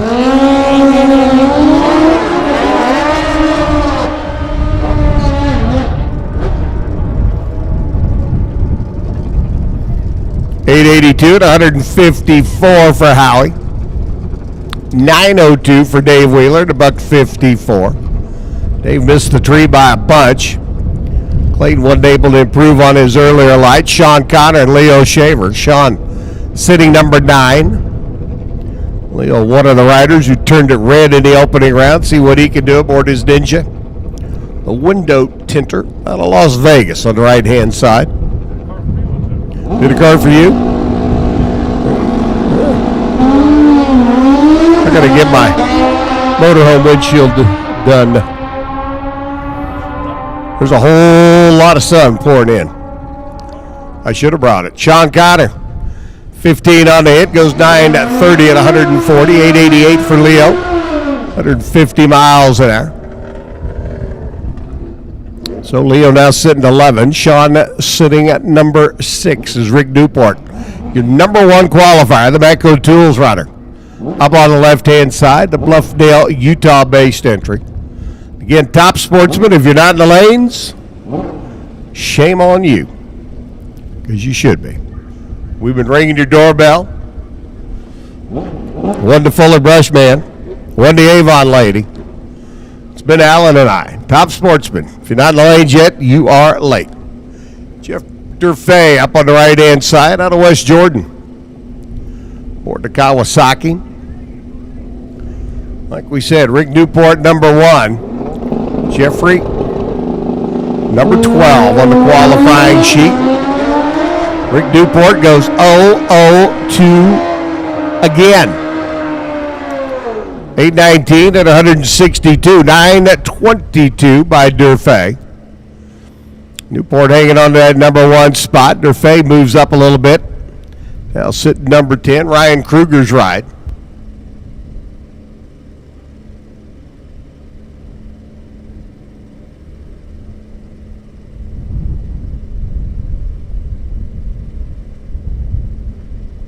Ryan Kruger comes rolling in, is a Kawasaki, your number 3 qualifier.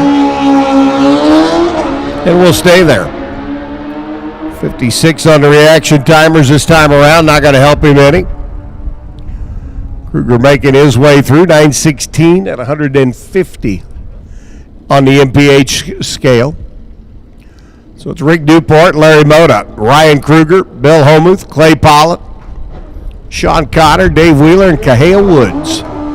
1 through 8, at least at this stage of the game. Mike Cragans, Utah-based machine, comes rolling in on the left-hand side, and Donnie Dernberger's Kawasaki out of Minnesota over on the right-hand side.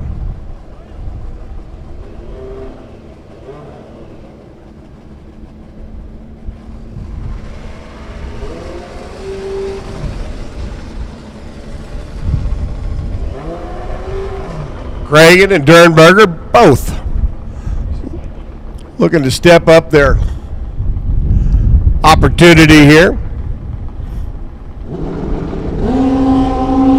008 light by Donnie. That's going to move him way up on the qualifying sheet, like in about number 3, I do believe. Dernberger's going to motor through 10:18 at $1.14, 10:28 by Cragen. Cragen down number 15. Donnie sitting number 3 with that 008 light. But there is still room for improvement. Greg Jensen coming up aboard his Polaris snowmobile. Ryan Howey on the right-hand side. Both of these riders missed the tree substantially in the opening round. Looking for vast forms of improvement here in this session.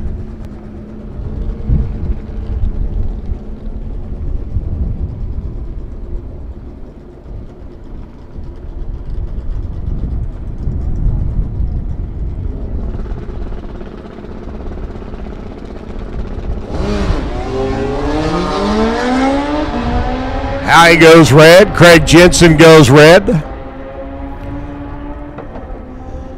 And they motor through 7:56 at $1.46. Jensen, 9:54 at 132. Bill Homuth and Gordon Fangmeyer getting ready to roll in next.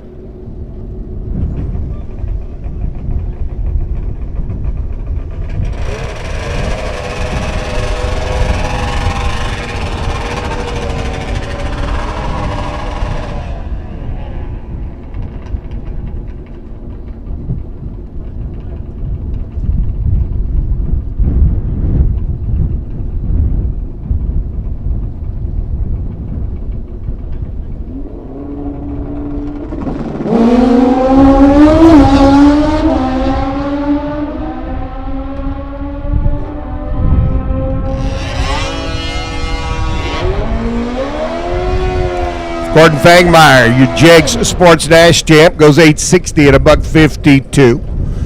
Holmuth a 932 at 140 miles an hour. And Tommy Medlin, looking to add his name to the list as he had engine problems earlier. Able to get those fixed, and Wayne Taylor coming up on the left-hand side.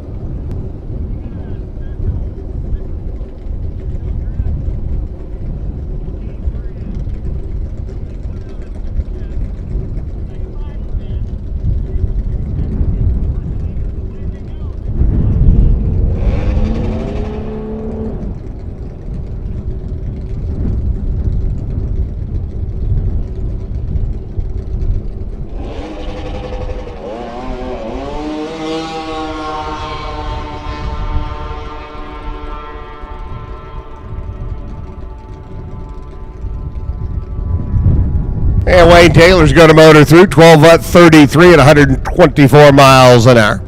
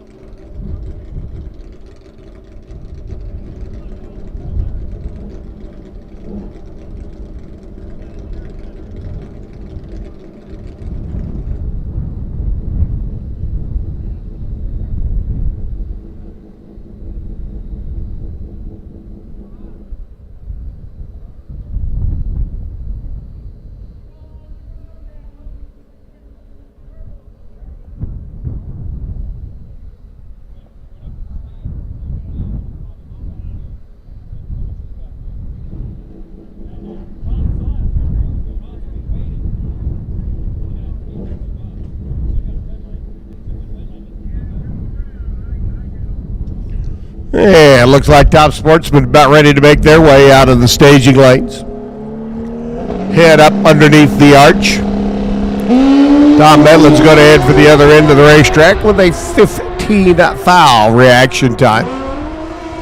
They'll move him up in the field. Tom says, right now, I just want to get down this racetrack. 878, 153 miles an hour. And Medlin slides into the number 8 spot as 23 bikes.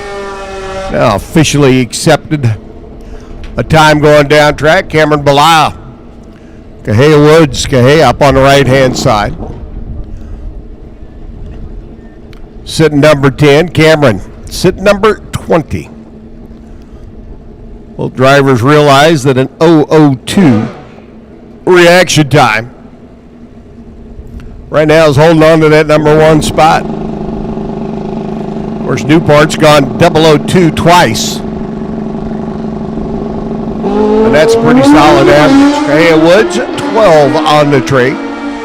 Belisle took a shot at it, missed it by 33 foul on the red side. Cahea 874 at 152 miles an hour, 929 at 139. Cahea with that 12 foul reaction time moves up to the number 6 spot now. Gary Stouffer comes rolling in on the right. Here, your number 21 qualifier down on the bottom of the qualifying sheet. On the Nevada native, aboard is Suzuki on the right-hand side. As Karen watches on. 28 at the head for Gary. That'll move him up on the qualifying sheet.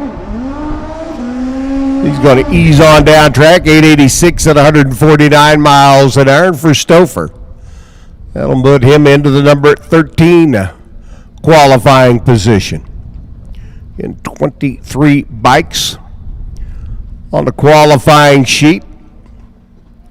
Jeff Durfay, currently your number 12 qualifiers. Denny Elves comes rolling in. Rodeo, California. Runner aboard is Kawasaki, and Denny looking to step up from a 57 light, and he does. Goes 21 at the hit. Makes his way down track to an 8:15 at $1.70, but that 21 foul reaction time Moves him up to number 11. So bike qualifying now done and in the books. Rick Newport, your number 1 qualifier, followed by Larry Moda. Donnie Dernberger steps up to number 3. Ryan Kruger into the number 4 spot that time around. Bill Holmuth at number 5. Kahea Woods jumps up to number 6. Clay Pollitt, 7. Sean Connor, number 8. Running out the top 16, Tom Medlin. Gets a good shot at the racetrack and makes it pay off for number 9, Dave Wheeler. Denny Alves, Mo Ryder, Jeff Durfay, Gary Stouffer, Clayton Howie, and Leo Shaver. Round out the quick 16. A little drag, a little spray, a little track prep, a little top sportsman. Final qualifying getting ready to come up next. Super Gas, get ready. Round number 1. Super Gas, get ready. Round number 1.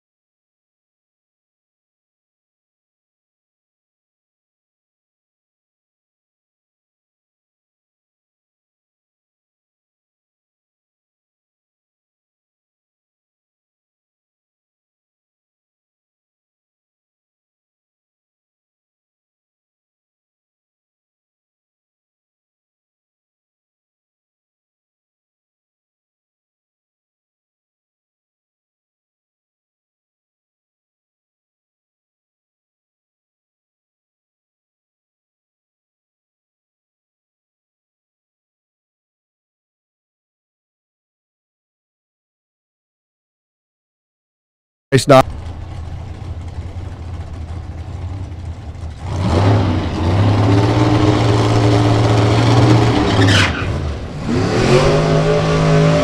All right, final qualifying for our top sportsman contingent.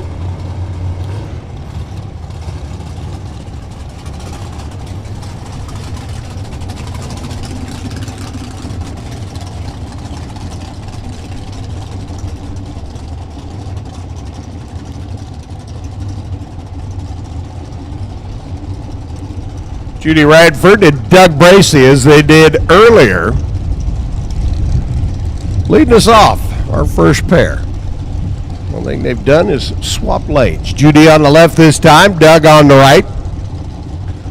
Cavalier over here in the right-hand lane. Doug, if you remember back to the old 7-Up Willys pickup.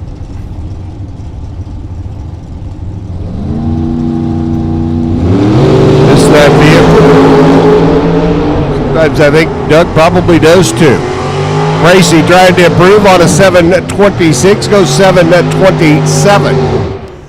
Judy Radford 7:44.2 does improve. Sits number 23 on the qualifying sheet, but we're going to shuffle that around a little bit before all is said and done.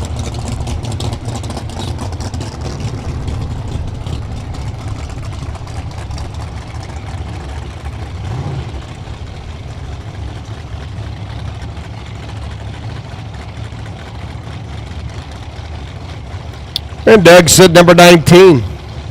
Michael Chitty and Richard Okerman. Our next pair to come rolling in. Chitty out of Iowa. Enjoying a retired life to its fullest.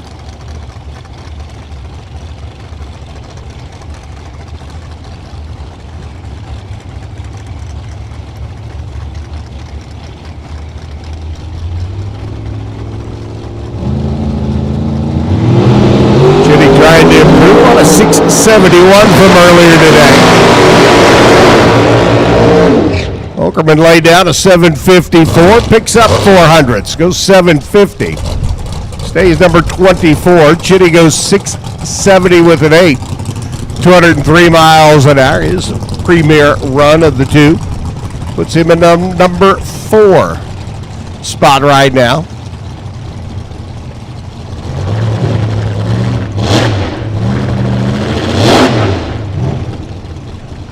Jeff Conley still leading the field. One session in and a couple of pair. Justin LODRS. John Baker. Baker's ride out of Grand Junction, Colorado, the Whiteout Race Operations.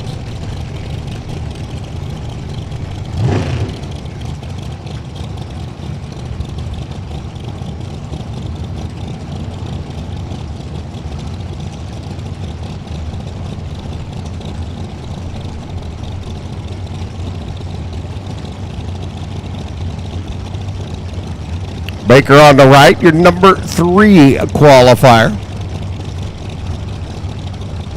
658. LODRS number 5 at a 674.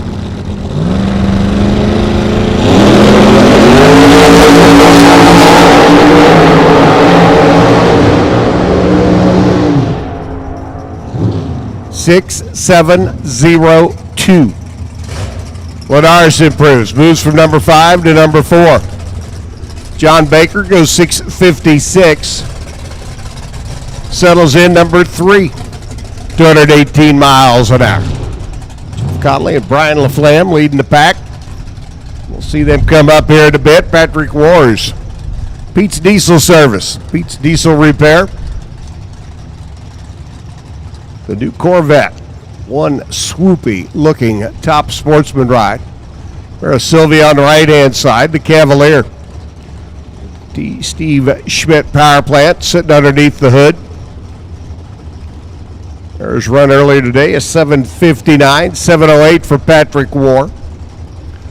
Again, Super Gas, round number 1 contestants. Need you to the lanes, please.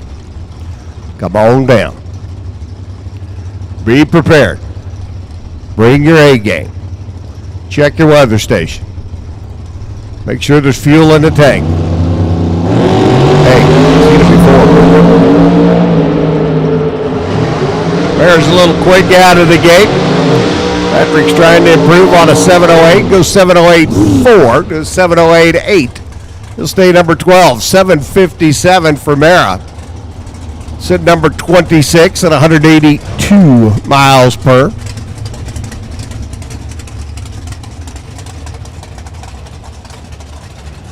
So Mara stays where she was.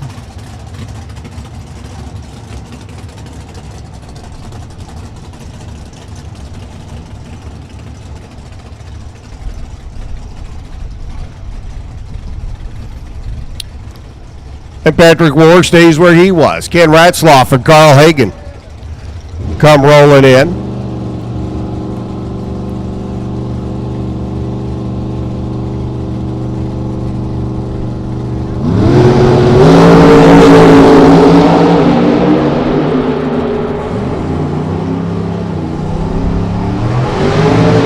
Ratzloff 704 picks up a hunt from his 705 earlier today. Carl Hagen goes 758, does not improve on his earlier 756 shot down the racetrack.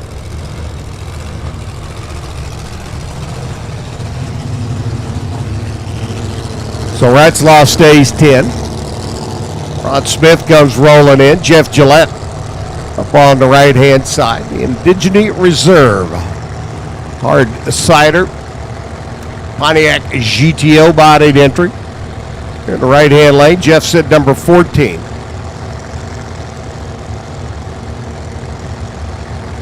.709 at 194 on the run earlier today. Ron Smith, way off pace with the little deuce. 1374. Sign on the car says driver carries no cash.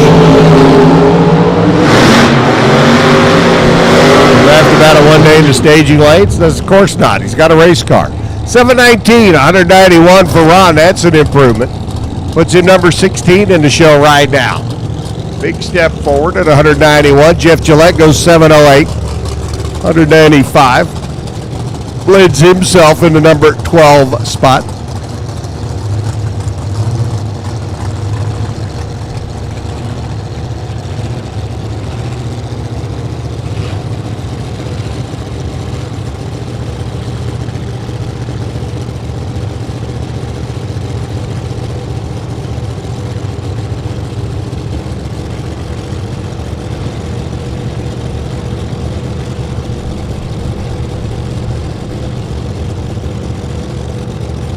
Greg Blaisdell.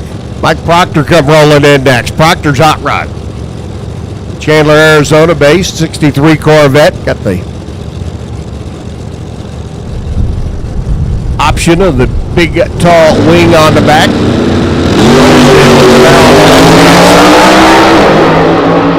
Let's see if he can hang on number 17 spot and improve on his 720 from earlier, and he does. 718, 194. Blaisdell moves from 20 to number 16. Mike Proctor goes 682 at 207 miles an hour and settles in number 8 for now on the qualifying sheet. We're a long ways from being done with this group and finalizing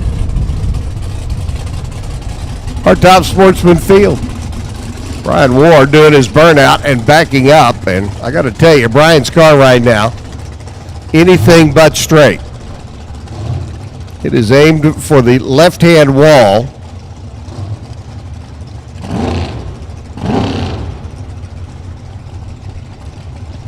And I'd say on current trajectory, if it goes that way, about 300 feet down track.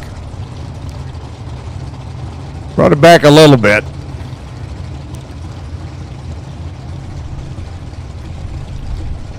Will Yakimitz, the Wilco Logistics. Camaro up on the right-hand side. Will looking to improve on a number 15, 715 run. Brian looking to improve on a number 14, 708 lap.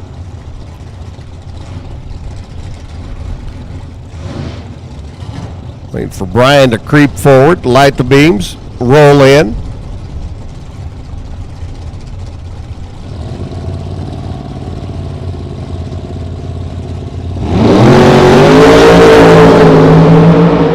It straightened itself out as he left the line. That's the good news. Can he improve on a 7:08? Yep, 7:07. 7:09 for Yakimitz. Yakimitz move into the number 15 spot. War moves into number 12 with a 7:07 and a $1.95. So both drivers picking up a small widget and a couple of notches on the qualifying sheet. Dean Hall's Corbel Champagne, that racing Corvette on the left-hand side. Marty Castagno's 57 Chevrolet. They're coming down from Grantsville up in Utah. Chop top, low riding, wedge cut. 57 Chevrolet up against that sleek aerodynamic laid back 63 Corvette body style. Hall trying to improve on a 7:06, goes 7:04. 2 for Castagno. Castagno improves. Now sit 19. Hall sit number 11, 7:04 to $1.95. It'll be cooler evening air, giving the drivers an opportunity to find a couple of hun improvement out there. The ladder continually being shaken, revised. And I guess in honor of the late 007, stirred.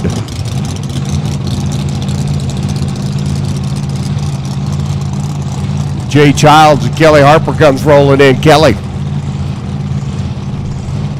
as we told you earlier in the day, the airplane is trying to find that Blackbird for Allen. Of course, he needs one in the fixer-upper condition. Jay Childs out of Alaska, 64 Chevy Nova. The engine has a 400 cubic inch combination, and I gotta tell you, factual. Obviously, things not going right there. 988 at only 118 miles an hour. So Jay still looking to get a good lap down the racetrack. Kelly Harper, 667, 213 miles an hour, puts him right down number 4 on the qualifying sheet. Jeff Conley comes rolling in, your number 1 qualifier, alongside Mel Ucci. Mel with the Now Plumbing Services Dodge Avenger Chevrolet powered combination. Floor sticking out of the hood. New combination and still getting some of the bugs sorted out. Conley, Landmark Iron Camaro. I still like the truck, but the Landmark Iron entry. Sit number 1, 627, 231. On his lap earlier today. Everybody else seems to be able to pick up a couple of hun. See if Conley can move up to 625, and Melvin's going to get shut off.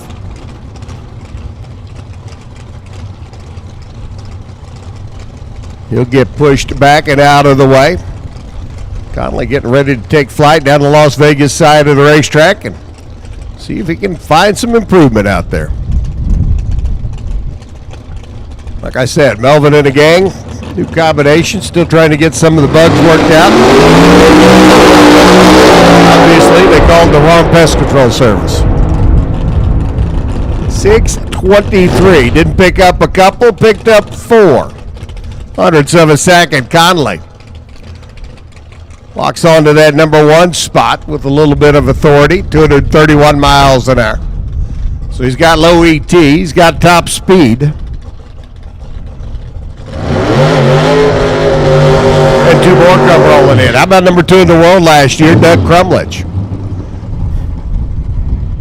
How about your winner down in Texas, Mark Buring? Mark and environmental equipment entry. Chevy Cobalt on the left for Mark and Gina. 7:20 to run earlier.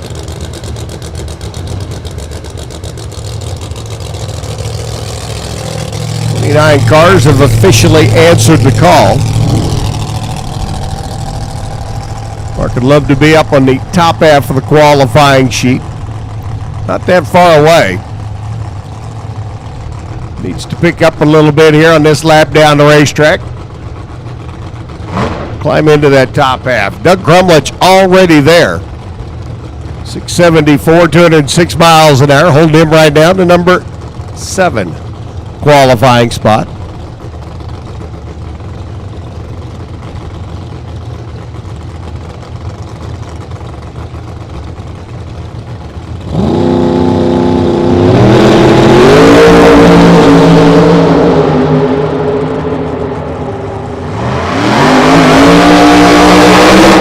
$6.69. Crumlich picks up a nickel. Moves into the number 5 spot. Mark Beering goes 717 at 191. Gave it a run. Missed the top half by just a few hun. But he locked himself solidly in the middle of the pack.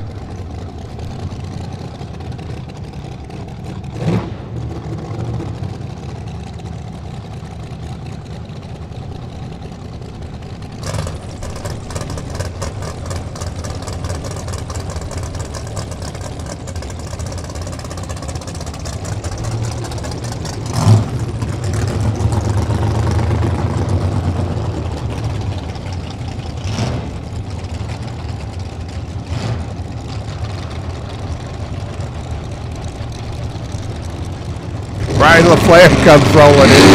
Todd Young along the line.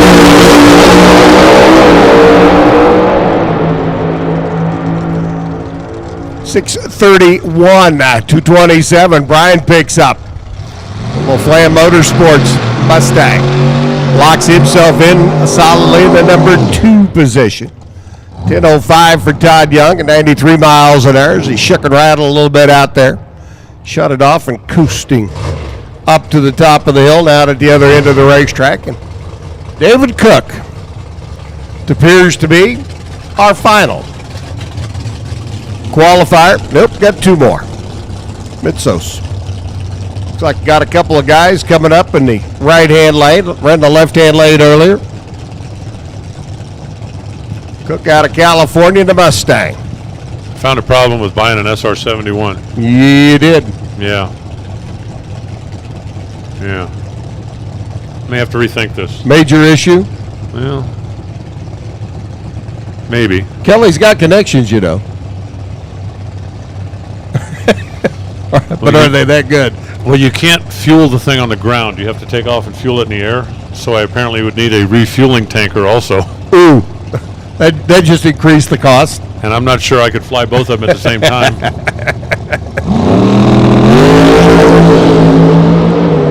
David Cook, 001 at the hit on this end. 676 picks up a couple of hun on that end. Stays number 8 on the qualifying sheet, though. Didn't pick up quite enough to get around Michael Chitty. Chitty sit number 7. Jeff Conley 1, Brian LaFlamme 2.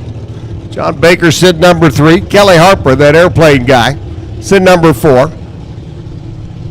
You can get your Warthog, I'm sure. Well, there's 3 basic problems I'm seeing here. 1, you cannot get one. 2, you cannot fly it, and there's no place to put your luggage. And 3, the refueling and support costs are astronomical. So you're saying you could haul your golf clubs with you? Be tough. Okay. Apparently it only has 2 chairs. Yep. And it requires 2 people to fly it. And you have to wear a spacesuit. Ooh, that might increase the cost as well. I think, though, other than that, once I get past those hurdles. Well, that and the fact of how many are left? Well, so there were 32 built, 12 of them were wrecked, and 20 of them are in museums. That kind of counts for all of them, doesn't it? There's one somewhere. There's always one somewhere. Yeah, the Russians have probably got it. Paul Mitsos, the Mountain View Tire entry. Paul's sitting number 10. He comes rolling in. He's Dodge Stratus. Looking to see if he can improve on a 684. Down at the other end goes 684.7. That's a bracket car. Jeff Conley, number 1. Brian LaFlamme, 2. John Baker, 3. Kelly Harper, number 4. Doug Crumblich, 5. Justin LODRS, Michael Chitty, and David Cook round out the top 8. Then you've got Mike Proctor, Paul Mitzos, Ken Ratzloff, Dean Hall, Brian Ward, Jeff Gillette, Patrick War, and Will Yakimitz. Rounding out the quick 16. Awesome.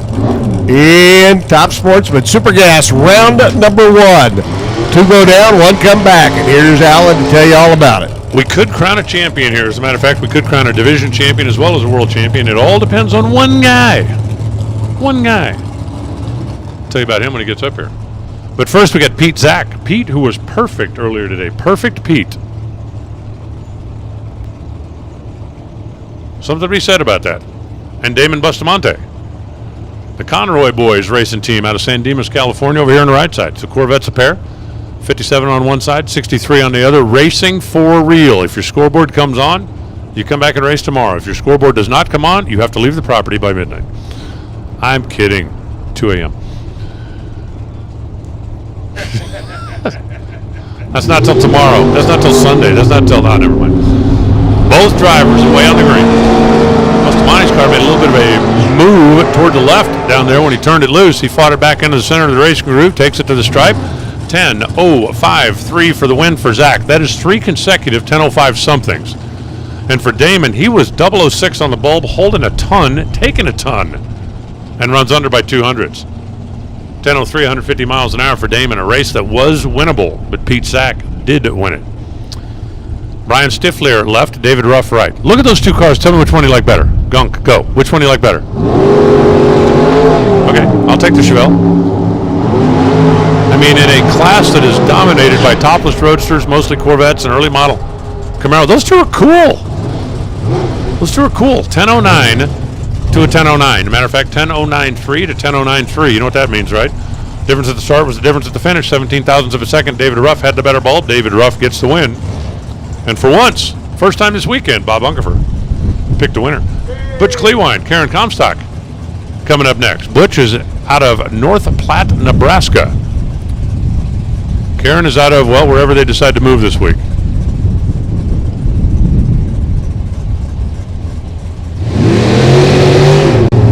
In, set, and away we go. Both drivers away on a green light. Couple of roadsters, 57 Chevy. That's Karen. 13 model Camaro. That's Butch. Down to the stripe they go. Karen goes 9.99. Whoa. 10.02 for the win for Butch. A double breakout. But a 10.02 is the better of the 2. Both drivers pretty good on the tree, with Karen being 0.10. Butch being 0.19. And we just watched this big old dust cloud basically follow those 2 across the finish line.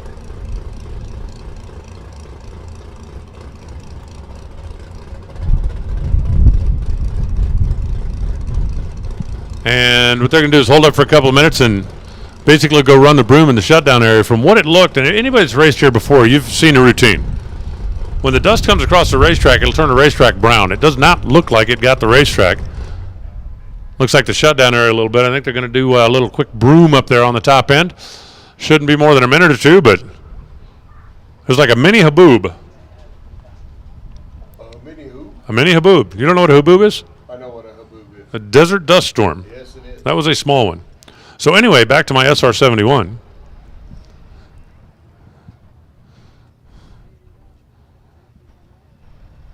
It says it could never get permission to use a normal non-military airport because of runway length, fuel spillage, and etc. So if I have it, there's no place to land it.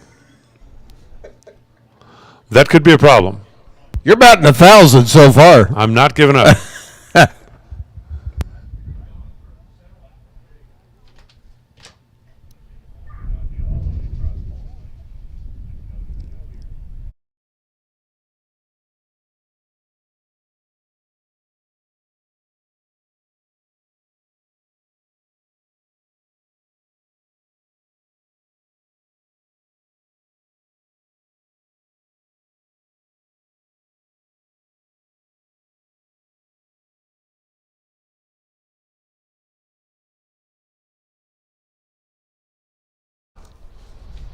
How much is enough is a big question.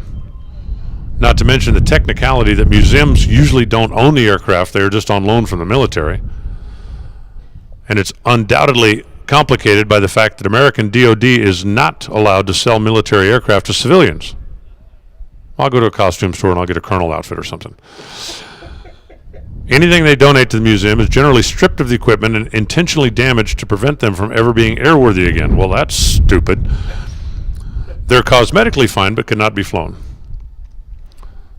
Says, there was one exception, and that was an F-4 Phantom to the Collings Foundation, and it took an, quote, act of Congress before it was allowed to proceed. It says, my bet is today museums are legally prevented from selling them in the first place unless they have the approval of the government, which you are never going to get. Small stumbling block. Don't you have good friends on Capitol Hill? I do. Okay. So, well, I don't know. I don't even know who's on Capitol Hill these days. Okay, I'm not sure they do either. So let's say we've gotten past those initial barriers, because I'm thinking positive. Now I just have to figure out how to operate the airplane. The fuel leak on the ground was intentional. And of course the heat generated when the aircraft was cruising would make the panels expand and seal the gaps, so the airplane would have to be refueled in the air shortly after takeoff. That might be a bit of a headache, if I was taking off from Nebraska. I mean, if I was taking off from Davis-Monthan Air Force Base, it wouldn't be a problem. No. Is there a big Air Force Base in Nebraska? There's several of them. Okay, perfect. Then that wouldn't be a problem either. I did learn, and now I can't remember, where the cheapest jet fuel in the country is. In the middle of Kansas. What's the name of the place? They have fresh popcorn. Is it Salina? Salina, that's it. Yeah.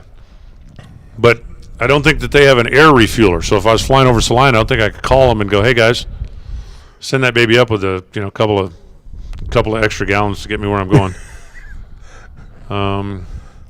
The range of an SR-71 is 3,680 miles. Okay, that'll get me to every track on tour, so that's good. The spacesuit problem, that might be a problem. I'm not giving up. You need the extra tall spacesuit, by the way. I would, yes. Yeah. But see, this is a challenge, to see if I want it bad enough to put the effort out. My mom used to tell me, if you want something bad enough and you're willing to work hard enough, you can achieve it. This one, I think your mom might be a little behind the times on. You calling my mom a liar? No, I'm just saying. We're going to have a problem here, Paul. I'm just saying she might be a little bit behind the times. Think she might have been just trying to be overly encouraging? There's strong possibility. What's the second fastest jet out there? Oh, that's a good question. Hey! Why didn't I think of that? Okay, wait a second. Here, wait, this is easier because it's so dark in here I can't type on the thing.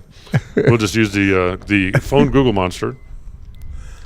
What is the fastest private jet? Citation 10 plus. No, that sucks. It won't even go the speed of sound. I want something that goes boom.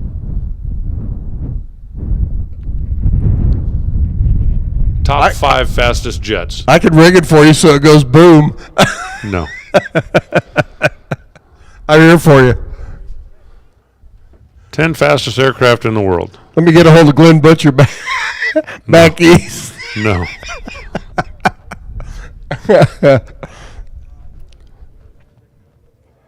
We can make it go boom real easy.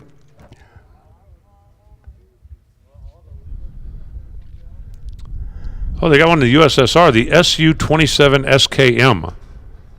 Mach 2.35. I told you. Check with the Russians. They got it. It's a brilliant idea.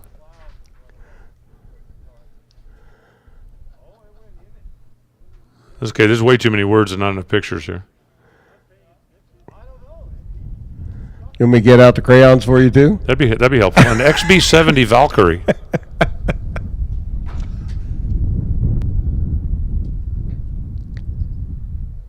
Says that thing could go Mach 3. Where we at here? And you all think we're all serious up here in the tower. The SR-71, we knew that one. We've already pretty much written that off.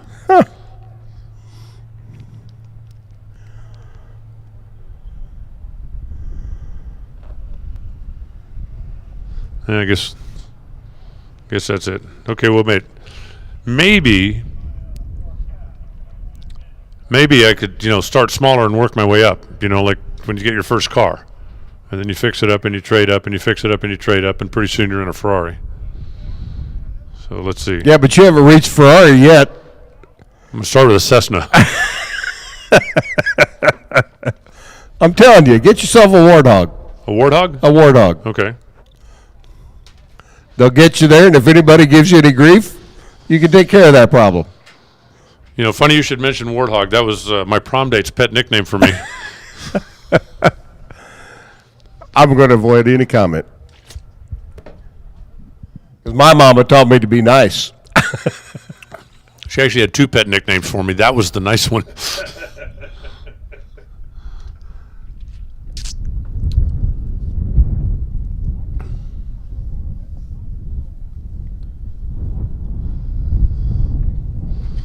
All right. Well, I'm not giving up. I'm gonna keep working on it.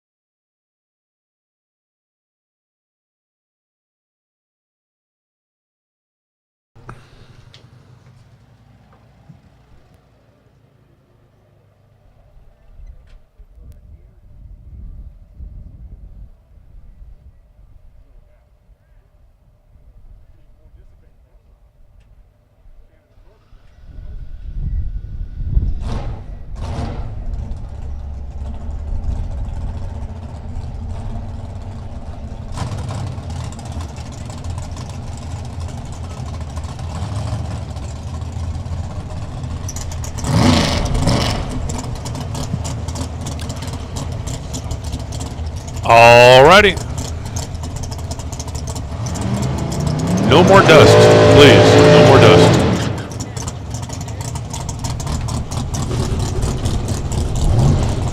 John Filippi and Laureen Rogers.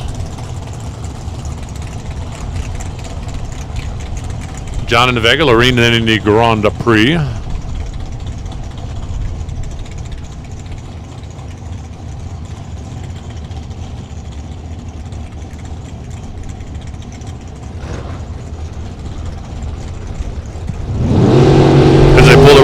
And away we go. Both drivers away on the green. John with that little Vega. Laureen in the Grand Prix. Closing in down on the finish line. Wind light says 10:08 for the win. 148 miles an hour for John. 004 reaction time for Lorene Rogers, but she backs up to a 10:10. John snugged her up 5 thou at the other end of the racetrack. That's a nice job of driving. And John gets the win. Now it's Kevin Romfo, who was best in the run for the money round, but I don't know if he was in the run for the money round. He's over there on the left side of the racetrack. Tim Parker, the Coloradoan, in that 1968 Camaro. He's over here on the right side of the racetrack. The number for both is 10:05. Come on, there we go.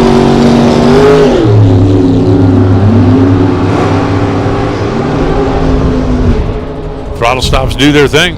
So on the last pair, an 016 light left second. On this pair, an 017 light left first. And I don't know what happened to Kevin Romfo, but his car just never picked speed back up at the top end of the racetrack. He's only going 99 miles an hour at the stripe. Tim Parker took his foot off the gas for an easy 10:62 win.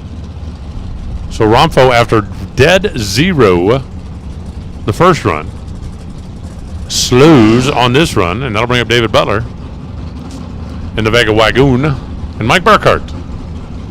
Is Mike really an auctioneer?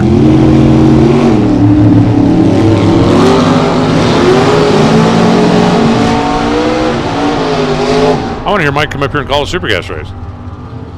And they take off on the line. He's got a 20, he's got a 20, he's got a 48. It's got a 10:04, 10:04, 10:04 with an 8, 10:04 with a 7, 10:04 with a 7, 10:04 with an 8. David Butler gets the win. And then the next thing Mike Burkhart's going to say is, crap. 1 thou on the double breakout. Butler had the better reaction time, got there first, came out 1 thou on the good of the math. 10:04.8 beats 10:04 with a 7. Dick Vandermeer and Ray Schoeneman. Vandermeer on the left side, Schoeneman on the right side. I like that Nova. I don't know why. Something about that thing. Just something about that particular car.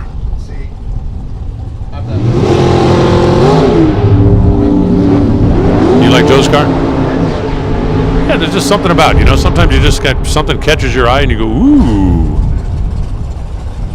Ooh, 10:03 to a 10:04. Ray gets to come back and race some more. 1 thou apart on reaction time, 27 to 28. Dick Vandermeer took the stripe on the double breakout, comes out on the wrong side of the math. Mike Boner and Darren Dolezal. Mike is in the left lane. The Thunderbird powered by big old Chevrolet and Darren Dolezal out of Auto Image Paint and Body. They do some of the coolest, smoothest, nicest custom work you'll ever see. That's why their car's flat black. Oh, come on, I'm kidding. The Dolezal family, pretty much everybody out here is in a race car of some way, shape, or form.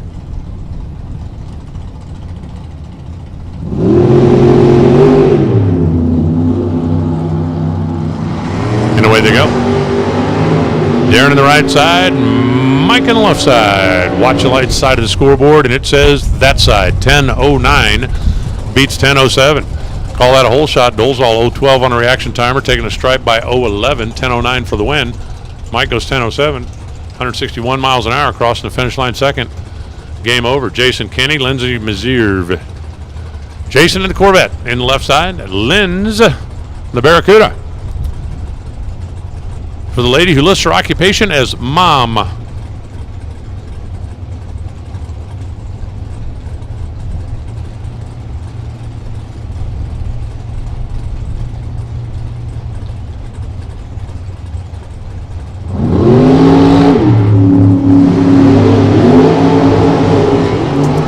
They're both away on the green. The topless Corvette, the Barracuda, down to the stripe. 10:04 to a 10:01. Jason Kenny making it happen at the top end of the racetrack. Again, very close in reaction time.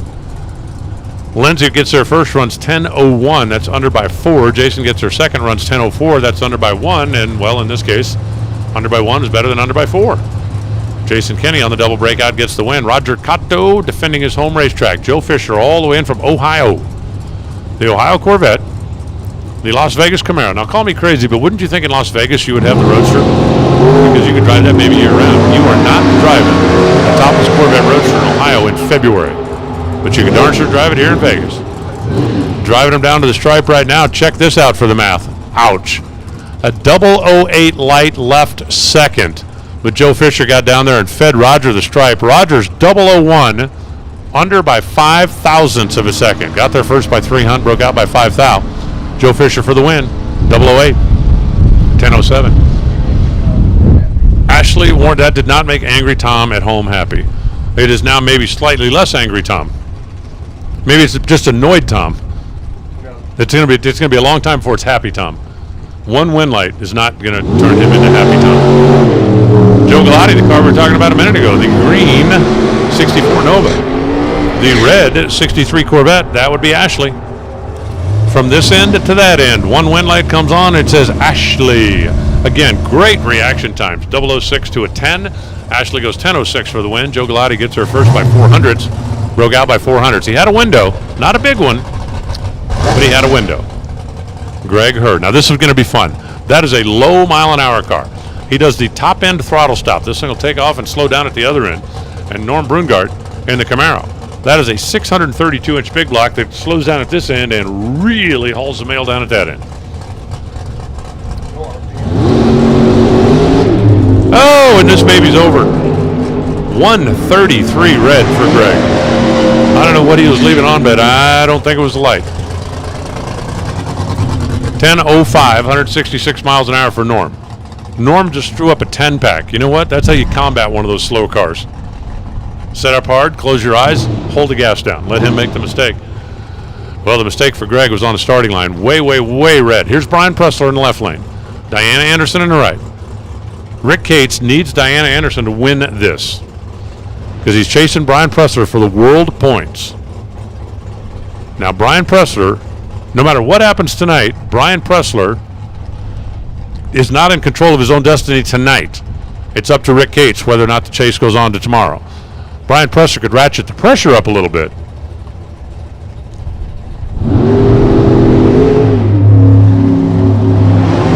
Diana Anderson went to the final yesterday.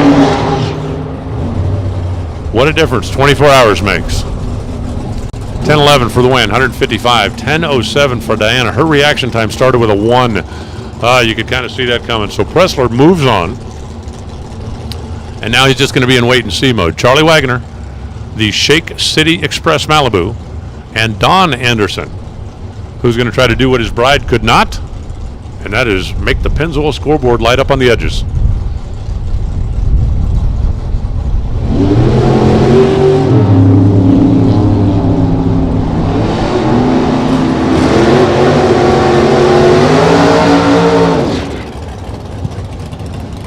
You're kidding me. 10:20 for the win for Don Anderson. I don't know what Charlie Wagner was doing. Had a huge advantage on reaction time, was a quarter of a second out in front, runs 10:02. Now, remember this, okay? Don Anderson had a 113 light and ran 10:20 for the win. We just had like 010 taking 2 hun for the L. Ryan Smith and Marco Perovalaris.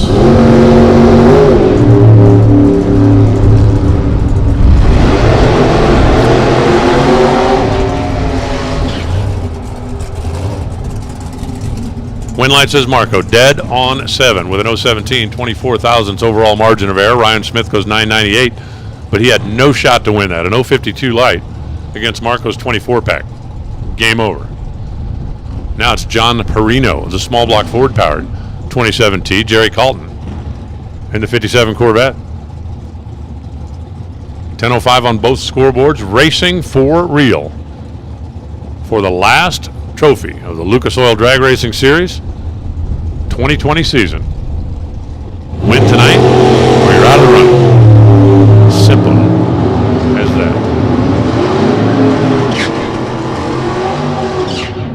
Taking them down to the house, side by side, finish line stripe, 10:059. Wow.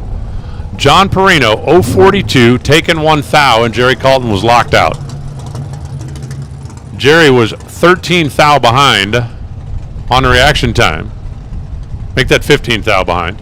Had no chance of winning the race. Perino just hung a nose on him by 1 thou. Now it's Dave Thompson. Corvette on the left side. Terry Wilcox, Corvette on the right side.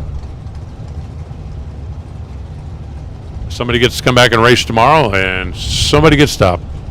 pack the car and the trailer for the winter, or at least for the weekend.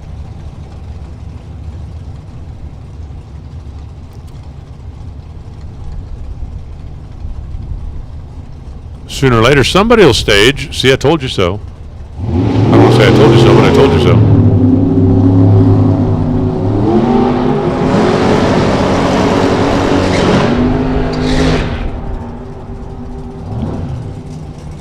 .10.09 for the win.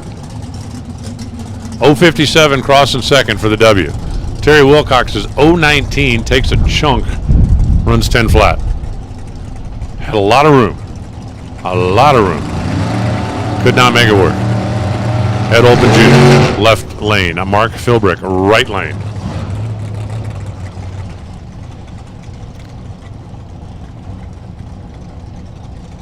Philbrick in the Mustang. Map Automotive Specialties. Out of Colorado. Map, of course, Mark A. Philbrick and Ed Olpen. Following along in the family biz up in Utah.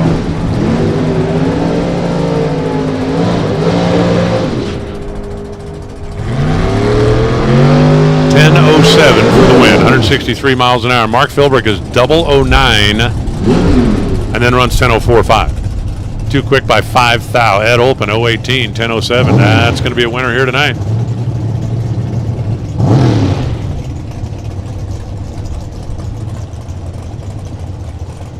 Chris Cannon.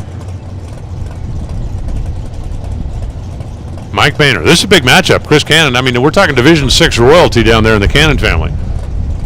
And Mike Boehner, the division champ, who I do believe is going to keep 71 on his car again next year. He put a target right in the middle of it. Nobody could hit the target. He's going to keep it. Because he can. Mike's in. Chris is in. Figured out down to the other end. You got 10.05 seconds to figure out what to do at the finish line stripe as they close in down there. And 10.07, that's going to be the win for Mike Boehner. 142 miles an hour, 10.12. At 150 for Chris Cannon. Cannon had the reaction time, but he is 7 back of the dial and can't leave the door that far open for the Division 7 champ. Here comes Seth Polvador with the Three Amigos Tequila. I don't know about you, but occasionally when I'm drinking tequila with my 3 amigos, I look up and find out that there's 6 amigos or 9 amigos, or I look up and see the welcome mat. No, that's looking down. Now Rick Cates, not always. Rick Cates on the right side. Here it is, the Texas runner. Rick Cates has got to win this race to take the World Championship to tomorrow. He's also battling for a Division 5 champion. Right now, all we're thinking about is the world. They're in. They are green. Seth Polvador in the left lane. Rick Cates in the right. Championship hangs in the balance. Just watch which scoreboard comes up. It's going to be 10.06, 157 for Rick Cates. We are going to crown the champ tomorrow. Seth Polvador had a 200 reaction advantage. Took the stripe by 3 and runs under by 4 thousandths of a second. So for Brian Pressler, it ain't over yet. Rick Cates has still got a chance. So you're saying there's a chance? There is definitely a chance. Janice Hogan, Paul Prang, the misfire Dodge powered Vega, or the West Tech Performance Lucas Oil Corvette.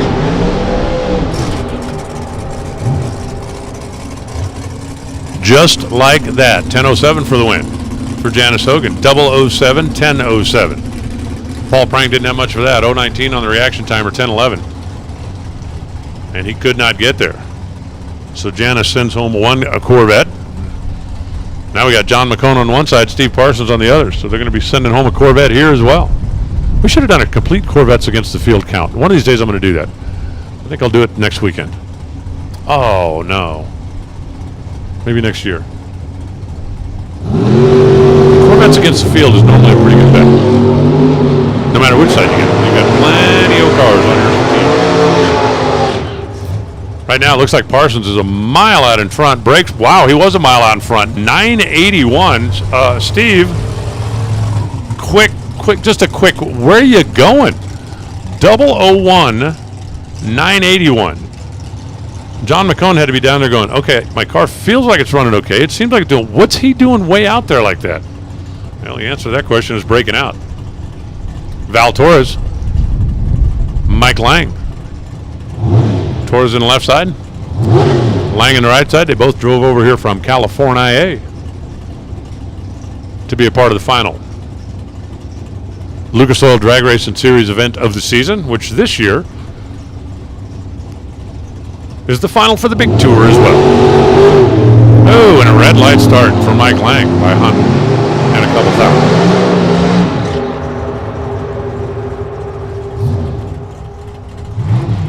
10.054 Val Torres, 008 dead 4. A 12 thousandths package, didn't need any of it because Mike Lang jumped too soon. Turned on the red bulb on the Christmas tree down at this end. Now it is Bill Bethello, the new owner of the Seas Candy Mobile, the Grand Am over there, and Larry Scarth and his 57 Corvette.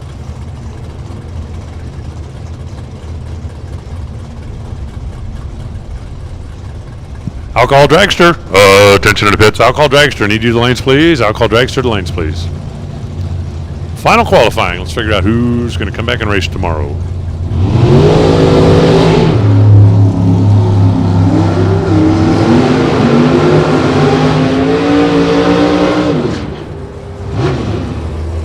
Reaction times separated 5 thou.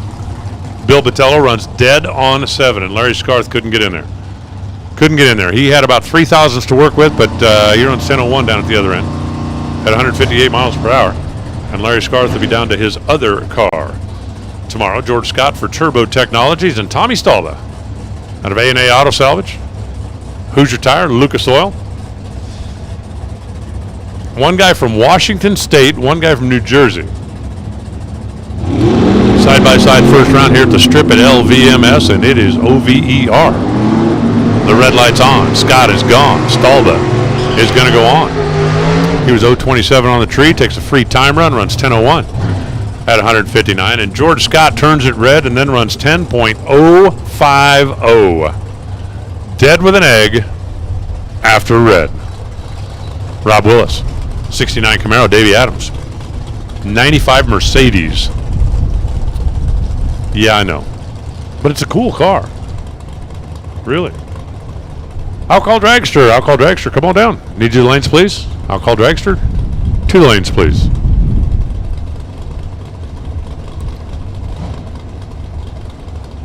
Rob Willis, rolling slowly.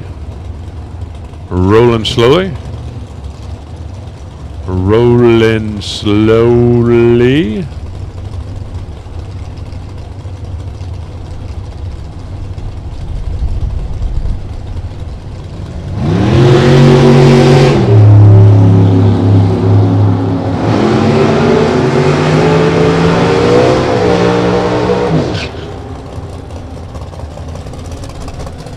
10.02 to a 10.02. We go to a little bitty teeny tiny number out there on the end, and 10.027 for Davey Adams going to carry the day.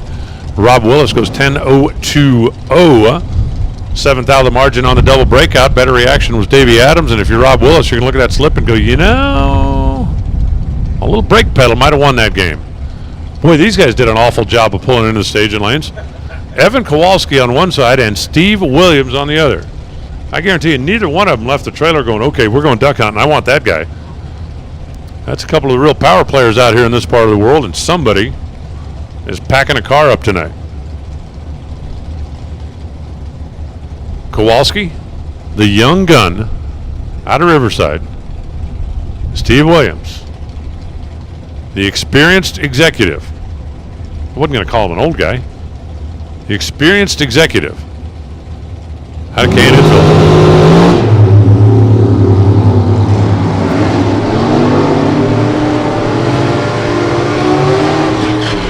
Couple of Corvettes.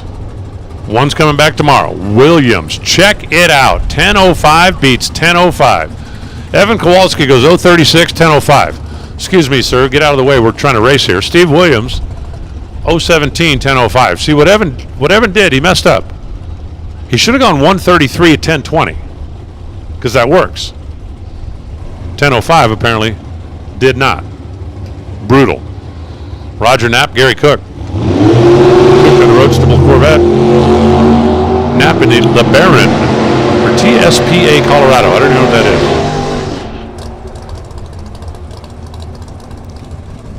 I know what that is. That's a wind light. 1027, 152 miles an hour. Roger Knapp, miles out in front. Goes 1002. Gary Cook looked like he was actually out of the throttle at one point down there. You could tell with that car because it smokes. And then he got back after it, went 1027, which normally wouldn't be anywhere near in the game unless your opponent gives it to you. Kind of like that, Bill Packard, Mark Yeager. Now, Bill Packard, 71 model Vega. He's been racing this thing for a long time. That is not a big mile an hour car.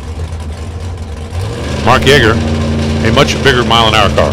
Yeager's car, I really like the graphics on that thing. It just looks cool. You know, you can have a 63 Corvette, do something a little special with the paint. That's exactly what they did.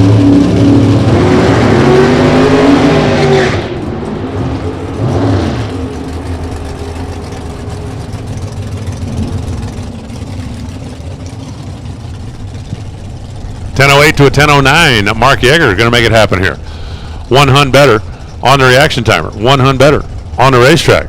Margin of victory, 0.02 of a second.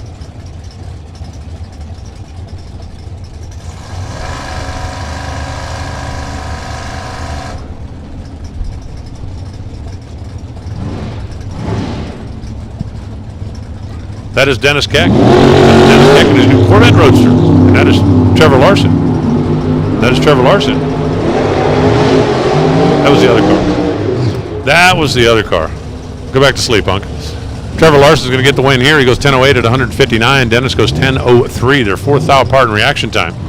Ended up being a little bit of a brake pedal battle down there at the top end of the racetrack, with Trevor coming out on the right side of the brake pedal battle. I don't know why I just had a Dr. Seuss flashback.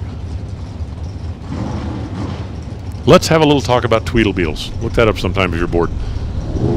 Ryan Zermino, yeah, and Kevin Sexton. Dr. Seuss Tweedlebeetles.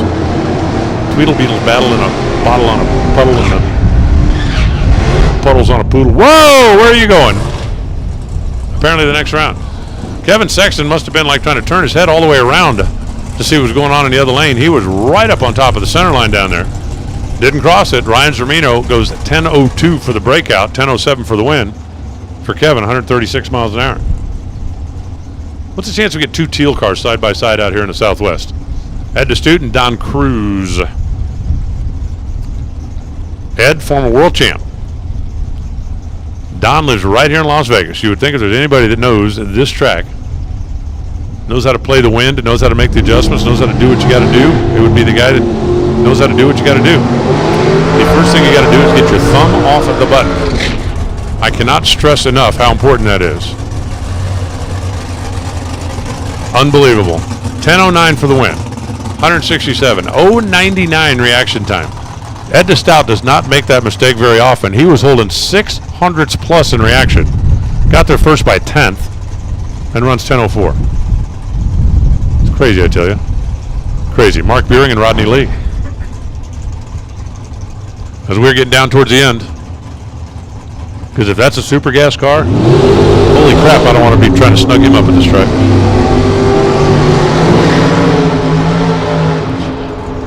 Buehring left, Lee right. Scoreboard, right, 10:12, beats 10:14. 3 thou apart on reaction time, that's a coin flip. Mark Buehring couldn't run the number, Rodney backed into him at 156 miles an hour. And now it's going to be Darrell Mitchell and Stephanie Skaggs.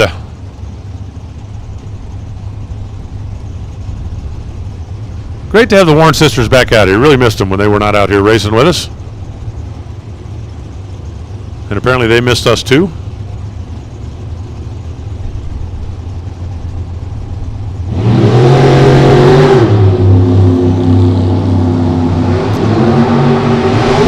Darrell on the left side, Stephanie on the right side.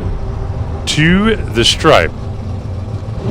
10:05.5, 014. Dead 5 for 19,000's package. Stephanie was 003, but her 10:08 wasn't enough to make it. Jesse Cerna and Paul Weekman. Did you look it up? I looked it up. Yeah. Holy crap. That's one of my favorite Dr. Seuss books. It's out of Fox and Socks. Fox and Socks, our game is done, sir. Thank you for a lot of fun, sir. Yes, when Tweedlebeetles battle, it can get ugly. Basically, they battle in the puddle in the bottle. The puddle's in a bottle, and the bottle's on a poodle, and the poodle's eating noodles. You were never here for my Dr. Seuss moments, were you?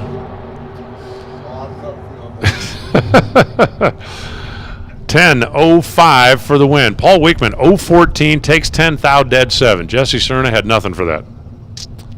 Nothing. 034 reaction time, and he at that point was basically locked out of the race. Xavier Zermino going to take the solo run here, and I've got top alcohol dragster drivers suited up, strapped in, and under the arch.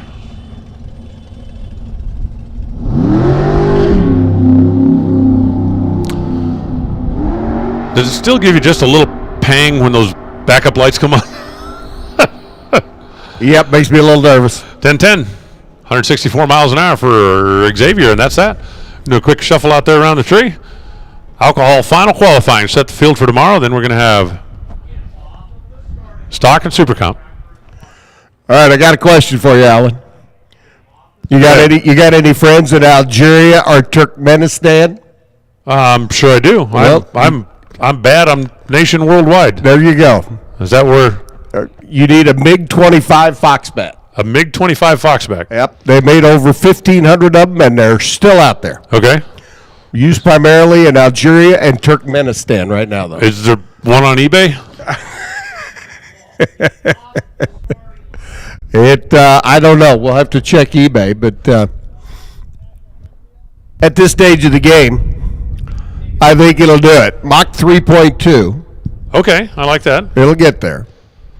Got 4 air-to-air missiles. I don't need that. Okay, well, we can take it off. Maybe it'll go a little bit faster without the air-to-air missiles. I wonder if I can, that'd be a place to put golf clubs. It's a thought. Okay. Okay, so we got this handled. But, yeah, they're still out there. Over 1,500 of them made. Okay.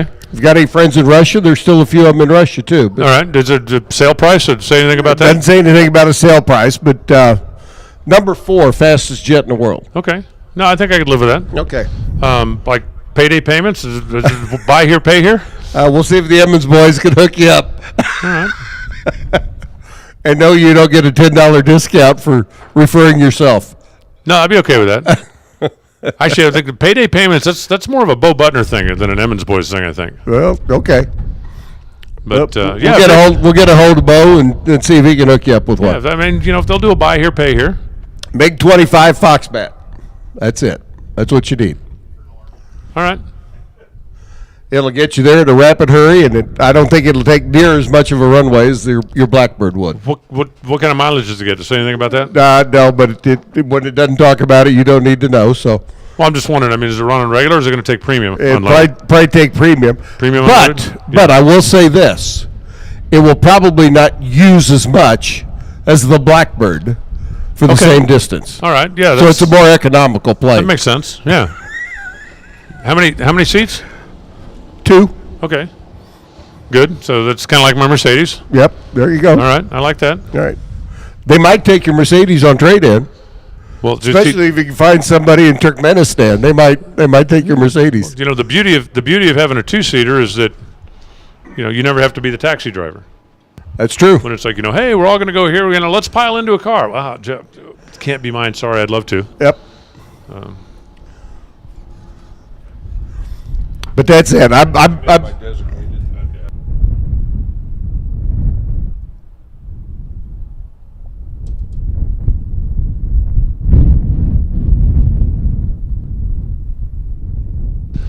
Designated pairs, Wong and Hampton, that's Stephanie Wong and Gary Hampton, need you. Method and Sherry need you. And T-Bear and Goheen, you are the designated pairs in Stock Eliminator. Come on down, please. We need to get you guys, gals, matched up and ready to go. And as soon as we get those 6 rolling, we'll get the rest of you coming in this way as well. Round number 1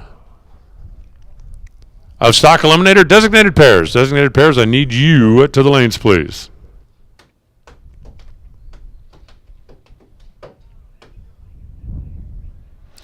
Do a little track prep down there, and then we're going to be ready. Alcohol qualifying. Then we're going to wrap up the evening with stock round 1 and super comp. Round 1.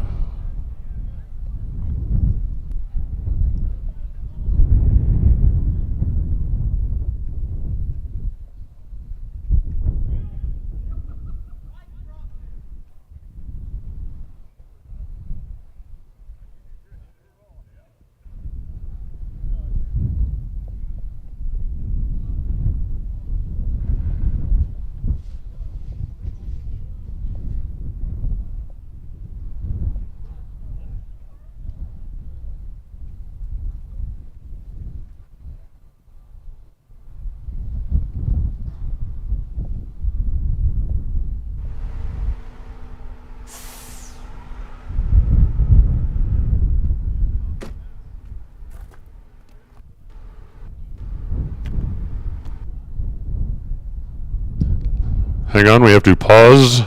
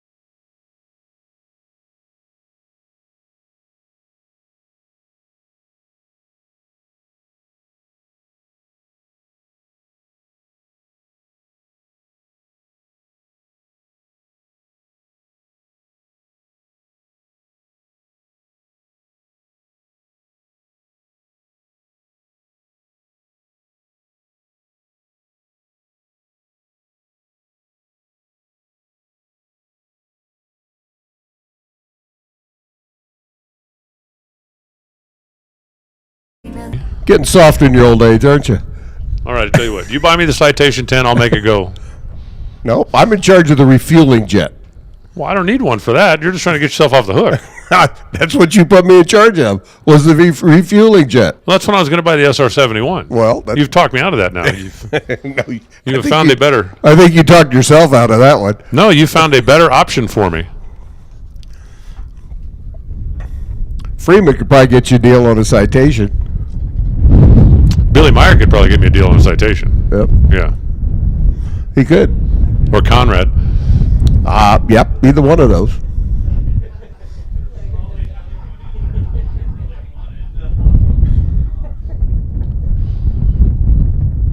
Brian Loans is doing a Dorkomotive podcast about Bill Lear, the guy who actually made the Learjet. And like one of his very famous comments when he told people about this idea, they said, "That's stupid, it's too small, you can't stand up in it." He said, "You can't stand up in a Cadillac either, and they sell those, don't they?" James Stevens. Here's the deal.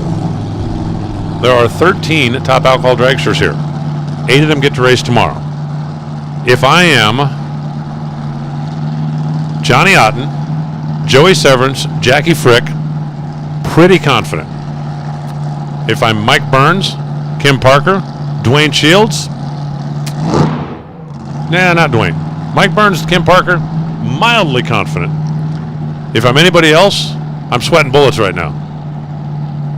Because I believe somebody could run 5:30 something and not qualify for this field. Right now, I believe James Stevens' car is not going backwards. And judging by where the crew guys are under there, I'm wondering if they forgot to hook up the reverser cable. They're going to try to push it backwards. Okay, now they got it doing what it's supposed to do.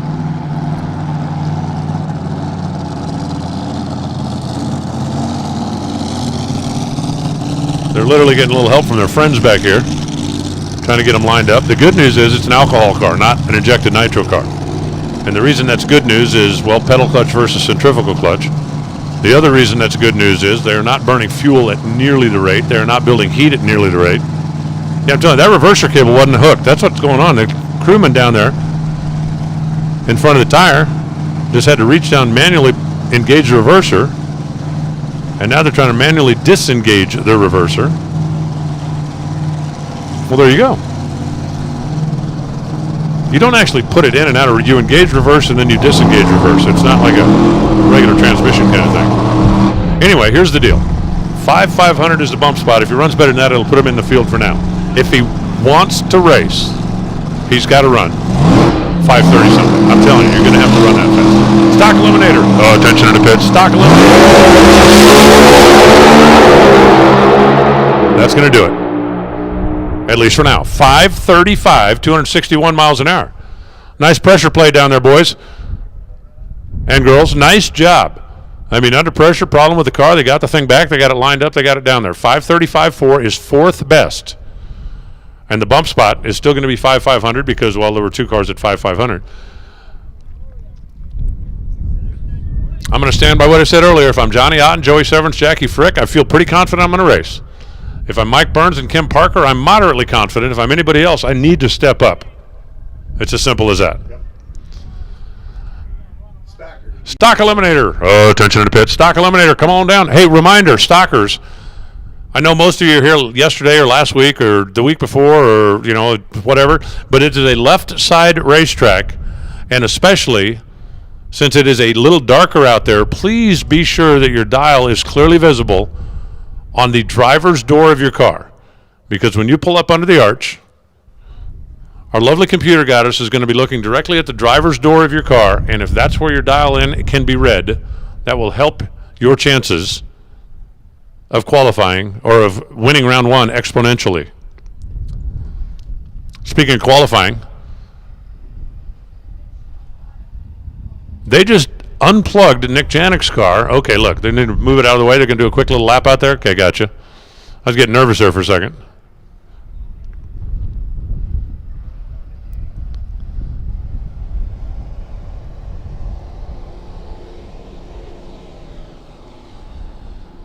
Brandon Greco on the left side, Nick Janik on the right. Neither car, as of right now, is qualified.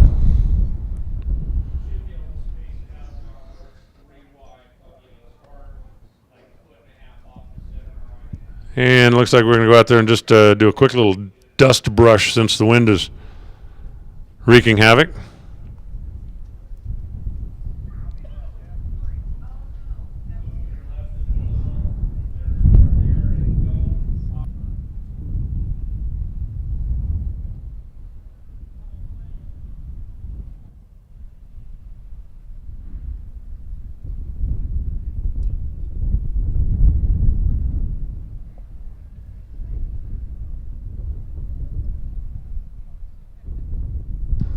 Bob's still trying to find me another airplane.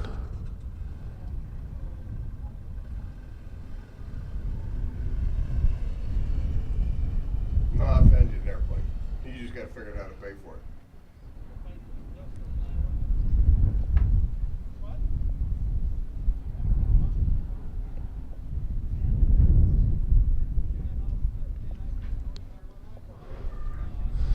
All right, I don't know how I got into all these like best of hits albums. I don't want best of hits albums. Let's try this.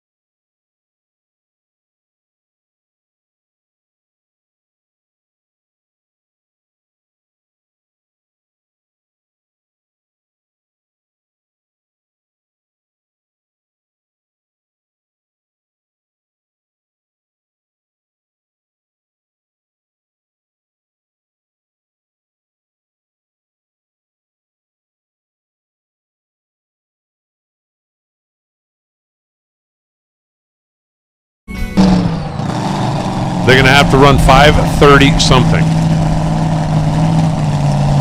And at that point, somebody's going to run 5:30 and not qualify.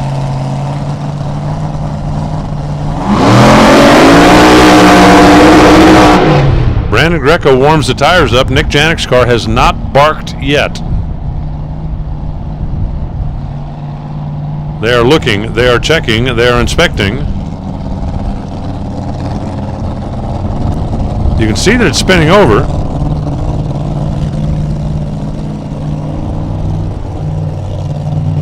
This would be heartbreak for Nick. I mean, we're talking a hometown race for him. You know, you fire the car, you stage it, you don't qualify. Okay, hey, you took a shot, but don't let a mechanical thing. They're about to run out of time. And as a matter of fact, tick, tick, tick, beep. Heartbreak for Janik because the car wouldn't even fire up when they got down here, and you could see that it was spinning over.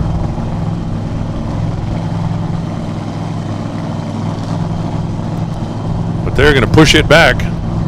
And for Nick Janik, the next race will be another weekend. For Brandon Greco, he's hoping the next race will be tomorrow. But he has to run better than 5:500 to have even a fighting chance. I think he's got to run 5:30 something to have any chance. Kevin Watson looks the thing over and walks away, and Brandon Greco will rev up Jerry Mattern's car and stage it up.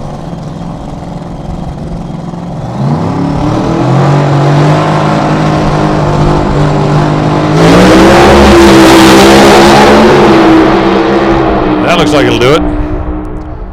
5:35, 270 miles an hour. And it's wait and see time.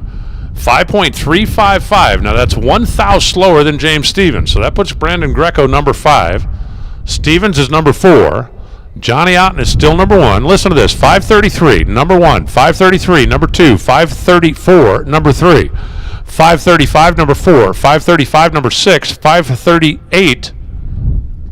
I'm sorry, 5:35, number 5. 5:38, number 6. 5:39, number 7. 5:400 is number 8. To this point.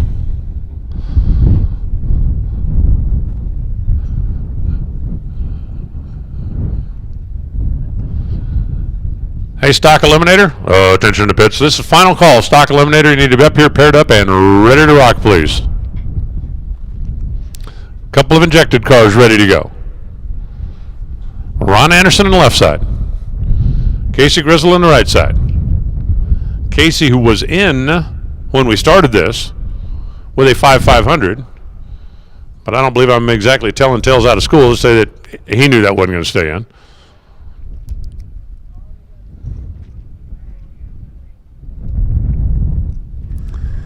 The thing about it now is even 5.30 something isn't going to make you comfortable. I felt pretty confident in my prediction when I said it before we started racing, and then Bob Unkerfer said I agree, and I thought, oh crap, I've overlooked something. Well, you've been keeping track of the number of times today that Bob Unkerfer was right, haven't you? What are you, like 1 for 6? So say it hadn't been your best day, is that fair? From a percentage basis, it hadn't been your best day. Yeah, but I found you a jet. Well, there is that. Okay. You didn't find me the financing yet.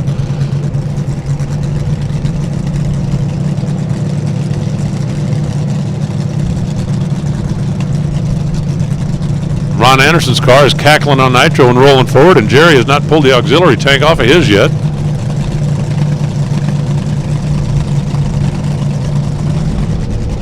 And now they do.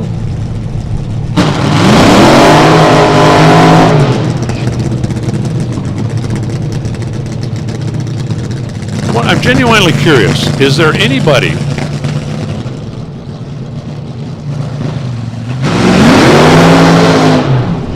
as a crew chief / car owner that has sent more people down a racetrack in an injected nitro car than Jerry Darien? I mean, there is. I can't think of him.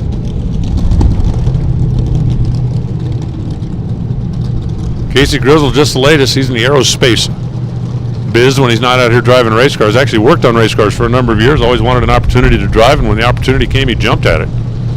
And Ron Anderson. He's in the cosmetic biz, Dr. Lip Bang.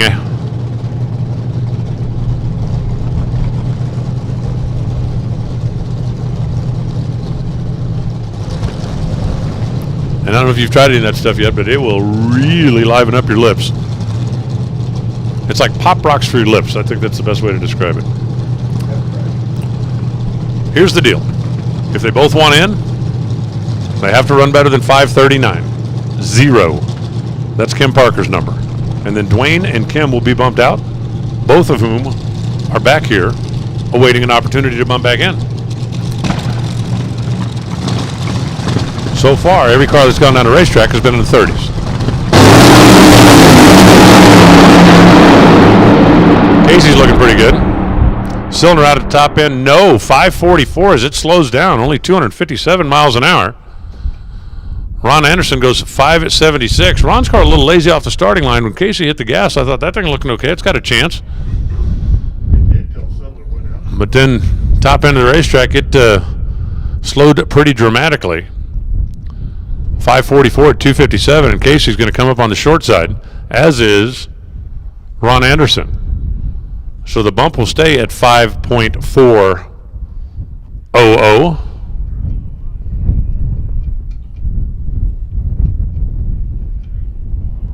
And Sean Cowie and Steve Grabowski are going to try to fight their way in right now.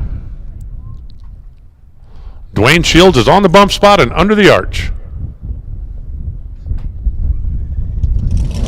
Johnny Otten is on the top of the heap and behind the tower.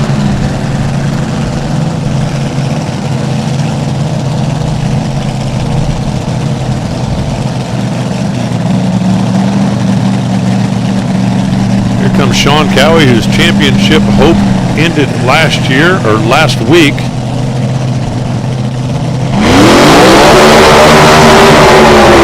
In what I think can only be described as heartbreaking fashion once again.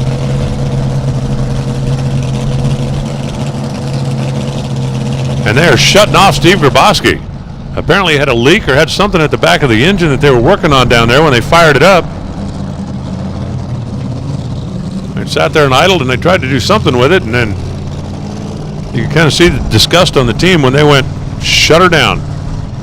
Kind of like Nick Janik, not even going to get to take a crack at it. So we'll get to watch and listen to Sean Cowie as he tries to fight his way in.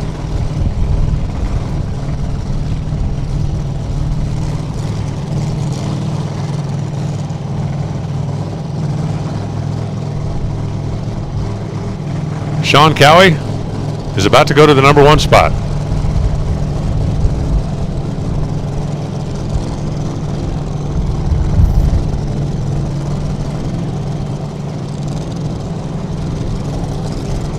Let's watch and listen.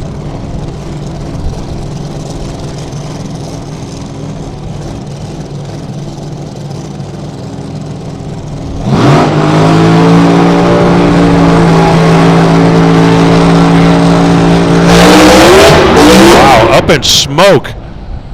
And instead of what I thought was going to be the number 1 qualifying run, it's going to be a DNQ for Sean Cowie.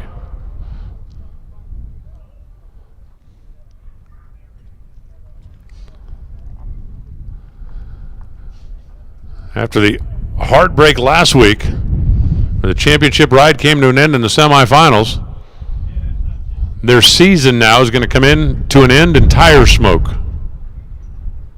For the record, 16.11 seconds at 44 miles an hour. Well, I can tell you, if there's ever anybody that needed living proof that perseverance pays off, you don't have to look any farther than your own division. And see what Jody Lang accomplished this year.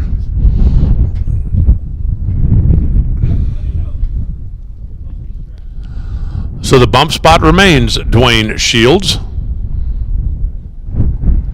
who is now on the starting line.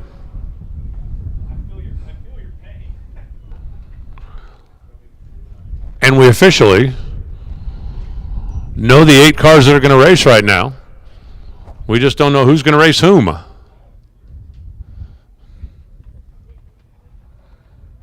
Johnny Otten still sitting number 1. Joey Severance, Jackie Frick, and James Stevens. That's the top 4. 2 blower cars, 2 injected cars as of now. Then we got Brandon Greco, Mike Burns, Kim Parker, Dwayne Shields, the bottom half for now. But the only one of those cars that has made a run already is Brandon Greco. So Dwayne, Kim, and Mike all have an opportunity to try to move up a little bit. See green lights flashing down there. As Sean Cowie's getting a boost. They should fire up the injected nitro car since it'll take them a little extra time to get warmed up and ready.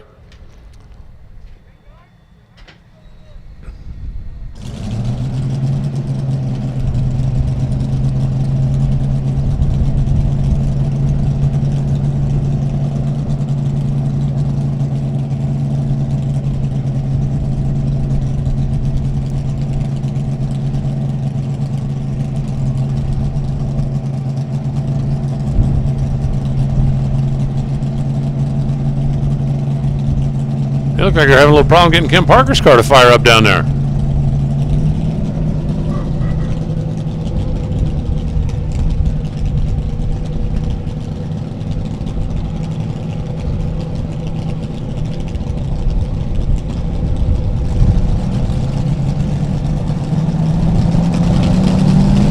Did they just fire that thing up by shooting alcohol into the scoop?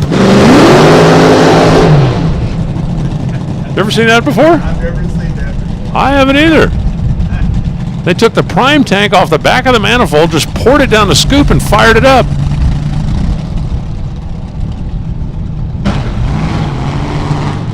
Well, it definitely wasn't the burnout they were looking for. Now, the good news is for Kim, she's in. Cannot be bumped out.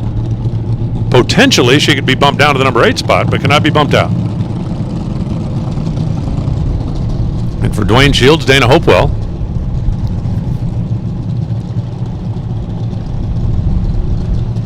I mean, ideal in facts. When Maddie was in the car, it went 5:35. I'm just saying. Just saying.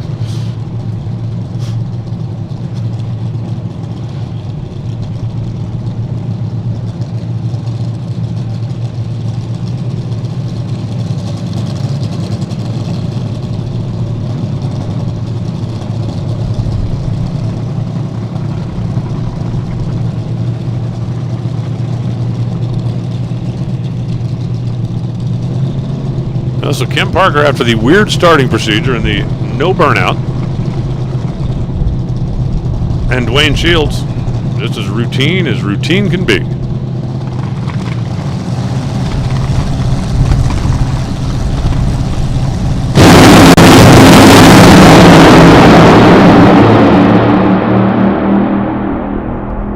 .531 for Kim Parker. Well, nobody's going to want to do a burnout now. Kim Parker went to the top. Dwayne Shields goes 539, and that's going to be the bump spot. 274 miles an hour. So as of right this moment, Kim goes number 1, Dwayne goes number 8. They would race each other tomorrow if nothing changes. The only thing that can change is number 1. Number 8's not going to. It's going to be Dwayne. If everybody's going to go to start dumping alcohol into the scoop. Yeah, just pour the alcohol through the scoop to start the thing up and then don't do a burnout. Apparently that's the key. Who knew? Top end of the racetrack, we've got the all clear. Mike Burns and Jackie Frick get the signal to bring him to life. Burns out of Bisbee, Arizona, which is a kind of an eclectic little mining town just north of the Mexican border down in southern Arizona. Drove Lynn Cottrell's car for a number of years, and when Lynn retired, I think Mike decided, all right, put together my own operation.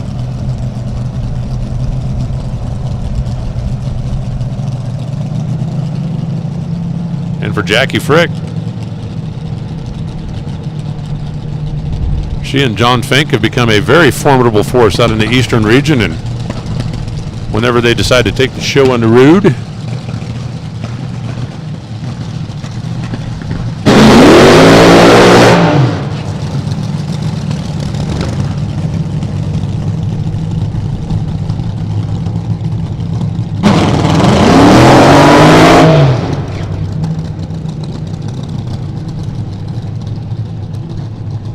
You know, the one thing about the injected nitro, they just don't do long enough burnouts. If I had one of those things, I'd want to do longer burnout.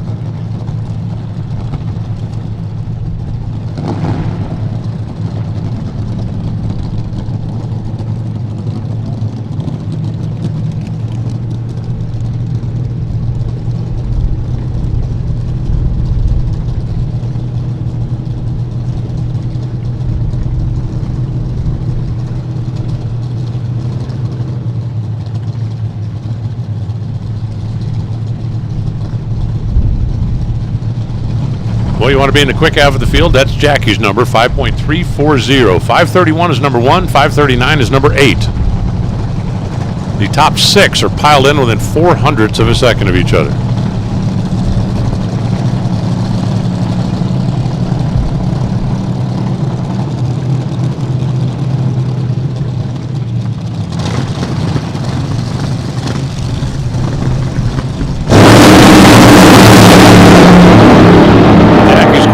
And throws a parachute out, and man, is that close to the wall. 543 for Mike Burns, 267 miles an hour, and Mike wants to thank Jeff Foster for running the tractor down there and sweeping a foot from the wall, because that's where he was. Not going to improve on the 538 from earlier, but man, he was way closer to the concrete than I'd want to be at 267 miles an hour.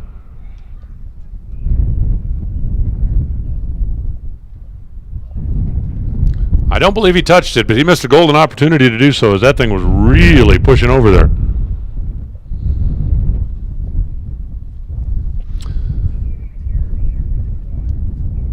We're going to have to go down and pick up Jackie, get her clear of the top end of the race. So what are you looking for now? Did you say we had a fan club? Yeah. And our fan club has how many people? So far, 5. A 5-person fan club. Yep. Yeah. We're taking over the world. How many? Lowen, Gary Free, Don Thomas, F.J. Smith, Terry Evans, and Jeff Miller. How many does it take to be trending? We'll get there. Hey, Terry, how many cars did you sell this week with the $10 off sale? Nobody ever told me what the grand total was. Now, where is the fan club for people that want to join and don't know?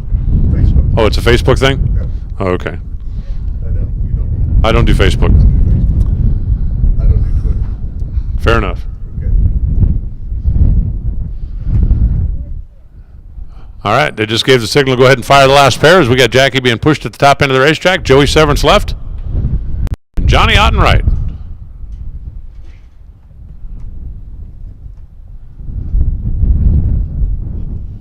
So Johnny Otten was the number 1 qualifier when we started this, and he's only been bumped down 1 spot. And I got to tell you, I am a tad surprised by that, because I figured with the cool racetrack and the caliber of cars that we have here, we'd have a car or 2 down in the 20s.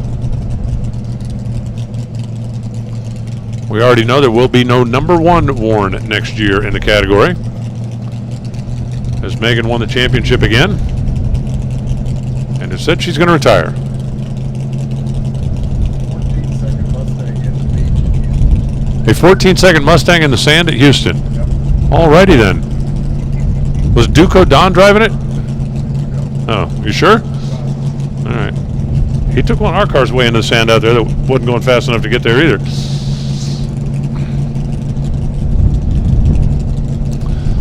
It certainly was a wild championship weekend last weekend in the alcohol dragster ranks, as Joey Severance won the semifinals, Sean out, and then blew the motor up. And an absolute mad thrash that we have not seen the likes of in quite some time in the alcohol pits to get the car back up here. Because if he had been able to beat Megan, Sean would still be alive for the championship. It just didn't work out that way.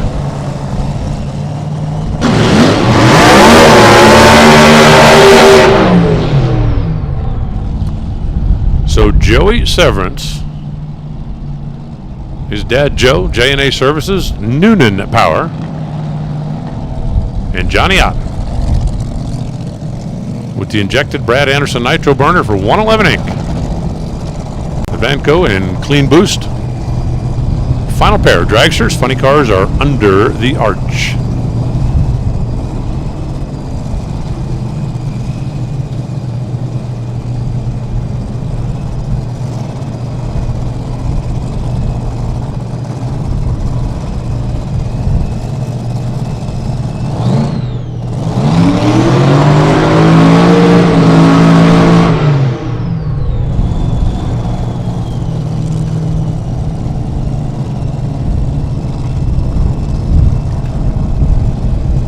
Well, is there a 20 out there? Joey right now sits in the number 3 spot. Johnny sits in the number 2 spot. Kim Parker, somewhere down there in the tow vehicle, listening to the radio.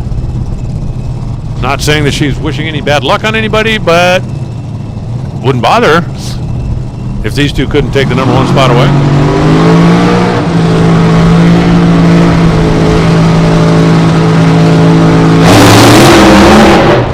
Not going to happen. Instant smoke for Johnny Otten, shake for Joey Severance. Kim Parker, you're number 1. 874, 134 miles an hour for Joey. Johnny getting down there now, 14 seconds and change at 84 miles an hour. And here we go tomorrow. Kim Parker going to line up with Dwayne Shields, round number 1. It's going to be Mike Burns against Johnny Otten. All injected machines there. Brandon Greco will go off against Joey Severance in a blower v. blower battle. And Jackie Frick and James Stevens, round number 1. Alcohol Dragster tomorrow here at the Strip at LVMS.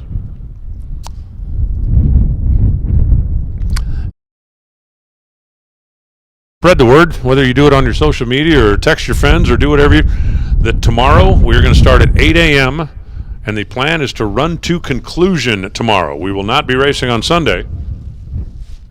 If all goes according to Mike's plan tomorrow. Supposed to be cold, wind supposed to pick up. Sunday's just supposed to be not a very friendly day for racing, so we're going to try to finish it up tomorrow.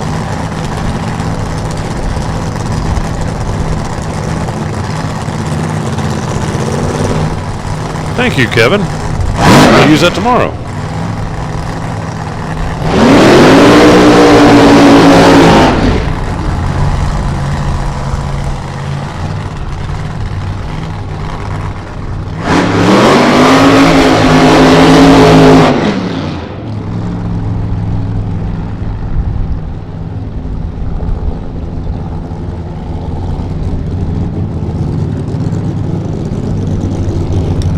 It is funny car time. Now, unlike with the dragsters, we have 8 funny cars here, so they all are going to race.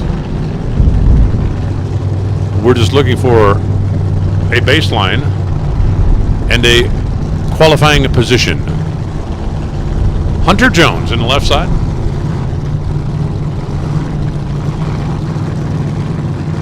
National Auto Collision. Graphics and Wraps logos on the side. And Annie Whiteley. She is the A and J&A Services. I made the inquiry earlier about where Doug Gordon might be. And he is junior dragster racing this weekend. Won the championship last week. His girls spent the year, or the summer at least, on the road chasing him around working on his car. And their reward is this week he's working on their cars.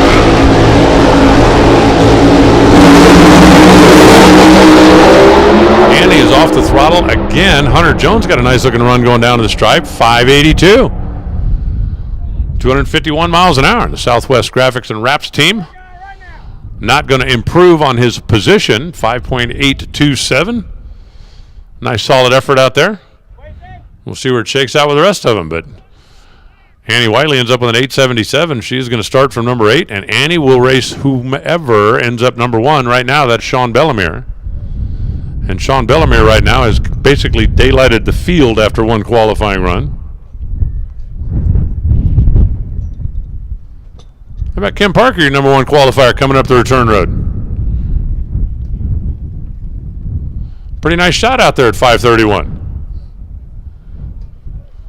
For no burnout. Yeah, just, squirt alcohol in the injector and don't do a burnout. No stopping you. I do like the Wonder Woman scoop plug, though. That's what it is. Top end of the racetrack looks like it's clear, and we got Ray Martin. Hannes Warnart getting ready to fire up. Ray Martin out of Anchorage, where he is a personal shopper and a concrete contractor. Well, at least for me, he is. And Hannes Warnart, the Sons of Speed out of Bakersfield.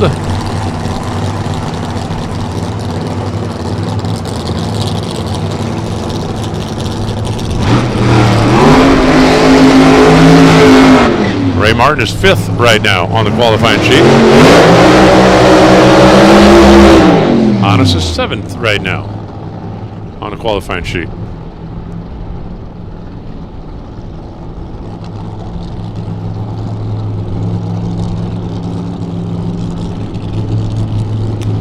They are chasing the champ, at least for another day and a half.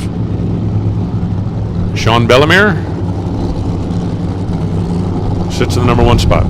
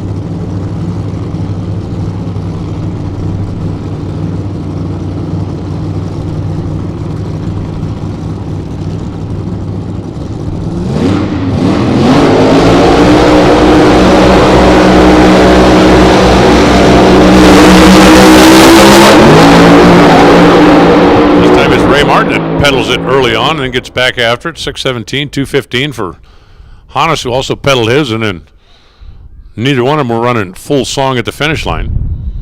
So Hannes will start number 7. Ray Martin, number 5.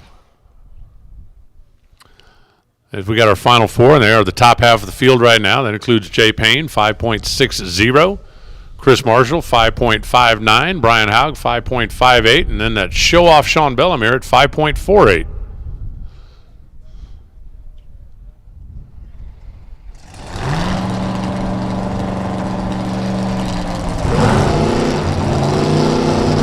And Chris Marshall and Jay Payne bringing them to life, the Rad Torque Systems. Oregon-based, bright red flamed Camaro. And Jay Payne, the Thunder Slug.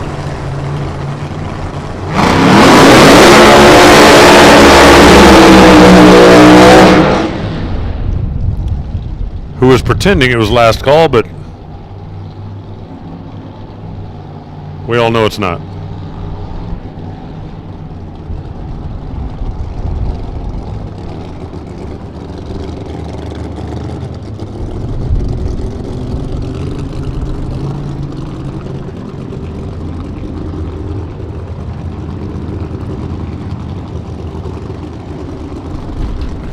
Jay does love the big burnouts.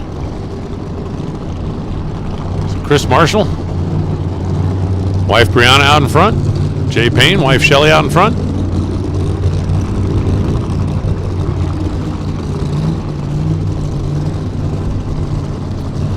Both of them looking to try to close the gap a little bit on the old Killer Bees back here.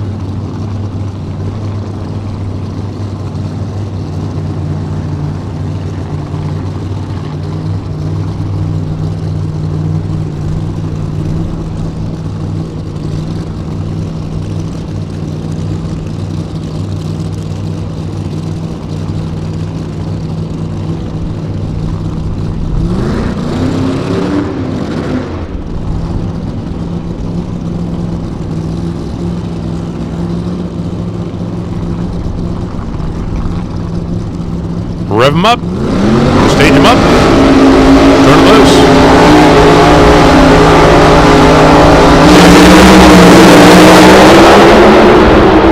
There we go. 5:51, 264 miles an hour. How about Chris Marshall jumping all the way up to the number 2 spot? Jay Payne runs 5.609, another very consistent run. 5.602 earlier, 5.609 that time. But Chris Marshall makes the move up to the number 2 position. Still not quite down there in the 40s territory where Bellemere is, but closing in on him a little bit. And our final 2 alcohol funny cars. We got stock eliminator under the arch, round number 1. Then we'll close out the night with Super Comp.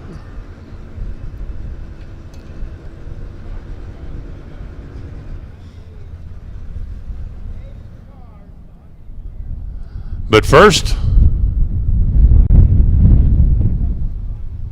Brian Haug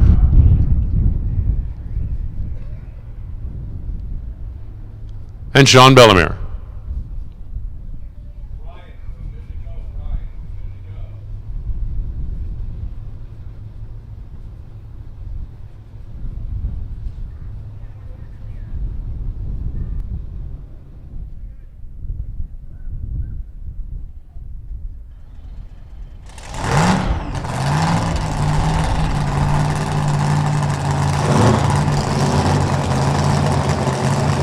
So Brian Haug was part of the championship conversation until late into the season.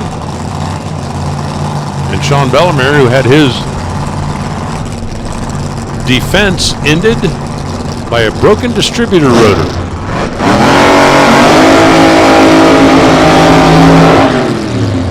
And I'm certainly not saying it would have turned out differently because Doug Gordon had a great car, great season. But Sean Bellemere still had a chance when we were down in Texas and the car wouldn't start.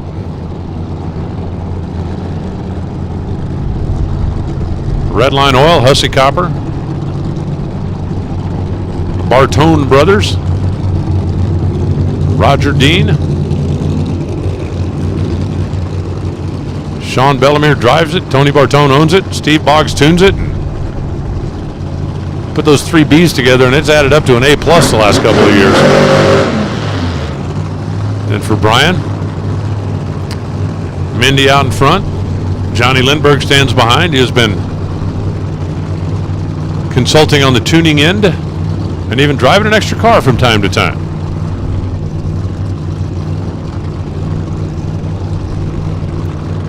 Final two funny cars, then we'll set the ladder and then we'll go. Stock eliminator racing.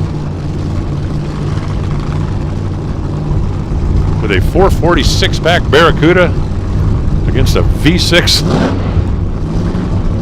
Cavalier. All right, here we go.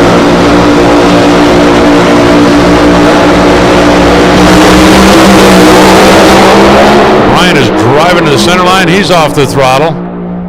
547. 268 miles an hour. I said, you can't be oneer, but that's pretty good. 842 for Brian. So Annie Whiteley tomorrow is going to face off with Sean Bellemere. It's going to be Chris Marshall and Hannes Wernert in round number one. Brian Haug will race Hunter Jones. Jay Payne takes on Ray Martin. That's round one. That's Alcohol Funny Car. That's tomorrow. We're going to do a quick little drag and shuffle out there. Make sure we got all the clutch dust, regular dust, and other stuff off the racetrack. Jet dust? No jet dust. No jet dust. Just think, Alan, you could fly in, land on the drag strip, park it, and fly out. Guys used to do that. I know. I'm not sure I can do it with a jet. How wide is that thing you were trying to sell me? I'm just thinking between walls here. Okay, you can do it. Okay. You couldn't do it with the Blackbird, but you could do it with the big Foxback. Would they have to pull the blocks? I was up at the racetrack in Kearney, Nebraska, which is an active airstrip. Yeah. And if a plane flies over and does the old wing tip, they have to pull the blocks off the center of the racetrack and he'll land, and then they put the blocks back out and go racing again. Like what happened to Rich Schaefer's race down in Florida a couple of years ago. Okay. Guy landed on the drag strip while the race was ongoing. Ah. Yeah. Did he break out?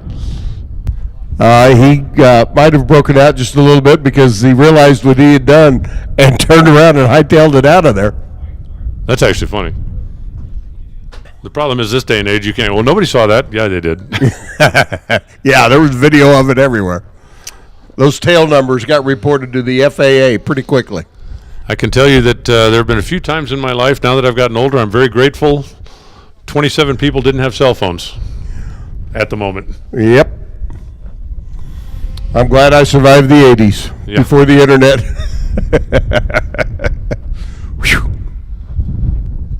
All right, looks like it's going to be a couple of laps with the tractor. We're going to go back to something bad about to happen. Stock Eliminator round number 1. That's going to actually be something fun about to happen, but we're going to do this first. Okay, do that first. Warren. Okay.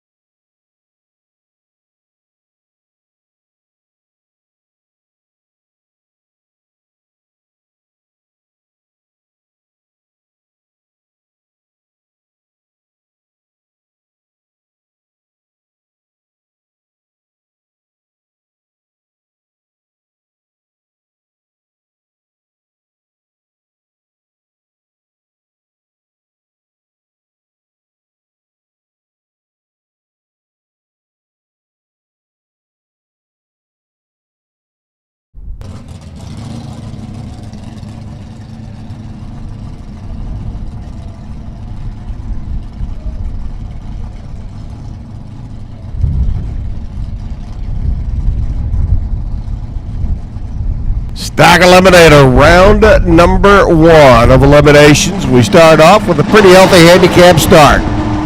Gary Hampton, your Phoenix champ, shark bait, little V6 powered Chevrolet Cavalier, 1551 the dial. Gary looking to lock down a top 10 finish in the division points chase here this weekend. First step, get around the 446 pack, 70 Barracuda, Stephanie Wong. Stephanie on 1067, got to wait 5 Mississippis. And of course, both drivers have to account now for a pretty strong tailwind. A little bit more push on the back of the Barracuda as Hampton turns it green. That puts all the pressure over on Stephanie. She now sets sail for the other end of the racetrack. Hampton way out in front. Little Cavalier on a 1551 dial. Stephanie closing in, top end, lights up the scoreboard. 1077 at $1.18, taking the stripe and the win by 5 thousandths of a second. Hampton goes 1553 on an 83-mile-an-hour lap and comes up those 5 thou short. Shane Jerry, Cal Method.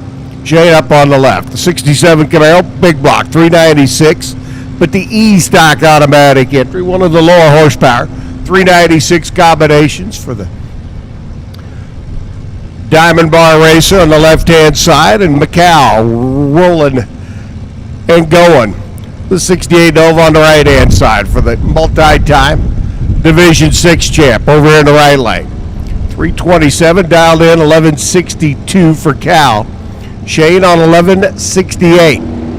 So unlike the last pair where we had a 5-second handicap start, here we got a 600ths difference between the two up. Shane off and running into Camaro.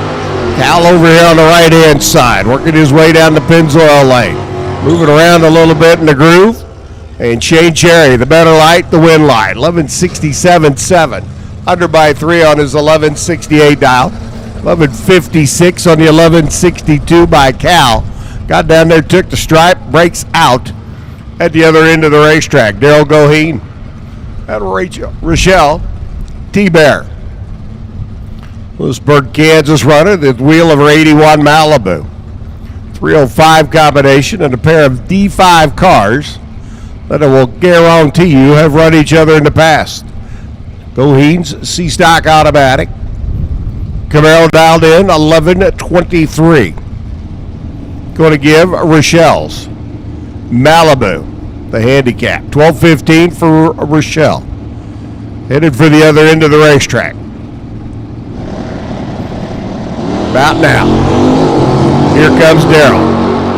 Right alongside of her. Trying to size her up. Rochelle looking over her left shoulder. Small advantage out of the gate. T-Bear with 12-14 on a 12-15. Takes the stripe by 30,000. Breaks out by 1. 11-23. Daryl gets the win. Dead 9 on the dial. He was 29 and second off the line.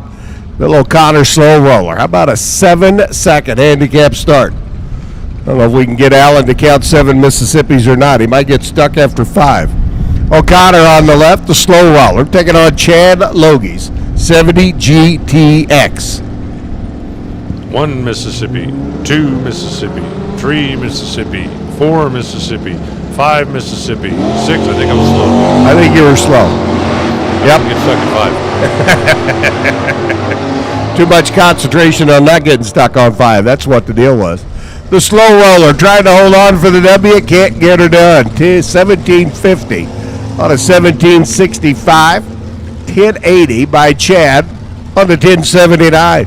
So Logie moves on, and another one of our slew automobiles bows out here in the opening round of eliminations. Jeff Jerome taking on Dave Muller. Muller's in stock automatic, 66 Chevelle. Still looking for that 66 Malibu out there. Anybody has one? We need to know. Need a builder. Don't need a finish car. Need a good builder. Solid body will get us started. Muller goes red. Might be able to pick up a deal on his car right now, Alan. Jeff Jerome's going to get the win. 1038 at $1.28. 1270 by Muller after the red light start. He cruises through at 103. MPHs. Brock Broadus, the V6 powered Camaro up on the left-hand side, 1284. 1.5 second handicap start over Rich Ariotti's 340 Duster. Here on the right-hand side. Ariotti, the Boulder City-based runner. Let's see what he can do. Red light start by Brock. Richard doesn't have to worry a thing about what he does other than just get the car down the racetrack and back to the pits. Broadus goes red. Hands the win over to Ariotti, who goes 11:24 at 117. 12:85 on a 12:84 by Brock after that red light start. Yeah, once it goes red, not a whole heck of a lot left you could do. So Richard gets the win. We'll see him again. Round number 2 come tomorrow. Dan Johns, iStock Automatic. 69 Chevelle. The Utah-based small block on the left, dialed in 1203. Cotton on the right. E-Stock Automatic. The legendary Cotton Duster. 340 cubic inch combination, dialed in 1111. Michael B. giving chase. And here he goes. Cotton working his way down track. Slips her into high and starts the top end charge. Now sizing up Daniel at the top end, gets the win. Takes the stripe by 10 and gets the win. 11:15 at 114, beats the 12:06 for Dan Johns at 108 miles an hour. And Mike Cotton's Mopar motivates into Saturday eliminations. Carl Battis, H-Stock Automatic entry on the left, the 69 Nova. 350 combo. Dwayne Scheitlen on the right, the 440 Challenger. Scheitlen dialed in 1034. Carl on 1174. About a 1.4 second handicap start. About 3 bulbs on the tree. Not quite a full 3. There goes Carl. Here comes Dwayne. Ooh, Scheitlen. Looking to see if he can make up some ground down at the other end of the racetrack and maybe give Carl a good feed to the finish line. And he does. Battis goes 1173.6 on the 1174, taking a stripe by a bunch. And Dwayne Scheitlen, who was dead late out of the gate, a reaction time that started with a number other than 0, picks up the win. 10:34 at 121. That may have been his lucky run that he needs for the weekend. It's Jack Fauche's 64 Plymouth H-Stock Automatic rolling in on the left-hand side, and Tom O'Loughlin, Braintree, Mass. Off and running. 396, 68 Chevelle for the Voodoo Ranger race team. O'Loughlin picking it up at the other end for the win. Runs dead 0 on the 1155 dial. 1151 on the 1154 by Jack. Tom had the better light and then runs dead on the dial with an egg to pick up the win and an invitation to return for round number 2. Super Comp. Need you to lanes now, please. Round number 1, Super Comp. Round number 1 needs you to the lanes, please. Is Doug Gibson's C-Stock Automatic Camaro on the left-hand side, taking on Brian Pott. The 70 Mustang, 428 4-speed. Hitter on the right-hand side, Brian. Let's go with the clutch pedal, 10,000ths of a second too early, and Doug Gibson sees the Las Vegas Visitors Convention Bureau sign already lit up. Takes the opportunity to drive it out the back door, goes 1070. 1, 2, 3.4 the speed. 1077 by Pott. Dead 8 on the dial, but 10 foul. Too quick leaving the starting line. It's Pete Lanchers. E-Stock Automatic Duster should be pulling up alongside John Irving. No Pete. John will get the competition by run. The 340 Demon.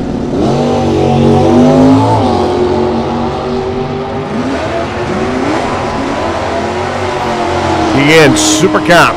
Take you to lanes now, please. Round number 1. Come on down. 11:02 on the 11 flat dial for John Irving. And he'll be back for Saturday elims. A break for Pete not being able to answer the bell. Larry Gillies 340 Dart taking on Rod Keeney's 383 Cornet. Gilly out of California. They're on the left-hand side.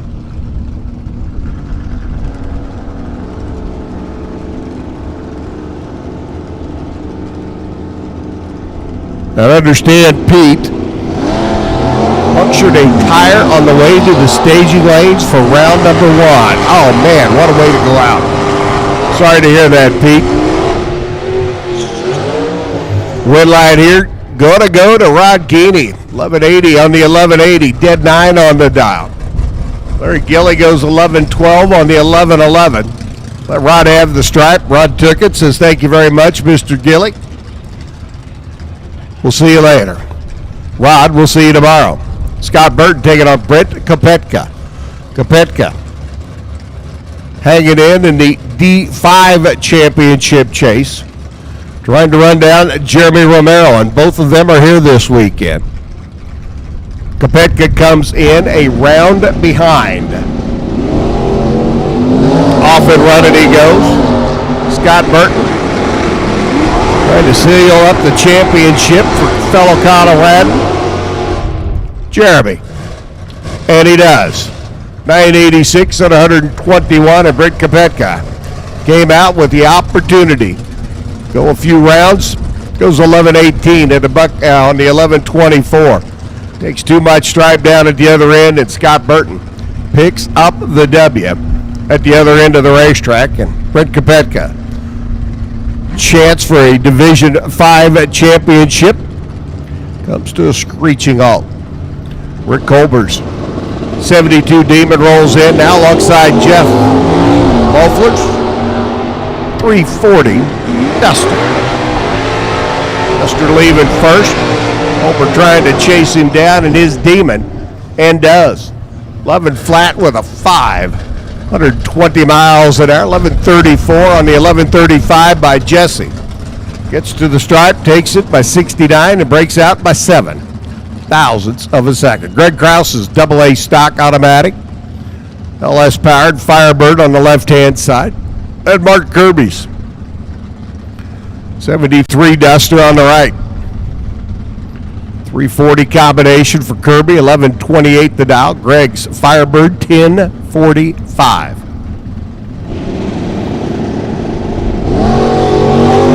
Red light start by Greg.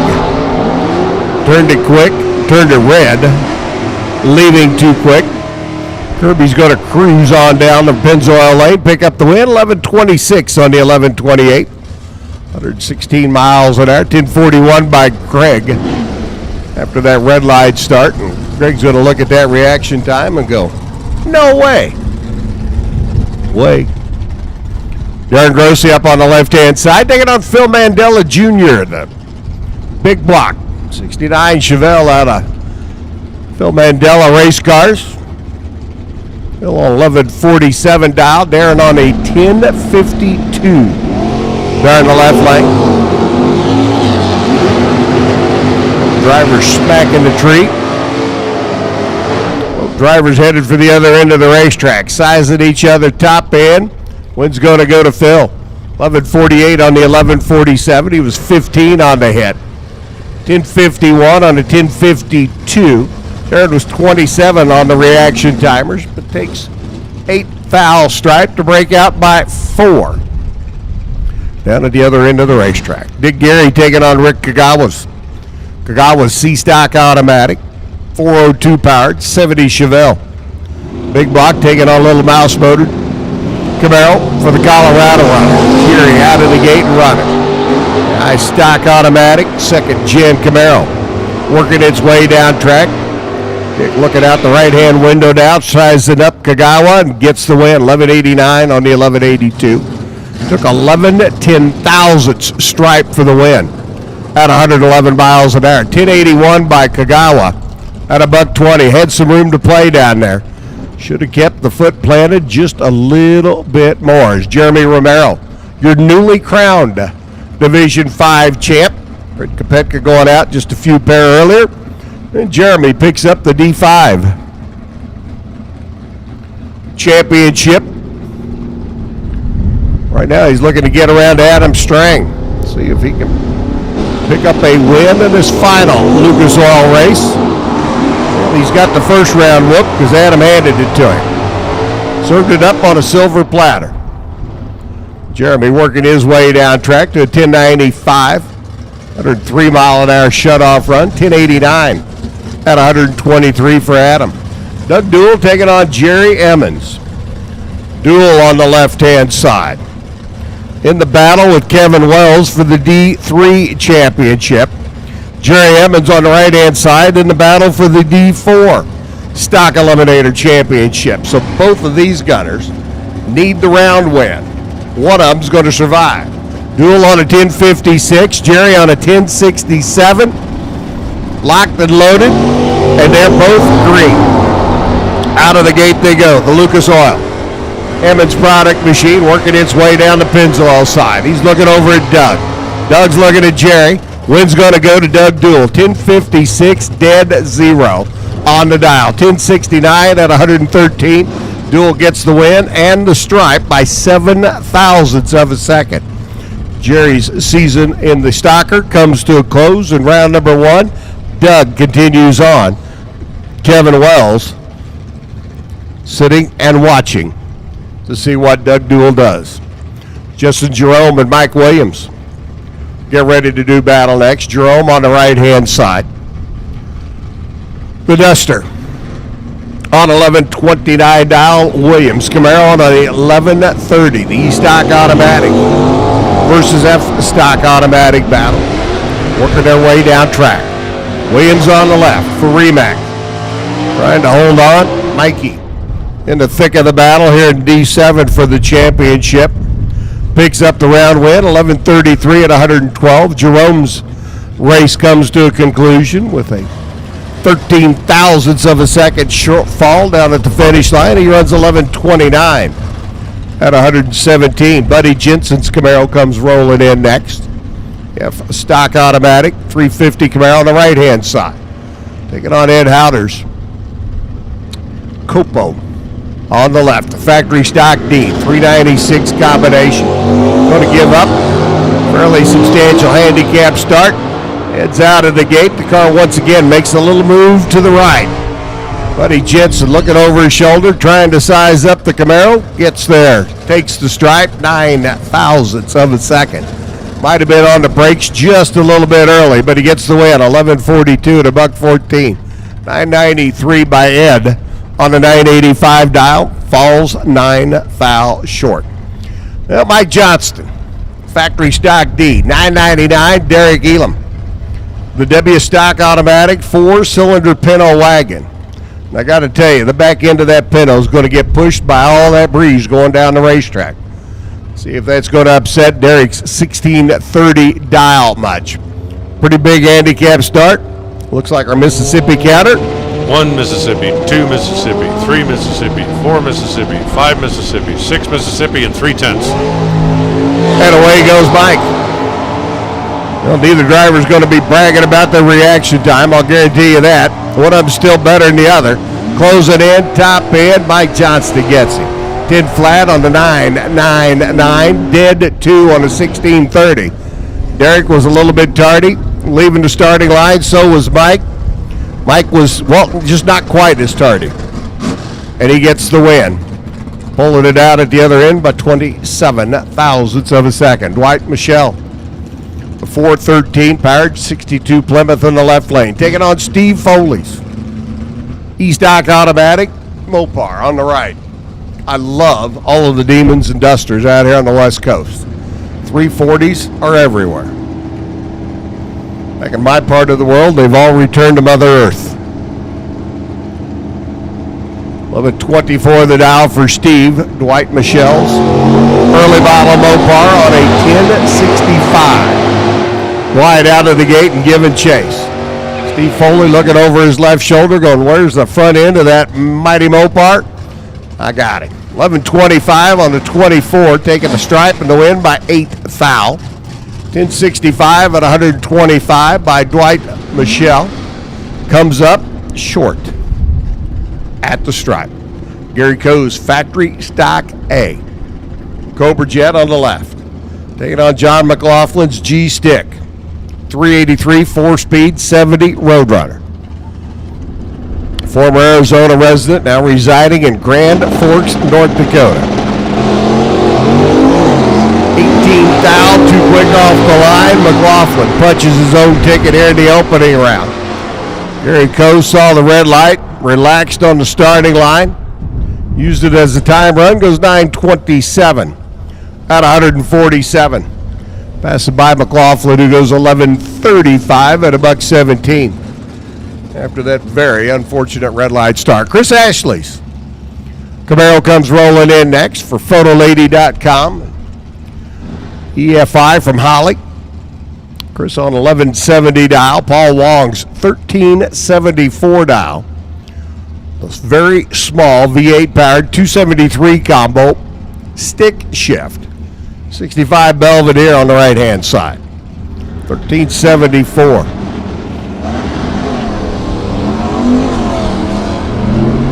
Chris Ashley waits patiently. Leaves the starting line giving chase. Who's going to do a better job of driving the stripe? Because they are dead even leaving the starting line. It's going to be Chris. 1175 on the 1170 at 111. 1372 by Wong on the 1374. Got down there, took the stripe by, well, too much. Breaks out by 19 thou. Larry McClanahan and Errol Farmer. 871 the dial for McClanahan's Flying Mustang on the left-hand side. Farmer's 340 CUDA on the right on an 1105. There goes Farmer. And McClanahan turns it red by a foul. 001 red by Larry. And Farmer picks up the win, going 1103 at 119 miles an hour. 875 on the 71 by Larry after the red light start, but by then it was all for naught. As Dennis Alvey and Sky Logie come rolling in, the 428 4-speed 68 Mustang of Alvey on the right-hand side. Logie's 400 cubic inch Plymouth Satellite there on the left. 1162 the dial for Scott, 1058 for Dennis. So a little over a second handicap start. Going to go to Scott.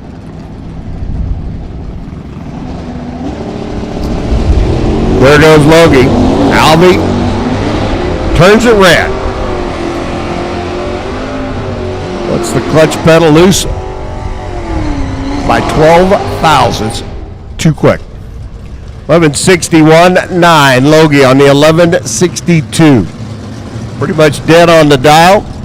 Under by a foul, but it's still good for the win because Alvey turns it red. Runs 1047. Jim Durham and John Gray. Heads up. E-Stock Automatic. E-Stock Automatic. First one to the finish line, your winner. Qualifying, John Gray had the better of the two. He was running low 11s. Jim Durham was in the 1120 range. Jim Durham may have not been showing all of his colors, but then again, John Gray maybe didn't either. John Gray turns it red. Oh my, had the quicker of the cars in qualifying. Still has the quicker of the two. But Jim Durham gets the win. He runs 11:13 at 118. And John Gray knew that there was more in the tank for Jim Durham. Took a shot at the tree just to make sure and missed.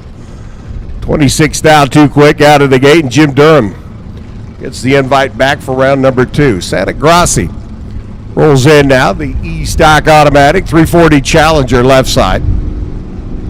California Car Cover Company emblazoned on the flanks. Paula Cotton's I-Stock Automatic. Chevrolet Camaro on the right. Paula's going to leave first because, well, you know, ladies first. Santa Grassi wanted to make sure that Paula didn't have a bad evening, so he turned to red and handed her the first round win. Well, that's not really what happened, but it's what happened. 12-12, 94 miles an hour for Paula. 11:34 by Grossi. So he makes his way down track after that red light start. Larry Peterson comes rolling in to 305 Malibu for the runner out of Oregon. And Chris Hall's 402 Big Block B-Stock Automatic. 70 Camaro on the right-hand side. 1063 to a 1231. A little 305 Malibu. Going to get the handicap starting again. Super Comp, round number 1. Need you lanes, please. Super Comp, round number 1. Need you to the lanes, please.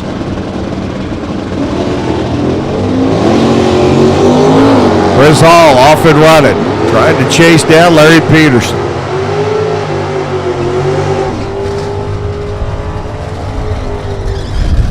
Hall's going to be your winner, 1065 at $1.19, 12.29.4. Under by 16 thou was Larry Peterson. So Hall gets the win. The Camaro gets the invite. Larry Peterson's weekend is done in his stock eliminator ride, and Dale Irvin